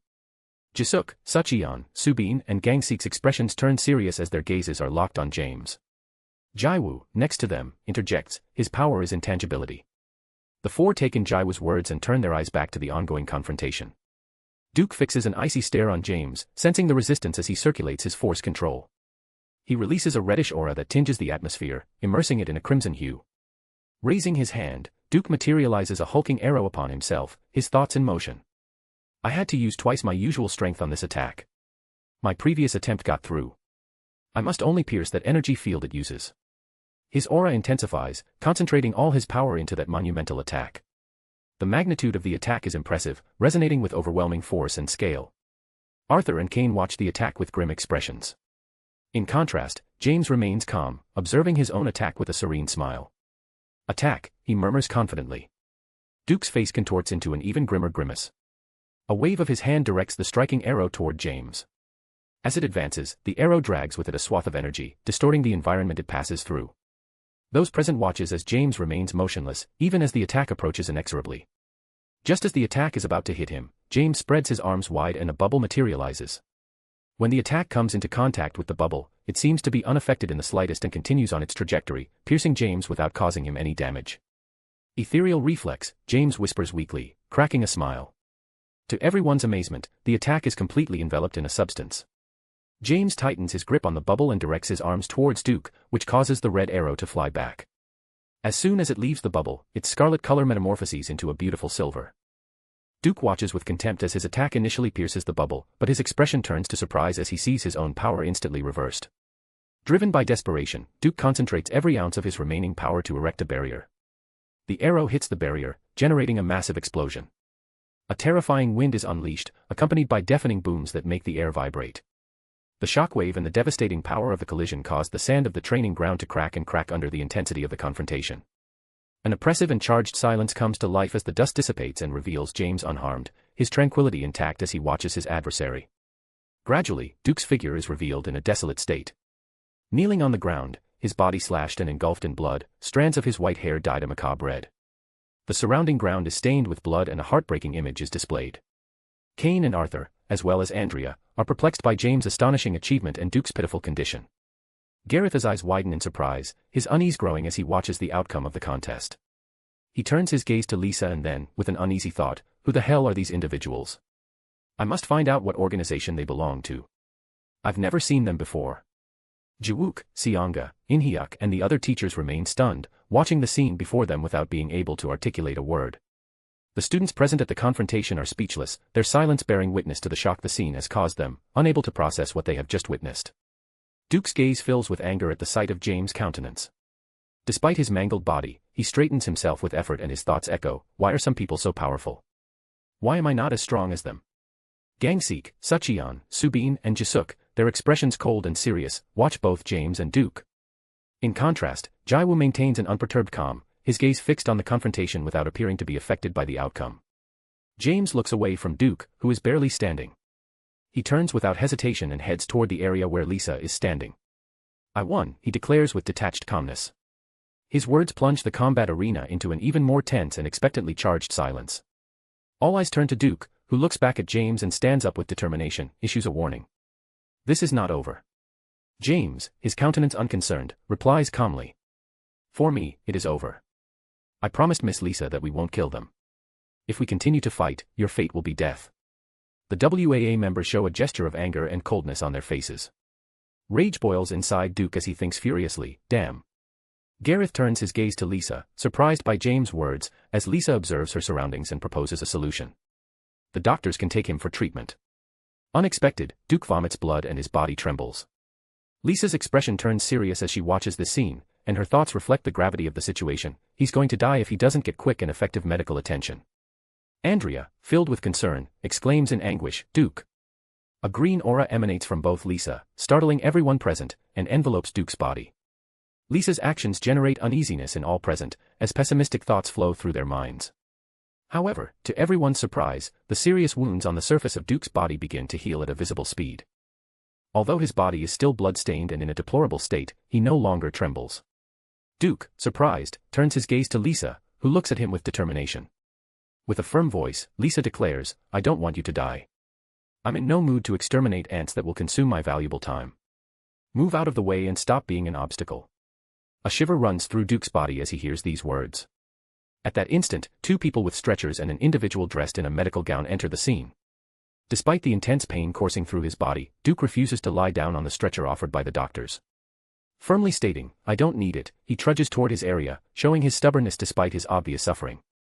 Those present react to Lisa's arrogant attitude, watching with varying degrees of annoyance and bewilderment. Gareth, with an intense gaze, fixes her eyes on Lisa, while Andrea reflects her irritation at her words. Gareth turns his attention to Cain, who stands next to Arthur and Duke, and earnestly pronounces, It's your turn. Cain nods and advances toward the center of the arena, accompanied by Lancelot.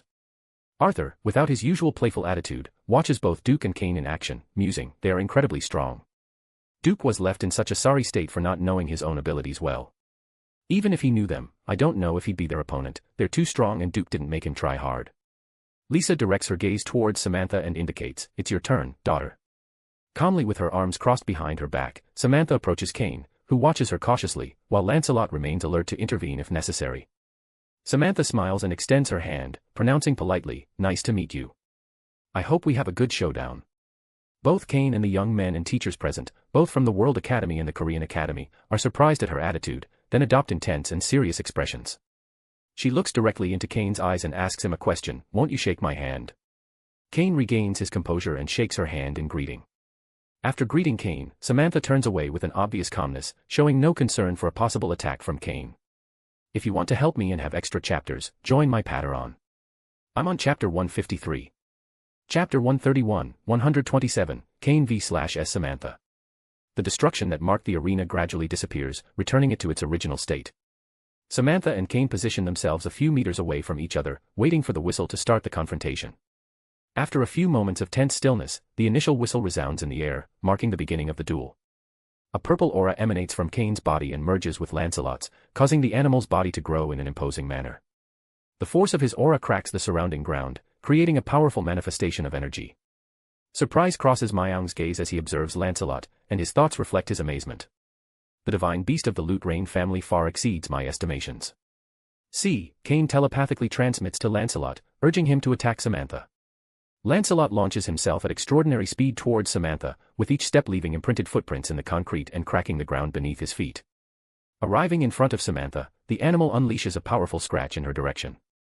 With composure and her hands folded behind her back, Samantha dodges the attack with ease, as Lancelot's claw leaves its mark on the ground. Cain frowns and telepathically communicates with his partner. Attack her with more force and speed. Before the watchful eyes of all, Lancelot's ferocity intensifies, his aura growing in intensity and strength as he lashes out more aggressively at Samantha. Unperturbed, Samantha easily dodges the ferocious animal's attacks and advances without hesitation, penetrating Lancelot's guard with grace. Lancelot's claws rise in an attempt to tear at his opponent, but Samantha vanishes before his eyes, disappearing from his sight. Cain quickly turns his gaze skyward and watches Samantha swoop down. Lancelot, ski it quickly, warns Cain. Lancelot's response is too late, and Samantha reappears in midair, her hand enveloped in a yellowish-green aura. Her accurate blow impacts Lancelot's ribs. A pained grunt escapes Lancelot as a yellowish-green shockwave erupts, illuminating the surroundings and unleashing a powerful wind that shakes hair and clothes. Lancelot collides violently with the ground, creating a crater of considerable dimensions. In a matter of milliseconds, 2 additional blows hit the animal again, expanding the crater even more and generating a shockwave that cracks the surrounding sand. Everyone present watches in amazement and surprise as eyes are fixed on Samantha, who has made additional attacks without even appearing to have moved from her original position. Her hands remain folded behind her back, and her attention remains fixed on Lancelot. Gareth furrows his brow as he witnesses Samantha's surprising sequence of movements. His thoughts stir in deep reflection. That girl threw a single blow, and her aura permeated Lancelot's body. Then, with that same aura, she created 2 other attacks at the same point. His gaze shifts to Lisa, revealing his astonishment in the following thought: that's a terrifying technique. Striking repeatedly at the same point with overwhelming force, causing truly devastating damage. A/N, a tribute to Toriko. Duke and Arthur stare in awe at the scene, while a silence laden with awe reigns in the arena, confirmed by the expression of everyone present. Cain's gaze hardens, a vein appears on his forehead, and he clenches his fist with determination as he observes the immobilized Lancelot. "Shall we continue?" interjects Samantha with a smile on her lips. After a brief moment of silence, she adds, "though your main power was defeated." Cain, without uttering a word, responds to Samantha's question by launching a golden energy attack in her direction, showing his willingness to continue the contest. Samantha smiles and removes her hands from behind her back. Her right fist wraps around her aura, which ascends towards her shoulder like a spiral before concentrating on her arm, guiding her strike to meet Cain's attack. The impact of Samantha's punch destroys Cain's attack with ease. Frustrated, Cain scowls and launches 2 more attacks in quick succession. Samantha responds confidently, her 2 arms wrapped in his aura. 2 large yellow-green fists form from her energy and collide with Cain's attacks, generating a powerful explosion that leaves observers shocked by the magnitude of the impact. The 4 attacks collide and explode in an explosion, from which 2 fists emerge and head towards Cain. Faced with the imminent threat, Cain quickly erects a defensive barrier. The 2 fists hit the barrier with force, creating 2 explosions that crack the ground and generate 2 new craters. Samantha moves at great speed, breaking through the dust and appearing in front of Cain, taking the young man surprised. Cain raises his hand enveloped in a golden aura in an attempt to parry Samantha's blow. Cain's defense and Samantha's attack collide in a burst of energy, generating a huge explosion that shakes the arena and leaves all spectators stunned. The dust dissipates, revealing Cain 3 feet away from Samantha, his arm completely shattered and dripping with blood. The scene leaves the young people confused by the speed of events and the shocking conclusion of the confrontation. The WAA and KAA teachers look on with shock and bewilderment on their faces. With calmness and assurance in her voice, Samantha utters words that reverberate in the ears of all the young people present: "The showdown is over." Without waiting for Cain's response, she returns to her original position, leaving him staring at her with an expression of dissatisfaction and discontent. Kane contemplates his shattered arm, with bones fractured into countless fragments, burned skin, and dripping blood. With a gesture of resignation, turns around and heads back to his seat. As he arrives, he meets Arthur's serious gaze and Duke's coldness. Gareth's gaze settles on Kane before shifting to Lisa, and his thoughts reflect his concern. They were completely overpowered. Will it be the same with Arthur? Two individuals act quickly and quietly, removing Lancelot from the arena and taking him to the medical room for attention. They are incredibly strong, Subin mutters in awe, catching the attention of those around him. Gangseok, Jisuk and Suchin's faces shadow, while Wooin, next to Jiwoo, watches silently. Teachers and students from both institutions look at Lisa, Samantha, Emily, Teresa, and James with shock and amazement. On a bleacher away from the spectators, three cats quietly enjoy their snack as they watch the confrontation. They sure took it a bit seriously, Cardian comments with a mocking tone. Caden nods and adds, they have decent talent, but they can't compare to the prodigies like us. Yes, both sides can be considered geniuses, but that's about it. Though from genius to genius, there can be abysmal differences, Ares adds. Cardian, with a devilish grin, lets out a malevolent laugh. Jejejejejej. Who can compare to the great Cardian? Caden and Ares look at him in disbelief. Ji-young, behind the WAA teachers and students, frowns as he watches the outcome of the bouts and then turns his attention to the quartet preparing to face them. The arena returns to its original state, and Teresa strides purposefully toward the center, confidently awaiting her opponent. If you want to help me and have extra chapters, join my Patreon. I'm on chapter 155. Chapter 132, 128, Arthur v/S Teresa. Watching Teresa advance, Arthur decides to follow in her footsteps and stands a few meters away. She must possess the same strength as the other two. I can't afford to let my guard down, Arthur muses, sharpening his senses to the utmost to be alert for any sign from outside. The intense gazes of the people and the tension in the air do not go unnoticed by the two young men. Teresa emanates an aura of greenish and dark hues. With a subtle wave of her hand, numerous green needles emerge in Arthur's direction, without waiting for the initial signal. Arthur responds with alacrity, raising his hand in a swift motion. A burst of purple energy materializes and engulfs the needles, achieving a successful defense. The collision triggers an explosion, transforming the typical white powder as a dark green color that gradually fades. Gareth frowns as he turns his gaze to Teresa, his thoughts racing. That aura and sensation resembles Edward's. Somehow, this young woman is linked to him. I don't discount the possibility that she has inherited his control over the Force. Then, her eyes drift to Lisa. Will they have some kind of connection to Edward? Meanwhile, Arthur inhales the green powder without giving it much attention, as if it were a trivial gesture. Teresa, for her part, smiles and her green eyes begin to radiate luminosity. In response, Arthur unleashes a powerful blast of energy in Teresa's direction, launching it with determination. Teresa squints, catching every opening and predicting the route of the attack. With an enigmatic smile, she triggers an explosion of green hues that radiates from her body, spreading around her. The detonation disrupts Arthur's attack and follows the calculated trajectories. The KAA instructors react quickly, reaching out their hands to shield the students in their care. After the dust fades, Arthur is revealed wrapped in a glowing purple shield, seemingly unscathed. However, Arthur senses that something is not right inside, although his expression does not denote harm. Something doesn't fit. My body feels heavier, Arthur muses, his countenance turning somber. His thoughts oscillate. Poison.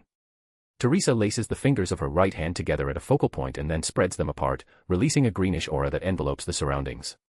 With a whisper, she declares, "Contamination zone." From the ground, a dark green-hued gas emerges and spreads rapidly, completely flooding the combat area. Dense fog envelopes the space, reducing visibility to zero. Every individual in the arena is enveloped by the gas, involuntarily inhaling its substance. Only the professors manage to protect their bodies from the effects of the gas, maintaining an effective defense. Like his colleagues, In-hyuk frowns in response, his surprise palpable. His thoughts echo with a single word. Poison. Arthur, amidst the opacity caused by the gas, experiences the sudden heaviness that invades his body at an alarming rate. Tingling sensations ran through his being as the instructions he was giving his body become sluggish and increasingly difficult to control. Teresa's eyes glow with magnified intensity as she focuses her attention on Arthur. Deftly, an aura materializes in her hand, gradually taking the shape of a spear in her skilled hands.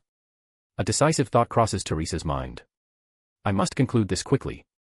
My poison has been acting for some time now, and its effects should manifest themselves now. It has been too easy. Firmly, she holds the spear in her hand and, with a swift and precise movement, throws it in Arthur's direction. Despite his struggle to remain conscious, Arthur squints in an effort to focus. An unsettling shiver runs through his body, alerting him to the impending threat. With trembling hands but determination, he reacts instantly, raising his hands and creating a shield of purple radiance that stands between him and the sense of danger. In the midst of the dim visibility, Arthur senses his shield collide with something with a resounding impact, only to disintegrate in the next instant. He lowers his gaze in anguish and, in the dim glow, sees a spear heading straight for his stomach. Suddenly, an explosion of considerable magnitude shakes the place, resounding with a deafening roar. As the green gas begins to dissipate, the scene is revealed in its horrific totality. Arthur, eyes wide open, lies embedded in the stands, pierced by the spear. A solitary drop of blood trickles down his lips, marking the cruel reality of the moment. Silence hovers over the area, a tense pause stretching out amidst the disbelief. The spear that pierced Arthur's body vanishes, disappearing as if it had never existed. The WAA members watch in awe and shock. Gareth fixes his gaze on Arthur as his thoughts weave with analysis. They were unaware of the extent of their powers, yet their approach is completely different.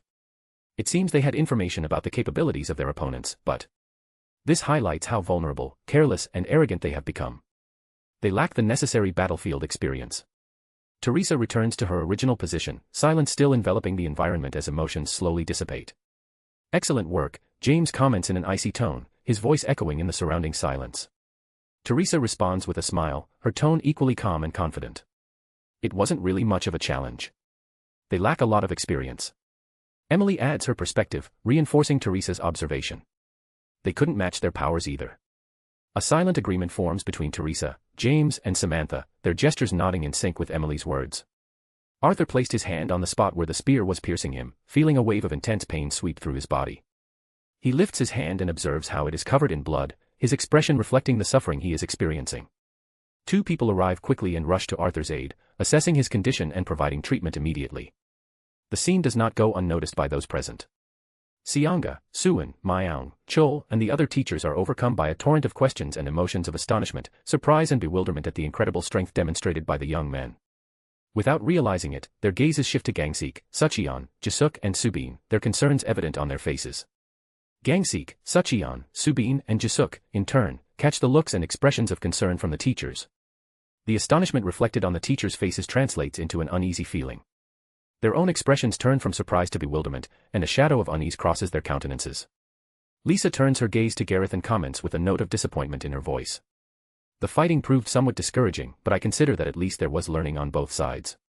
Gareth, with his serious countenance, holds Lisa's gaze without issuing any response. Then Lisa turns her attention to the quartet of students from Korea. I hope you are willing to face the challenge rather than avoid it, she adds with a defiant tone in her words.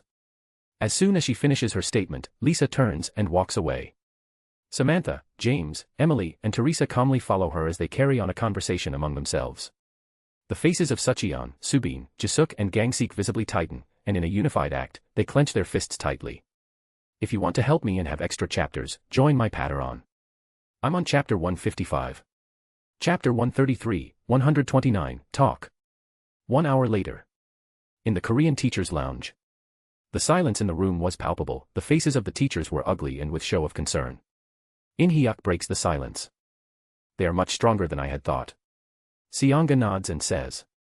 Duke is on a level a little higher than our quartet, and he was completely crushed by that young man named James. Chol, Suwon, Myeong, and Jiwoo their faces frown. His power must specialize in defense, and the level of the other two young men who fought is incredible, and the young lady who didn't fight must have similar power, commented Myeong after a moment of analyzing. Their levels must be similar, said Suwon.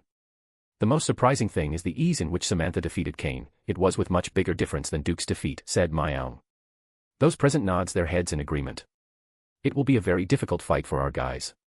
I'm a little worried about them, commented Inhyuk with a worried tone of voice. They will suffer serious injuries, most likely, added Seonga. Walking down the path, Subin and Jisuk look serious faces, while Jiwoo and Won move forward silently, watching them. Are you really going to face them? Inquires Jiwoo, breaking the prevailing silence. Subin, Jisuk, and Won stop and fix their gazes on Jiwoo. Then, after a moment of intense stares, their faces light up with warm smiles. You don't have to worry about us, Jisuk assures them. Yes, we're going to beat them, Subin adds, sketching a smile. Jiwoo frowns and replies with some bitterness. I'm sorry, but I don't think you can beat them. Subin, Jisuk, and Won's faces contract in shocked gestures. Jisuk, in a serious voice, retorts. You don't seem to trust us very much. I know the strength of both sides. You are in the normal range of the awakened of your age, but they are several levels above, Jiwoo maintains earnestly. You are strong, but they are even stronger, Jiwoo adds, his expression laden with concern. I'm worried they might get hurt. Subin and Jisuk sigh simultaneously and each place a hand on Jiwoo's shoulder, sketching a reassuring smile. You don't need to be nervous. We'll show what we can do in the fight, we'll surprise you, Jisuk says. Subin smiles and adds. Exactly, we'll show you what we're capable of. They both walk away, still smiling, but as soon as they turn around, their faces turn serious. Wooin and Jiwoo watch silently as the two walk away. Wooin looks at Jiwoo and poses. Why are you so sure they're going to lose? Jiwoo also turns his gaze to Wooin and replies. I trained with them and have felt their power, they are amazing. The difference that exists between James, Teresa, and Emily might seem insignificant, and they might think they can level up with their experience in real fights, but they've had real confrontations, too. They went through an ordeal where they lived alone in unfamiliar, hostile territory for a month. They came back from the brink of death, with severe injuries, Jiwoo reveals. Wooin is surprised, raises an eyebrow and continues to ask. And Samantha? Jiwoo sighs and replies with an icy tone. She can crush the other three.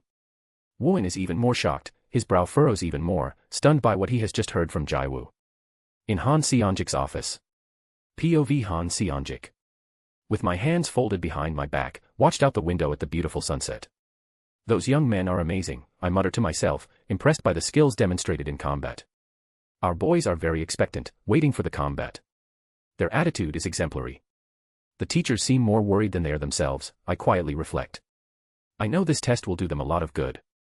By overcoming it, they will become much stronger, he stated with conviction, knowing that the challenges they face now will contribute to their growth and development. A sigh escapes my lips as I let out a smile, filled with pride and hope for the future that awaits these young people. Elsewhere.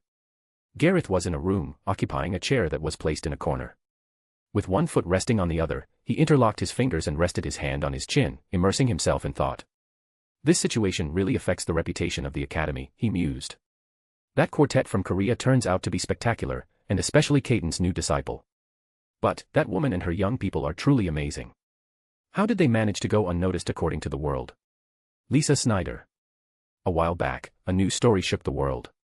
Kevin Ward, ranked 11th in the world, passed away along with another awakened of the same rank. Rumor has it that the woman responsible had a youthful appearance, blonde hair, and light blue eyes, a description identical to Lisa's. Furthermore, it has been discovered that the Seo Corporation belongs to Eleceed Seo. This can't be mere coincidence, there must be a deep connection between them. Even that girl named Teresa radiates an aura similar to Edward's, and that individual James bears a striking resemblance to Harold, even though he doesn't have the same power as him. The information I commissioned to investigate must be gathered as soon as possible. Jiwoo and Ji-young walk in the middle of a beautiful sunset, observing the sky tinged with warm colors. Ji-young picks up on Jiwoo's mood and decides to ask. What's happening to you, Jiwoo? Scratching his head, Jiwoo smiles and replies. I'm worried about the upcoming confrontation. Ji-young nods, understanding Jiwoo's words, and adds. They are nervous too, but facing new challenges is essential to get stronger.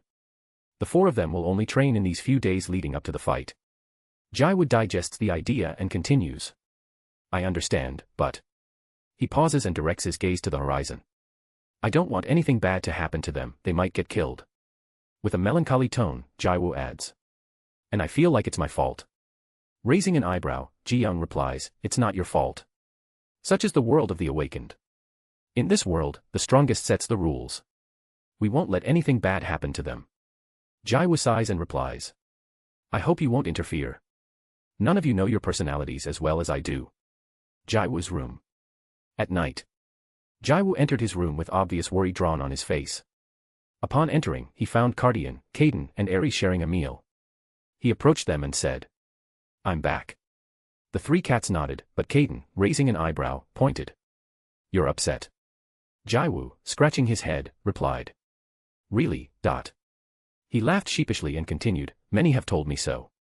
I'm worried about the fight that will pit the Korean quartet against the Illuminati. So they are going to fight, Cardian observed. Let's hope they don't defeat them completely, Aries commented. Jiwoo's face became even more worried.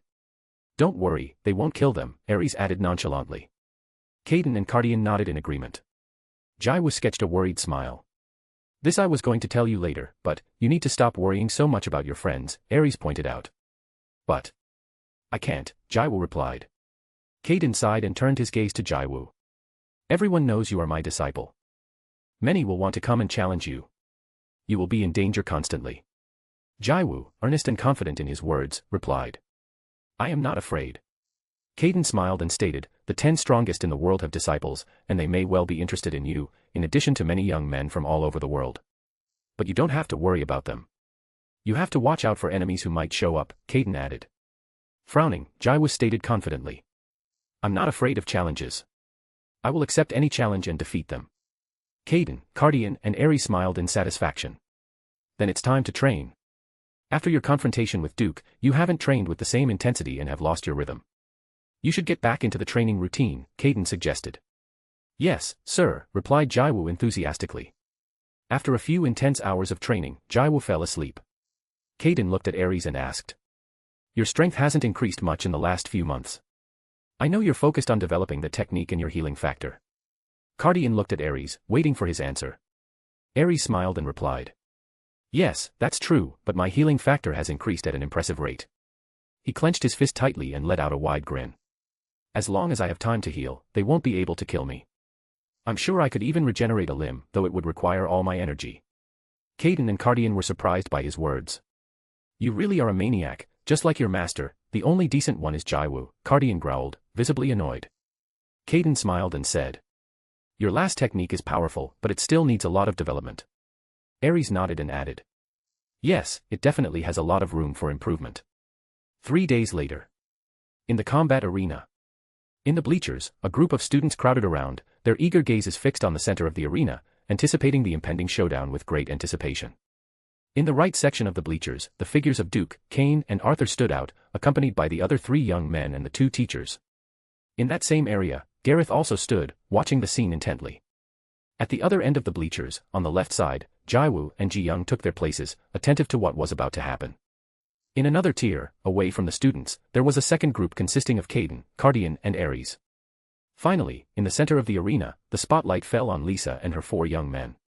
Directly in front of them, the 6 KAA teachers and the rival quartet were lined up, creating a visual confrontation as tense as it was palpable in the atmosphere. If you want to help me and have extra chapters, join my Patreon. I'm on chapter 157. Chapter 134, 130, Samantha Snyder v/S Choi Gang-sik. They're pretty serious, James commented with a smile. Teresa replied with a smile, they must be very nervous. Emily turned her head, looking at them and asked. Who will go first? James and Teresa turned their gaze to Lisa. You guys decide, Lisa replied nonchalantly. I'll go first, Samantha announced, and without waiting for an answer, she advanced a few steps with her hands in her pockets, showing a carefree attitude, until she stood in the center of the arena. On the other side, Subin, Jisuk, Sucheon, and Gang-sik watched Samantha, as did Inhyuk, Seonga, and the other teachers. Gang-sik looked at Subin, Jisuk, and Sucheon, and stated, hand-to-hand fight, let me go first. Are you sure? Asked Jisuk. Yes, Gang-sik confirmed. Subin and Sucheon nodded, agreeing to let Gang-sik go first. Gang-sik moved forward and stopped when he heard Jisuk's words. Be careful, she might be the strongest of them all.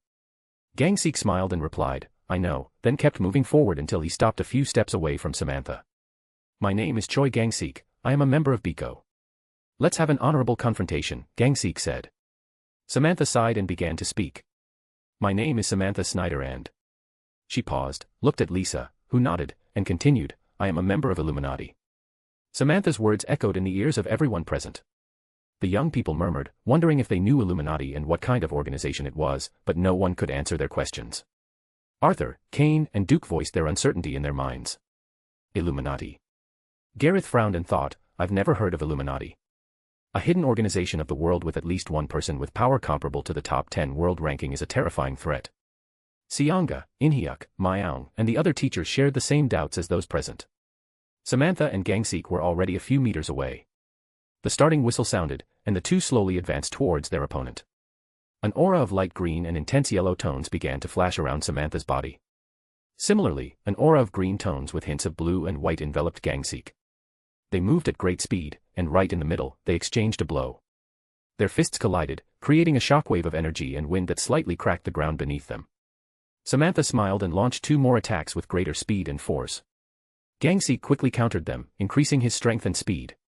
Thus, an exchange of blows ensued, but it slowly became apparent that Gangseek could not keep up with Samantha. Samantha's right arm became surrounded by an aura, as did Gangseek's arm. Their fists collided, generating a shockwave that created a crater beneath them. Wind and dust gathered in the area, and Gangseek was observed retreating. The atmosphere became quiet, everyone focused on watching the confrontation unfold. The dust disappeared completely, revealing a destroyed and cracked ground, witness to the power of the confrontation. Gangseek looked at his fist, knuckles bruised and bleeding. Samantha also examined his fist, noting a small wound on one of his knuckles, and commented, "It's been a long time since I've been injured like this by someone my age." He smiled and added, "Looks like I'm being too easy on you." Gangseek frowned, his face reflecting his annoyance at hearing Samantha's disparaging words. Instantly, the aura surrounding Samantha changed from serenity and tranquility to that of a newly unleashed beast. An oppressive and terrifying energy enveloped her, causing the young men to feel a shiver run through their bodies and leaving the teachers shocked by the young woman's emanating strength. Arthur, Kane, and Duke looked on in awe at the terrifying aura surrounding her. Subin, Jisuk, and Sucheon, for their part, showed astonishment and disbelief on their faces. Suwon, while watching Gangseek, looked at Samantha with concern, his mind filled with uneasy thoughts. Gangseek. Gangseek's eyes, riveted on Samantha, watched him like a hungry beast choosing its prey. Without hesitation, he released his own aura, though it did not reach the level of his opponent. All his focus was on Samantha, as if she was the only thing in his world at that moment. Samantha lunged towards Gangseek with impressive speed, and he responded in kind. Their attacks collided with an audible crackle, generating a shockwave that spread in all directions. Each blow Samantha delivered to Gangseek seemed to carry with it the sound of bones breaking, a macabre symphony echoing through the air. The wind and auras generated by the exchange of blows ruffled the clothes of those present, creating a chaotic dance on the battlefield. Meanwhile, Samantha's aura became even more terrifying, concentrating entirely on her right arm. In contrast, Gangseek's aura was balanced all over his body. The two attacks collided, producing an intense shockwave that dispersed dust into the air. When the dust mist finally cleared, Samantha emerged in perfect condition, but Gangseek was not as fortunate. His right arm showed severe wounds and his body was peppered with cuts. Subin, Jisuk, and Sucheon watched with grim expressions the outcome of the confrontation. Arthur, Kane, and Duke were amazed by the power demonstrated by Samantha. Teresa, James, and Emily smiled at the outcome. Meanwhile, Suwon and the other teachers couldn't help but feel worried about Gangseek. "Shall we continue?" asked Samantha. "Yes," Gangseek replied without hesitation. A smile broke out on Samantha's face, and before anyone could react, he disappeared from his position. In the blink of an eye, she was in front of Gangseek, her arm wrapped in a swirling aura. He launched his blow towards Gangseek, who was stunned, without enough time to react or defend himself. Just then, a swift figure stepped between Samantha and Gangseek's attack. He reached out his hand and grabbed the punch, which caused a powerful explosion. The figure slowly began to become visible, revealing Suwon, who was standing in front of Gangseek, shielding him from Samantha's lethal onslaught. Samantha raised an eyebrow at the sight of her fist being affirmed by Suwon's hand and said in a cold voice, "Let go of me." Suwon frowned and released Samantha's fist. Then, he turned to Gangseek and declared, "The fight is over." Afterward, Suwon looked at Lisa and performed a bow before saying, "Sorry to interrupt." Lisa, showing no emotion, replied coolly, "If I had sensed any ill intent on your part, you wouldn't have made it this far. You would have died before you took a single step." A terrified silence filled the air, and the pressure in the atmosphere became immense. Samantha touched her hand, which was affirmed by Suwon. Lisa turned her gaze to Samantha and asked, making everyone feel a cold sweat drop down their foreheads, "Did he hurt you?" Suwon, hearing those words, felt as if the air was rushing out of her, and she found it hard to breathe. Samantha shook her head and replied as she walked towards Lisa, "I thought they were stronger." James, Teresa, and Emily smiled, and Samantha stood beside them, seemingly unaffected by the tension. Suwon quickly took Gangseek and returned to his place next to the other youth and teachers. "I'll ask them a question. If they are going to interfere in every fight, it would be better not to continue with the confrontations," Lisa commented calmly. "Such fearful people in the face of a little harm will be nothing but weak and dirty slaves," her words echoed in everyone's ears. The faces of Subin, Jisuk, Inhyuk, Suwon, Myeong, Sucheon, and the others became serious and somber. Jisuk clenched his fist and replied, "We will continue the clashes." Immediately, Subin and Sucheon stepped forward, with Jisuk nodding in agreement with their words. Seonga, Jiwook, Inhyuk and the other teachers were surprised at the determination in their actions. "You guys," Inhyuk exclaimed, visibly upset. The three young men looked at him seriously, and Subin declared, "We will fight." Inhyuk, along with the other teachers, could see the frustration and longing for a fight in their eyes. Sucheon, without waiting any longer, moved forward and stopped in the center of the arena, his hands in his pockets. A hush fell over the place as everyone watched Sucheon. James smiled and advanced, stopping a step away from Sucheon. "I will not allow you to intervene again," Lisa commented, her tone firm. The teachers' faces became even more serious and worried. A few steps were heard as Han Seongjik approached, his face reflecting seriousness, and his hands behind his back. "We will not intervene in the youth's confrontations," he stated decisively. Lisa fixed her gaze on Han Seongjik and pronounced in an unperturbed voice, "I hope so, let's see the next confrontation. If you want to help me and have extra chapters, join my Patreon. I'm on chapter 157. Chapter 135, 131, James Myers v/S Sucheon Kong." "Headmaster," the teachers uttered in unison.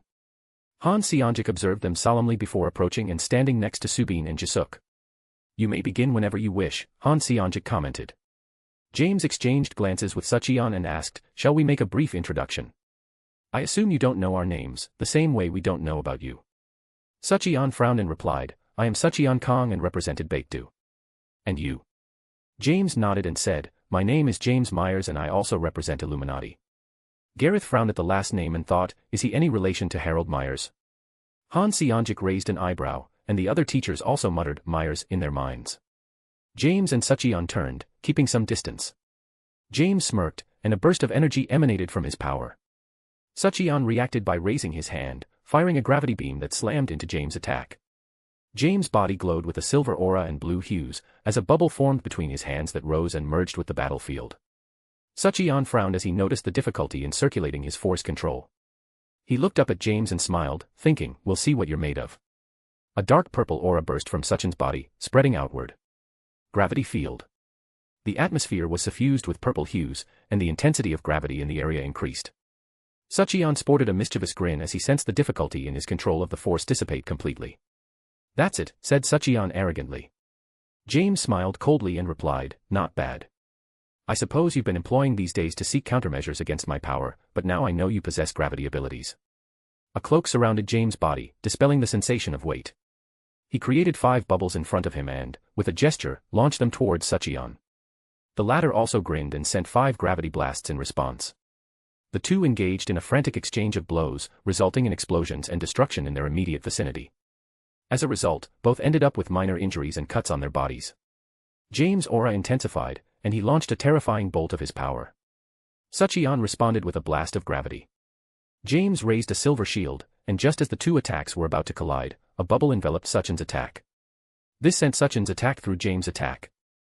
The unexpected maneuver puzzled Sucheon, who instinctively raised his hands toward the incoming projectile, erecting a defensive barrier. However, in a sudden twist, another bubble enveloped him, transforming his protection into a translucent membrane. Despite his efforts to strengthen it, the shield's power was slipping through his fingers. Sucheon's attack slammed into James' shield, creating a powerful explosion. On the other side, another large explosion erupted, and after a few moments, Sucheon was revealed with his body badly wounded and dripping blood. James also had minor injuries. With icy eyes, Sucheon ascended with a slow cadence, as the force of gravity experienced a drastic increase. With a simple wave of his hands, a terrifying aura rose around him, enveloping him completely in the vast canvas of the sky. On the ground, James sensed danger and quickly backed away. Right at the point where he stood before, a tiny black sphere emerged and began to slowly swallow everything in its path, increasing in size at a slow speed. "Black hole," Sucheon muttered fiendishly as he thought, "this is the trump card that is only passed down to Baekdu leaders." James smiles as he watches the hole, the size of a tennis ball, slowly attract objects around it, increasing in size proportionally to its attraction. After several minutes of James allowing the hole to grow even larger, he is surprised to feel the attraction increase until it becomes irresistible. He struggles with all his might to free himself, but is inexorably swallowed by Sucheon's technique. A heavy silence fell over the arena. Arthur, Kane, Suk, Andrea, along with all the WAA members, were shocked at the situation. Subin, Jiwook, Myeong, and the other KAA members were amazed at the power exhibited by Sucheon. Samantha smiled and commented, "James is going to have to take this seriously, she was wrong to be so casual about his technique." Teresa and Emily nodded, their faces showing some seriousness in contrast to Samantha's calmness. "Ha ha ha ha ha," laughed Sucheon, then, with another wave of his hand, he altered the aura around the black hole and exclaimed, "Die." A huge explosion was unleashed with a shocking shockwave. Observing the situation, In-hyuk, Suwon, and the other teachers rushed to protect the students. Meanwhile, Lisa used her power to protect Teresa, Samantha, and Emily, who watched the confrontation with attention. After the dust cleared and calm returned, Sucheon, high in the sky, surveyed the place devastated by his attack. To everyone's surprise, James emerged from the rubble, his body covered in cuts and dripping blood, in a pitiful state similar to Sucheon. With his arm, James wiped the blood from his mouth and fixed his gaze on Sucheon. "You surprised me. I must admit, but this has come to an end," he said with determination. Gesturing with his hands downward, a silver and blue aura descended from the sky. Sucheon quickly created a shield, but his eyes reflected astonishment as the energy passed through his defense and body, continuing downward. He immediately felt his body become heavy and experienced difficulty in summoning his power. The aura passed through everyone present before fading away as it passed through the ground. From the sky, Sucheon fell, and his gravity field disappeared. James smiled and declared, "Let's begin with round 2. Instantly, a silver aura enveloped him, creating cracks in his surroundings as he began to levitate. Smiling mischievously, he added, "I hope we have fun." A powerful attack was launched towards Sucheon. In his thoughts, James pondered, "I won't be able to hold out much longer, I'm running out of energy, but he's expended much more than I have." Meanwhile, Sucheon was filled with determination and rage, painstakingly creating a shield to meet the incoming attacks. The resulting explosion from the impact echoed through the air, but James did not relent and continued to throw punches. Sucheon, driven by his conviction and fury, did not lag and continued to fight, exhausting every fragment of energy he had left. The dust raised by the explosions gradually accumulated until visibility was drastically reduced.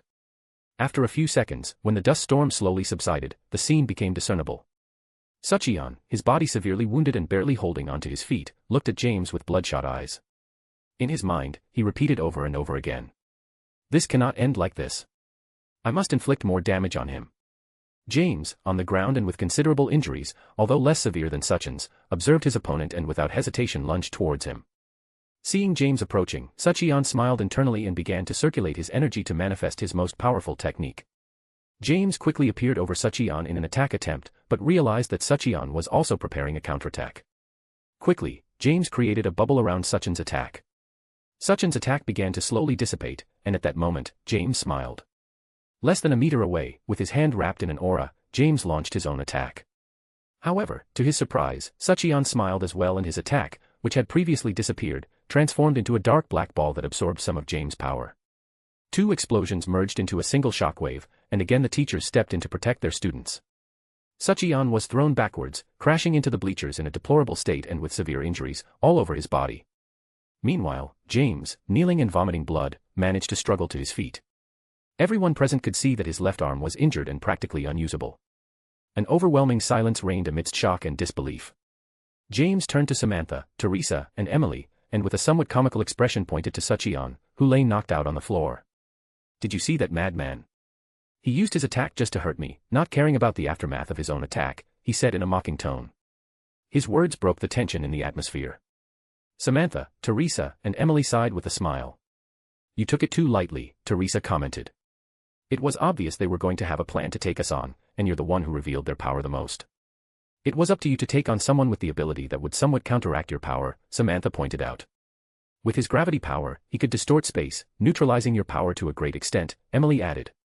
James smiled knowingly and walked calmly towards his companions, as if his injuries didn't affect him at all. Disinterestedly, he stood next to the others. Teresa raised an eyebrow and touched his arm, which caused James to shiver and his face to twitch in pain. "What are you doing? It hurts," exclaimed James towards Teresa. Teresa simply smiled and played it down.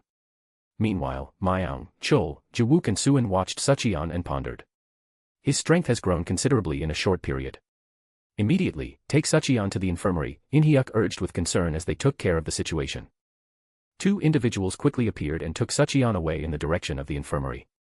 Jiwoo, from the bleachers, watched in surprise and thought, "They've grown considerably in the time I wasn't with them." "I'll be next," Jisuk declared, advancing toward the center of the arena. In-hyuk, visibly worried, turned his gaze towards Jisuk as he prepared for the next confrontation. In one of the stands, Ji-young watched with his unperturbed expression, though a shadow of unease crossed his eyes as he saw Jisuk ready for the fight. "If you want to help me and have extra chapters, join my Patreon. I'm on chapter 159. Chapter 136, 132, Teresa Whitehead v/S Jisuk. Teresa spotted Jisuk and strode forward with determination. Throwing him a smile, she introduced herself, "I am Teresa Whitehead and a member of Illuminati." Jisuk raised an eyebrow, muttering, "Whitehead." Teresa nodded. He represented Shinhwa. I'm Jisoo, announced, pushing aside his thoughts about Teresa's last name. Gareth frowned, pondering. I was right, that girl has some relation to Edward, and now I know her last name is the same. Everyone's gazes fell on the young men in the sand a few feet away. Teresa's right hand became enveloped in a dark green aura as she aimed at Jisoo, blasting him with a blast of poison. Quickly, Jisoo conjured a blast of wind to counter the attack. Teresa brought the fingers of her hand together at one point and then spread them apart, releasing a green aura that polluted the air. A shield of wind surrounded Jisoo, successfully protecting him. A smile crossed Jisoo's face as he watched his defense keep him safe. Meanwhile, Teresa watched Jisoo with disinterest, seemingly unconcerned about the outcome. A wind began to swirl around Jisoo's feet, propelling his speed as he advanced a great distance with astonishing speed. Teresa's eyes flashed as she managed to catch Jisoo's movements with some difficulty. Wasting no time, she decided to launch a sudden attack, executing 3 offensive moves in quick succession. Jisoo skillfully evaded 2 of the attacks, slightly increasing his speed, but the third appeared directly in front of his eyes. Instantly, he encircled his hand with wind and upon contact with the attack, deflected it in another direction, causing it to impact the ground with a clatter. Teresa frowned as she witnessed Jisoo vanish and reappear behind her. Swiftly, a greenish liquid envelopes Teresa's fingernails, gradually transforms them into sharp claws, and nimbly swings them backward without hesitation, surprising Jisoo, who manages to dodge them. Teresa shows no intention of stopping, and with impressive speed, launches a series of scratches at Jisoo without giving him time to react. Teresa's attacks hit the empty air without finding Jisoo at any point, but her gaze is quickly raised to the sky and there she sees Jisoo, surrounded by an impressive wind current and a powerful aura. With a simple wave of his hand, Jisoo concentrates the surrounding wind, shaping it into a tornado that swiftly descends towards his opponent. Teresa reacts quickly to the danger and raises both hands in the direction of the approaching tornado, creating a defensive shield to protect herself. An explosion erupts as the tornado collides with the shield, raising a cloud of dust and generating a shockwave that creates a large gap in the ground. Immediately, sharp poison spikes emerge at high speed from the dust cloud. Jisoo is surprised and uses his wind ability to propel himself into the air, allowing the attacks to continue their trajectory without reaching their target. However, the attacks leave superficial cuts on his cheek, body, and legs.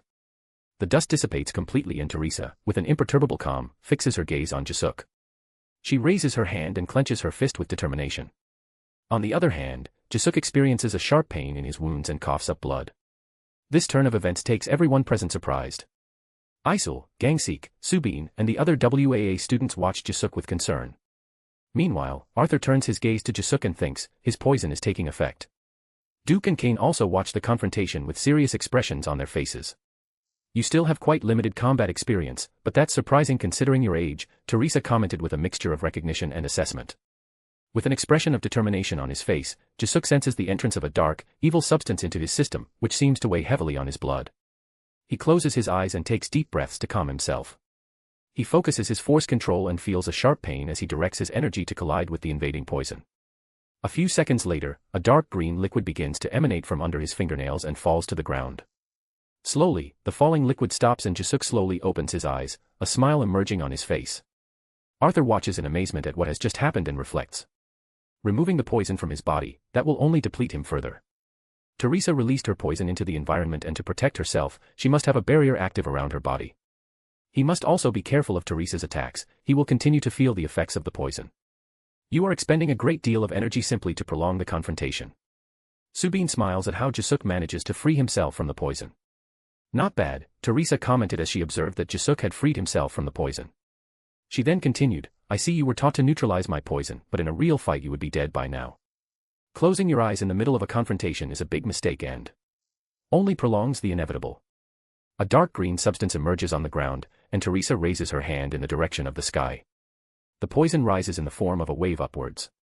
Jisoo acts quickly and creates an uncontrolled gust of wind that collides with the poison right in the middle point between the two. An explosion reverberated throughout the place with a deafening roar, generating a violent shockwave that caused slight destruction and cracking of the surrounding environment. As the dust dissipated, it became evident that a wall of energy, erected by the teachers, was protecting their students. In addition, Jisoo could be made out on the ground, his body marked by numerous wounds and cuts that leaked drops of blood. On the other hand, Teresa also had slight cuts on her body, from which blood was also gushing. The atmosphere was charged with tension, and the gazes of those present remained fixed on the two young men. The accumulation of the impact of the two previous defeats was reflected in their faces, and it was evident that this third confrontation also seemed to be heading towards a discouraging result. In-hyuk watched Jisoo with a worried expression and reflected. These young men are spectacular. They are on a level above people of their generation. If it were just one, it wouldn't be so amazing, but there are 3 of them. And there's still one we don't know about. Jisuk fixes his serious gaze on Teresa as he draws in a shaky breath, his thoughts racing. She's incredibly powerful, and did her eyes glow? Does she possess another ability? Meanwhile, Ji-young, in a corner of the stands, watches the confrontation in silence. Shall we continue? Asks Teresa with a smile on her face. Of course, I'll take this seriously, Jisuk replies with a determined smile. Teresa sighs, maintaining her smile, and her aura manifests around her again. Similarly, Jisuk's aura envelopes him as well. However, Jisuk vomits blood again and experiences how his eyes begin to cloud over. He struggles with all his might not to lose consciousness and thinks, dumbfounded, what is going on? Witnessing this, Teresa shakes her head and dispels her aura. She turns and walks over to where her companions are. Jisuk watches Teresa as she walks away and shouts, "Where do you think you're going? The showdown isn't over yet." Teresa disregards the words and returns to her original position. Seeing Jisuk's condition, Arthur thinks uncertainly. Wasn't his poison eliminated? No. It looks like he couldn't maintain enough concentration to neutralize it as soon as it entered his body. In-hyuk reflects. She didn't manage to maintain concentration the whole time to avoid the effects of the poison, but her improvement in level and control of her power is really amazing. Seeing her arrive, Samantha smiles and asks, "How did it go?" Teresa smiles and wipes the blood from her lips. "It went better than I expected. I discovered some of my weaknesses and finally understood why my brother was telling me that poisoning my enemies wasn't always the best option. I must analyze the situation first." "If you don't waste energy unnecessarily," he replies as he expresses his thoughts. James, Emily, and Samantha smile in response. Meanwhile, Lisa turns her gaze to James and comments, "He should get medical attention." James sighs and replies gratefully, "Don't worry, I can hold my own." Lisa nods without pressing the issue. Jisuk staggers back to his position, staggering and feeling the fatigue in his body and the difficulty of staying conscious intensifies. "You did well," In-hyuk commented. Then, Jisuk clenched his fist and looked at In-hyuk with a determined expression. "Did I do well?" he replied in a defiant tone and then fainted, and In-hyuk quickly affirms it. Doctors arrive and take him to the infirmary. This response surprised everyone present. Although no one responded immediately, everyone was aware of the difficult situation Jisuk was in. It was a situation similar to that of Gangsik and Sucheon, who had also been overpowered in their confrontations. Subin, putting aside his usual playful attitude, took a firm step and walked towards the center of the arena. Seonga watched Subin with concern and then turned his gaze to Emily, who was advancing with a relaxed attitude. "If you want to help me and have extra chapters, join my Patreon. I'm on chapter 160. Chapter 137, 133, Emily Spencer v/S Subin Lee." In the heart of the arena, the two women face each other with intense stares. Subin takes the initiative. "My name is Subin Lee, I belong to the Awakened Union," she declares firmly. Emily responds with a smile that soon disappears, replaced by a serious, focused expression. "I'm Emily Spencer, and like the others, I'm from the Illuminati," she calmly reveals. Without wasting a second, Subin adopts a determined combat stance. The seriousness of the situation is reflected in every movement and gesture. Emily, for her part, removes the smile from her face, transforming it into an attentive and resolute gaze directed towards Subin. 2 sharp shards of ice take shape in Subin's hands, and with determination he lunges towards Emily.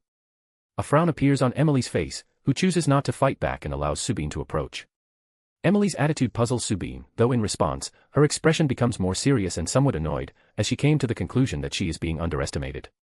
Similarly, a reddish aura comes to life in Emily's hands, giving rise to 2 small energy swords. At the manifestation of the 2 swords, Subin immediately reacts by hurling the ice shards in Emily's direction. However, the latter responds quickly, cutting off the incoming attacks with her 2 energy swords. Subin shows no signs of stopping, advancing quickly towards Emily's range. In her hands, 2 new ice shards take shape. Only a few steps away, Subin launches a series of attacks in rapid succession. Emily deftly spins on her heels and nimbly backs away, finding a way to evade Subin's attacks. With precise movements, she hits the thrown ice shards, deflecting them masterfully. Subin persists without relenting, continuing his reign of attacks with determination. Emily, for her part, chooses to respond to the offensive, springing into action and generating an intriguing exchange of blows. A frustrated frown appears on Subin's face as he realizes that his attacks are not enough to break through Emily's impenetrable defense. Suddenly, an aura begins to flicker around Emily's body as her eyes turn intensely red. An impressive amount of her power shoots out from her body, generating an explosion that creates a crater in the ground. The place shakes and rumbles under the magnitude of the energy release. Upon noticing Emily's anomaly, Subin reacts immediately, backing away quickly. She raises her hands in front of her, summoning an ice shield as a defense. The impact of the blast hits the shield, forcing Subin backwards in a whirlwind of energy. With agility and dexterity, Subin performs a spin in midair, landing on the ground in a controlled manner and sustaining no obvious injuries after the powerful crash. Onlookers kept their eyes fixed on the two young women, enveloped in a cloud of dust and tension. "You have good reflexes," commented Emily. Subin silently stares at her. He raises his right hand and a small ball of ice begins to take shape, gradually growing to the size of a basketball. With a determined movement, Subin impacts the ice ball against the ground, and from that point, the ice begins to spread throughout the arena, causing a noticeable decline in temperature. Emily inhales, exhaling a cold vapor rising from her mouth. Her eyes narrow as she watches the tiny shards of ice falling around her. Subin executes a set of movements with both hands, giving rise to a blast of ice that surrounds Emily. The blast begins to gradually expand, enveloping her completely and forming an imposing whirlwind of ice. Arthur turns his gaze to Duke and then turns his attention back to the confrontation, reflecting. "It's the same technique he used against Duke, but I still don't know what awakened power Emily possesses. So far, she's only demonstrated an ability to create energy weapons." "Not bad," Teresa comments. James nods in agreement, and Samantha adds. "She does quite well, although Emily's power can counteract ice."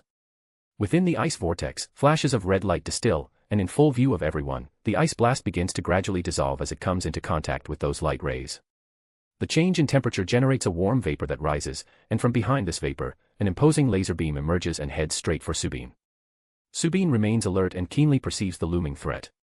With surprising fluidity, he creates a solid wall of ice. As the laser beam approaches, the temperature rise is palpable, and the ice begins to thaw, transforming into water. With determination, Subin concentrates more power, strengthening the ice barrier.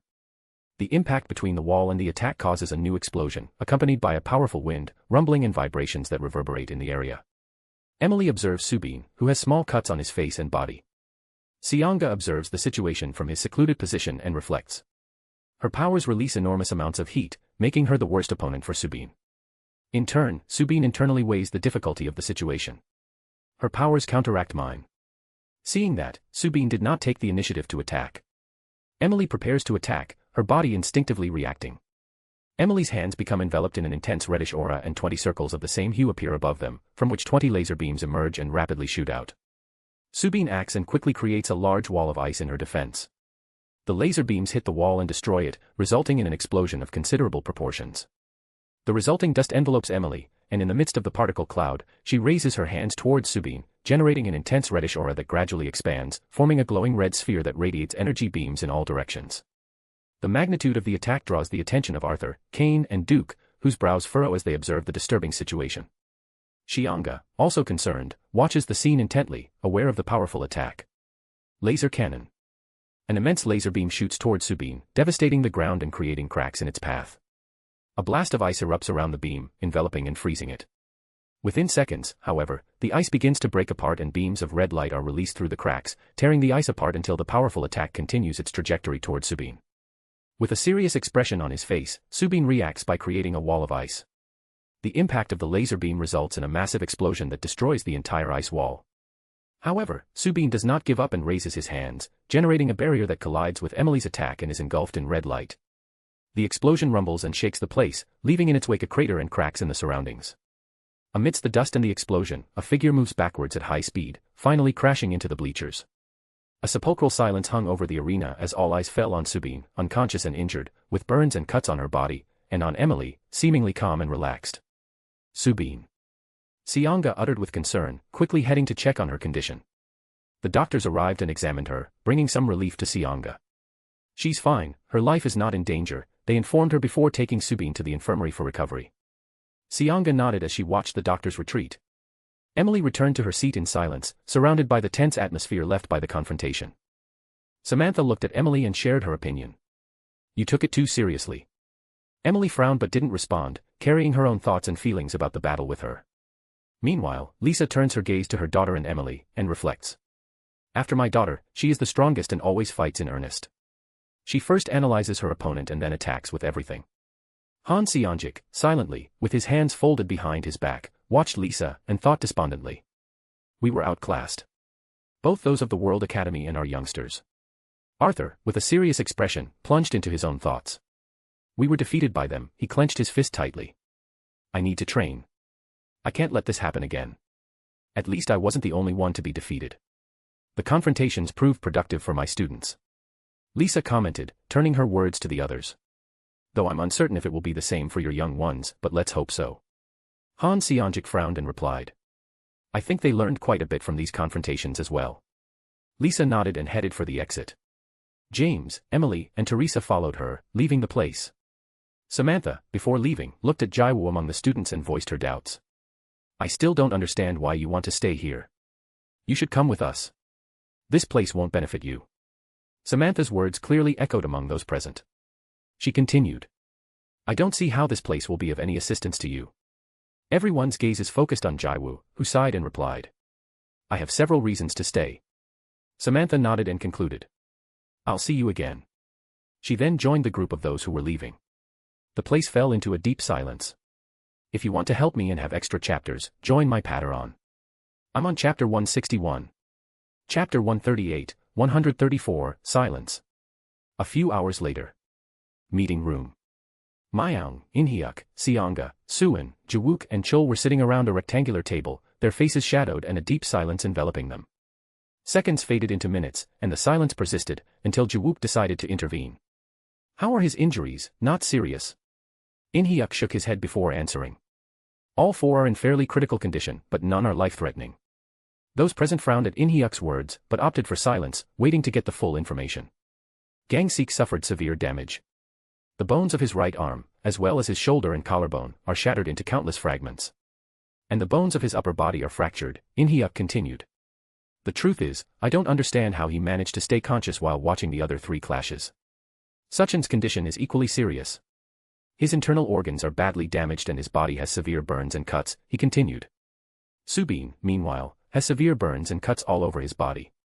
And lastly, Jisuk suffered superficial cuts and his organs have been affected by his opponent's poison, Inhyuk completed. Suin observed seriously before commenting. They have suffered great damage. The rest of those present nodded in agreement. Seonga sighed before speaking. Let's hope these results don't discourage them. They have had extremely difficult opponents. They might be the strongest young men of their generation in the whole world, Myung stated with solemnity in his voice. They are not mentally weak. They will pass this test and emerge much stronger, Jiwook declared with confidence. Inhyuk expressed his agreement with Jiwook's words. We should be proud of them. They stood as equals against the heirs of the most powerful families in the world. Chul scratched his head and hunched over, trying to remain unnoticed. We have to prepare for what's to come, Inhyuk concluded, plunging the group into another heavy silence. Director's office. Sitting in his chair, Han Seongjik gazed out the window at the island. His thoughts flowed and occupied his mind. Soon we'll be back to normal. Or so he hoped. The chaos has not yet faded and we have already fallen into another one. The world is now aware of the existence of Caton's other disciple. A few rumors were enough to attract numerous powerful awakened ones to the country. With the leak to the world about the confrontation between Ares and Jurian, the whole world will be reeling. What's more, the fact that Ares has challenged all the successors of the top 10 world ranking members, with none of them accepting, will bring instability to them. The connection between Jiwoo and Ji Young, now compromised, could attract enemies of great power to Shinhwa. However, the proposal still in place by Jurian could provide them with some protection, but it also means that he is an enemy of a top 10. In turn, this new organization under the name Illuminati, with apparently close ties to Caton and Ares. However, I find it highly unlikely that they have any affiliation with such an entity. No organization will let its members go around gaining enemies for every step they take. And then there's Lisa, a woman whose power resembles that of the world's top 10. Her presence will undoubtedly introduce instability into the world. Where Gareth? Gareth remained standing in the room, immersed in thought with a relaxed and carefree attitude. We should go back soon. Staying here any longer won't bring us any benefits, he mused. Just when I was thinking of retiring from the leadership of the World Academy, all these things happen. Ares infiltrates, 3 of the top 10 World Academy juniors are defeated, and a new mysterious organization emerges, he continued as he sighed and sat down in a chair to continue analyzing. Anyway, I'll let the World Awakened Association take care of that, he commented with some resignation. Observing the situation, he continued, this will certainly tarnish the reputation of the World Academy and generate more conflict. The future is so uncertain, his thoughts drifted into the unknown. Will it be wise to extend an invitation to the World Academy? If those two were to accompany him, it would be necessary to turn the academy into a fortress, ensuring that there is no room for the unexpected. With an audible sigh, he concluded, "Anyway, I'll address that once we hold the meeting." In one of the guest rooms, Andrea sat, her hands resting on her knees, as her legs shook in an obvious show of nervousness. How could this happen? Duke lost on 2 occasions, and both times to different young men. Mr. Schneider will explode with fury when he learns these facts, he mused quietly. Illuminati. Illuminati. Illuminati. Illuminati. No matter how many times I repeat that name, I can't remember any organization by that name in the whole world, she muttered in frustration. How did he manage to slip through unnoticed? Does Frame not even know about this? I must inform the higher-ups, this information must reach them as soon as possible, she thought, convinced of the importance of communicating what had happened. She pulled a phone out of her pocket and dialed a number as she pondered. No one must be aware of this, despite the high security surrounding the place, this phone cannot be detected. Duke was on the edge of the bed, his hands resting on his knee as he held the phone against his ear, his heart pounding anxiously. Duke Grain, boomed an imposing voice on the other end of the phone, soon adopting a serious tone, "Caden's newly welcomed disciple is with you." The transformation in the voice was palpable, like a shadow looming over the conversation. "You have suffered 2 defeats. First, to Caden's disciple, and then against a young stranger," he chided harshly. "Master." Escaped in a trembling mumble from Duke's lips, as his mind swarmed with countless solutions in search of an escape route. "How dare you lose?" interrupted Schnauzer in a stern voice. "Master, it's not as it seems. I've had a series of confrontations in a very short span, I haven't had enough time to fully recover," Duke hastened to explain. "Don't talk nonsense. A disciple of mine dares to make such excuses," exclaimed Schnauzer angrily, his voice ringing with fury. Then, forcefully, he continued. "Do you think you will always engage in one-on-one duels? Are you so naive? You should know our world thoroughly." A shiver ran through Duke's body. "You had a week to recover and be ready to face Caden's disciple, and then several days to deal with the other young men. Despite that, you didn't manage to beat them. Do you really think you must be in a constant state of readiness and in peak condition to overcome a simple challenge?" questioned Schnauzer sternly. "You will be coming here soon. You will train with me to prevent this from happening again, even if the world does not know that you are my disciple. You are not allowed to lose again," he continued in an icy and final tone after a silence. "I do not allow you to lose again, or you will be dead." Duke shivered, a cold sweat purling his forehead as he looked at his phone and noticed that the call had ended. Clenching his fist tightly, his eyes hardened, emanating anger, rage and an intense yearning for revenge. Jiwoo's room. "Finally I can find some peace of mind," commented Cardian. "Tranquility," said Ares wryly, then continued, "this is just beginning. The real chaos will come soon. The world will descend upon us," Caden said casually. Ares and Caden exchanged glances and let out a sinister laugh. Cardian sighed and spoke in an annoyed voice, "They should be worried, instead of excited. You're a basket case. You should focus on recovering as quickly as possible," Ares told Caden. Caden nodded and replied, "I know. For the last month, while we were at Illuminati headquarters, I focused on dissipating as much of those bastards' energy as possible. Trouble will come at us from all directions," he concluded. 1 day later. In the infirmary. Subin, Gangsik, Sucheon, and Jisuk are lying on their beds with their bodies completely bandaged. In the room there was a silence, each of the young men were wrapped in their own thoughts, recreating and analyzing the fight they had. The serious face on them was evident in their dissatisfaction with their performance. Another day later. In the harbor of the South Korean Academy. In front of an opulent ship stood Andrea, the other teacher and the 6 young men of the WAA, with Gareth a step ahead of them. In front of them, with their backs to the facility, lined up the 6 KAA teachers, with Han Seonjik also a step ahead. "We're pulling out. My stay here turned out to be more fascinating than I initially anticipated, and I must admit I was pleasantly surprised," Gareth commented. A smile came across Han Seonjik's face as he said. "The doors will always be open to you, whenever you wish. It is somewhat distant.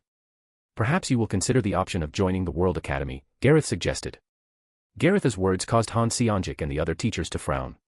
Without pausing to wait for a response, Gareth turned and began walking toward the ship with determination, leaving these words hanging in the air. "It's time to leave." 1 hour later. In another corner of the island, Jiwoo was walking in the company of Lisa, Samantha, James, Teresa, and Emily. However, the atmosphere was charged with discomfort, and silence dominated the group. Sensing the heaviness of the atmosphere, Lisa turned her gaze towards Jiwoo and broke the silence by saying, "It's still hard for me to get used to your personality, compared to that of your teacher and brother." Jiwoo, slightly embarrassed, scratched his head and replied, "That's something I hear every day." Lisa continued, trying to ease the awkward atmosphere. It's natural to worry about your friends. Injuries in combat are part of combat. A smile broke out on Jiwoo's face as he replied. I understand, it's just. I didn't want them to be on bad terms after the defeat to you. It affected you guys a lot. Lisa nodded, understanding the situation. That's understandable. As far as I know, they were always considered geniuses, even among geniuses. That was intensified when they faced those young men from influential families.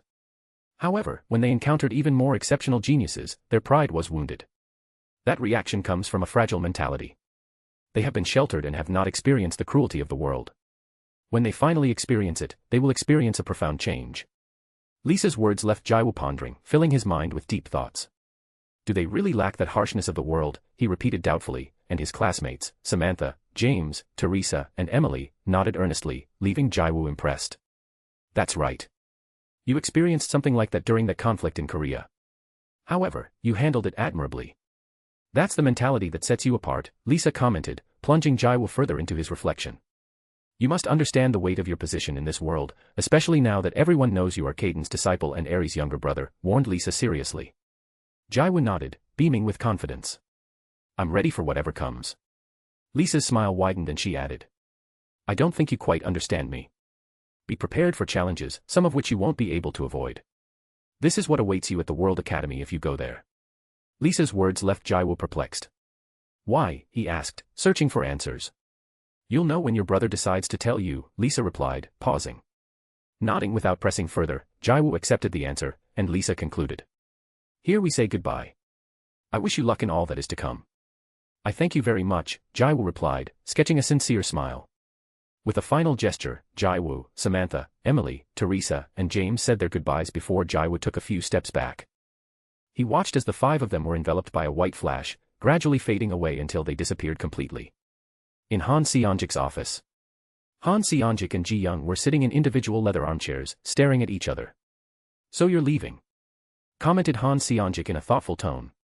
Ji Young nodded earnestly and added. I stayed longer than I had anticipated. I was worried about the boys.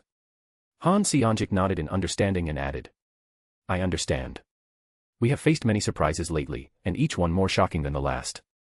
A brief silence took over the atmosphere before Han Seongjik continued. The times ahead will be difficult for you. Ji Young kept his face impassive as he replied. I am prepared. Ji Young, and continued. Conflicts in our nation are on the rise, while our power is on the decline. As the #1 awakened one in Korea, you carry on your shoulders a great responsibility. Our recovery must be swift, or I am not sure how long we will be able to stand, Han Seongjik continued, with a tinge of concern in his voice.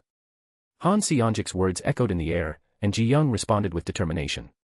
Indeed, what we need most is time, and that is precisely what we have the least of.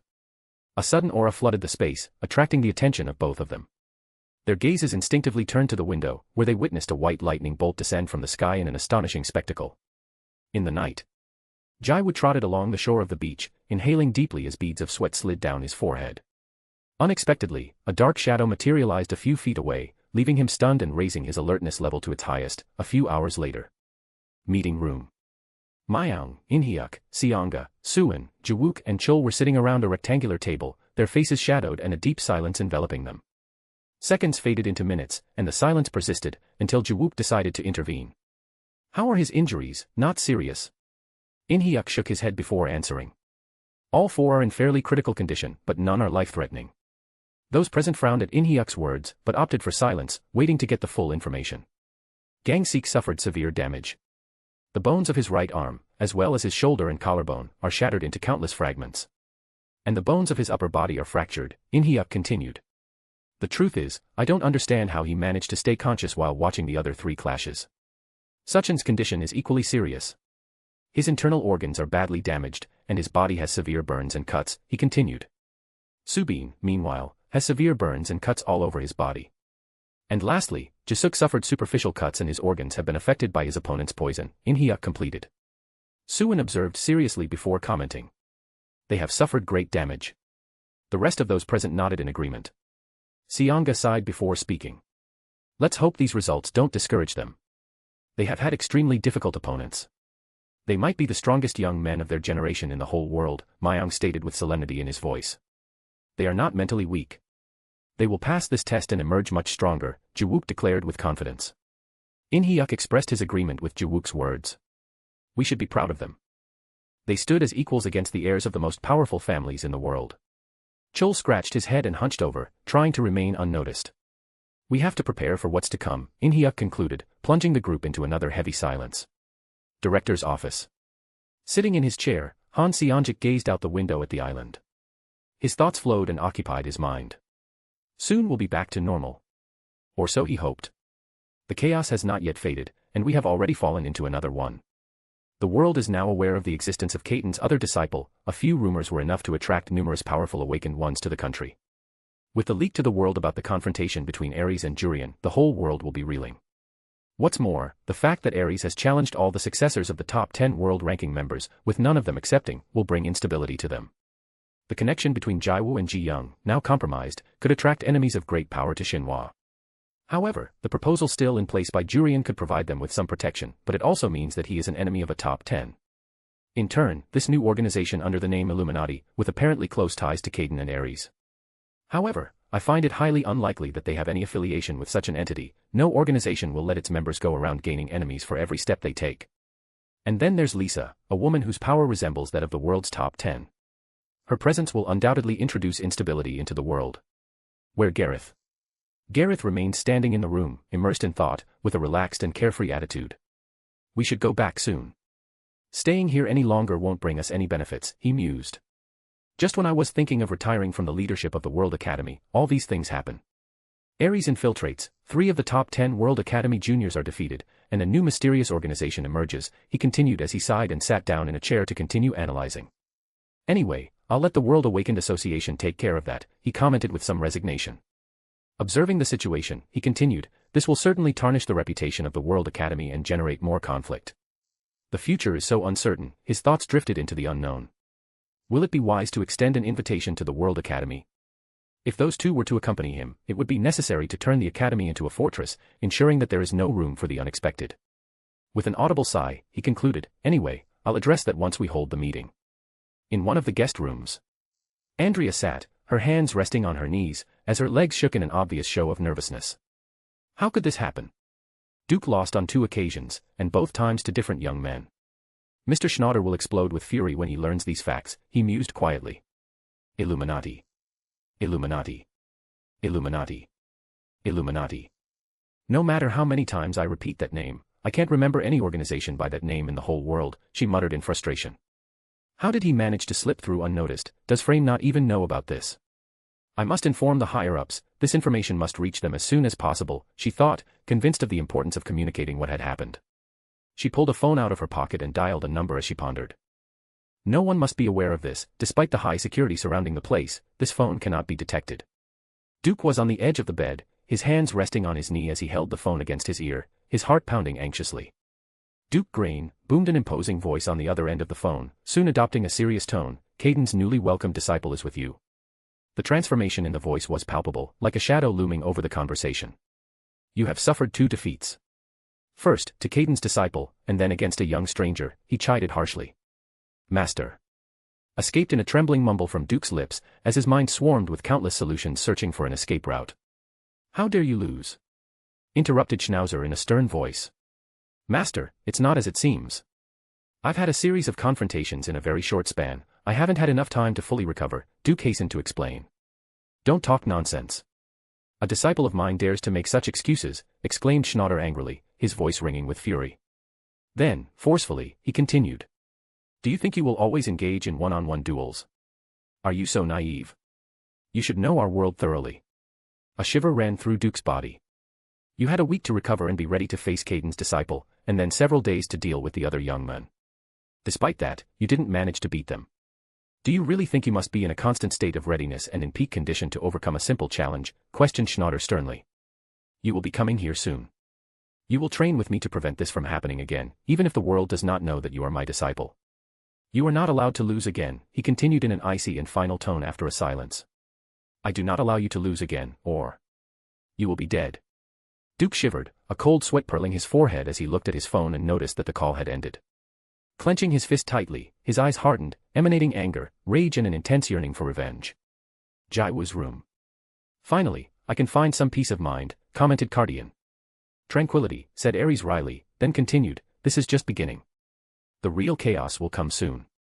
The world will descend upon us, Caden said casually. Ares and Caden exchanged glances and let out a sinister laugh. Cardian sighed and spoke in an annoyed voice, they should be worried, instead of excited. You're a basket case. You should focus on recovering as quickly as possible, Ares told Caden. Caden nodded and replied, I know. For the last month, while we were at Illuminati headquarters, I focused on dissipating as much of those bastards' energy as possible. Trouble will come at us from all directions, he concluded. One day later. In the infirmary. Subin, Gangseek, Sucheon, and Jisuk are lying on their beds with their bodies completely bandaged. In the room there was a silence, each of the young men were wrapped in their own thoughts, recreating and analyzing the fight they had, the serious faces on them was evident and their dissatisfaction with their performance. Another day later. In the harbor of the South Korean Academy.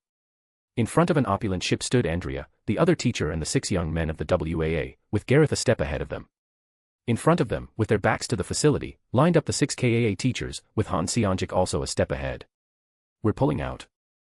My stay here turned out to be more fascinating than I initially anticipated, and I must admit I was pleasantly surprised, Gareth commented. A smile came across Han Seonjik's face as he said. The doors will always be open to you, whenever you wish. It is somewhat distant. Perhaps you will consider the option of joining the World Academy, Gareth suggested. Gareth's words caused Han Seonjik and the other teachers to frown. Without pausing to wait for a response, Gareth turned and began walking toward the ship with determination, leaving these words hanging in the air. It's time to leave. 1 hour later. In another corner of the island, Jiwoo was walking in the company of Lisa, Samantha, James, Teresa, and Emily. However, the atmosphere was charged with discomfort, and silence dominated the group. Sensing the heaviness of the atmosphere, Lisa turned her gaze towards Jiwoo and broke the silence by saying, It's still hard for me to get used to your personality, compared to that of your teacher and brother. Jiwoo, slightly embarrassed, scratched his head and replied. That's something I hear every day. Lisa continued, trying to ease the awkward atmosphere. It's natural to worry about your friends. Injuries in combat are part of combat. A smile broke out on Jiwoo's face as he replied. I understand, it's just. I didn't want them to be on bad terms after the defeat to you. It affected you guys a lot. Lisa nodded, understanding the situation. That's understandable. As far as I know, they were always considered geniuses, even among geniuses. That was intensified when they faced those young men from influential families. However, when they encountered even more exceptional geniuses, their pride was wounded. That reaction comes from a fragile mentality. They have been sheltered and have not experienced the cruelty of the world. When they finally experience it, they will experience a profound change. Lisa's words left Jiwoo pondering, filling his mind with deep thoughts. Do they really lack that harshness of the world, he repeated doubtfully, and his classmates, Samantha, James, Teresa, and Emily, nodded earnestly, leaving Jiwoo impressed. That's right. You experienced something like that during that conflict in Korea. However, you handled it admirably. That's the mentality that sets you apart, Lisa commented, plunging Jiwoo further into his reflection. You must understand the weight of your position in this world, especially now that everyone knows you are Caden's disciple and Aries' younger brother, warned Lisa seriously. Jiwoo nodded, beaming with confidence. I'm ready for whatever comes. Lisa's smile widened and she added. I don't think you quite understand me. Be prepared for challenges, some of which you won't be able to avoid. This is what awaits you at the World Academy if you go there. Lisa's words left Jiwoo perplexed. Why? He asked, searching for answers. You'll know when your brother decides to tell you, Lisa replied, pausing. Nodding without pressing further, Jiwoo accepted the answer, and Lisa concluded. Here we say goodbye. I wish you luck in all that is to come. I thank you very much, Jiwoo replied, sketching a sincere smile. With a final gesture, Jiwoo, Samantha, Emily, Teresa, and James said their goodbyes before Jiwoo took a few steps back. He watched as the 5 of them were enveloped by a white flash, gradually fading away until they disappeared completely. In Han Seonjik's office. Han Seonjik and Ji Young were sitting in individual leather armchairs, staring at each other. So you're leaving? Commented Han Seonjik in a thoughtful tone. Ji Young nodded earnestly and added.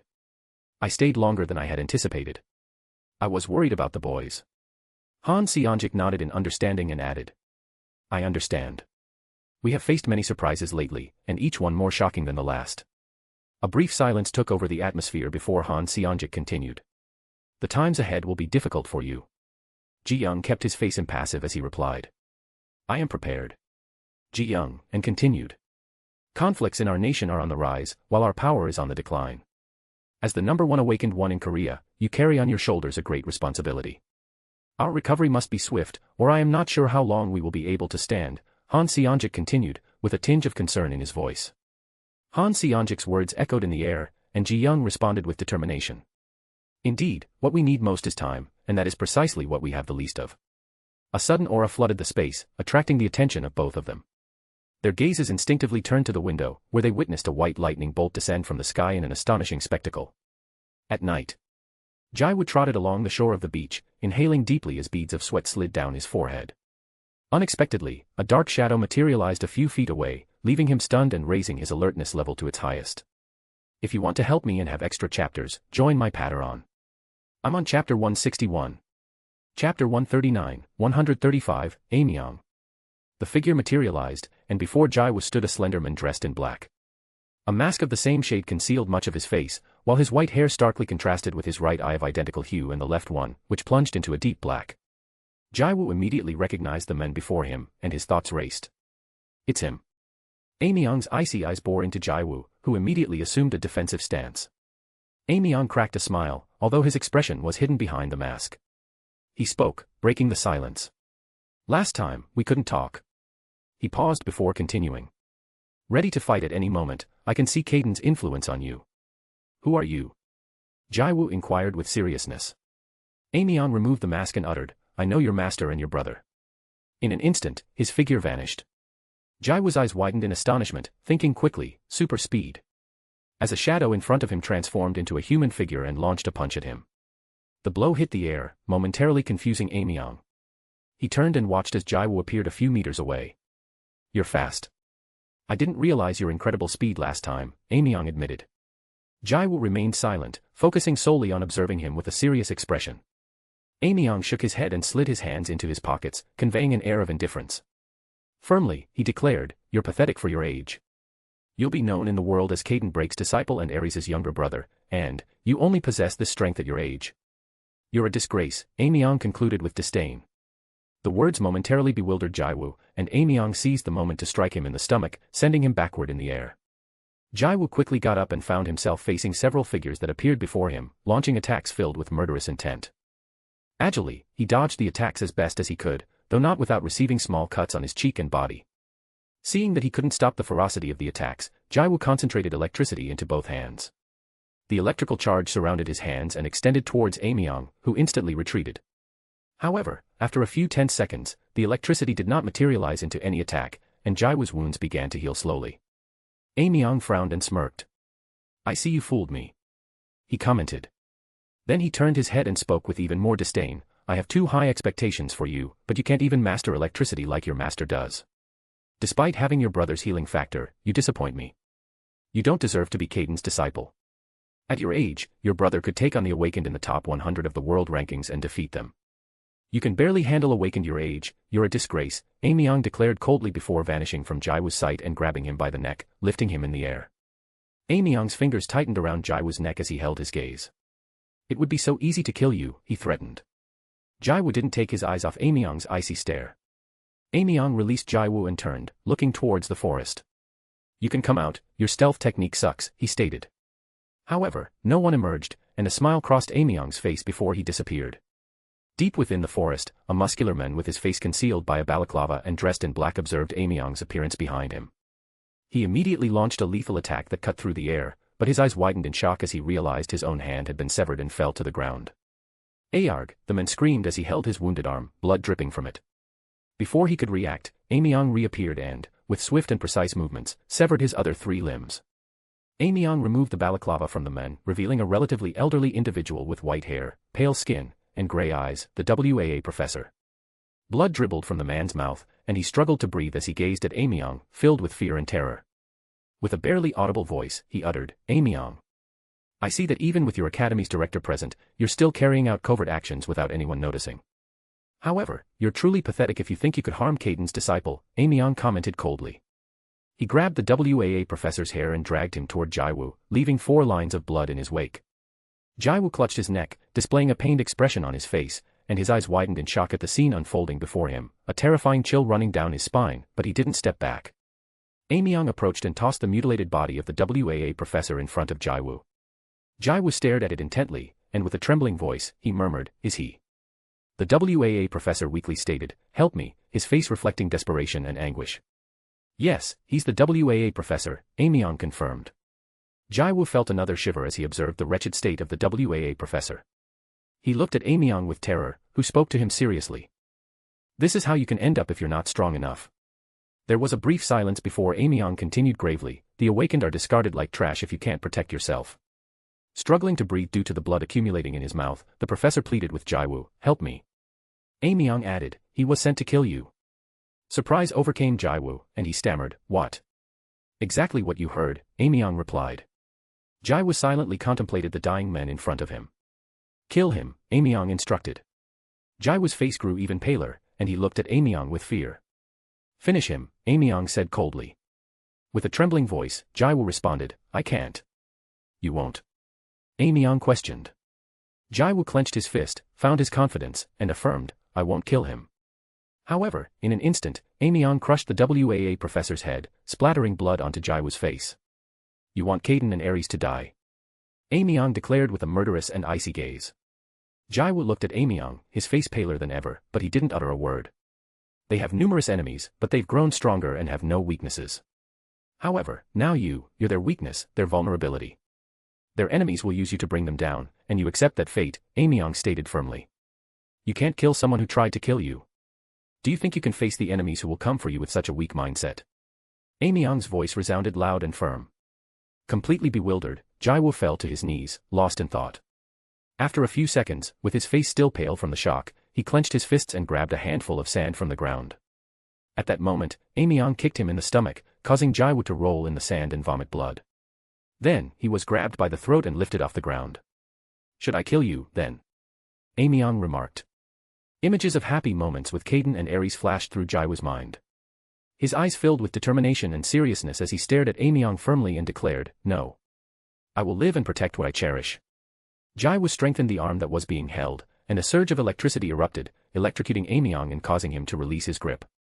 Quickly, Jiwoo stepped back, maintaining a safe distance, and thought, electric max speed. Aemyong watched as Jiwoo materialized in front of him, his fist enveloped in electricity. He swiftly blocked Jiwoo's punch with his hand, creating a deep crater and a shockwave that rustled the leaves of the trees and the surrounding sand. Jiwoo was stunned to see his attack halted by Aemyong. From a different perspective, Aemyong observed as his arm up to the elbow was completely scorched by the electricity. "Not bad," Aemyong remarked as he released Jiwoo's fist. His arm healed within seconds. Jiwoo was amazed by what he had just witnessed and realized, regeneration. "It's time for me to go," Aemyong stated, while in his thoughts he pondered, "I've fulfilled my purpose. Whether he can surpass this or not is his problem." Jiwoo watched Aemyong disappear, and after a few moments of daze, he reacted. He wiped the blood from his mouth and began to walk slowly, pale, toward his room. "If you want to help me and have extra chapters, join my Patreon. I'm on chapter 161. Chapter 140, 136, Effect." Caden, Ares, and Cardian were on the lookout, leaning on the railing, their gazes lost in the darkness of the night beach. Suddenly, their gazes turned to Jiwoo, who was approaching them with slow steps and his face gaunt and pale, bearing visible wounds on his body. "Jiwoo." The voices of Caden and Ares echoed in unison, laden with concern. In contrast, Cardian frowned, his face expressing surprise at seeing the state Jiwoo was in. "What happened, Jiwoo?" asked Caden with anxiety in his voice. Ares left the railing and regained his human form, his concern evident in his expression. "Did you run into someone?" inquired Ares cautiously, his eyes fixed on Jiwoo. Jiwoo nodded slowly, but his words revealed a noticeable hesitation and bewilderment. "Yes, someone came to see me. And it was not a pleasant experience," Jiwoo uttered with a tone that seemed to escape his control. The transformation of his face to one of doubt and confusion did not go unnoticed by Cardian and Caden, who quickly converted to their human form. "Who visited you?" The question from Caden was direct and serious, reflecting the seriousness of the matter. Jiwoo shook his head, his eyes showing a mixture of insecurity and distress. "I don't know. She wore black, her hair was white, and she had one eye of the same color," he recounted. "Aemyong," Caden murmured, recognizing the person. "Aemyong. Isn't that the killer?" Cardian's voice denoted his doubt at the name. "Do you know him?" Jiwoo seemed intrigued by the reaction of the others. Cardian nodded. He's someone who tried to follow Caden for a while. Jiwoo's look reflected astonishment, but before he could ask any more questions, Caden interrupted him. Did he do something to you? We had a confrontation. But I believe his intention was not to kill me, but rather to scare me. Besides, I discovered that he possesses similar abilities to mine, Jiwoo replied, his voice shaky. Similar abilities? Ares questioned. Yes. Jiwoo confirmed with a slight nod. Explain to me what happened, Caden requested in a firm voice. Jiwoo nodded, his gaze lost in memory. I was in the middle of training when he suddenly appeared. We had a brief conversation before he launched his attack, and at that moment, it became clear that I was not his equal. His strength was far greater than mine. A tense silence fell over the place. Caden and Cardian shared a worried look, their brows furrowed in response to Jiwoo's state of mind. Someone was spying on us, and I didn't even perceive it. That's when, suddenly, he acted. Without mercy, he cut off all 4 of his limbs, Jiwoo explained, his voice trembling, still visibly affected by the scene he had witnessed. When I saw his face, I met the World Academy teacher's gaze. The words he uttered chilled my blood. He told me that he had been sent on a mission to kill me. Jiwoo's words caused Cardian, Ares, and Caden to frown with a shared sternness. Unfortunately, it is a common strategy of the World Academy. They don't hesitate to eradicate any threat that might undermine their dominance. But what really surprises me is the audacity to do so with Caden's disciple, with no concern for the consequences, Cardian commented with a mixture of disapproval and astonishment in his tone. I guess I'll have to take care of some ants, Caden pronounced in an icy tone, laden with barely contained menace. Apparently, some heads will have to roll, Ares added with a mischievous grin, implying his willingness to take drastic measures. At that moment, Caden's attention turned to Jiwoo. It affects you to see the coldness and cruelty with which Amyong treated that WAA teacher, doesn't it? He inquired quietly. Jiwoo nodded with an obvious pallor, his gesture confirming the deep emotions that afflicted him. That's the cruelty of the awakened world. If you don't have the strength to defend yourself, you can be treated as waste by other awakened ones, Caden stated in a somber tone, his words echoing in Jiwoo's mind like a haunting echo. Jiwoo looked down, his expression filled with concern. He told me something similar, he muttered, clenching his fist, as if trying to contain the overwhelming emotions that swept over him. Cardian, Ares, and Caden kept their gaze fixed on Jiwoo, sensing his obvious state of distress. Jiwoo forced a smile, trying to hide his shock and turmoil. I think I need to rest, he announced abruptly before quickly walking away. The 3 watched Jiwoo's figure walking away and then shared a meaningful glance at each other. His mental state is indeed worrisome, Cardian stated with a palpable seriousness in his tone. Ares nodded in agreement, adding with a hint of regret, the encounter with Amyong's brutality has really shocked him. Caden remained silent, his brow furrowed as his gaze remained fixed on the path Jiwoo had taken as he walked away. We need to be very vigilant with Jiwoo for a while, Cardian suggested, aware of the bad time he is having. Jiwoo dropped heavily onto the bed. With a sigh, he allowed his eyelids to close, giving way to the immediate flow of vivid images. The scenes he had experienced burst into his mind, carrying with them the anguish and fear that had been etched on the pleading face of the WAA teacher. This particular memory sent a shiver through her body, like a shadow creeping across her skin. It wasn't long before he relived the feeling of helplessness. The images overlapped, and once again he found himself witnessing Amyong's immense power completely overpowering him. It was a gut-wrenching feeling of being caught in the clutches of the predator hunting its prey. A few hours later. Through the window, Caden, Ares, and Cardian watched Jiwoo in bed, eyes wide and gaze fixed on the ceiling, with no trace of sleep. We need to intervene, Ares commented, his concern evident in his voice. He's probably reliving the traumatic scene over and over again, Cardian concluded in a reflective tone. We must help him free his mind and overcome this obstacle, Ares stated with determination. Caden's attention was fixed on Jiwoo as he spoke. Jiwoo's personality is not the best fit for our world. He's too sensitive, he expressed, forcefully. Cardian nodded, acknowledging the truth of Caden's words. Yes, that's why he's been so affected by this experience. Ares sketched an intriguing smile. There is only one thing we must accomplish, to help Jiwoo overcome this trauma and understand the true nature of the world we will live in. I have an idea, Caden announced, capturing Ares and Cardian's attention. Training. Weakness is what made him vulnerable to this situation. If he were stronger, he wouldn't feel so powerless. Cardian turned his head in disagreement. You too and your obsession with getting stronger. How could that help you? Yes, Ares concurred, supporting the idea. Let's make him see that we're here for him. That he has our support in his journey. Jiwoo contemplates the ceiling of the room, immersed in thought. I can't fall asleep, my mind is cluttered with worries. Determined, Jiwoo gets out of bed and dresses in training clothes, gets into meditation position and begins to circulate his force control, causing a bright blue aura to begin to envelop his body. As the hours pass, Jiwoo finally opens his eyes and takes a deep breath of air. Sitting up, he notices the time on his phone reading 5:30 a.m. It's already late, and I haven't managed to fall asleep at all. I don't even feel tired, Jiwoo muses as his gaze sweeps around the room. I haven't seen Mr. Cardian, Mr. Caden, or my brother, where could they be? The door suddenly opens, and in walks Caden, Aries, carrying a bag over his shoulder, and Cardian. Master, brother, Lord Cardian, Jiwoo greets. All three nod, and Caden declares, let's go train. Now, asks Jiwoo, puzzled. Yes, Caden replies without hesitation. Jiwoo looks at the clothes they are wearing and poses with some hesitation. In those clothes. Aries smiles and tosses the bag on the floor. Here we have our clothes, he states. Cardian silently directs his gaze to the bag and clenches his fist, as he muses, why am I doing this? Because I'm accompanying them. Caden, Aries and Cardian change into black clothes tight to their bodies. Let's go, Aries suggests, and the four leave the room. At the edge of the beach, the four begin to stretch as they chat. We'll run around a bit and then practice combat, Caden announces.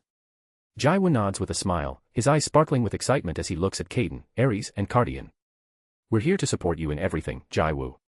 You shouldn't have to carry everything by yourself, we're here to protect you, Caden assures Caden, causing Jiwoo's eyes to fill with tears and he pouts. Let's get started then, let's release those emotions with sweat, Aries says, encouraging the group to begin the workout. The four began running along the shore of the beach, focusing on their strength control as the hours ticked by.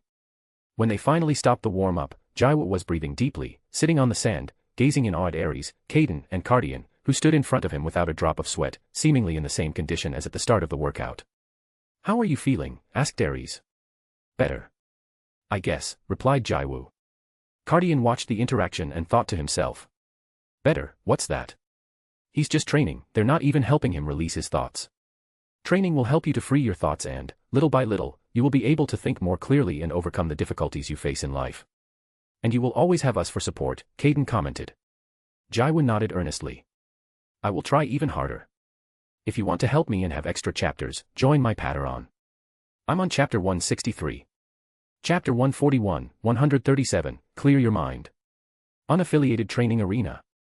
Jiwook, Seonga, Inhyuk, Myeong, and Suwon form a circle while talking. Did you see Jiwoo training with Caden, Aries and Cardian? Asked Myeong. This present nod their heads and Inhyuk comments. Yeah, I thought they were already gone, but they magically appeared. It's normal with the rumors that were said about them, Cardian is very hard to find, and you rarely know his location, and with Aries, it's almost the same, but since he causes trouble in these parts you know where he was, and Caden is more of the same, Suwon commented mumbling. Training with Jiwoo, faintly pronounced Seonga while Jiwook was lost in thought. How long will they stay? Muttered Suwon doubtfully seriously. I don't know, we haven't engaged in a conversation with them, but I guess not long, added Inhyuk. I hope so with them here this gets complicated, said Myeong and, after a moment, he added. This time has been very stressful with the visitors. Yes, I have not been able to rest comfortably, worried that something bad will happen, said Suwon. The other teachers show their serious faces and do not speak. At that instant, many students come through the door and approach them and form a crescent in front of them. Good morning, professors, said the students with reverence, each one in turn. Wooin looked at the teachers and frowned and thought. I thought Jiwoo would be with them, but we went to his room and he wasn't there. Where could he be? Jisuk with his hands in his pockets and his carefree attitude asks looking at Inhyuk. And Jiwoo? Yeah, where is Jiwoo? He wasn't in the room, Subin commented. Sucheon, Gangsik and the other students were silent, looking at Jisuk and Subin and then at the teachers, waiting for their answer. The eyes of the other students are similarly focused on the teachers, and the atmosphere is filled with a silence with a heavy air. Inhyuk sighs and says. He is training with his teacher, brother, and Mr. Cardian. A murmur and surprised faces form on the students and is heard. They are here. Shouldn't they have left by now? Why would they still be here? Don't worry, they train in another training camp, and you will not be affected, everything will continue the same way, commented Inhyuk, calming down the situation. Jiwook looks at the weird atmosphere and says. Start training, do a couple of laps to warm up your bodies, you are in for a tough day today. In the other training camp. Cardian and Caden watched intently as Jiwoo tried his best in his attack. Aries, one-handed, dodged their attacks with ease and countered with blows that generated flashes of golden light, impacting Jiwoo and knocking him back. Jiwoo's clothes were in terrible shape, and he had some minor wounds on his body. Caden, arms crossed, frowned as he noticed the black bands on all four of Jiwoo's limbs. He thought to himself. These bands that increase his gravity have greatly enhanced his speed. Even while fighting, he still maintains them. This is excellent training for him. He decided to step forward and commented. Your speed is improving rapidly, and you are using your powers more efficiently. Ares placed his hands behind his back and said enigmatically. Jiwoo, there's something I want to show you. Cardian and Caden exchanged hesitant glances as Jiwoo's eyes sparkled with excitement as he asked. A technique? What are you going to teach me? Ares answered seriously. It's an attack technique, but... He paused dramatically before continuing, it's a technique designed to assassinate your enemies. Surprise and confusion flashed across Caden's and Cardian's faces, remembering that Ares had no known experience in assassination techniques, their brows furrowed even more at Ares' unexpected statement. The smile on Jiwoo's face instantly disappeared, replaced by an expression of insecurity and concern. Ares stepped forward, placing himself in front of Jiwoo, and spoke. All techniques, ultimately, are designed to cause harm, Ares commented, only some are more lethal than others. Eventually, you may find yourself in a situation where you must decide to take someone's life, either mistakenly or because you have no other choice. You yourself have experienced the difficulties of being vulnerable, but the choice is in your hands. What is your answer? Jiwoo took a moment to reflect, and it was Caden who interjected. I don't know what technique Ares has in mind, but it is true that all techniques are designed to defeat your opponent. Whether to kill someone is a different matter, and it's up to you. Cardian, arms crossed, observed the situation without revealing his opinion. Finally, Jiwoo, after carefully weighing the choice, looked at Ares and said with determination. Please teach me that technique, brother. A smile spread across Ares' face as he replied, watch carefully. I will show you the technique and, at the same time, explain how to perform it. Afterward, I will help you practice it on your own. Although my awakened power is related to light, I can use electricity thanks to our master's force control. However, this particular technique requires electricity to be truly lethal, Ares explained as Caden and Cardian listened with great interest, and Jiwoo was completely focused on his words. Ares created a spatial insulation that covered the training field.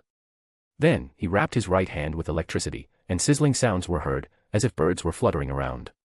You must concentrate the electricity in your hand and then... began Ares, moving his hand slightly towards the ground. The electricity seemed to become even sharper when he barely touched it. Cardian and Caden's brows furrowed as they saw the dangerous sharpness of the electricity. By increasing your speed to the maximum while concentrating the electricity in your hand and with your super reflexes, you can defeat any opponent, Ares concluded with a smile, and the electricity enveloping his hand disappeared. Caden watched the situation in silence as his mind worked at full speed. He thought to himself. It's a technique designed to kill, and if it targets a vital point, it could cut through anything. It's a variant of the technique I taught him. Surprise filled Jiwoo as he commented, amazed. Isn't it similar to the technique Mr. Caden taught me? Ares nodded, explaining, yes, it's a variant of the technique Caden taught you. You concentrate all the electricity in your fist and, with your great speed, you can punch through anything. However, in this variant, you must mold the electricity so that it covers your hand and is extremely sharp. With your speed, you'll be able to cut through anything. Jiwoo's eyes shone with admiration, though he didn't fully understand the ferocity of the technique. He exclaimed, impressed. Wow, you're amazing. Cardian carefully analyzed the technique, with awe and concern flashing across his face. His thoughts churned in his mind. How can he even think of teaching this technique to Jiwoo? It is literally to leave his opponent severely injured. If he targets a limb, he's sure to sever it. And since when did Ares become so experienced in assassination? Ares' surprising technique had planted doubts and questions in Cardian's mind. Well, let's go on. I already gave you a demonstration. Now, sit in front of me in meditation position, Ares said earnestly. Jiwoo obeyed immediately, settling himself on the floor in a meditation position and closing his eyes. Ares, wasting no time, was surrounded by a blue aura that merged with Jiwoo's body. The young man felt how an energy entered his body and began to circulate in a peculiar way. With unwavering concentration, Jiwoo followed the energy as time flew by, fully immersing himself in the learning experience under Ares' guidance. After completing another grueling day of training, each day followed the same routine of drills, practice and more training. In the blink of an eye, a week flew by, and the day came when everyone would leave the academy. If you want to help me and have extra chapters, join my Patreon. I'm on chapter 164 in my Patreon. Chapter 142, 138, not invited. A large van was cruising the city streets. In the driver's seat was Inhyuk, while Seonga occupied the passenger seat. In the back, Wooin and Jiwoo shared space, while further back, Jisuk was next to Subin and other individuals. The van was moving purposefully through the city streets. The van stopped in front of a building, and Seonga opened the door, looking at Inhyuk and expressing his thanks. Thank you for giving us a ride. See you, said Seonga. Inhyuk smiled and replied. You're welcome. Subin and the other two union youths also got out of the van and said goodbye to everyone. In Hyuk started the van again, and they drove off, while the boys waved goodbye to Subin. Baekdu. Suman was sitting in a beautiful leather chair in the chairman's office. His face looked pale and showed obvious signs of fatigue and nervousness as he looked at a letter on his desk. An invitation from the World Academy. Sucheon, muttered Suman with obvious concern. Shinhwa. Ji-young, with one leg crossed over the other in a cool demeanor, examined the letter resting open on his desk. They've gone ahead of schedule, but... muttered Ji-young, as he reread the letter and stood thoughtfully, hesitantly. Jiwoo hasn't been invited. And they haven't provided a specific date. This is strange. Thought Ji-young, as his frown furrowed even more at the lack of details in the letter. Awakened Union. Seonga entered through the front door as Subin and the other two young men followed him. As soon as they entered, a person quickly approached towards Seonga, his face serious. Sir, there is something I must inform you of, the man announced earnestly. Seonga nodded and signaled to the young men, telling them to withdraw. Then, the man took out a letter and handed it to Seonga. Sir, an invitation arrived from the World Academy, the man reported. Seonga frowned and took the letter, his face showing a serious and thoughtful expression. Korean Awakening Academy. Han Seonjik looked seriously at the two letters resting on his desk. One was addressed to Biko and the other simply read Director. After a moment of contemplation, he decided to open the one addressed to Biko. We formally invite Biko's young representative, Choi Gangsik, to have a friendly exchange with the awakened youth at the World Academy, Han Seonjik read. Then, he opened the letter that read Director and began to read. We inform that we also invite young Sucheon from Baekdu, Jisuk from Shinhwa, Subin and Woon from Awakened Union. You will be informed of the date soon. Han Seonjik frowned as he pondered the situation. Jiwoo was not invited, and that last sentence is meant to make it clear to us that we cannot refuse. He thought with concern towards the young men. The next day. At Jiwoo's house. Jiwoo opened his eyes slowly, squinting them as he stretched and yawned. He then got up and went to the basement, where he found Kaden concentrating on his force control training. Kaden opened his eyes as he noticed Jiwoo's presence and commented. You're up already. Jiwoo smiled and replied. Yes, where are Mr. Cardian and my brother? They must be around, I think they went out shopping, Kaden said casually. Jiwoo nodded in understanding as Kaden raised an eyebrow and announced. Your friends are coming. Okay, Jiwoo replied and headed upstairs. By the time he got upstairs, Jisuk, Subin and Woon had already entered the house. Hello, Jiwoo greeted cheerfully, though his smile faded as he noticed his friends' serious faces. He inquired with concern. What's wrong? You really don't know, asked Jisuk. Jiwoo denied with doubt visible on his face. They really didn't tell you about the invitation, said Subin. What invitation? Asked Jiwoo, surprised. Woon frowned silently. The World Awakened Academy has invited the three of us, plus Gangsik and Sucheon, Subin explained. Jiwoo looked at his friends in surprise and said. They haven't let me know if I was invited. Subin commented. It's strange that they didn't invite you, having defeated Duke. Woon added. They must be worried about Mr. Kaden and Mr. Aries.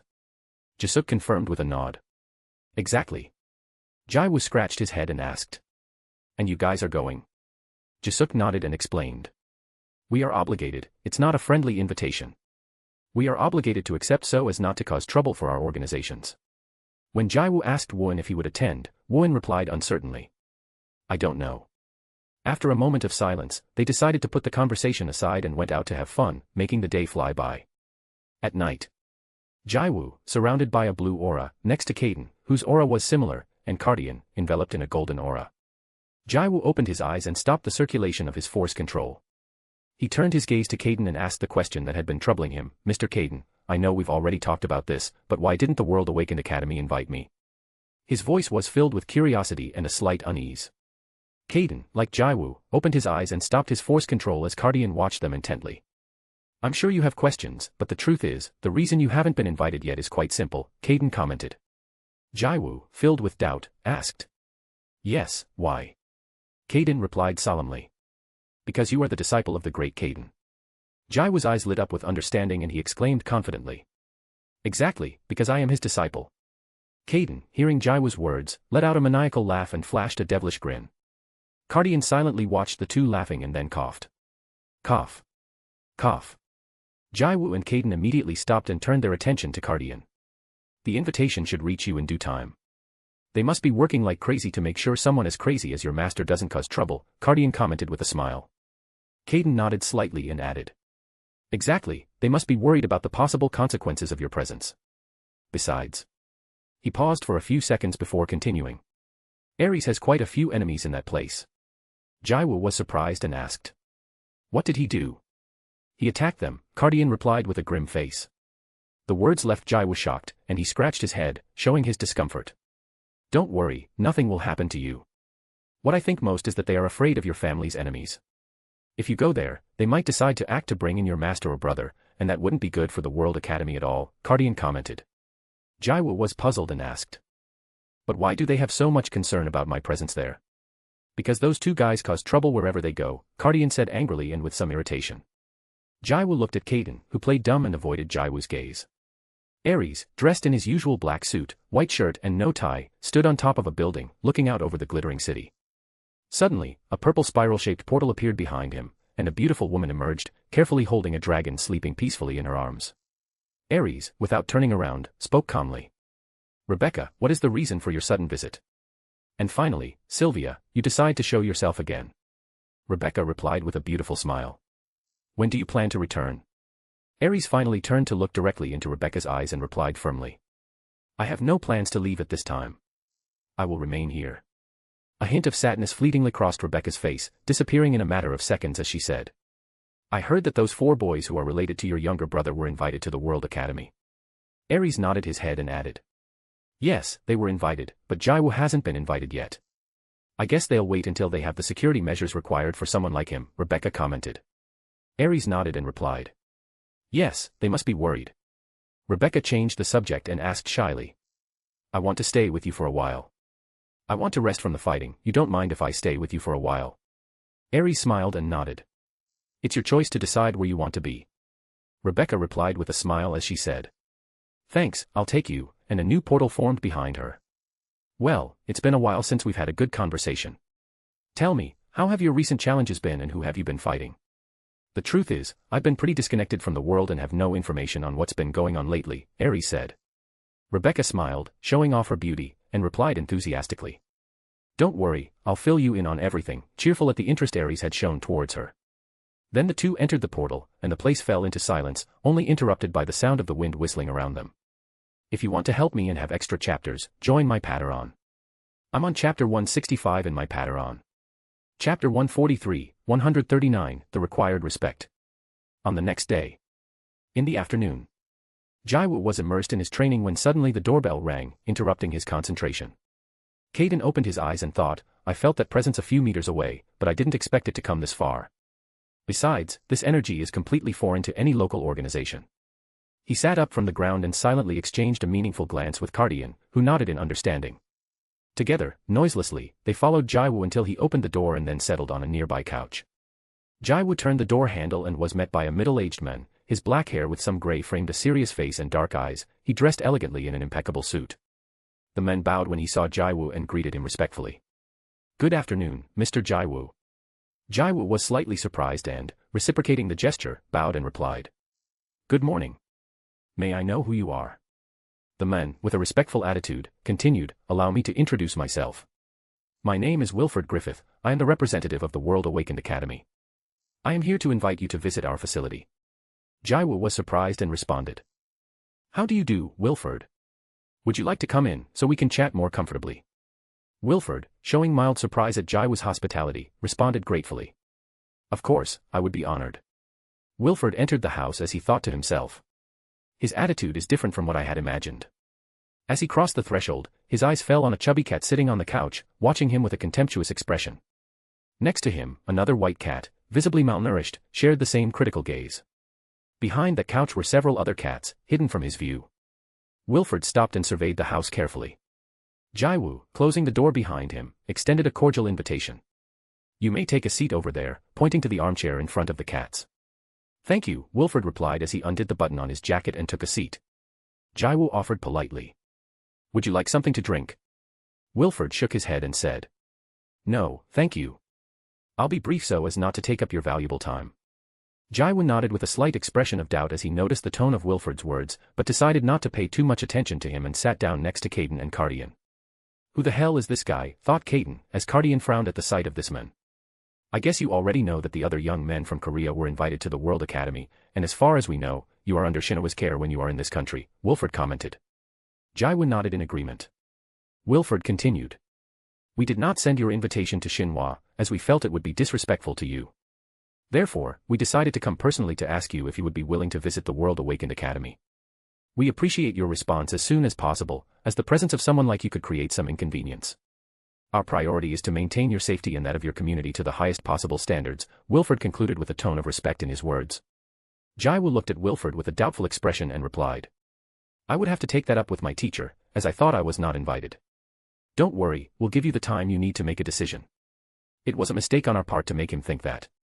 It would have been better to visit him as soon as we invited the other young men, instead of leaving it to the end, Wilfred commented.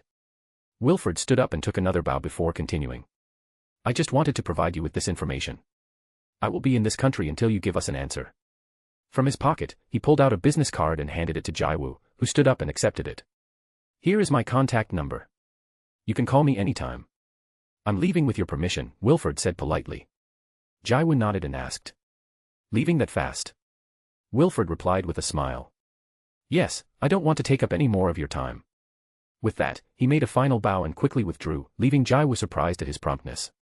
Jiwoo watched him as he walked away and, after a few seconds, turned his gaze to Kaden and Cardian, doubtful about what had just happened. Kaden looked at Jiwoo and said. Finally, the invitation you've been waiting so long for has arrived.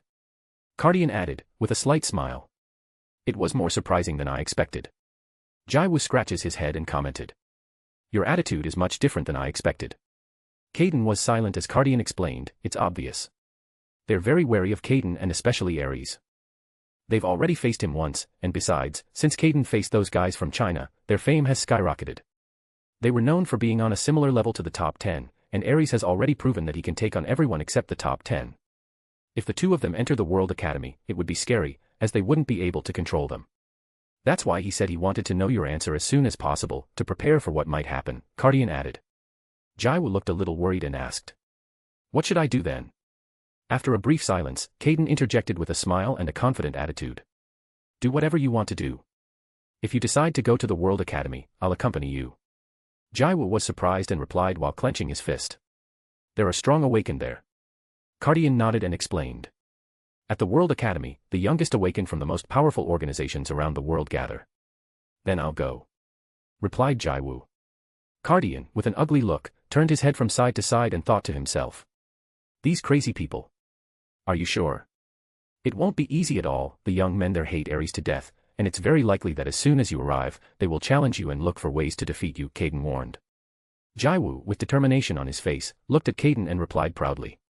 I am his disciple, and he never turns down a challenge. They invited me, so I will accept the challenge to face their young men. I will show them what I am capable of. Kaden smiled devilishly and said. Then I'll help you crush them all. We'll train until you can't anymore. He got up from the couch and added. Quick, let's train. Why, Jiwoo shouted excitedly. Cardian watched the two in high spirits silently. Call him and tell him you'll go, said Kaden. Jiwoo nodded and pulled up Wilfred's number to let him know that he would indeed be going to the World Awakened Academy. Shinhwa. Ji-young was sitting at her desk, surrounded by piles of papers. At that moment, In-hyuk burst into the office in a hurried manner and announced. President, an awakened one from the World Association of Awakened Ones, has entered the country and visited Jiwoo. Ji-young stopped signing the papers and asked curiously. Who is it? Wilfred Griffith, he is in the top 30 of the world ranking of Awakened Ones and is a member of the prestigious Griffith family, In-hyuk replied. An individual of his caliber, highly involved in the World Awakened Association, visiting Jiwoo is quite unexpected, In-hyuk commented, showing his surprise. Ji-young frowned and questioned. What reason brought him here? Even I was surprised, but I guess he came to invite Jiwoo to join the World Academy, In-hyuk replied. Ji-young nodded and stood up from her desk, determined. I'm going to visit Jiwoo. Sure, In-hyuk replied, bowing in a curtsy before Ji-young left the office. Hotel CH, the class. Wilfred was sitting on a leather sofa, one leg crossed over the other, deep in thought. His brow was furrowed as he muttered to himself. I accept, although deep down inside I was hoping he wouldn't. As he continued to think about his brief stay at Jiwoo's house, his eyes reflected a deep concern. I had an uncomfortable feeling in that house. It was for the best to leave right away. After a brief moment of silence to take it in, he pulled out his phone and dialed a number. From the other end of the phone, a voice came on and said, "Hello. It's me. Gareth," Wilford answered. Gareth asked directly, "Did you accept the invitation?" Wilford confirmed. "Yes, I told him that in 2 more weeks he would be taken to the World Academy by me. I'll make sure he doesn't have any problems." Gareth replied. "Well, it was obvious that he would accept, that's why I started the preparations early. That way we'll have more time to organize everything here and train our youngsters." Wilford frowned, but did not elaborate on Gareth's words, and changed the subject. "I haven't been able to get much information about them here. I guess I'll have to ask him directly."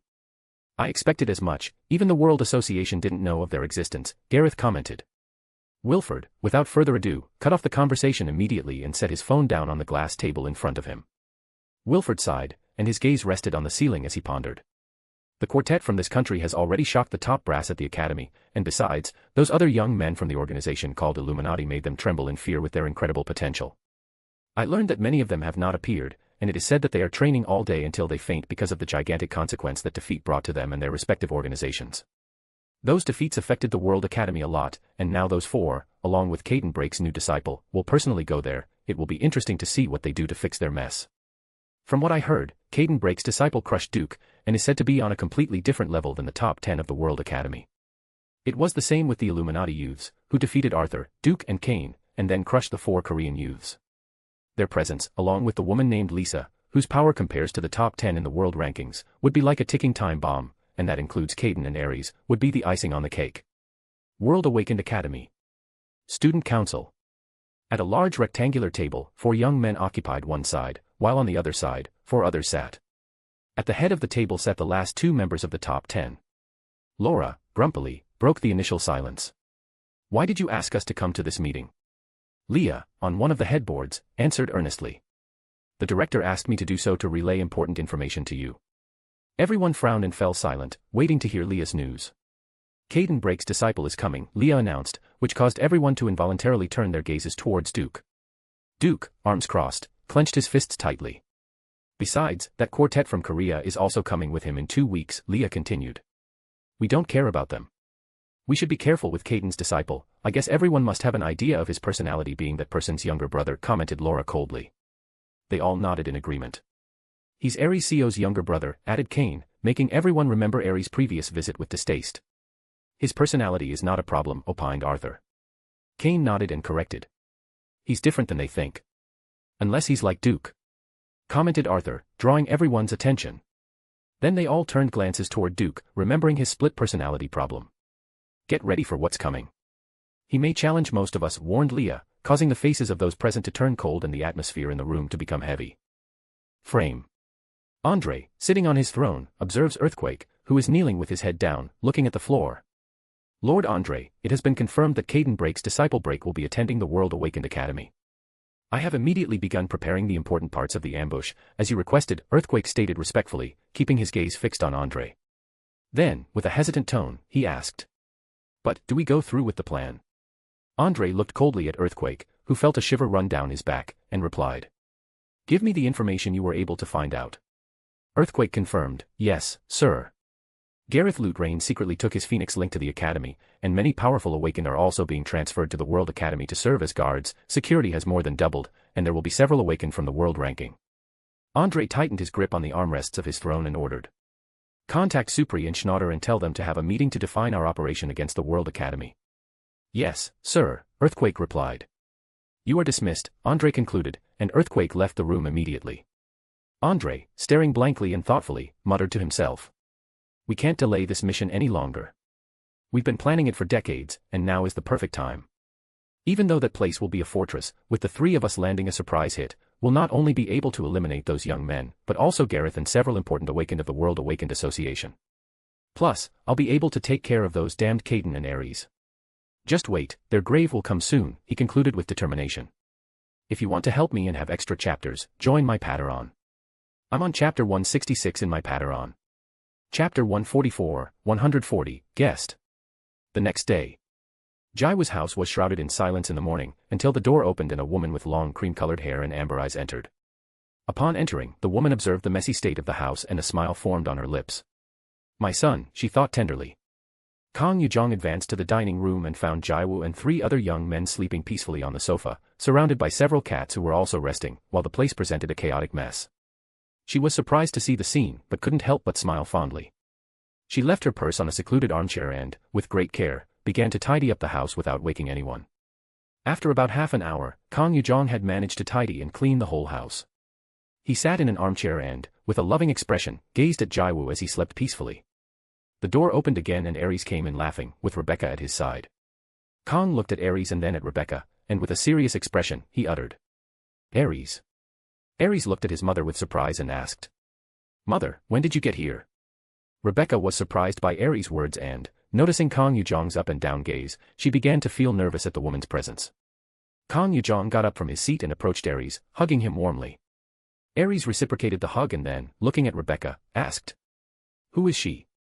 "Ma'am, I'm Rebecca, a friend of your son's," Rebecca replied nervously. Kang Yujong smiled warmly and commented, "Oh, that's strange. My son doesn't usually have friends." Aries sighed and snorted in response. "It's hard to strike up a conversation with my son's acquaintances," Kang Yujong commented as he took Rebecca's arm and led her to the couch. Aries observed the situation silently and then turned his gaze to Jiwoo, Subin, Wooin and Jisuk, who were still sleeping in the same manner as he was, along with Caden and Cardian. Caden and Cardian woke up, squinting at the words. "Mr. Caden and Cardian, my mother is visiting," said a voice in his mind. Caden woke up immediately and turned his gaze towards Kang Yujong. Cardian looked at Caden and then at Aries' mother before quietly commenting, "Why are you so worried?" "Because his personality is strange," Caden said in response. Cardian looked at Aries, who smiled, then turned his focus back to Kang Yujong as he spoke to Rebecca. Jiwoo woke up due to the noise, as did Subin, Wooin and Jisuk. Jiwoo looked at his mother in astonishment, rubbed his eyes, and then quickly got up, exclaiming, "Mother." Kang Yujong smiled and got up from the seat to hug Jiwoo tightly. He then caressed her face and said, "You have changed." Jiwoo smiled and replied, "I have experienced many things."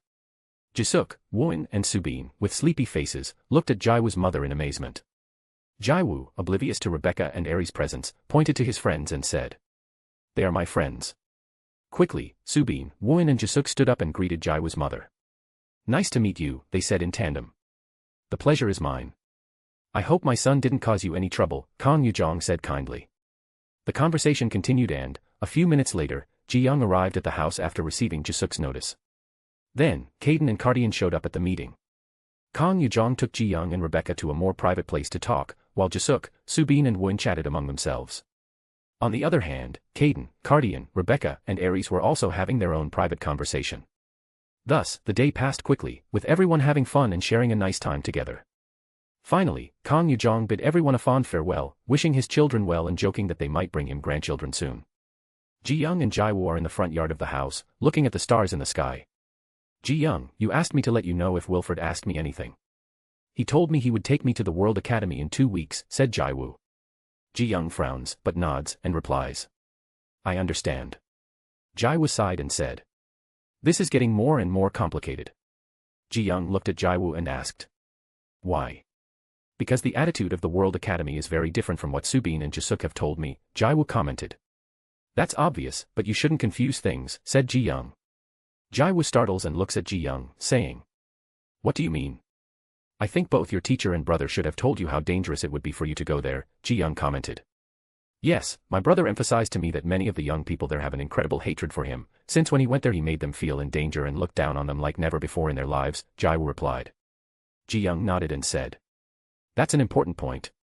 When Aries entered the World Academy, he almost killed all those young men.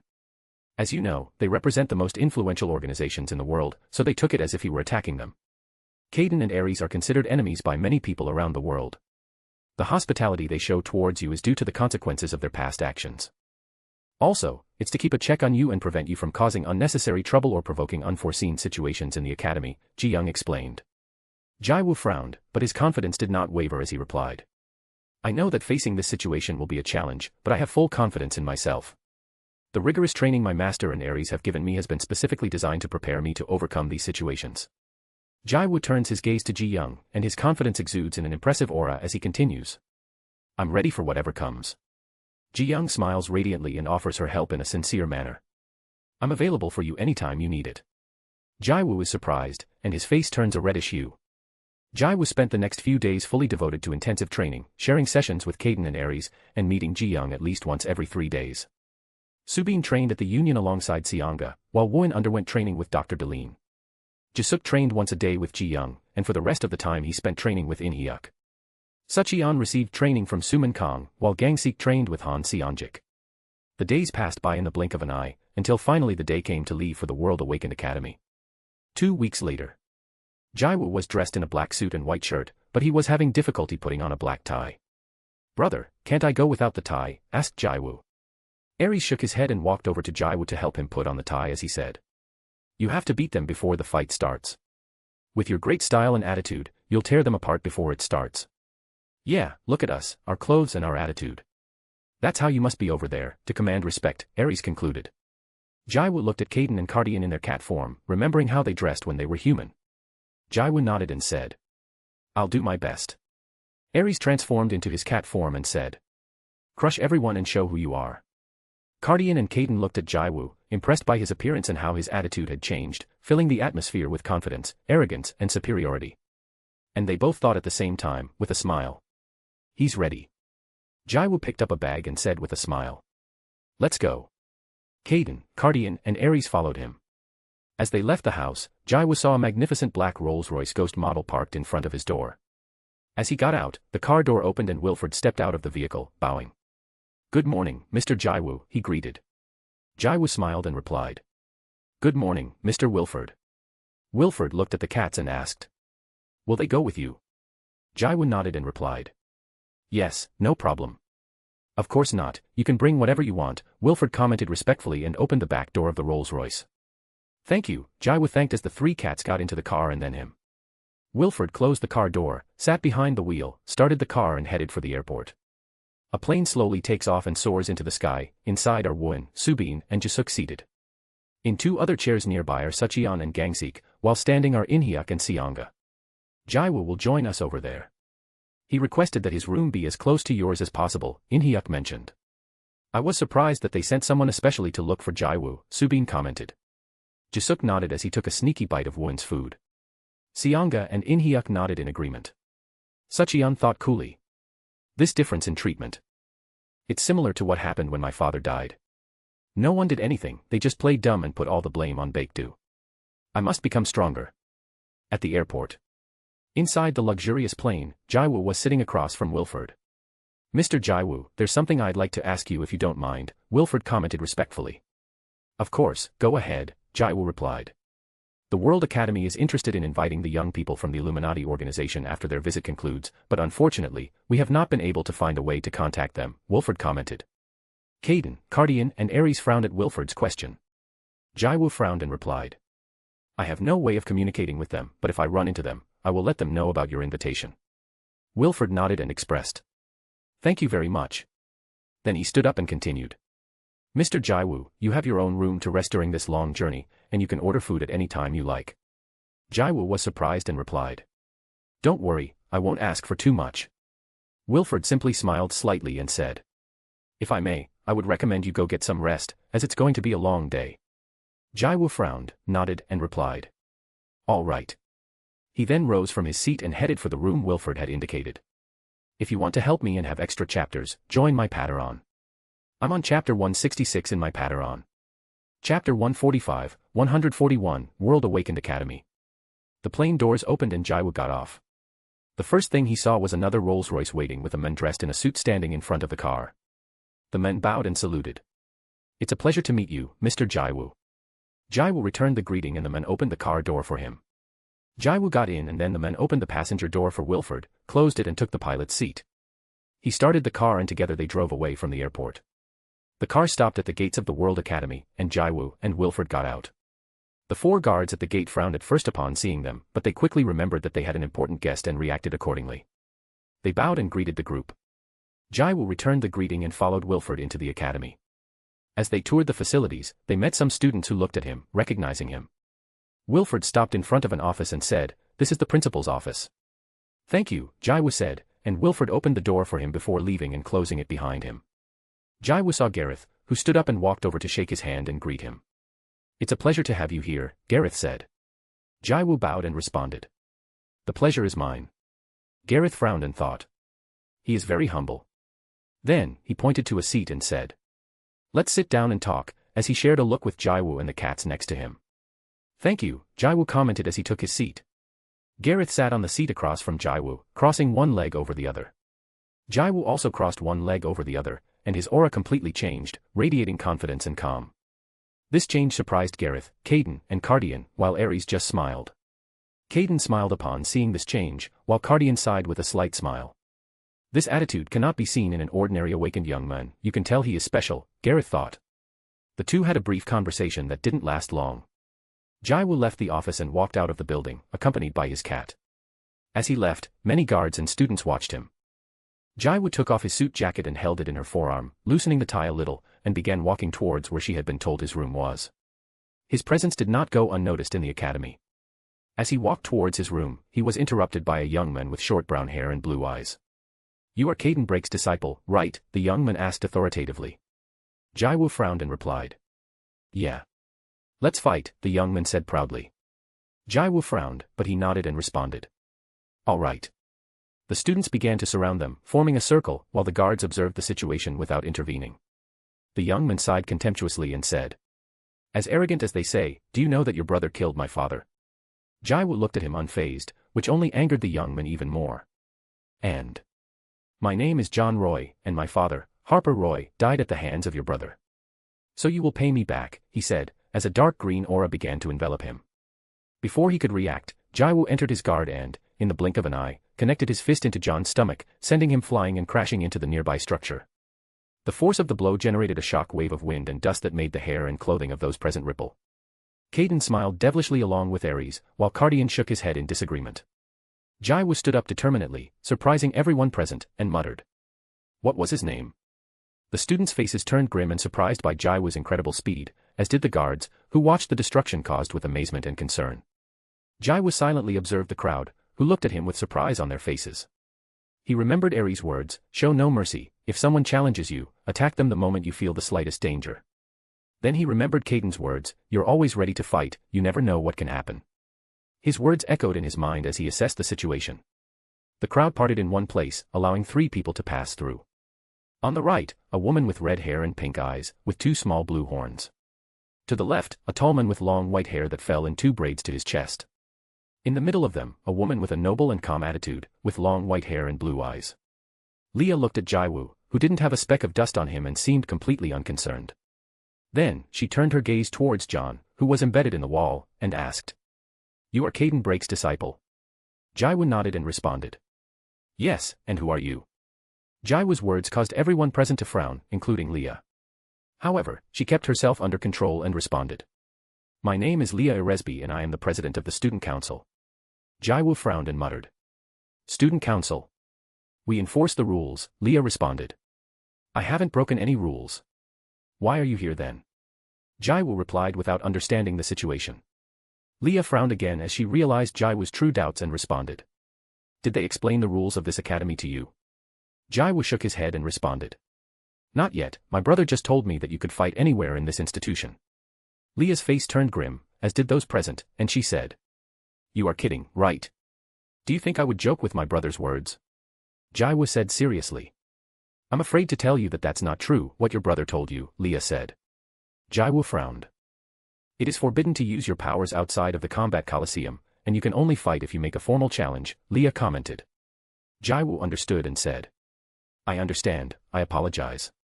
His apology surprised everyone, including Leah. But he was the one who attacked me first. If someone had told me that you couldn't fight here, we would have gone to the Coliseum to fight, Jiwoo commented. After a moment of silence, and receiving no response from anyone, Jiwoo took off his tie and placed it over his suit jacket that he had on his forearm. Then, he asked again. Do you have anything else to tell me or can I leave? No, I have nothing more to tell you. You can leave, Leah commented. Jiwoo looked at Leah and said. I will remember your name. Should I meet with you if I have any questions? Yes, I'll be happy to provide you with any information you need, Leah replied calmly. Thank you, Leah Eresby, Jiwoo responded gratefully before turning to head towards his room. The students moved aside unconsciously, opening the way for him. The red-haired girl next to Leah let out a whisper. It's magnificent. She said as she slowly slid her tongue across her lips. His attitude is far beyond my imagination, that confidence he just showed. Leah commented with amazement in her tone of voice. What will we do with him? Asked the tall man, with braids in his hair. Leah was silent for a moment before answering. I have to keep an eye on him, he worries me that he might use his brother again. It must have been a lie, right? The red-haired girl asked. Leah answered uncertainly, I don't know, but he said he wouldn't play with his brother's words, so we have to consider that he meant it. And you also know the personality of his brother and his teacher. No one responded, creating an awkward silence. Leah exchanged glances with John and then one of the guards before saying determinedly. Take him to the infirmary, and when he wakes up, let me know so I can answer for breaking the rules. Leah turned and walked away, followed by her two companions. Jiwoo walked away, with each step getting further away, as he nervously thought, was what I did right? And she began to remember the classes in which Ares had taught her how to act arrogantly, the precise words to unnerve and enrage his enemy, as well as how to maintain an arrogant attitude. It's okay, you acted like I taught you, Ares said telepathically, reassuring Jiwoo. Jiwoo looked at Kaiten, Cardian, and Ares, and a proud smile formed on her face. All his worries vanished and a feeling of happiness washed over him. Jiwoo, several voices were heard accompanied by rapidly approaching footsteps. Jiwoo turned around and saw Wooin, Jisuk, and Subin running towards him. A smile appeared on his face and, upon meeting each other, the four of them hugged each other. I arrived, Jiwoo said. Yes, you came, Wooin, Subin and Jisuk responded in unison. Wooin, Subin, and Jisuk helped Jiwoo get to his room, and later, together with Gangseek, they decided to go out to explore the place. During their exploration, they met Arthur, who kindly guided them to see all the places. Meanwhile, Sucheon stayed in his room training. At night, Jiwoo had a meaningful conversation with Inhyuk and Seonga about his trip. Director's office. Gareth was sitting in the head chair in front of his desk, surrounded by stacks of papers, when he heard a knock on the door. Come in, Gareth said as a formally dressed man entered. He bowed and reported. Mr. Jiwoo fought a student in an illegal place. Gareth sighed and responded. It doesn't matter, I already assumed these things were going to happen. The men frowned, but nodded and left. Gareth settled into his chair and considered. Not even a day can I be calm, but hey, at the end of the day, he is that man's disciple, it will be difficult to make him not fight. If you want to access early chapters, join my Patreon. More than 25 chapters ahead. I'm currently on chapter 168. Chapter 146, 142, First Days. The next day. Jiwoo's room. Jiwoo, dressed in a black sports jacket with red trim, black sports pants, and sneakers, felt the blue aura that surrounded him slowly disappear. He took a deep breath and looked at the clock before muttering to himself. They should come for me in a few minutes. Suddenly, there was a knock on the door, and Jiwoo thought. They shouldn't have come so soon. Jiwoo opened the door and met Leah, who was standing with her hands behind her back in a calm demeanor. Leah, Jiwoo said, surprised by her visit. Leah smiled and began to explain. Last night we had a meeting with all the members of the top 10 of this academy. I am here to inform you about something of great importance. Jiwoo was surprised and asked. Are you a member of the top 10? Leah was surprised by the question and responded. Yeah. Wow. I didn't know, the truth is that I don't know anything about this institution, but, please come in, so we can talk more comfortably, Jiwoo said, inviting Leah to enter. Leah walked in and noticed 3 cats curled up on the bed. She took a seat in one of the individual chairs, while Jiwoo sat in the other. I'm lucky you came, I just wanted to ask you something, Jiwoo commented. Oh, sure, ask me first, and then I'll tell you what I wanted to tell you, Leah replied. I would like to know how to go about challenging someone, Jiwoo said. Leah frowned and asked. Do you plan to challenge someone in the top 10? Yes, but I don't know the vast majority of them. I only know the names of some members of the top 10, so I want you to help me, Jiwoo commented. Leah frowned, and his expression turned serious as he responded. I have bad news, you won't be able to fight soon. Jiwoo frowned and asked. Because? We came to an agreement that for the next 3 days, no one can fight anyone. You'll only be able to leave a formal challenge to let the other person know, Leah explained. Didn't you invite me to fight you? Why did you decide to do that? Jiwoo asked, surprised. Leah apologized to Jiwoo and then responded, trying to find the right words. Well. She pondered for a moment, but she failed to find a satisfactory answer, causing an awkward silence to take over the room. Jiwoo sighed heavily and said, resigned. I guess everyone has their own reasons for making that decision. Leah nodded, and Jiwoo continued, interest in his voice. I understand that within the top 10 there are 2 members named Ellie Pigaroon and Glant Jesimov. Leah nodded and confirmed. Yes, they are both awakened who are among the top 10 of this academy. Are you thinking of challenging one of them? Jiwoo shook his head and declared with determination. I want to challenge both of them, let them decide who faces me first. Leah looked surprised and asked in disbelief. You're sure? Jiwoo smiled and stated confidently. I'm sure. Leah was silent for a long time before answering. Okay, I'll pass on your challenge to them and let you know what their response is, she finally said. The door rang again, and Jiwoo opened it to reveal Gangseok, Sucheon, Subin, Jisuk, and Wooin. They entered the room immediately, where Jiwoo welcomed them with a smile and closed the door behind them. The 5 of them were surprised to see Leah in the room. Leah stood up and announced. We'll talk later. I'll let you know what they answer, before she left the room. Jisuk looked at Jiwoo and asked curiously. Why is she here? Jiwoo smiled and replied, he came to give me some important information. He then continued, she told me that the members of the top 10 met and agreed that there would be no fights for 3 days. The boys were surprised at the news, and Jiwoo added. But they can still be challenged, so I asked him to let them know that I challenged them. Subin was amazed and asked with interest. Are you going to fight? Who? Jiwoo scratched his head and replied nonchalantly. I don't know, maybe against someone named Glant or Ellie. Jiwoo's nonchalance left everyone surprised once again.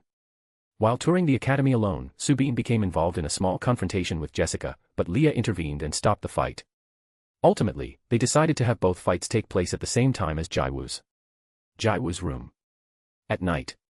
Jiwoo was sitting on the bed, and in the room, there were Kaden, Cardian, and Aries, all relaxing. Jiwoo scratched his head and commented. It seems like they haven't been so hospitable since I arrived, the students here look at me like they are about to attack me at any moment. Cardian, absorbed in his thoughts, responded. It was to be expected. You're in his comfort zone now. They should feel safer here, Aries commented. Jiwoo fell into his thoughts and did not respond. Don't worry about that, focus on your opponents, Kaden commented. Jiwoo nodded seriously and commented a little nervously, I don't know much about them, so I'm a little nervous. Do you want to know their powers? They probably tried to make sure you had no information about them during these 3 days, so they could prepare countermeasures against you, Aries asked. Jiwoo was surprised and asked. Is that why they decided to do it? Kaden smiled evilly and responded. I'm sure they're terrified. Cardian gave a small smile and added. They have their tails between their legs. Jiwoo sighed and responded. Well, I want to have a general idea about them, it's more fun when I don't know what I'm up against. Cardian turned his head in disagreement with Jiwoo's words. Meanwhile, Kaden and Aries laughed proudly and began to tell Jiwoo about the combat style of his upcoming opponents. During the night, he continued with his training, perfecting his strength control. The next day, Jiwoo walked through the campus, his hands buried deep in the pockets of his pants, while the students around him watched him silently, exchanging whispers and glances. Jiwoo ignored the students surrounding him, but suddenly, a thunderous scream caught his attention. When he turned around, he saw the young man he had previously faced running towards him with a crazed expression, ready to launch an attack. Jiwoo, with his keen perception, noticed that the guards seemed reluctant to intervene. Quickly, he vanished and dodged the young man's attack. With a gloomy expression on his face, Jiwoo remembered Aries' words. You will have to demonstrate your power on more than one occasion. The young people will provoke you, and they may not respect what they asked you to respect. Jiwoo turned a serious look towards John and asked with obvious displeasure. What's going on here? John smiled and responded. What does it mean? As he did so, a dark green aura enveloped him completely.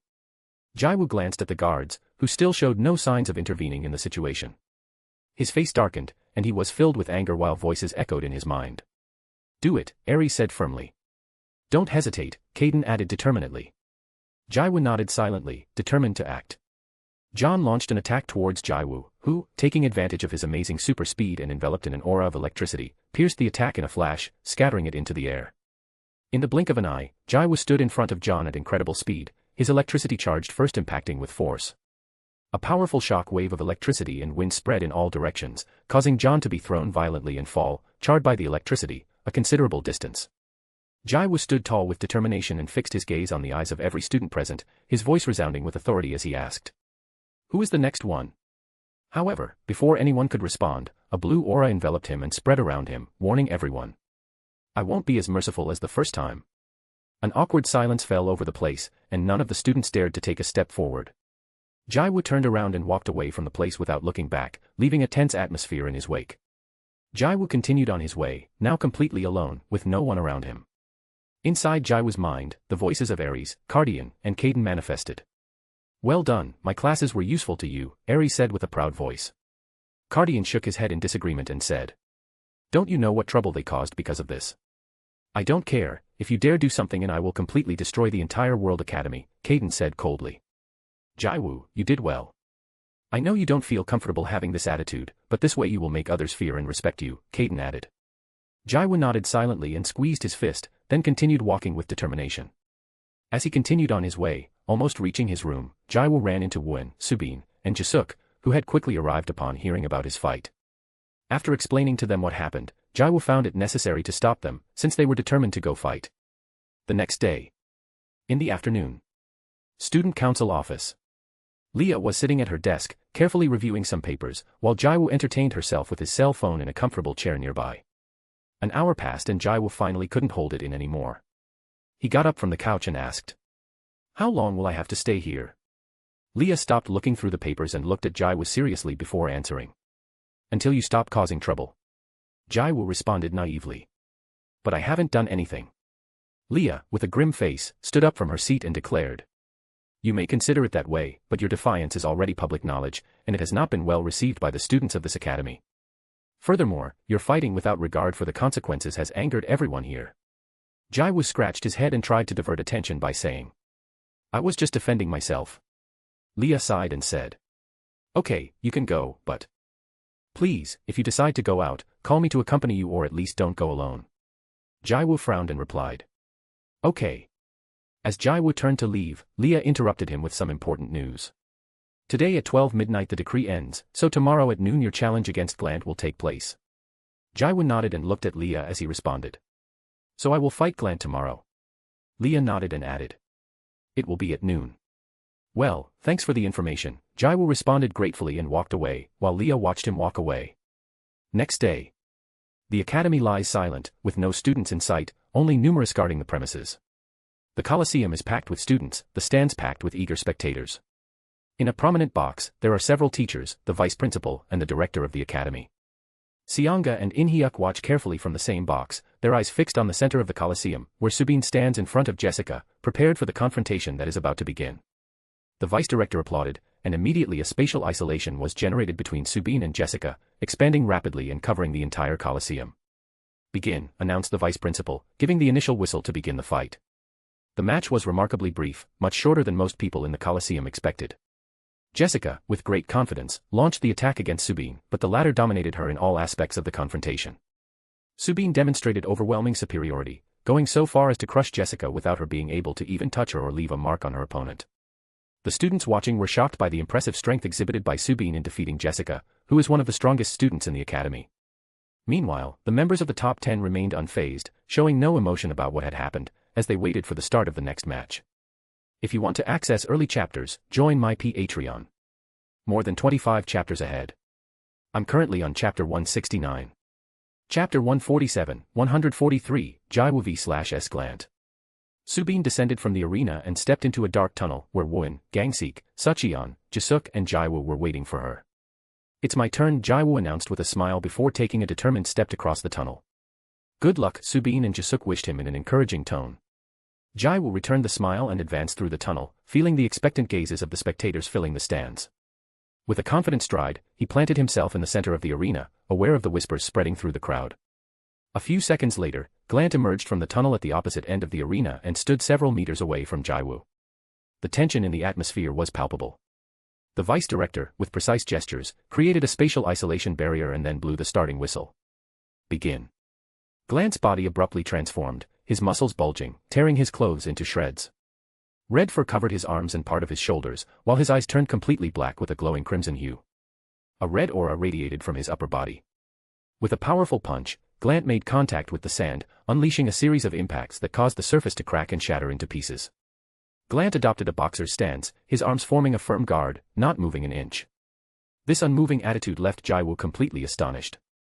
Is this a joke? Muttered Jiwoo with disbelief in his voice. His eyes remained fixed on Glant's impenetrable stance, unable to believe the situation before him. Seconds passed without Glant showing any sign of movement, leaving Jiwoo stunned at the unusual situation. Aren't you going to attack? Asked Jiwoo with a hint of bewilderment in his voice. The silence in the arena was overwhelming, as Glant offered no response. Jiwoo advanced confidently on the cracked ground and voiced aloud. I hope your skill has something to do with defense, because otherwise I don't understand your attitude. His words echoed in the ears of everyone present. With a tap of his foot on the ground, Jiwoo's figure disappeared and reappeared in front of Glant at an astonishing speed. A murmur of amazement spread among the spectators, who were stunned by Jiwoo's speed. Wasting no time, Jiwoo launched a flurry of blows, and Glant concentrated on resisting them, demonstrating the hard strength of his body as the impacts echoed off his guard. Jiwoo increased his speed to astonishing levels, leaving only fleeting flashes and the shocking sound of his punches connecting. Glant concentrated on his defense, recognizing the unfavorable situation he was in. In an attempt to turn the tide of the fight, Glant threw a powerful punch towards Jiwoo, who deftly managed to dodge it at the last moment. However, the force of the blow generated a surprising gust of wind that shocked Jiwoo. Without hesitation, Jiwoo increased his speed once again, moving at breakneck speed to avoid the gust of wind and keep the pressure on Glant. Jiwoo appeared behind Glant and threw a powerful punch that connected with his back, sending him crashing to the ground hard. Glant quickly picked himself up off the ground, but his gaze was filled with caution as he saw Jiwoo enveloped in an aura of electricity. Anticipating Jiwoo's next move, Glant instinctively took cover, preparing to meet the impending attack. Jiwoo disappeared in a flash of blue, leaving a crack in the ground in his wake. His figure suddenly reappeared right in front of Glant, who was concentrating on his defense. An intense blow impacted Glant's guard, causing electricity to shoot out in all directions. Glant was thrown backwards with devastating force, crashing into the stands and destroying them in the process. He was knocked unconscious, covered in dust and badly burned by the electricity. The combat arena was plunged into complete silence. The young men in the top 10, as well as the teachers and spectators present, were stunned at the incredible speed and skill demonstrated by Jiwoo. The winner is Jiwoo Seo, the vice principal announced with a smile on his face. The doctors rushed Glant to the medical room as the space isolation dissipated, returning everything to its original state. Jiwoo could not contain his joy and raised his fist in the air in triumph before returning to the tunnel. From the bleachers, hidden from everyone's gaze, Caden, Cardian, and Ares watched the fight unfolding in the arena intently. Didn't the combat seem strange to you? Posed Ares with a serious look on his face. Cardian nodded thoughtfully. All Jiwoo's opponent did was defend himself. I heard rumors that the World Academy was in decline. How far has it fallen? Caden maintained an unperturbed silence, but his expression reflected a deep seriousness. I know the top 10 are advanced for their age, but it is said that they only challenge someone when they are absolutely certain of winning. They are not willing to risk it for nothing, Ares commented. Caden responded coolly. Their fears have made it clear how pathetic they are right now, and in time, they will understand even more. They cannot compare to my disciple, he concluded before turning and walking away. Cardian and Ares watched Caden walk away in silence. This battle really disappointed me, Ares expressed regretfully, then continued with a worried expression. I don't see how this kind of confrontation can be beneficial to Jiwoo. Cardian nodded firmly and added. Exactly, it was an unusual battle. Jiwoo was the one who took the initiative, while the opponent's strategy was limited to defense, patiently waiting for an opportunity to Jiwoo. However, when he tried to attack, it was he who showed an opening, and Jiwoo wasted no time in finishing him off with his powerful technique.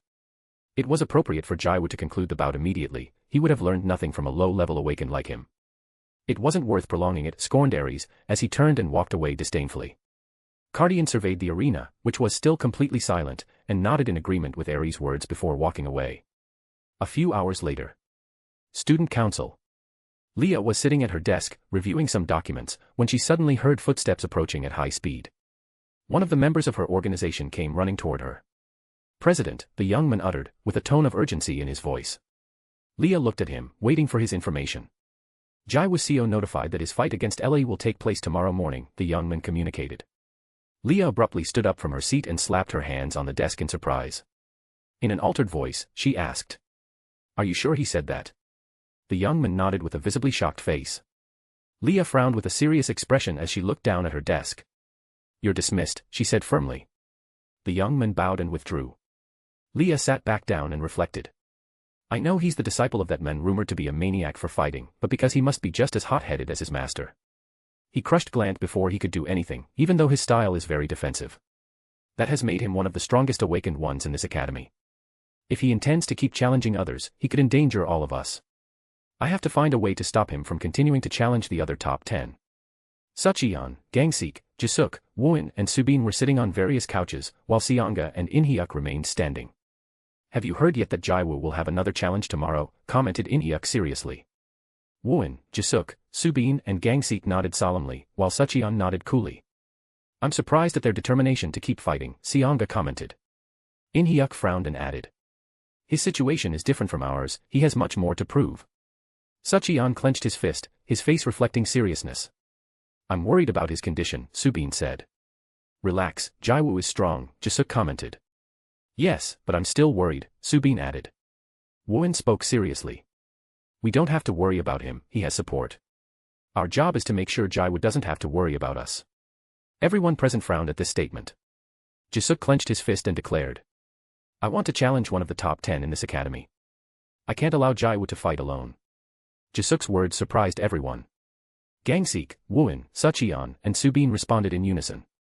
We agree. We also want to challenge them. Seonga and In-hyuk were surprised, but then smiled, and Seonga asked.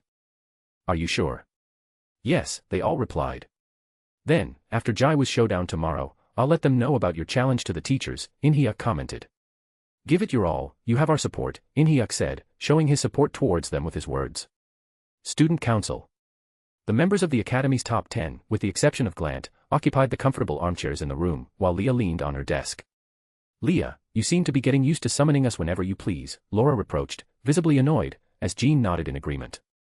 I wouldn't have summoned you if it weren't for an important reason, Leah commented. Then talk to us at once, Laura said. Leah, undeterred, turned her gaze to Ellie and stated. Jiwoo Seo wants the challenge to take place tomorrow. Ellie frowned as all eyes turned to him. I went to talk to him, and he confirmed that he wants to face you tomorrow. Moreover, he intends to challenge each of the top 10 members in the future, Leah commented. This news made everyone's faces turn somber, and Arthur's carefree attitude disappeared completely. Duke clenched his fists in anger and thought to himself. Jiwoo Seo. I don't like you at all. Get ready because when I can use all my power, I will crush you. What? Exclaimed Laura angrily and then added. Are you so arrogant as to claim that you will take on every one of us? Does he really think he can beat us all? Said Laura angrily. His master is a strong awakened one, known to accept any challenge without hesitation, Leah commented. What do I care about his master? He can't compare to our families. We just need to make him understand his place, Laura said angrily as she got up and walked away. Everyone watched Laura as she left, and Leah sighed before saying. I hope you won't accept any more challenges from him. Her words caused some to frown. We can't let him do whatever he wants here. He supposedly came as a guest, but his attitude seems like someone who is in his own home, Leah commented. Ellie stands up and states. I'll be sure to put an end to his streak. If you want to access early chapters, join my Patreon. More than 25 chapters ahead. I'm currently on chapter 170. Chapter 148, 144, Jiwoo v/SLE. The next day. In the morning. In the Coliseum. Jiwoo and Ellie stood in the center of the arena, with the stands crowded with students watching them intently. Their gazes crossed in a gesture of seriousness, awaiting the sound of the starting whistle. Begin, the vice principal announced, and the confrontation began at the sound of the starting whistle. Immediately, Ellie was enveloped in an opaque green aura, his body grew, gaining additional muscles, and his skin took on the same hue as his aura. Wasting no time, he ran at high speed towards Jiwoo. Jiwoo also advanced, and in the center of the stage, the two exchanged a blow. As soon as their fists collided, a shockwave of wind was generated, causing Jiwoo to take a step back, his fist visibly damaged. Jiwoo grinned and increased his speed, turning his body to give his next blow more momentum. The two new blows collided and generated an even greater shockwave. Jiwoo stepped back a few inches, but quickly turned his body and counterattacked. Gangseek, from the stands, asked. Are you going to fight head-on? Meanwhile, Wooin, Jisuk and Subin remained silent, watching the situation intently. The exchange of blows continued, and Ellie gradually began to put more pressure on Jiwoo. However, Jiwoo was gradually adjusting to his opponent's blows. Gareth watched the fight with mild surprise on his face and thought to himself. Is he getting used to his opponent? Caden is known for his immense talent in combat, and his younger brother is also extremely talented in that area. This boy also possesses extraordinary talent in combat. Jiwoo increased the speed of his blows, and with the rotation of his body, he managed to increase the momentum and power of his attacks. Ellie noticed this development and his face became serious as he thought angrily. Can he match me in strength?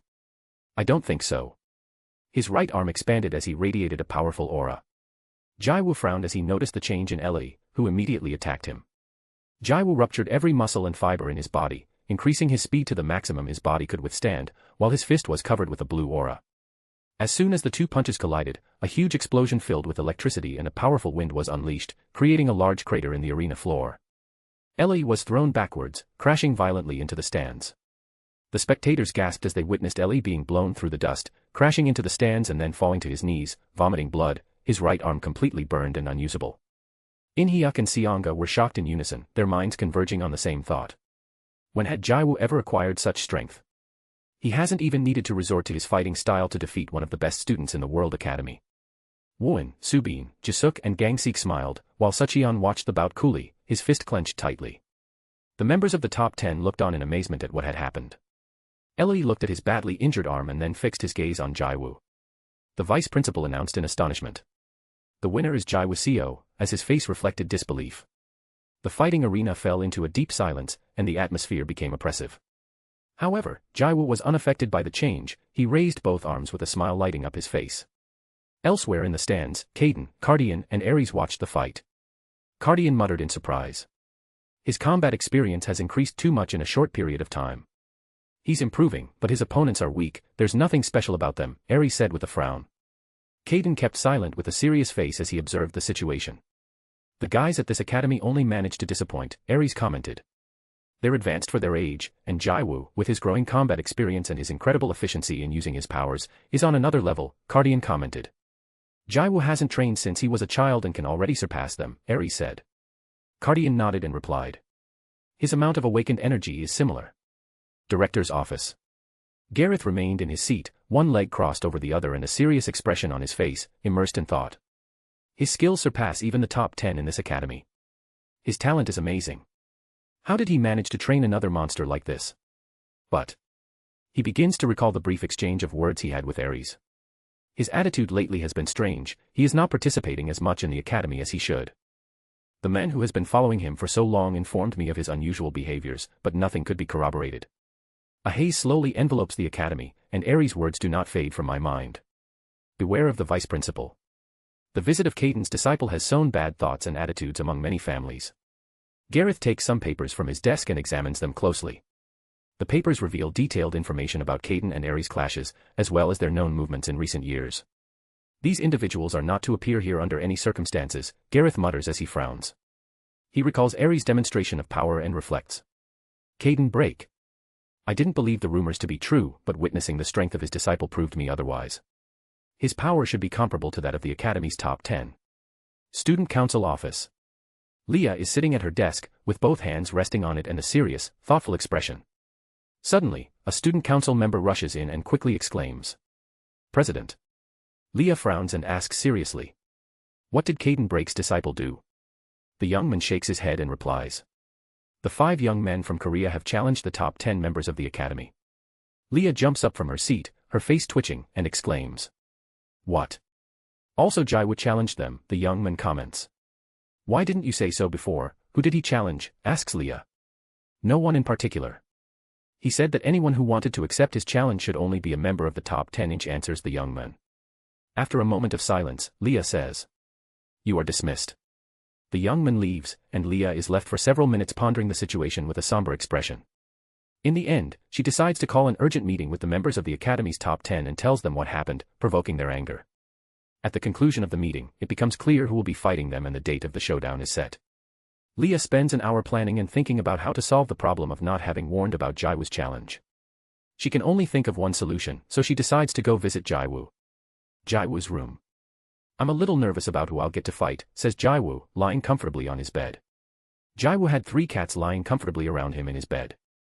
If you're so nervous, don't you think you should be training instead of sleeping at this hour, said Caden as he yawned and settled into bed. Jiwoo smiles and says.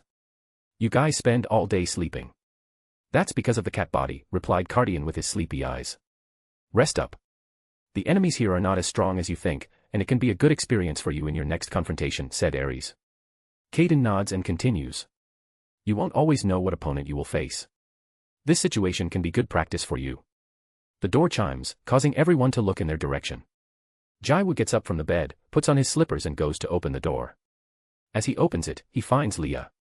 Leah is surprised to see Jiwoo in his pajamas with his hair a bit disheveled. Looking into the room, she notices the messy bed and asks. Were you sleeping?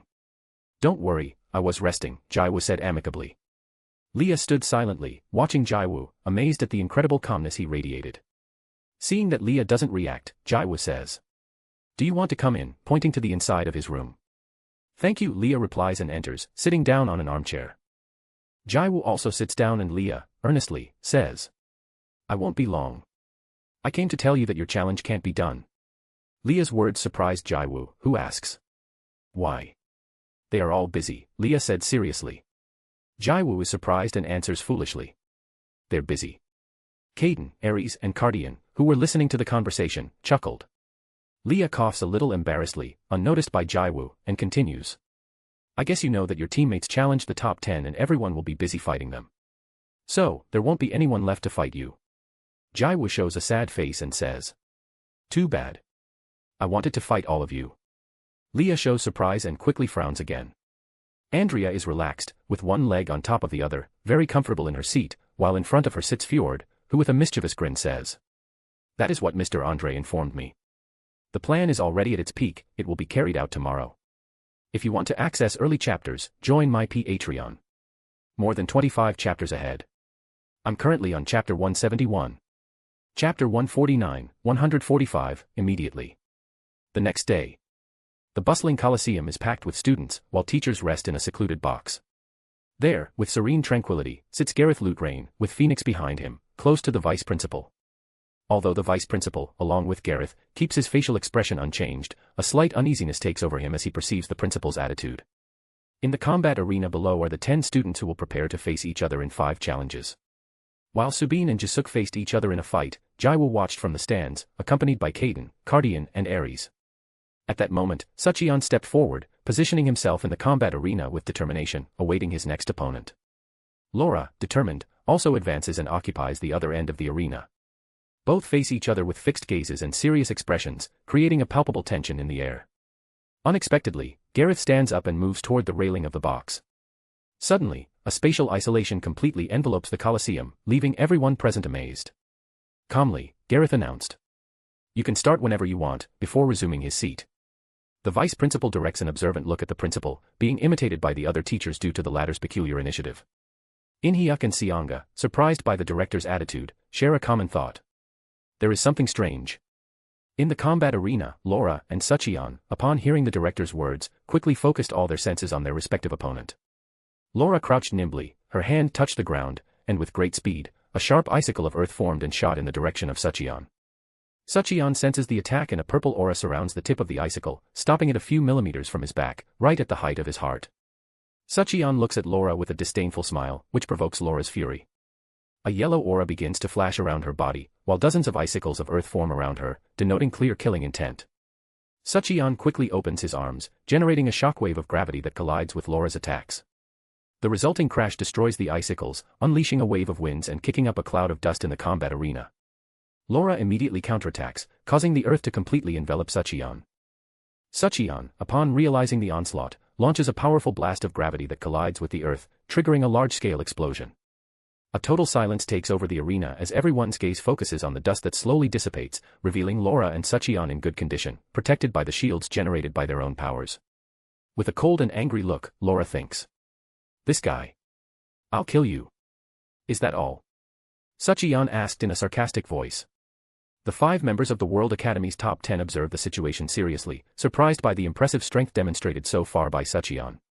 The Colosseum trembles, and from outside the arena, where the other young people are, gigantic sharp thorns emerge and rise towards the sky before changing direction and plummeting directly towards Sucheon.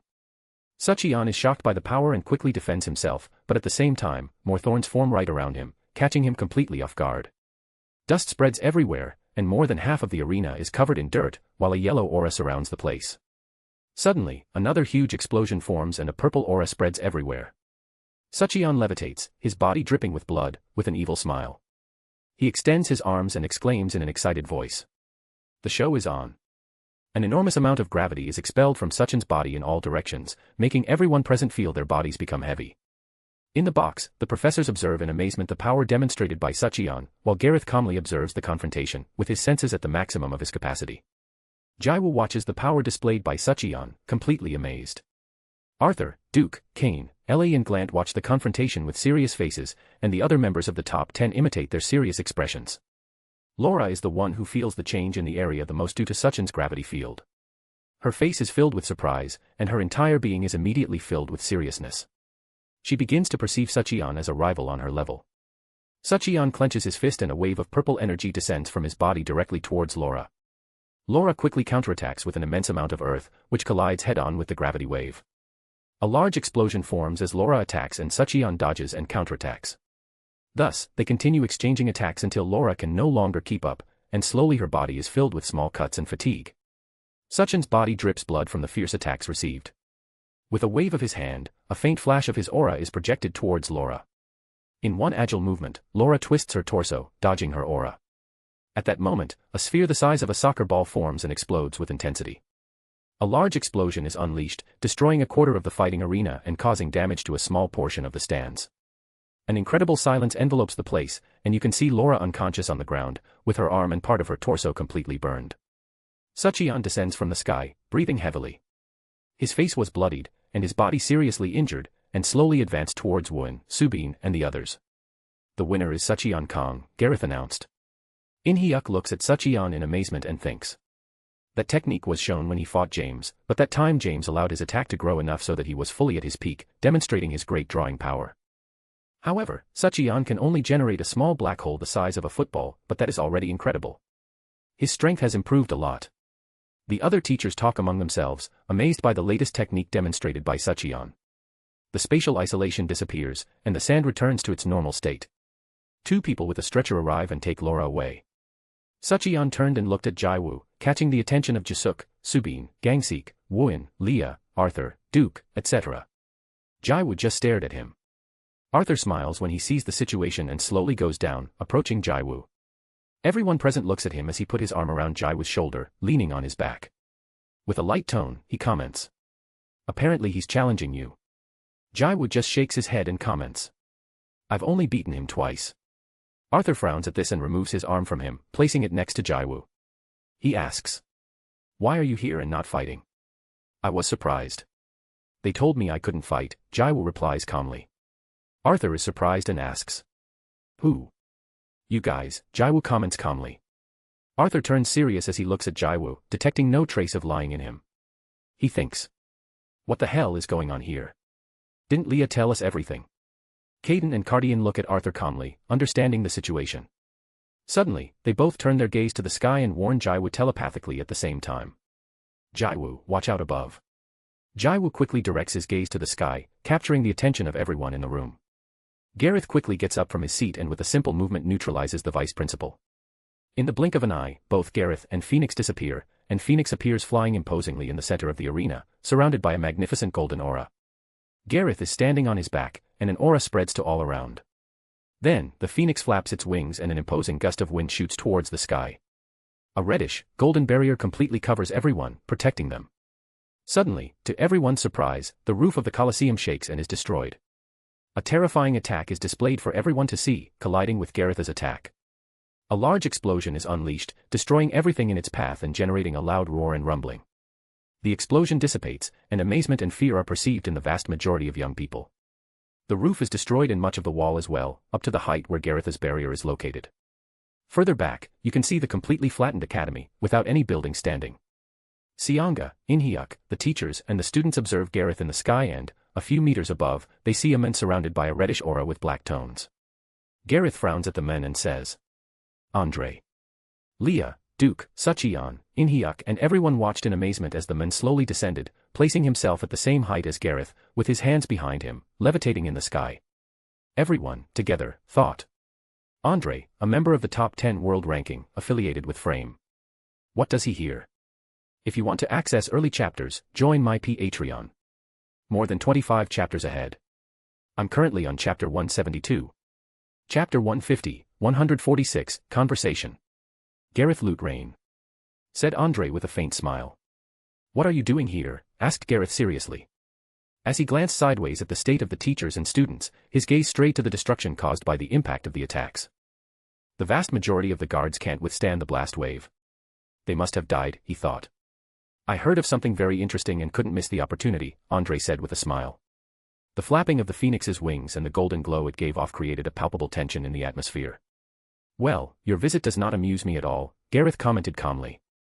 Andre smiles slightly and replies, I have some business to attend to. Then he descends from the sky, Gareth does the same, and the battlefield is divided into two sides. Behind Gareth are the teachers and students, while behind Andre 3 figures appear. Gareth frowns and recognizes them at a glance. Earthquake, he muttered loud enough for all present to hear. Earthquake, a 50th ranked member of the world ranking and Andre's right-hand man, thought the top 10 members of the World Academy. Cardian and Caden, next to Jiwoo, observe the situation with serious but relaxed faces. Jiwoo looks at them with surprise, analyzing them, and thinks. The Klein brothers were members of Frame, and my brother told me they were among the weakest. Andre, hands behind his back, ponders. Those fuckers, none of them wanted to act, so I'll have to take care of everything alone.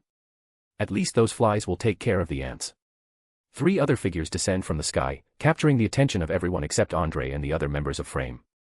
The WAA youth and teachers look uncertainly at the new participants. Gareth frowns even more at the sight of them. Habib Khan, top 100, Georgia, top 35, and Marcus, top 50. They all have problems with Caden and Ares. The situation is getting more and more complicated with that kid being here. Seonga and Inhyuk immediately recognize those guys and wonder. What are they doing here? Georgia scans the crowd and asks. Who is Caden Brake's disciple? Jiwoo raises his hand immediately with his innocent face drawing attention. Do you know me? Asked Georgia. Jiwoo shakes his head and says. No. A vein appears on Georgia's forehead, and his face turns ugly. Arthur, next to Jiwoo, looks at him in surprise. Earthquake looks at Jiwoo and says. Child, your attitude is just as irritating as that of your master and brother. A muscular man, with a collar around his neck adorned with spikes and a grey mask covering his mouth and nose, looks at Jiwoo coldly and says while showing a grimace of disgust. He has that same arrogance as them. He then smiles and adds. I would happily take care of him right away. Jiwoo just takes to looking at them with seriousness on his face, showing no signs of fear or worry. Inhyuk and Seonga look at the seriousness with concern and think. Did they come for Jiwoo? That same question manifested in the minds of everyone present. Caden and Cardian looked fiercely at that guy. Inhyuk looks seriously at the young men near Gareth and thinks. They are too close. If there is a confrontation, the first ones to suffer the consequences will be them. A wind appears in Inhyuk's right hand at the same time as another stream of wind surrounds Won, Sucheon, Gangsik, Subin, and Jisuk. With a wave of his hand, the wind pushes them close to him. Inhyuk's movement gained everyone's attention, at the same time one of the WAA teachers reacted and said. Quickly, come closer to us. The top 10 members who were going to fight quickly approached their teachers, making all the people concentrate in a small place. Gareth looks at Inhyuk and thinks. His action woke the teachers up from the stupor they were in. The closer they are, the easier it will be to protect them. Andre looks at Gareth with a smile and says. Do you think you'll be able to protect them all? What do you mean? Asked Gareth seriously. Andre smiles mischievously and says. You will die today, just like your students. Before anyone could get out of their stupor, the 3 people next to Andre, plus Habib Khan, Georgia, and Marcus, disappeared from their place at great speed. With great reaction, Gareth sees out of the corner of his eyes how those 6 people attack the students and teachers with their hands behind their backs. Showing calmness, he focuses his gaze on Andre. The worried teachers and students look up at the sky, seeing 6 figures descending. But suddenly, an orange barrier stops them and blocks their way. This will not go unpunished. Since when is Frame so arrogant to defy the World Awakened Association, commented Gareth coolly. When his students die, we'll see. Replied Andre. Phoenix begins to flap his wings, rising and levitating above Gareth as he flaps his wings. A golden aura emanates from Gareth, and a reddish-orange aura emanates from Phoenix. The 2 energies intertwine, and the white feathers turn intense red like a flame of fire that will never be extinguished. The blue crystal on his chest turns orange, and his stature grows to about 30 meters. The atmosphere becomes stifling, the beads of sweat from nervousness dry up, and the lips likewise lose their moisture. You only brought those to die, Gareth commented. Andre, hands behind his back and very calm, replies in an angry voice. You think you can stand up to me? Earthquake, Habib Khan, and the others quickly retreat. Mind. Georgia, a few meters away, observes the situation calmly and thinks. When I'm focused on their confrontation, I could infiltrate and I'll finish off all those nasty guys from Korea and enjoy finishing off your brother. Ares. Andre smirks, and an incredible red with black energy is released from his body. The power of his aura was so incredible that the ground began to deform and large ditches began to form. A bead of sweat falls down Gareth's forehead, and he says to himself, the battle has begun. A/N, I'm going to make the chapter shorter. I used to try to keep them around 2,000 words. If you want to access early chapters, join my Patreon. More than 25 chapters ahead. I'm currently on chapter 172. Chapter 151, 147, The Difference Between Us. Andre's imposing aura shook everyone present, including his own allies. Earthquake looks at Andre in awe as he ponders. Will Lord Andre unleash his power from the beginning? His imposing aura converges into a point, shaping into a sphere that resembles a black hole. Die. Andre pronounced with disdain. In the next instant, the terrifying attack descends upon Gareth and his phoenix.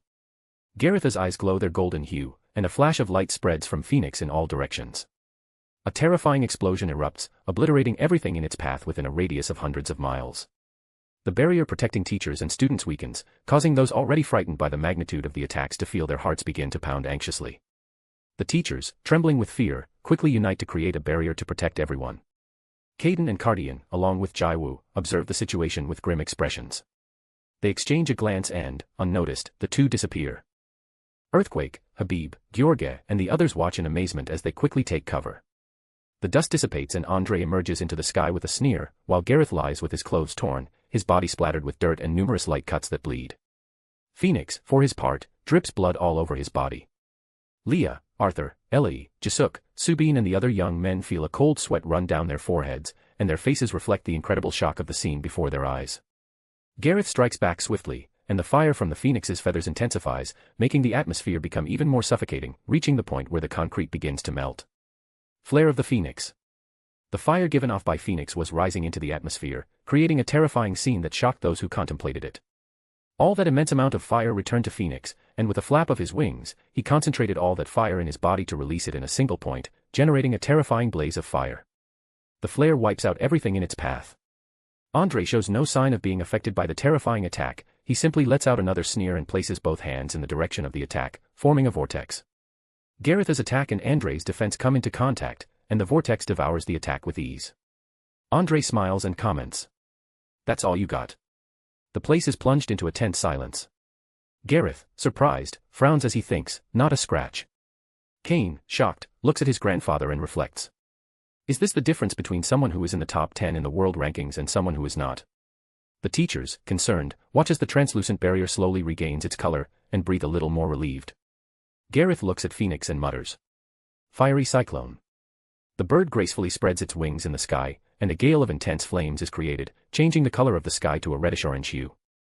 A fiery cyclone forms around Phoenix, creating a spiral of fire that advances toward the target. As it approaches, the flames dance and spin in hypnotic patterns, creating the illusion of a fiery vortex. The impact not only causes physical damage, but also leaves behind a trail of intense heat. With a frown, Andre creates another spiral, but this time a gust of wind expands in all directions and a blinding flash occurs at the point of impact. Andre, with some surprise, feels his hands tremble and quickly concentrates more power, slowly disintegrating Gareth's attack. The place falls into a stony silence as Andre watches his trembling hands. He looks up at Gareth, who shows surprise as he thinks, the impact of that attack made my hands tremble, although I didn't use all my power, it's a lot more than I usually need to deal with these guys. Andre examines his thumb and notices a small burn, he mutters to himself. Injured. He then turns his gaze to Gareth and pronounces. You've made a mistake. A terrifying rumble echoes, and from Andre's body a reddish-black shockwave expands in all directions. Gareth takes cover and quickly counterattacks. Earthquake, Gyorge, Marcus take cover, while Habib and the other two frame members, noticing the situation, turn and run away quickly. The students tremble, and the teachers, with pale faces, desperately reinforce Gareth's barrier. The shockwave engulfs much of the city, accompanied by a loud rumbling. Dust covers the place, leaving Gareth kneeling with his body bleeding all over, in a terrible state, while Phoenix, at his side, exhibits his usual size with white feathers tinged with red. A sepulchral silence reigns in the place, the great majority remains motionless and pale as statues, not daring to utter the slightest sound. Jiwoo directs a surprised look at the director and then notices the absence of Caden and Cardian at his side, his face filled with doubt. Meanwhile, Andre smiles mischievously, looks away from Gareth and scans the youth and teachers, who feel a shiver run through their bodies as they meet the intensity of his gaze. Andre fixes his gaze on Jiwoo, but the latter does not flinch and does not avert his gaze. Andre grimaces and comments. You're just like them, you're not afraid of anything. Earthquake notices the other two frame members in the distance, who immediately understand and disappear running towards them. Habib can ponder for a moment and then dashes towards them as well. Meanwhile, Earthquake, Marcus and Georgia stay some distance away, watching the situation unfold. If you want to access early chapters, join my Patreon. More than 25 chapters ahead. I'm currently on chapter 174.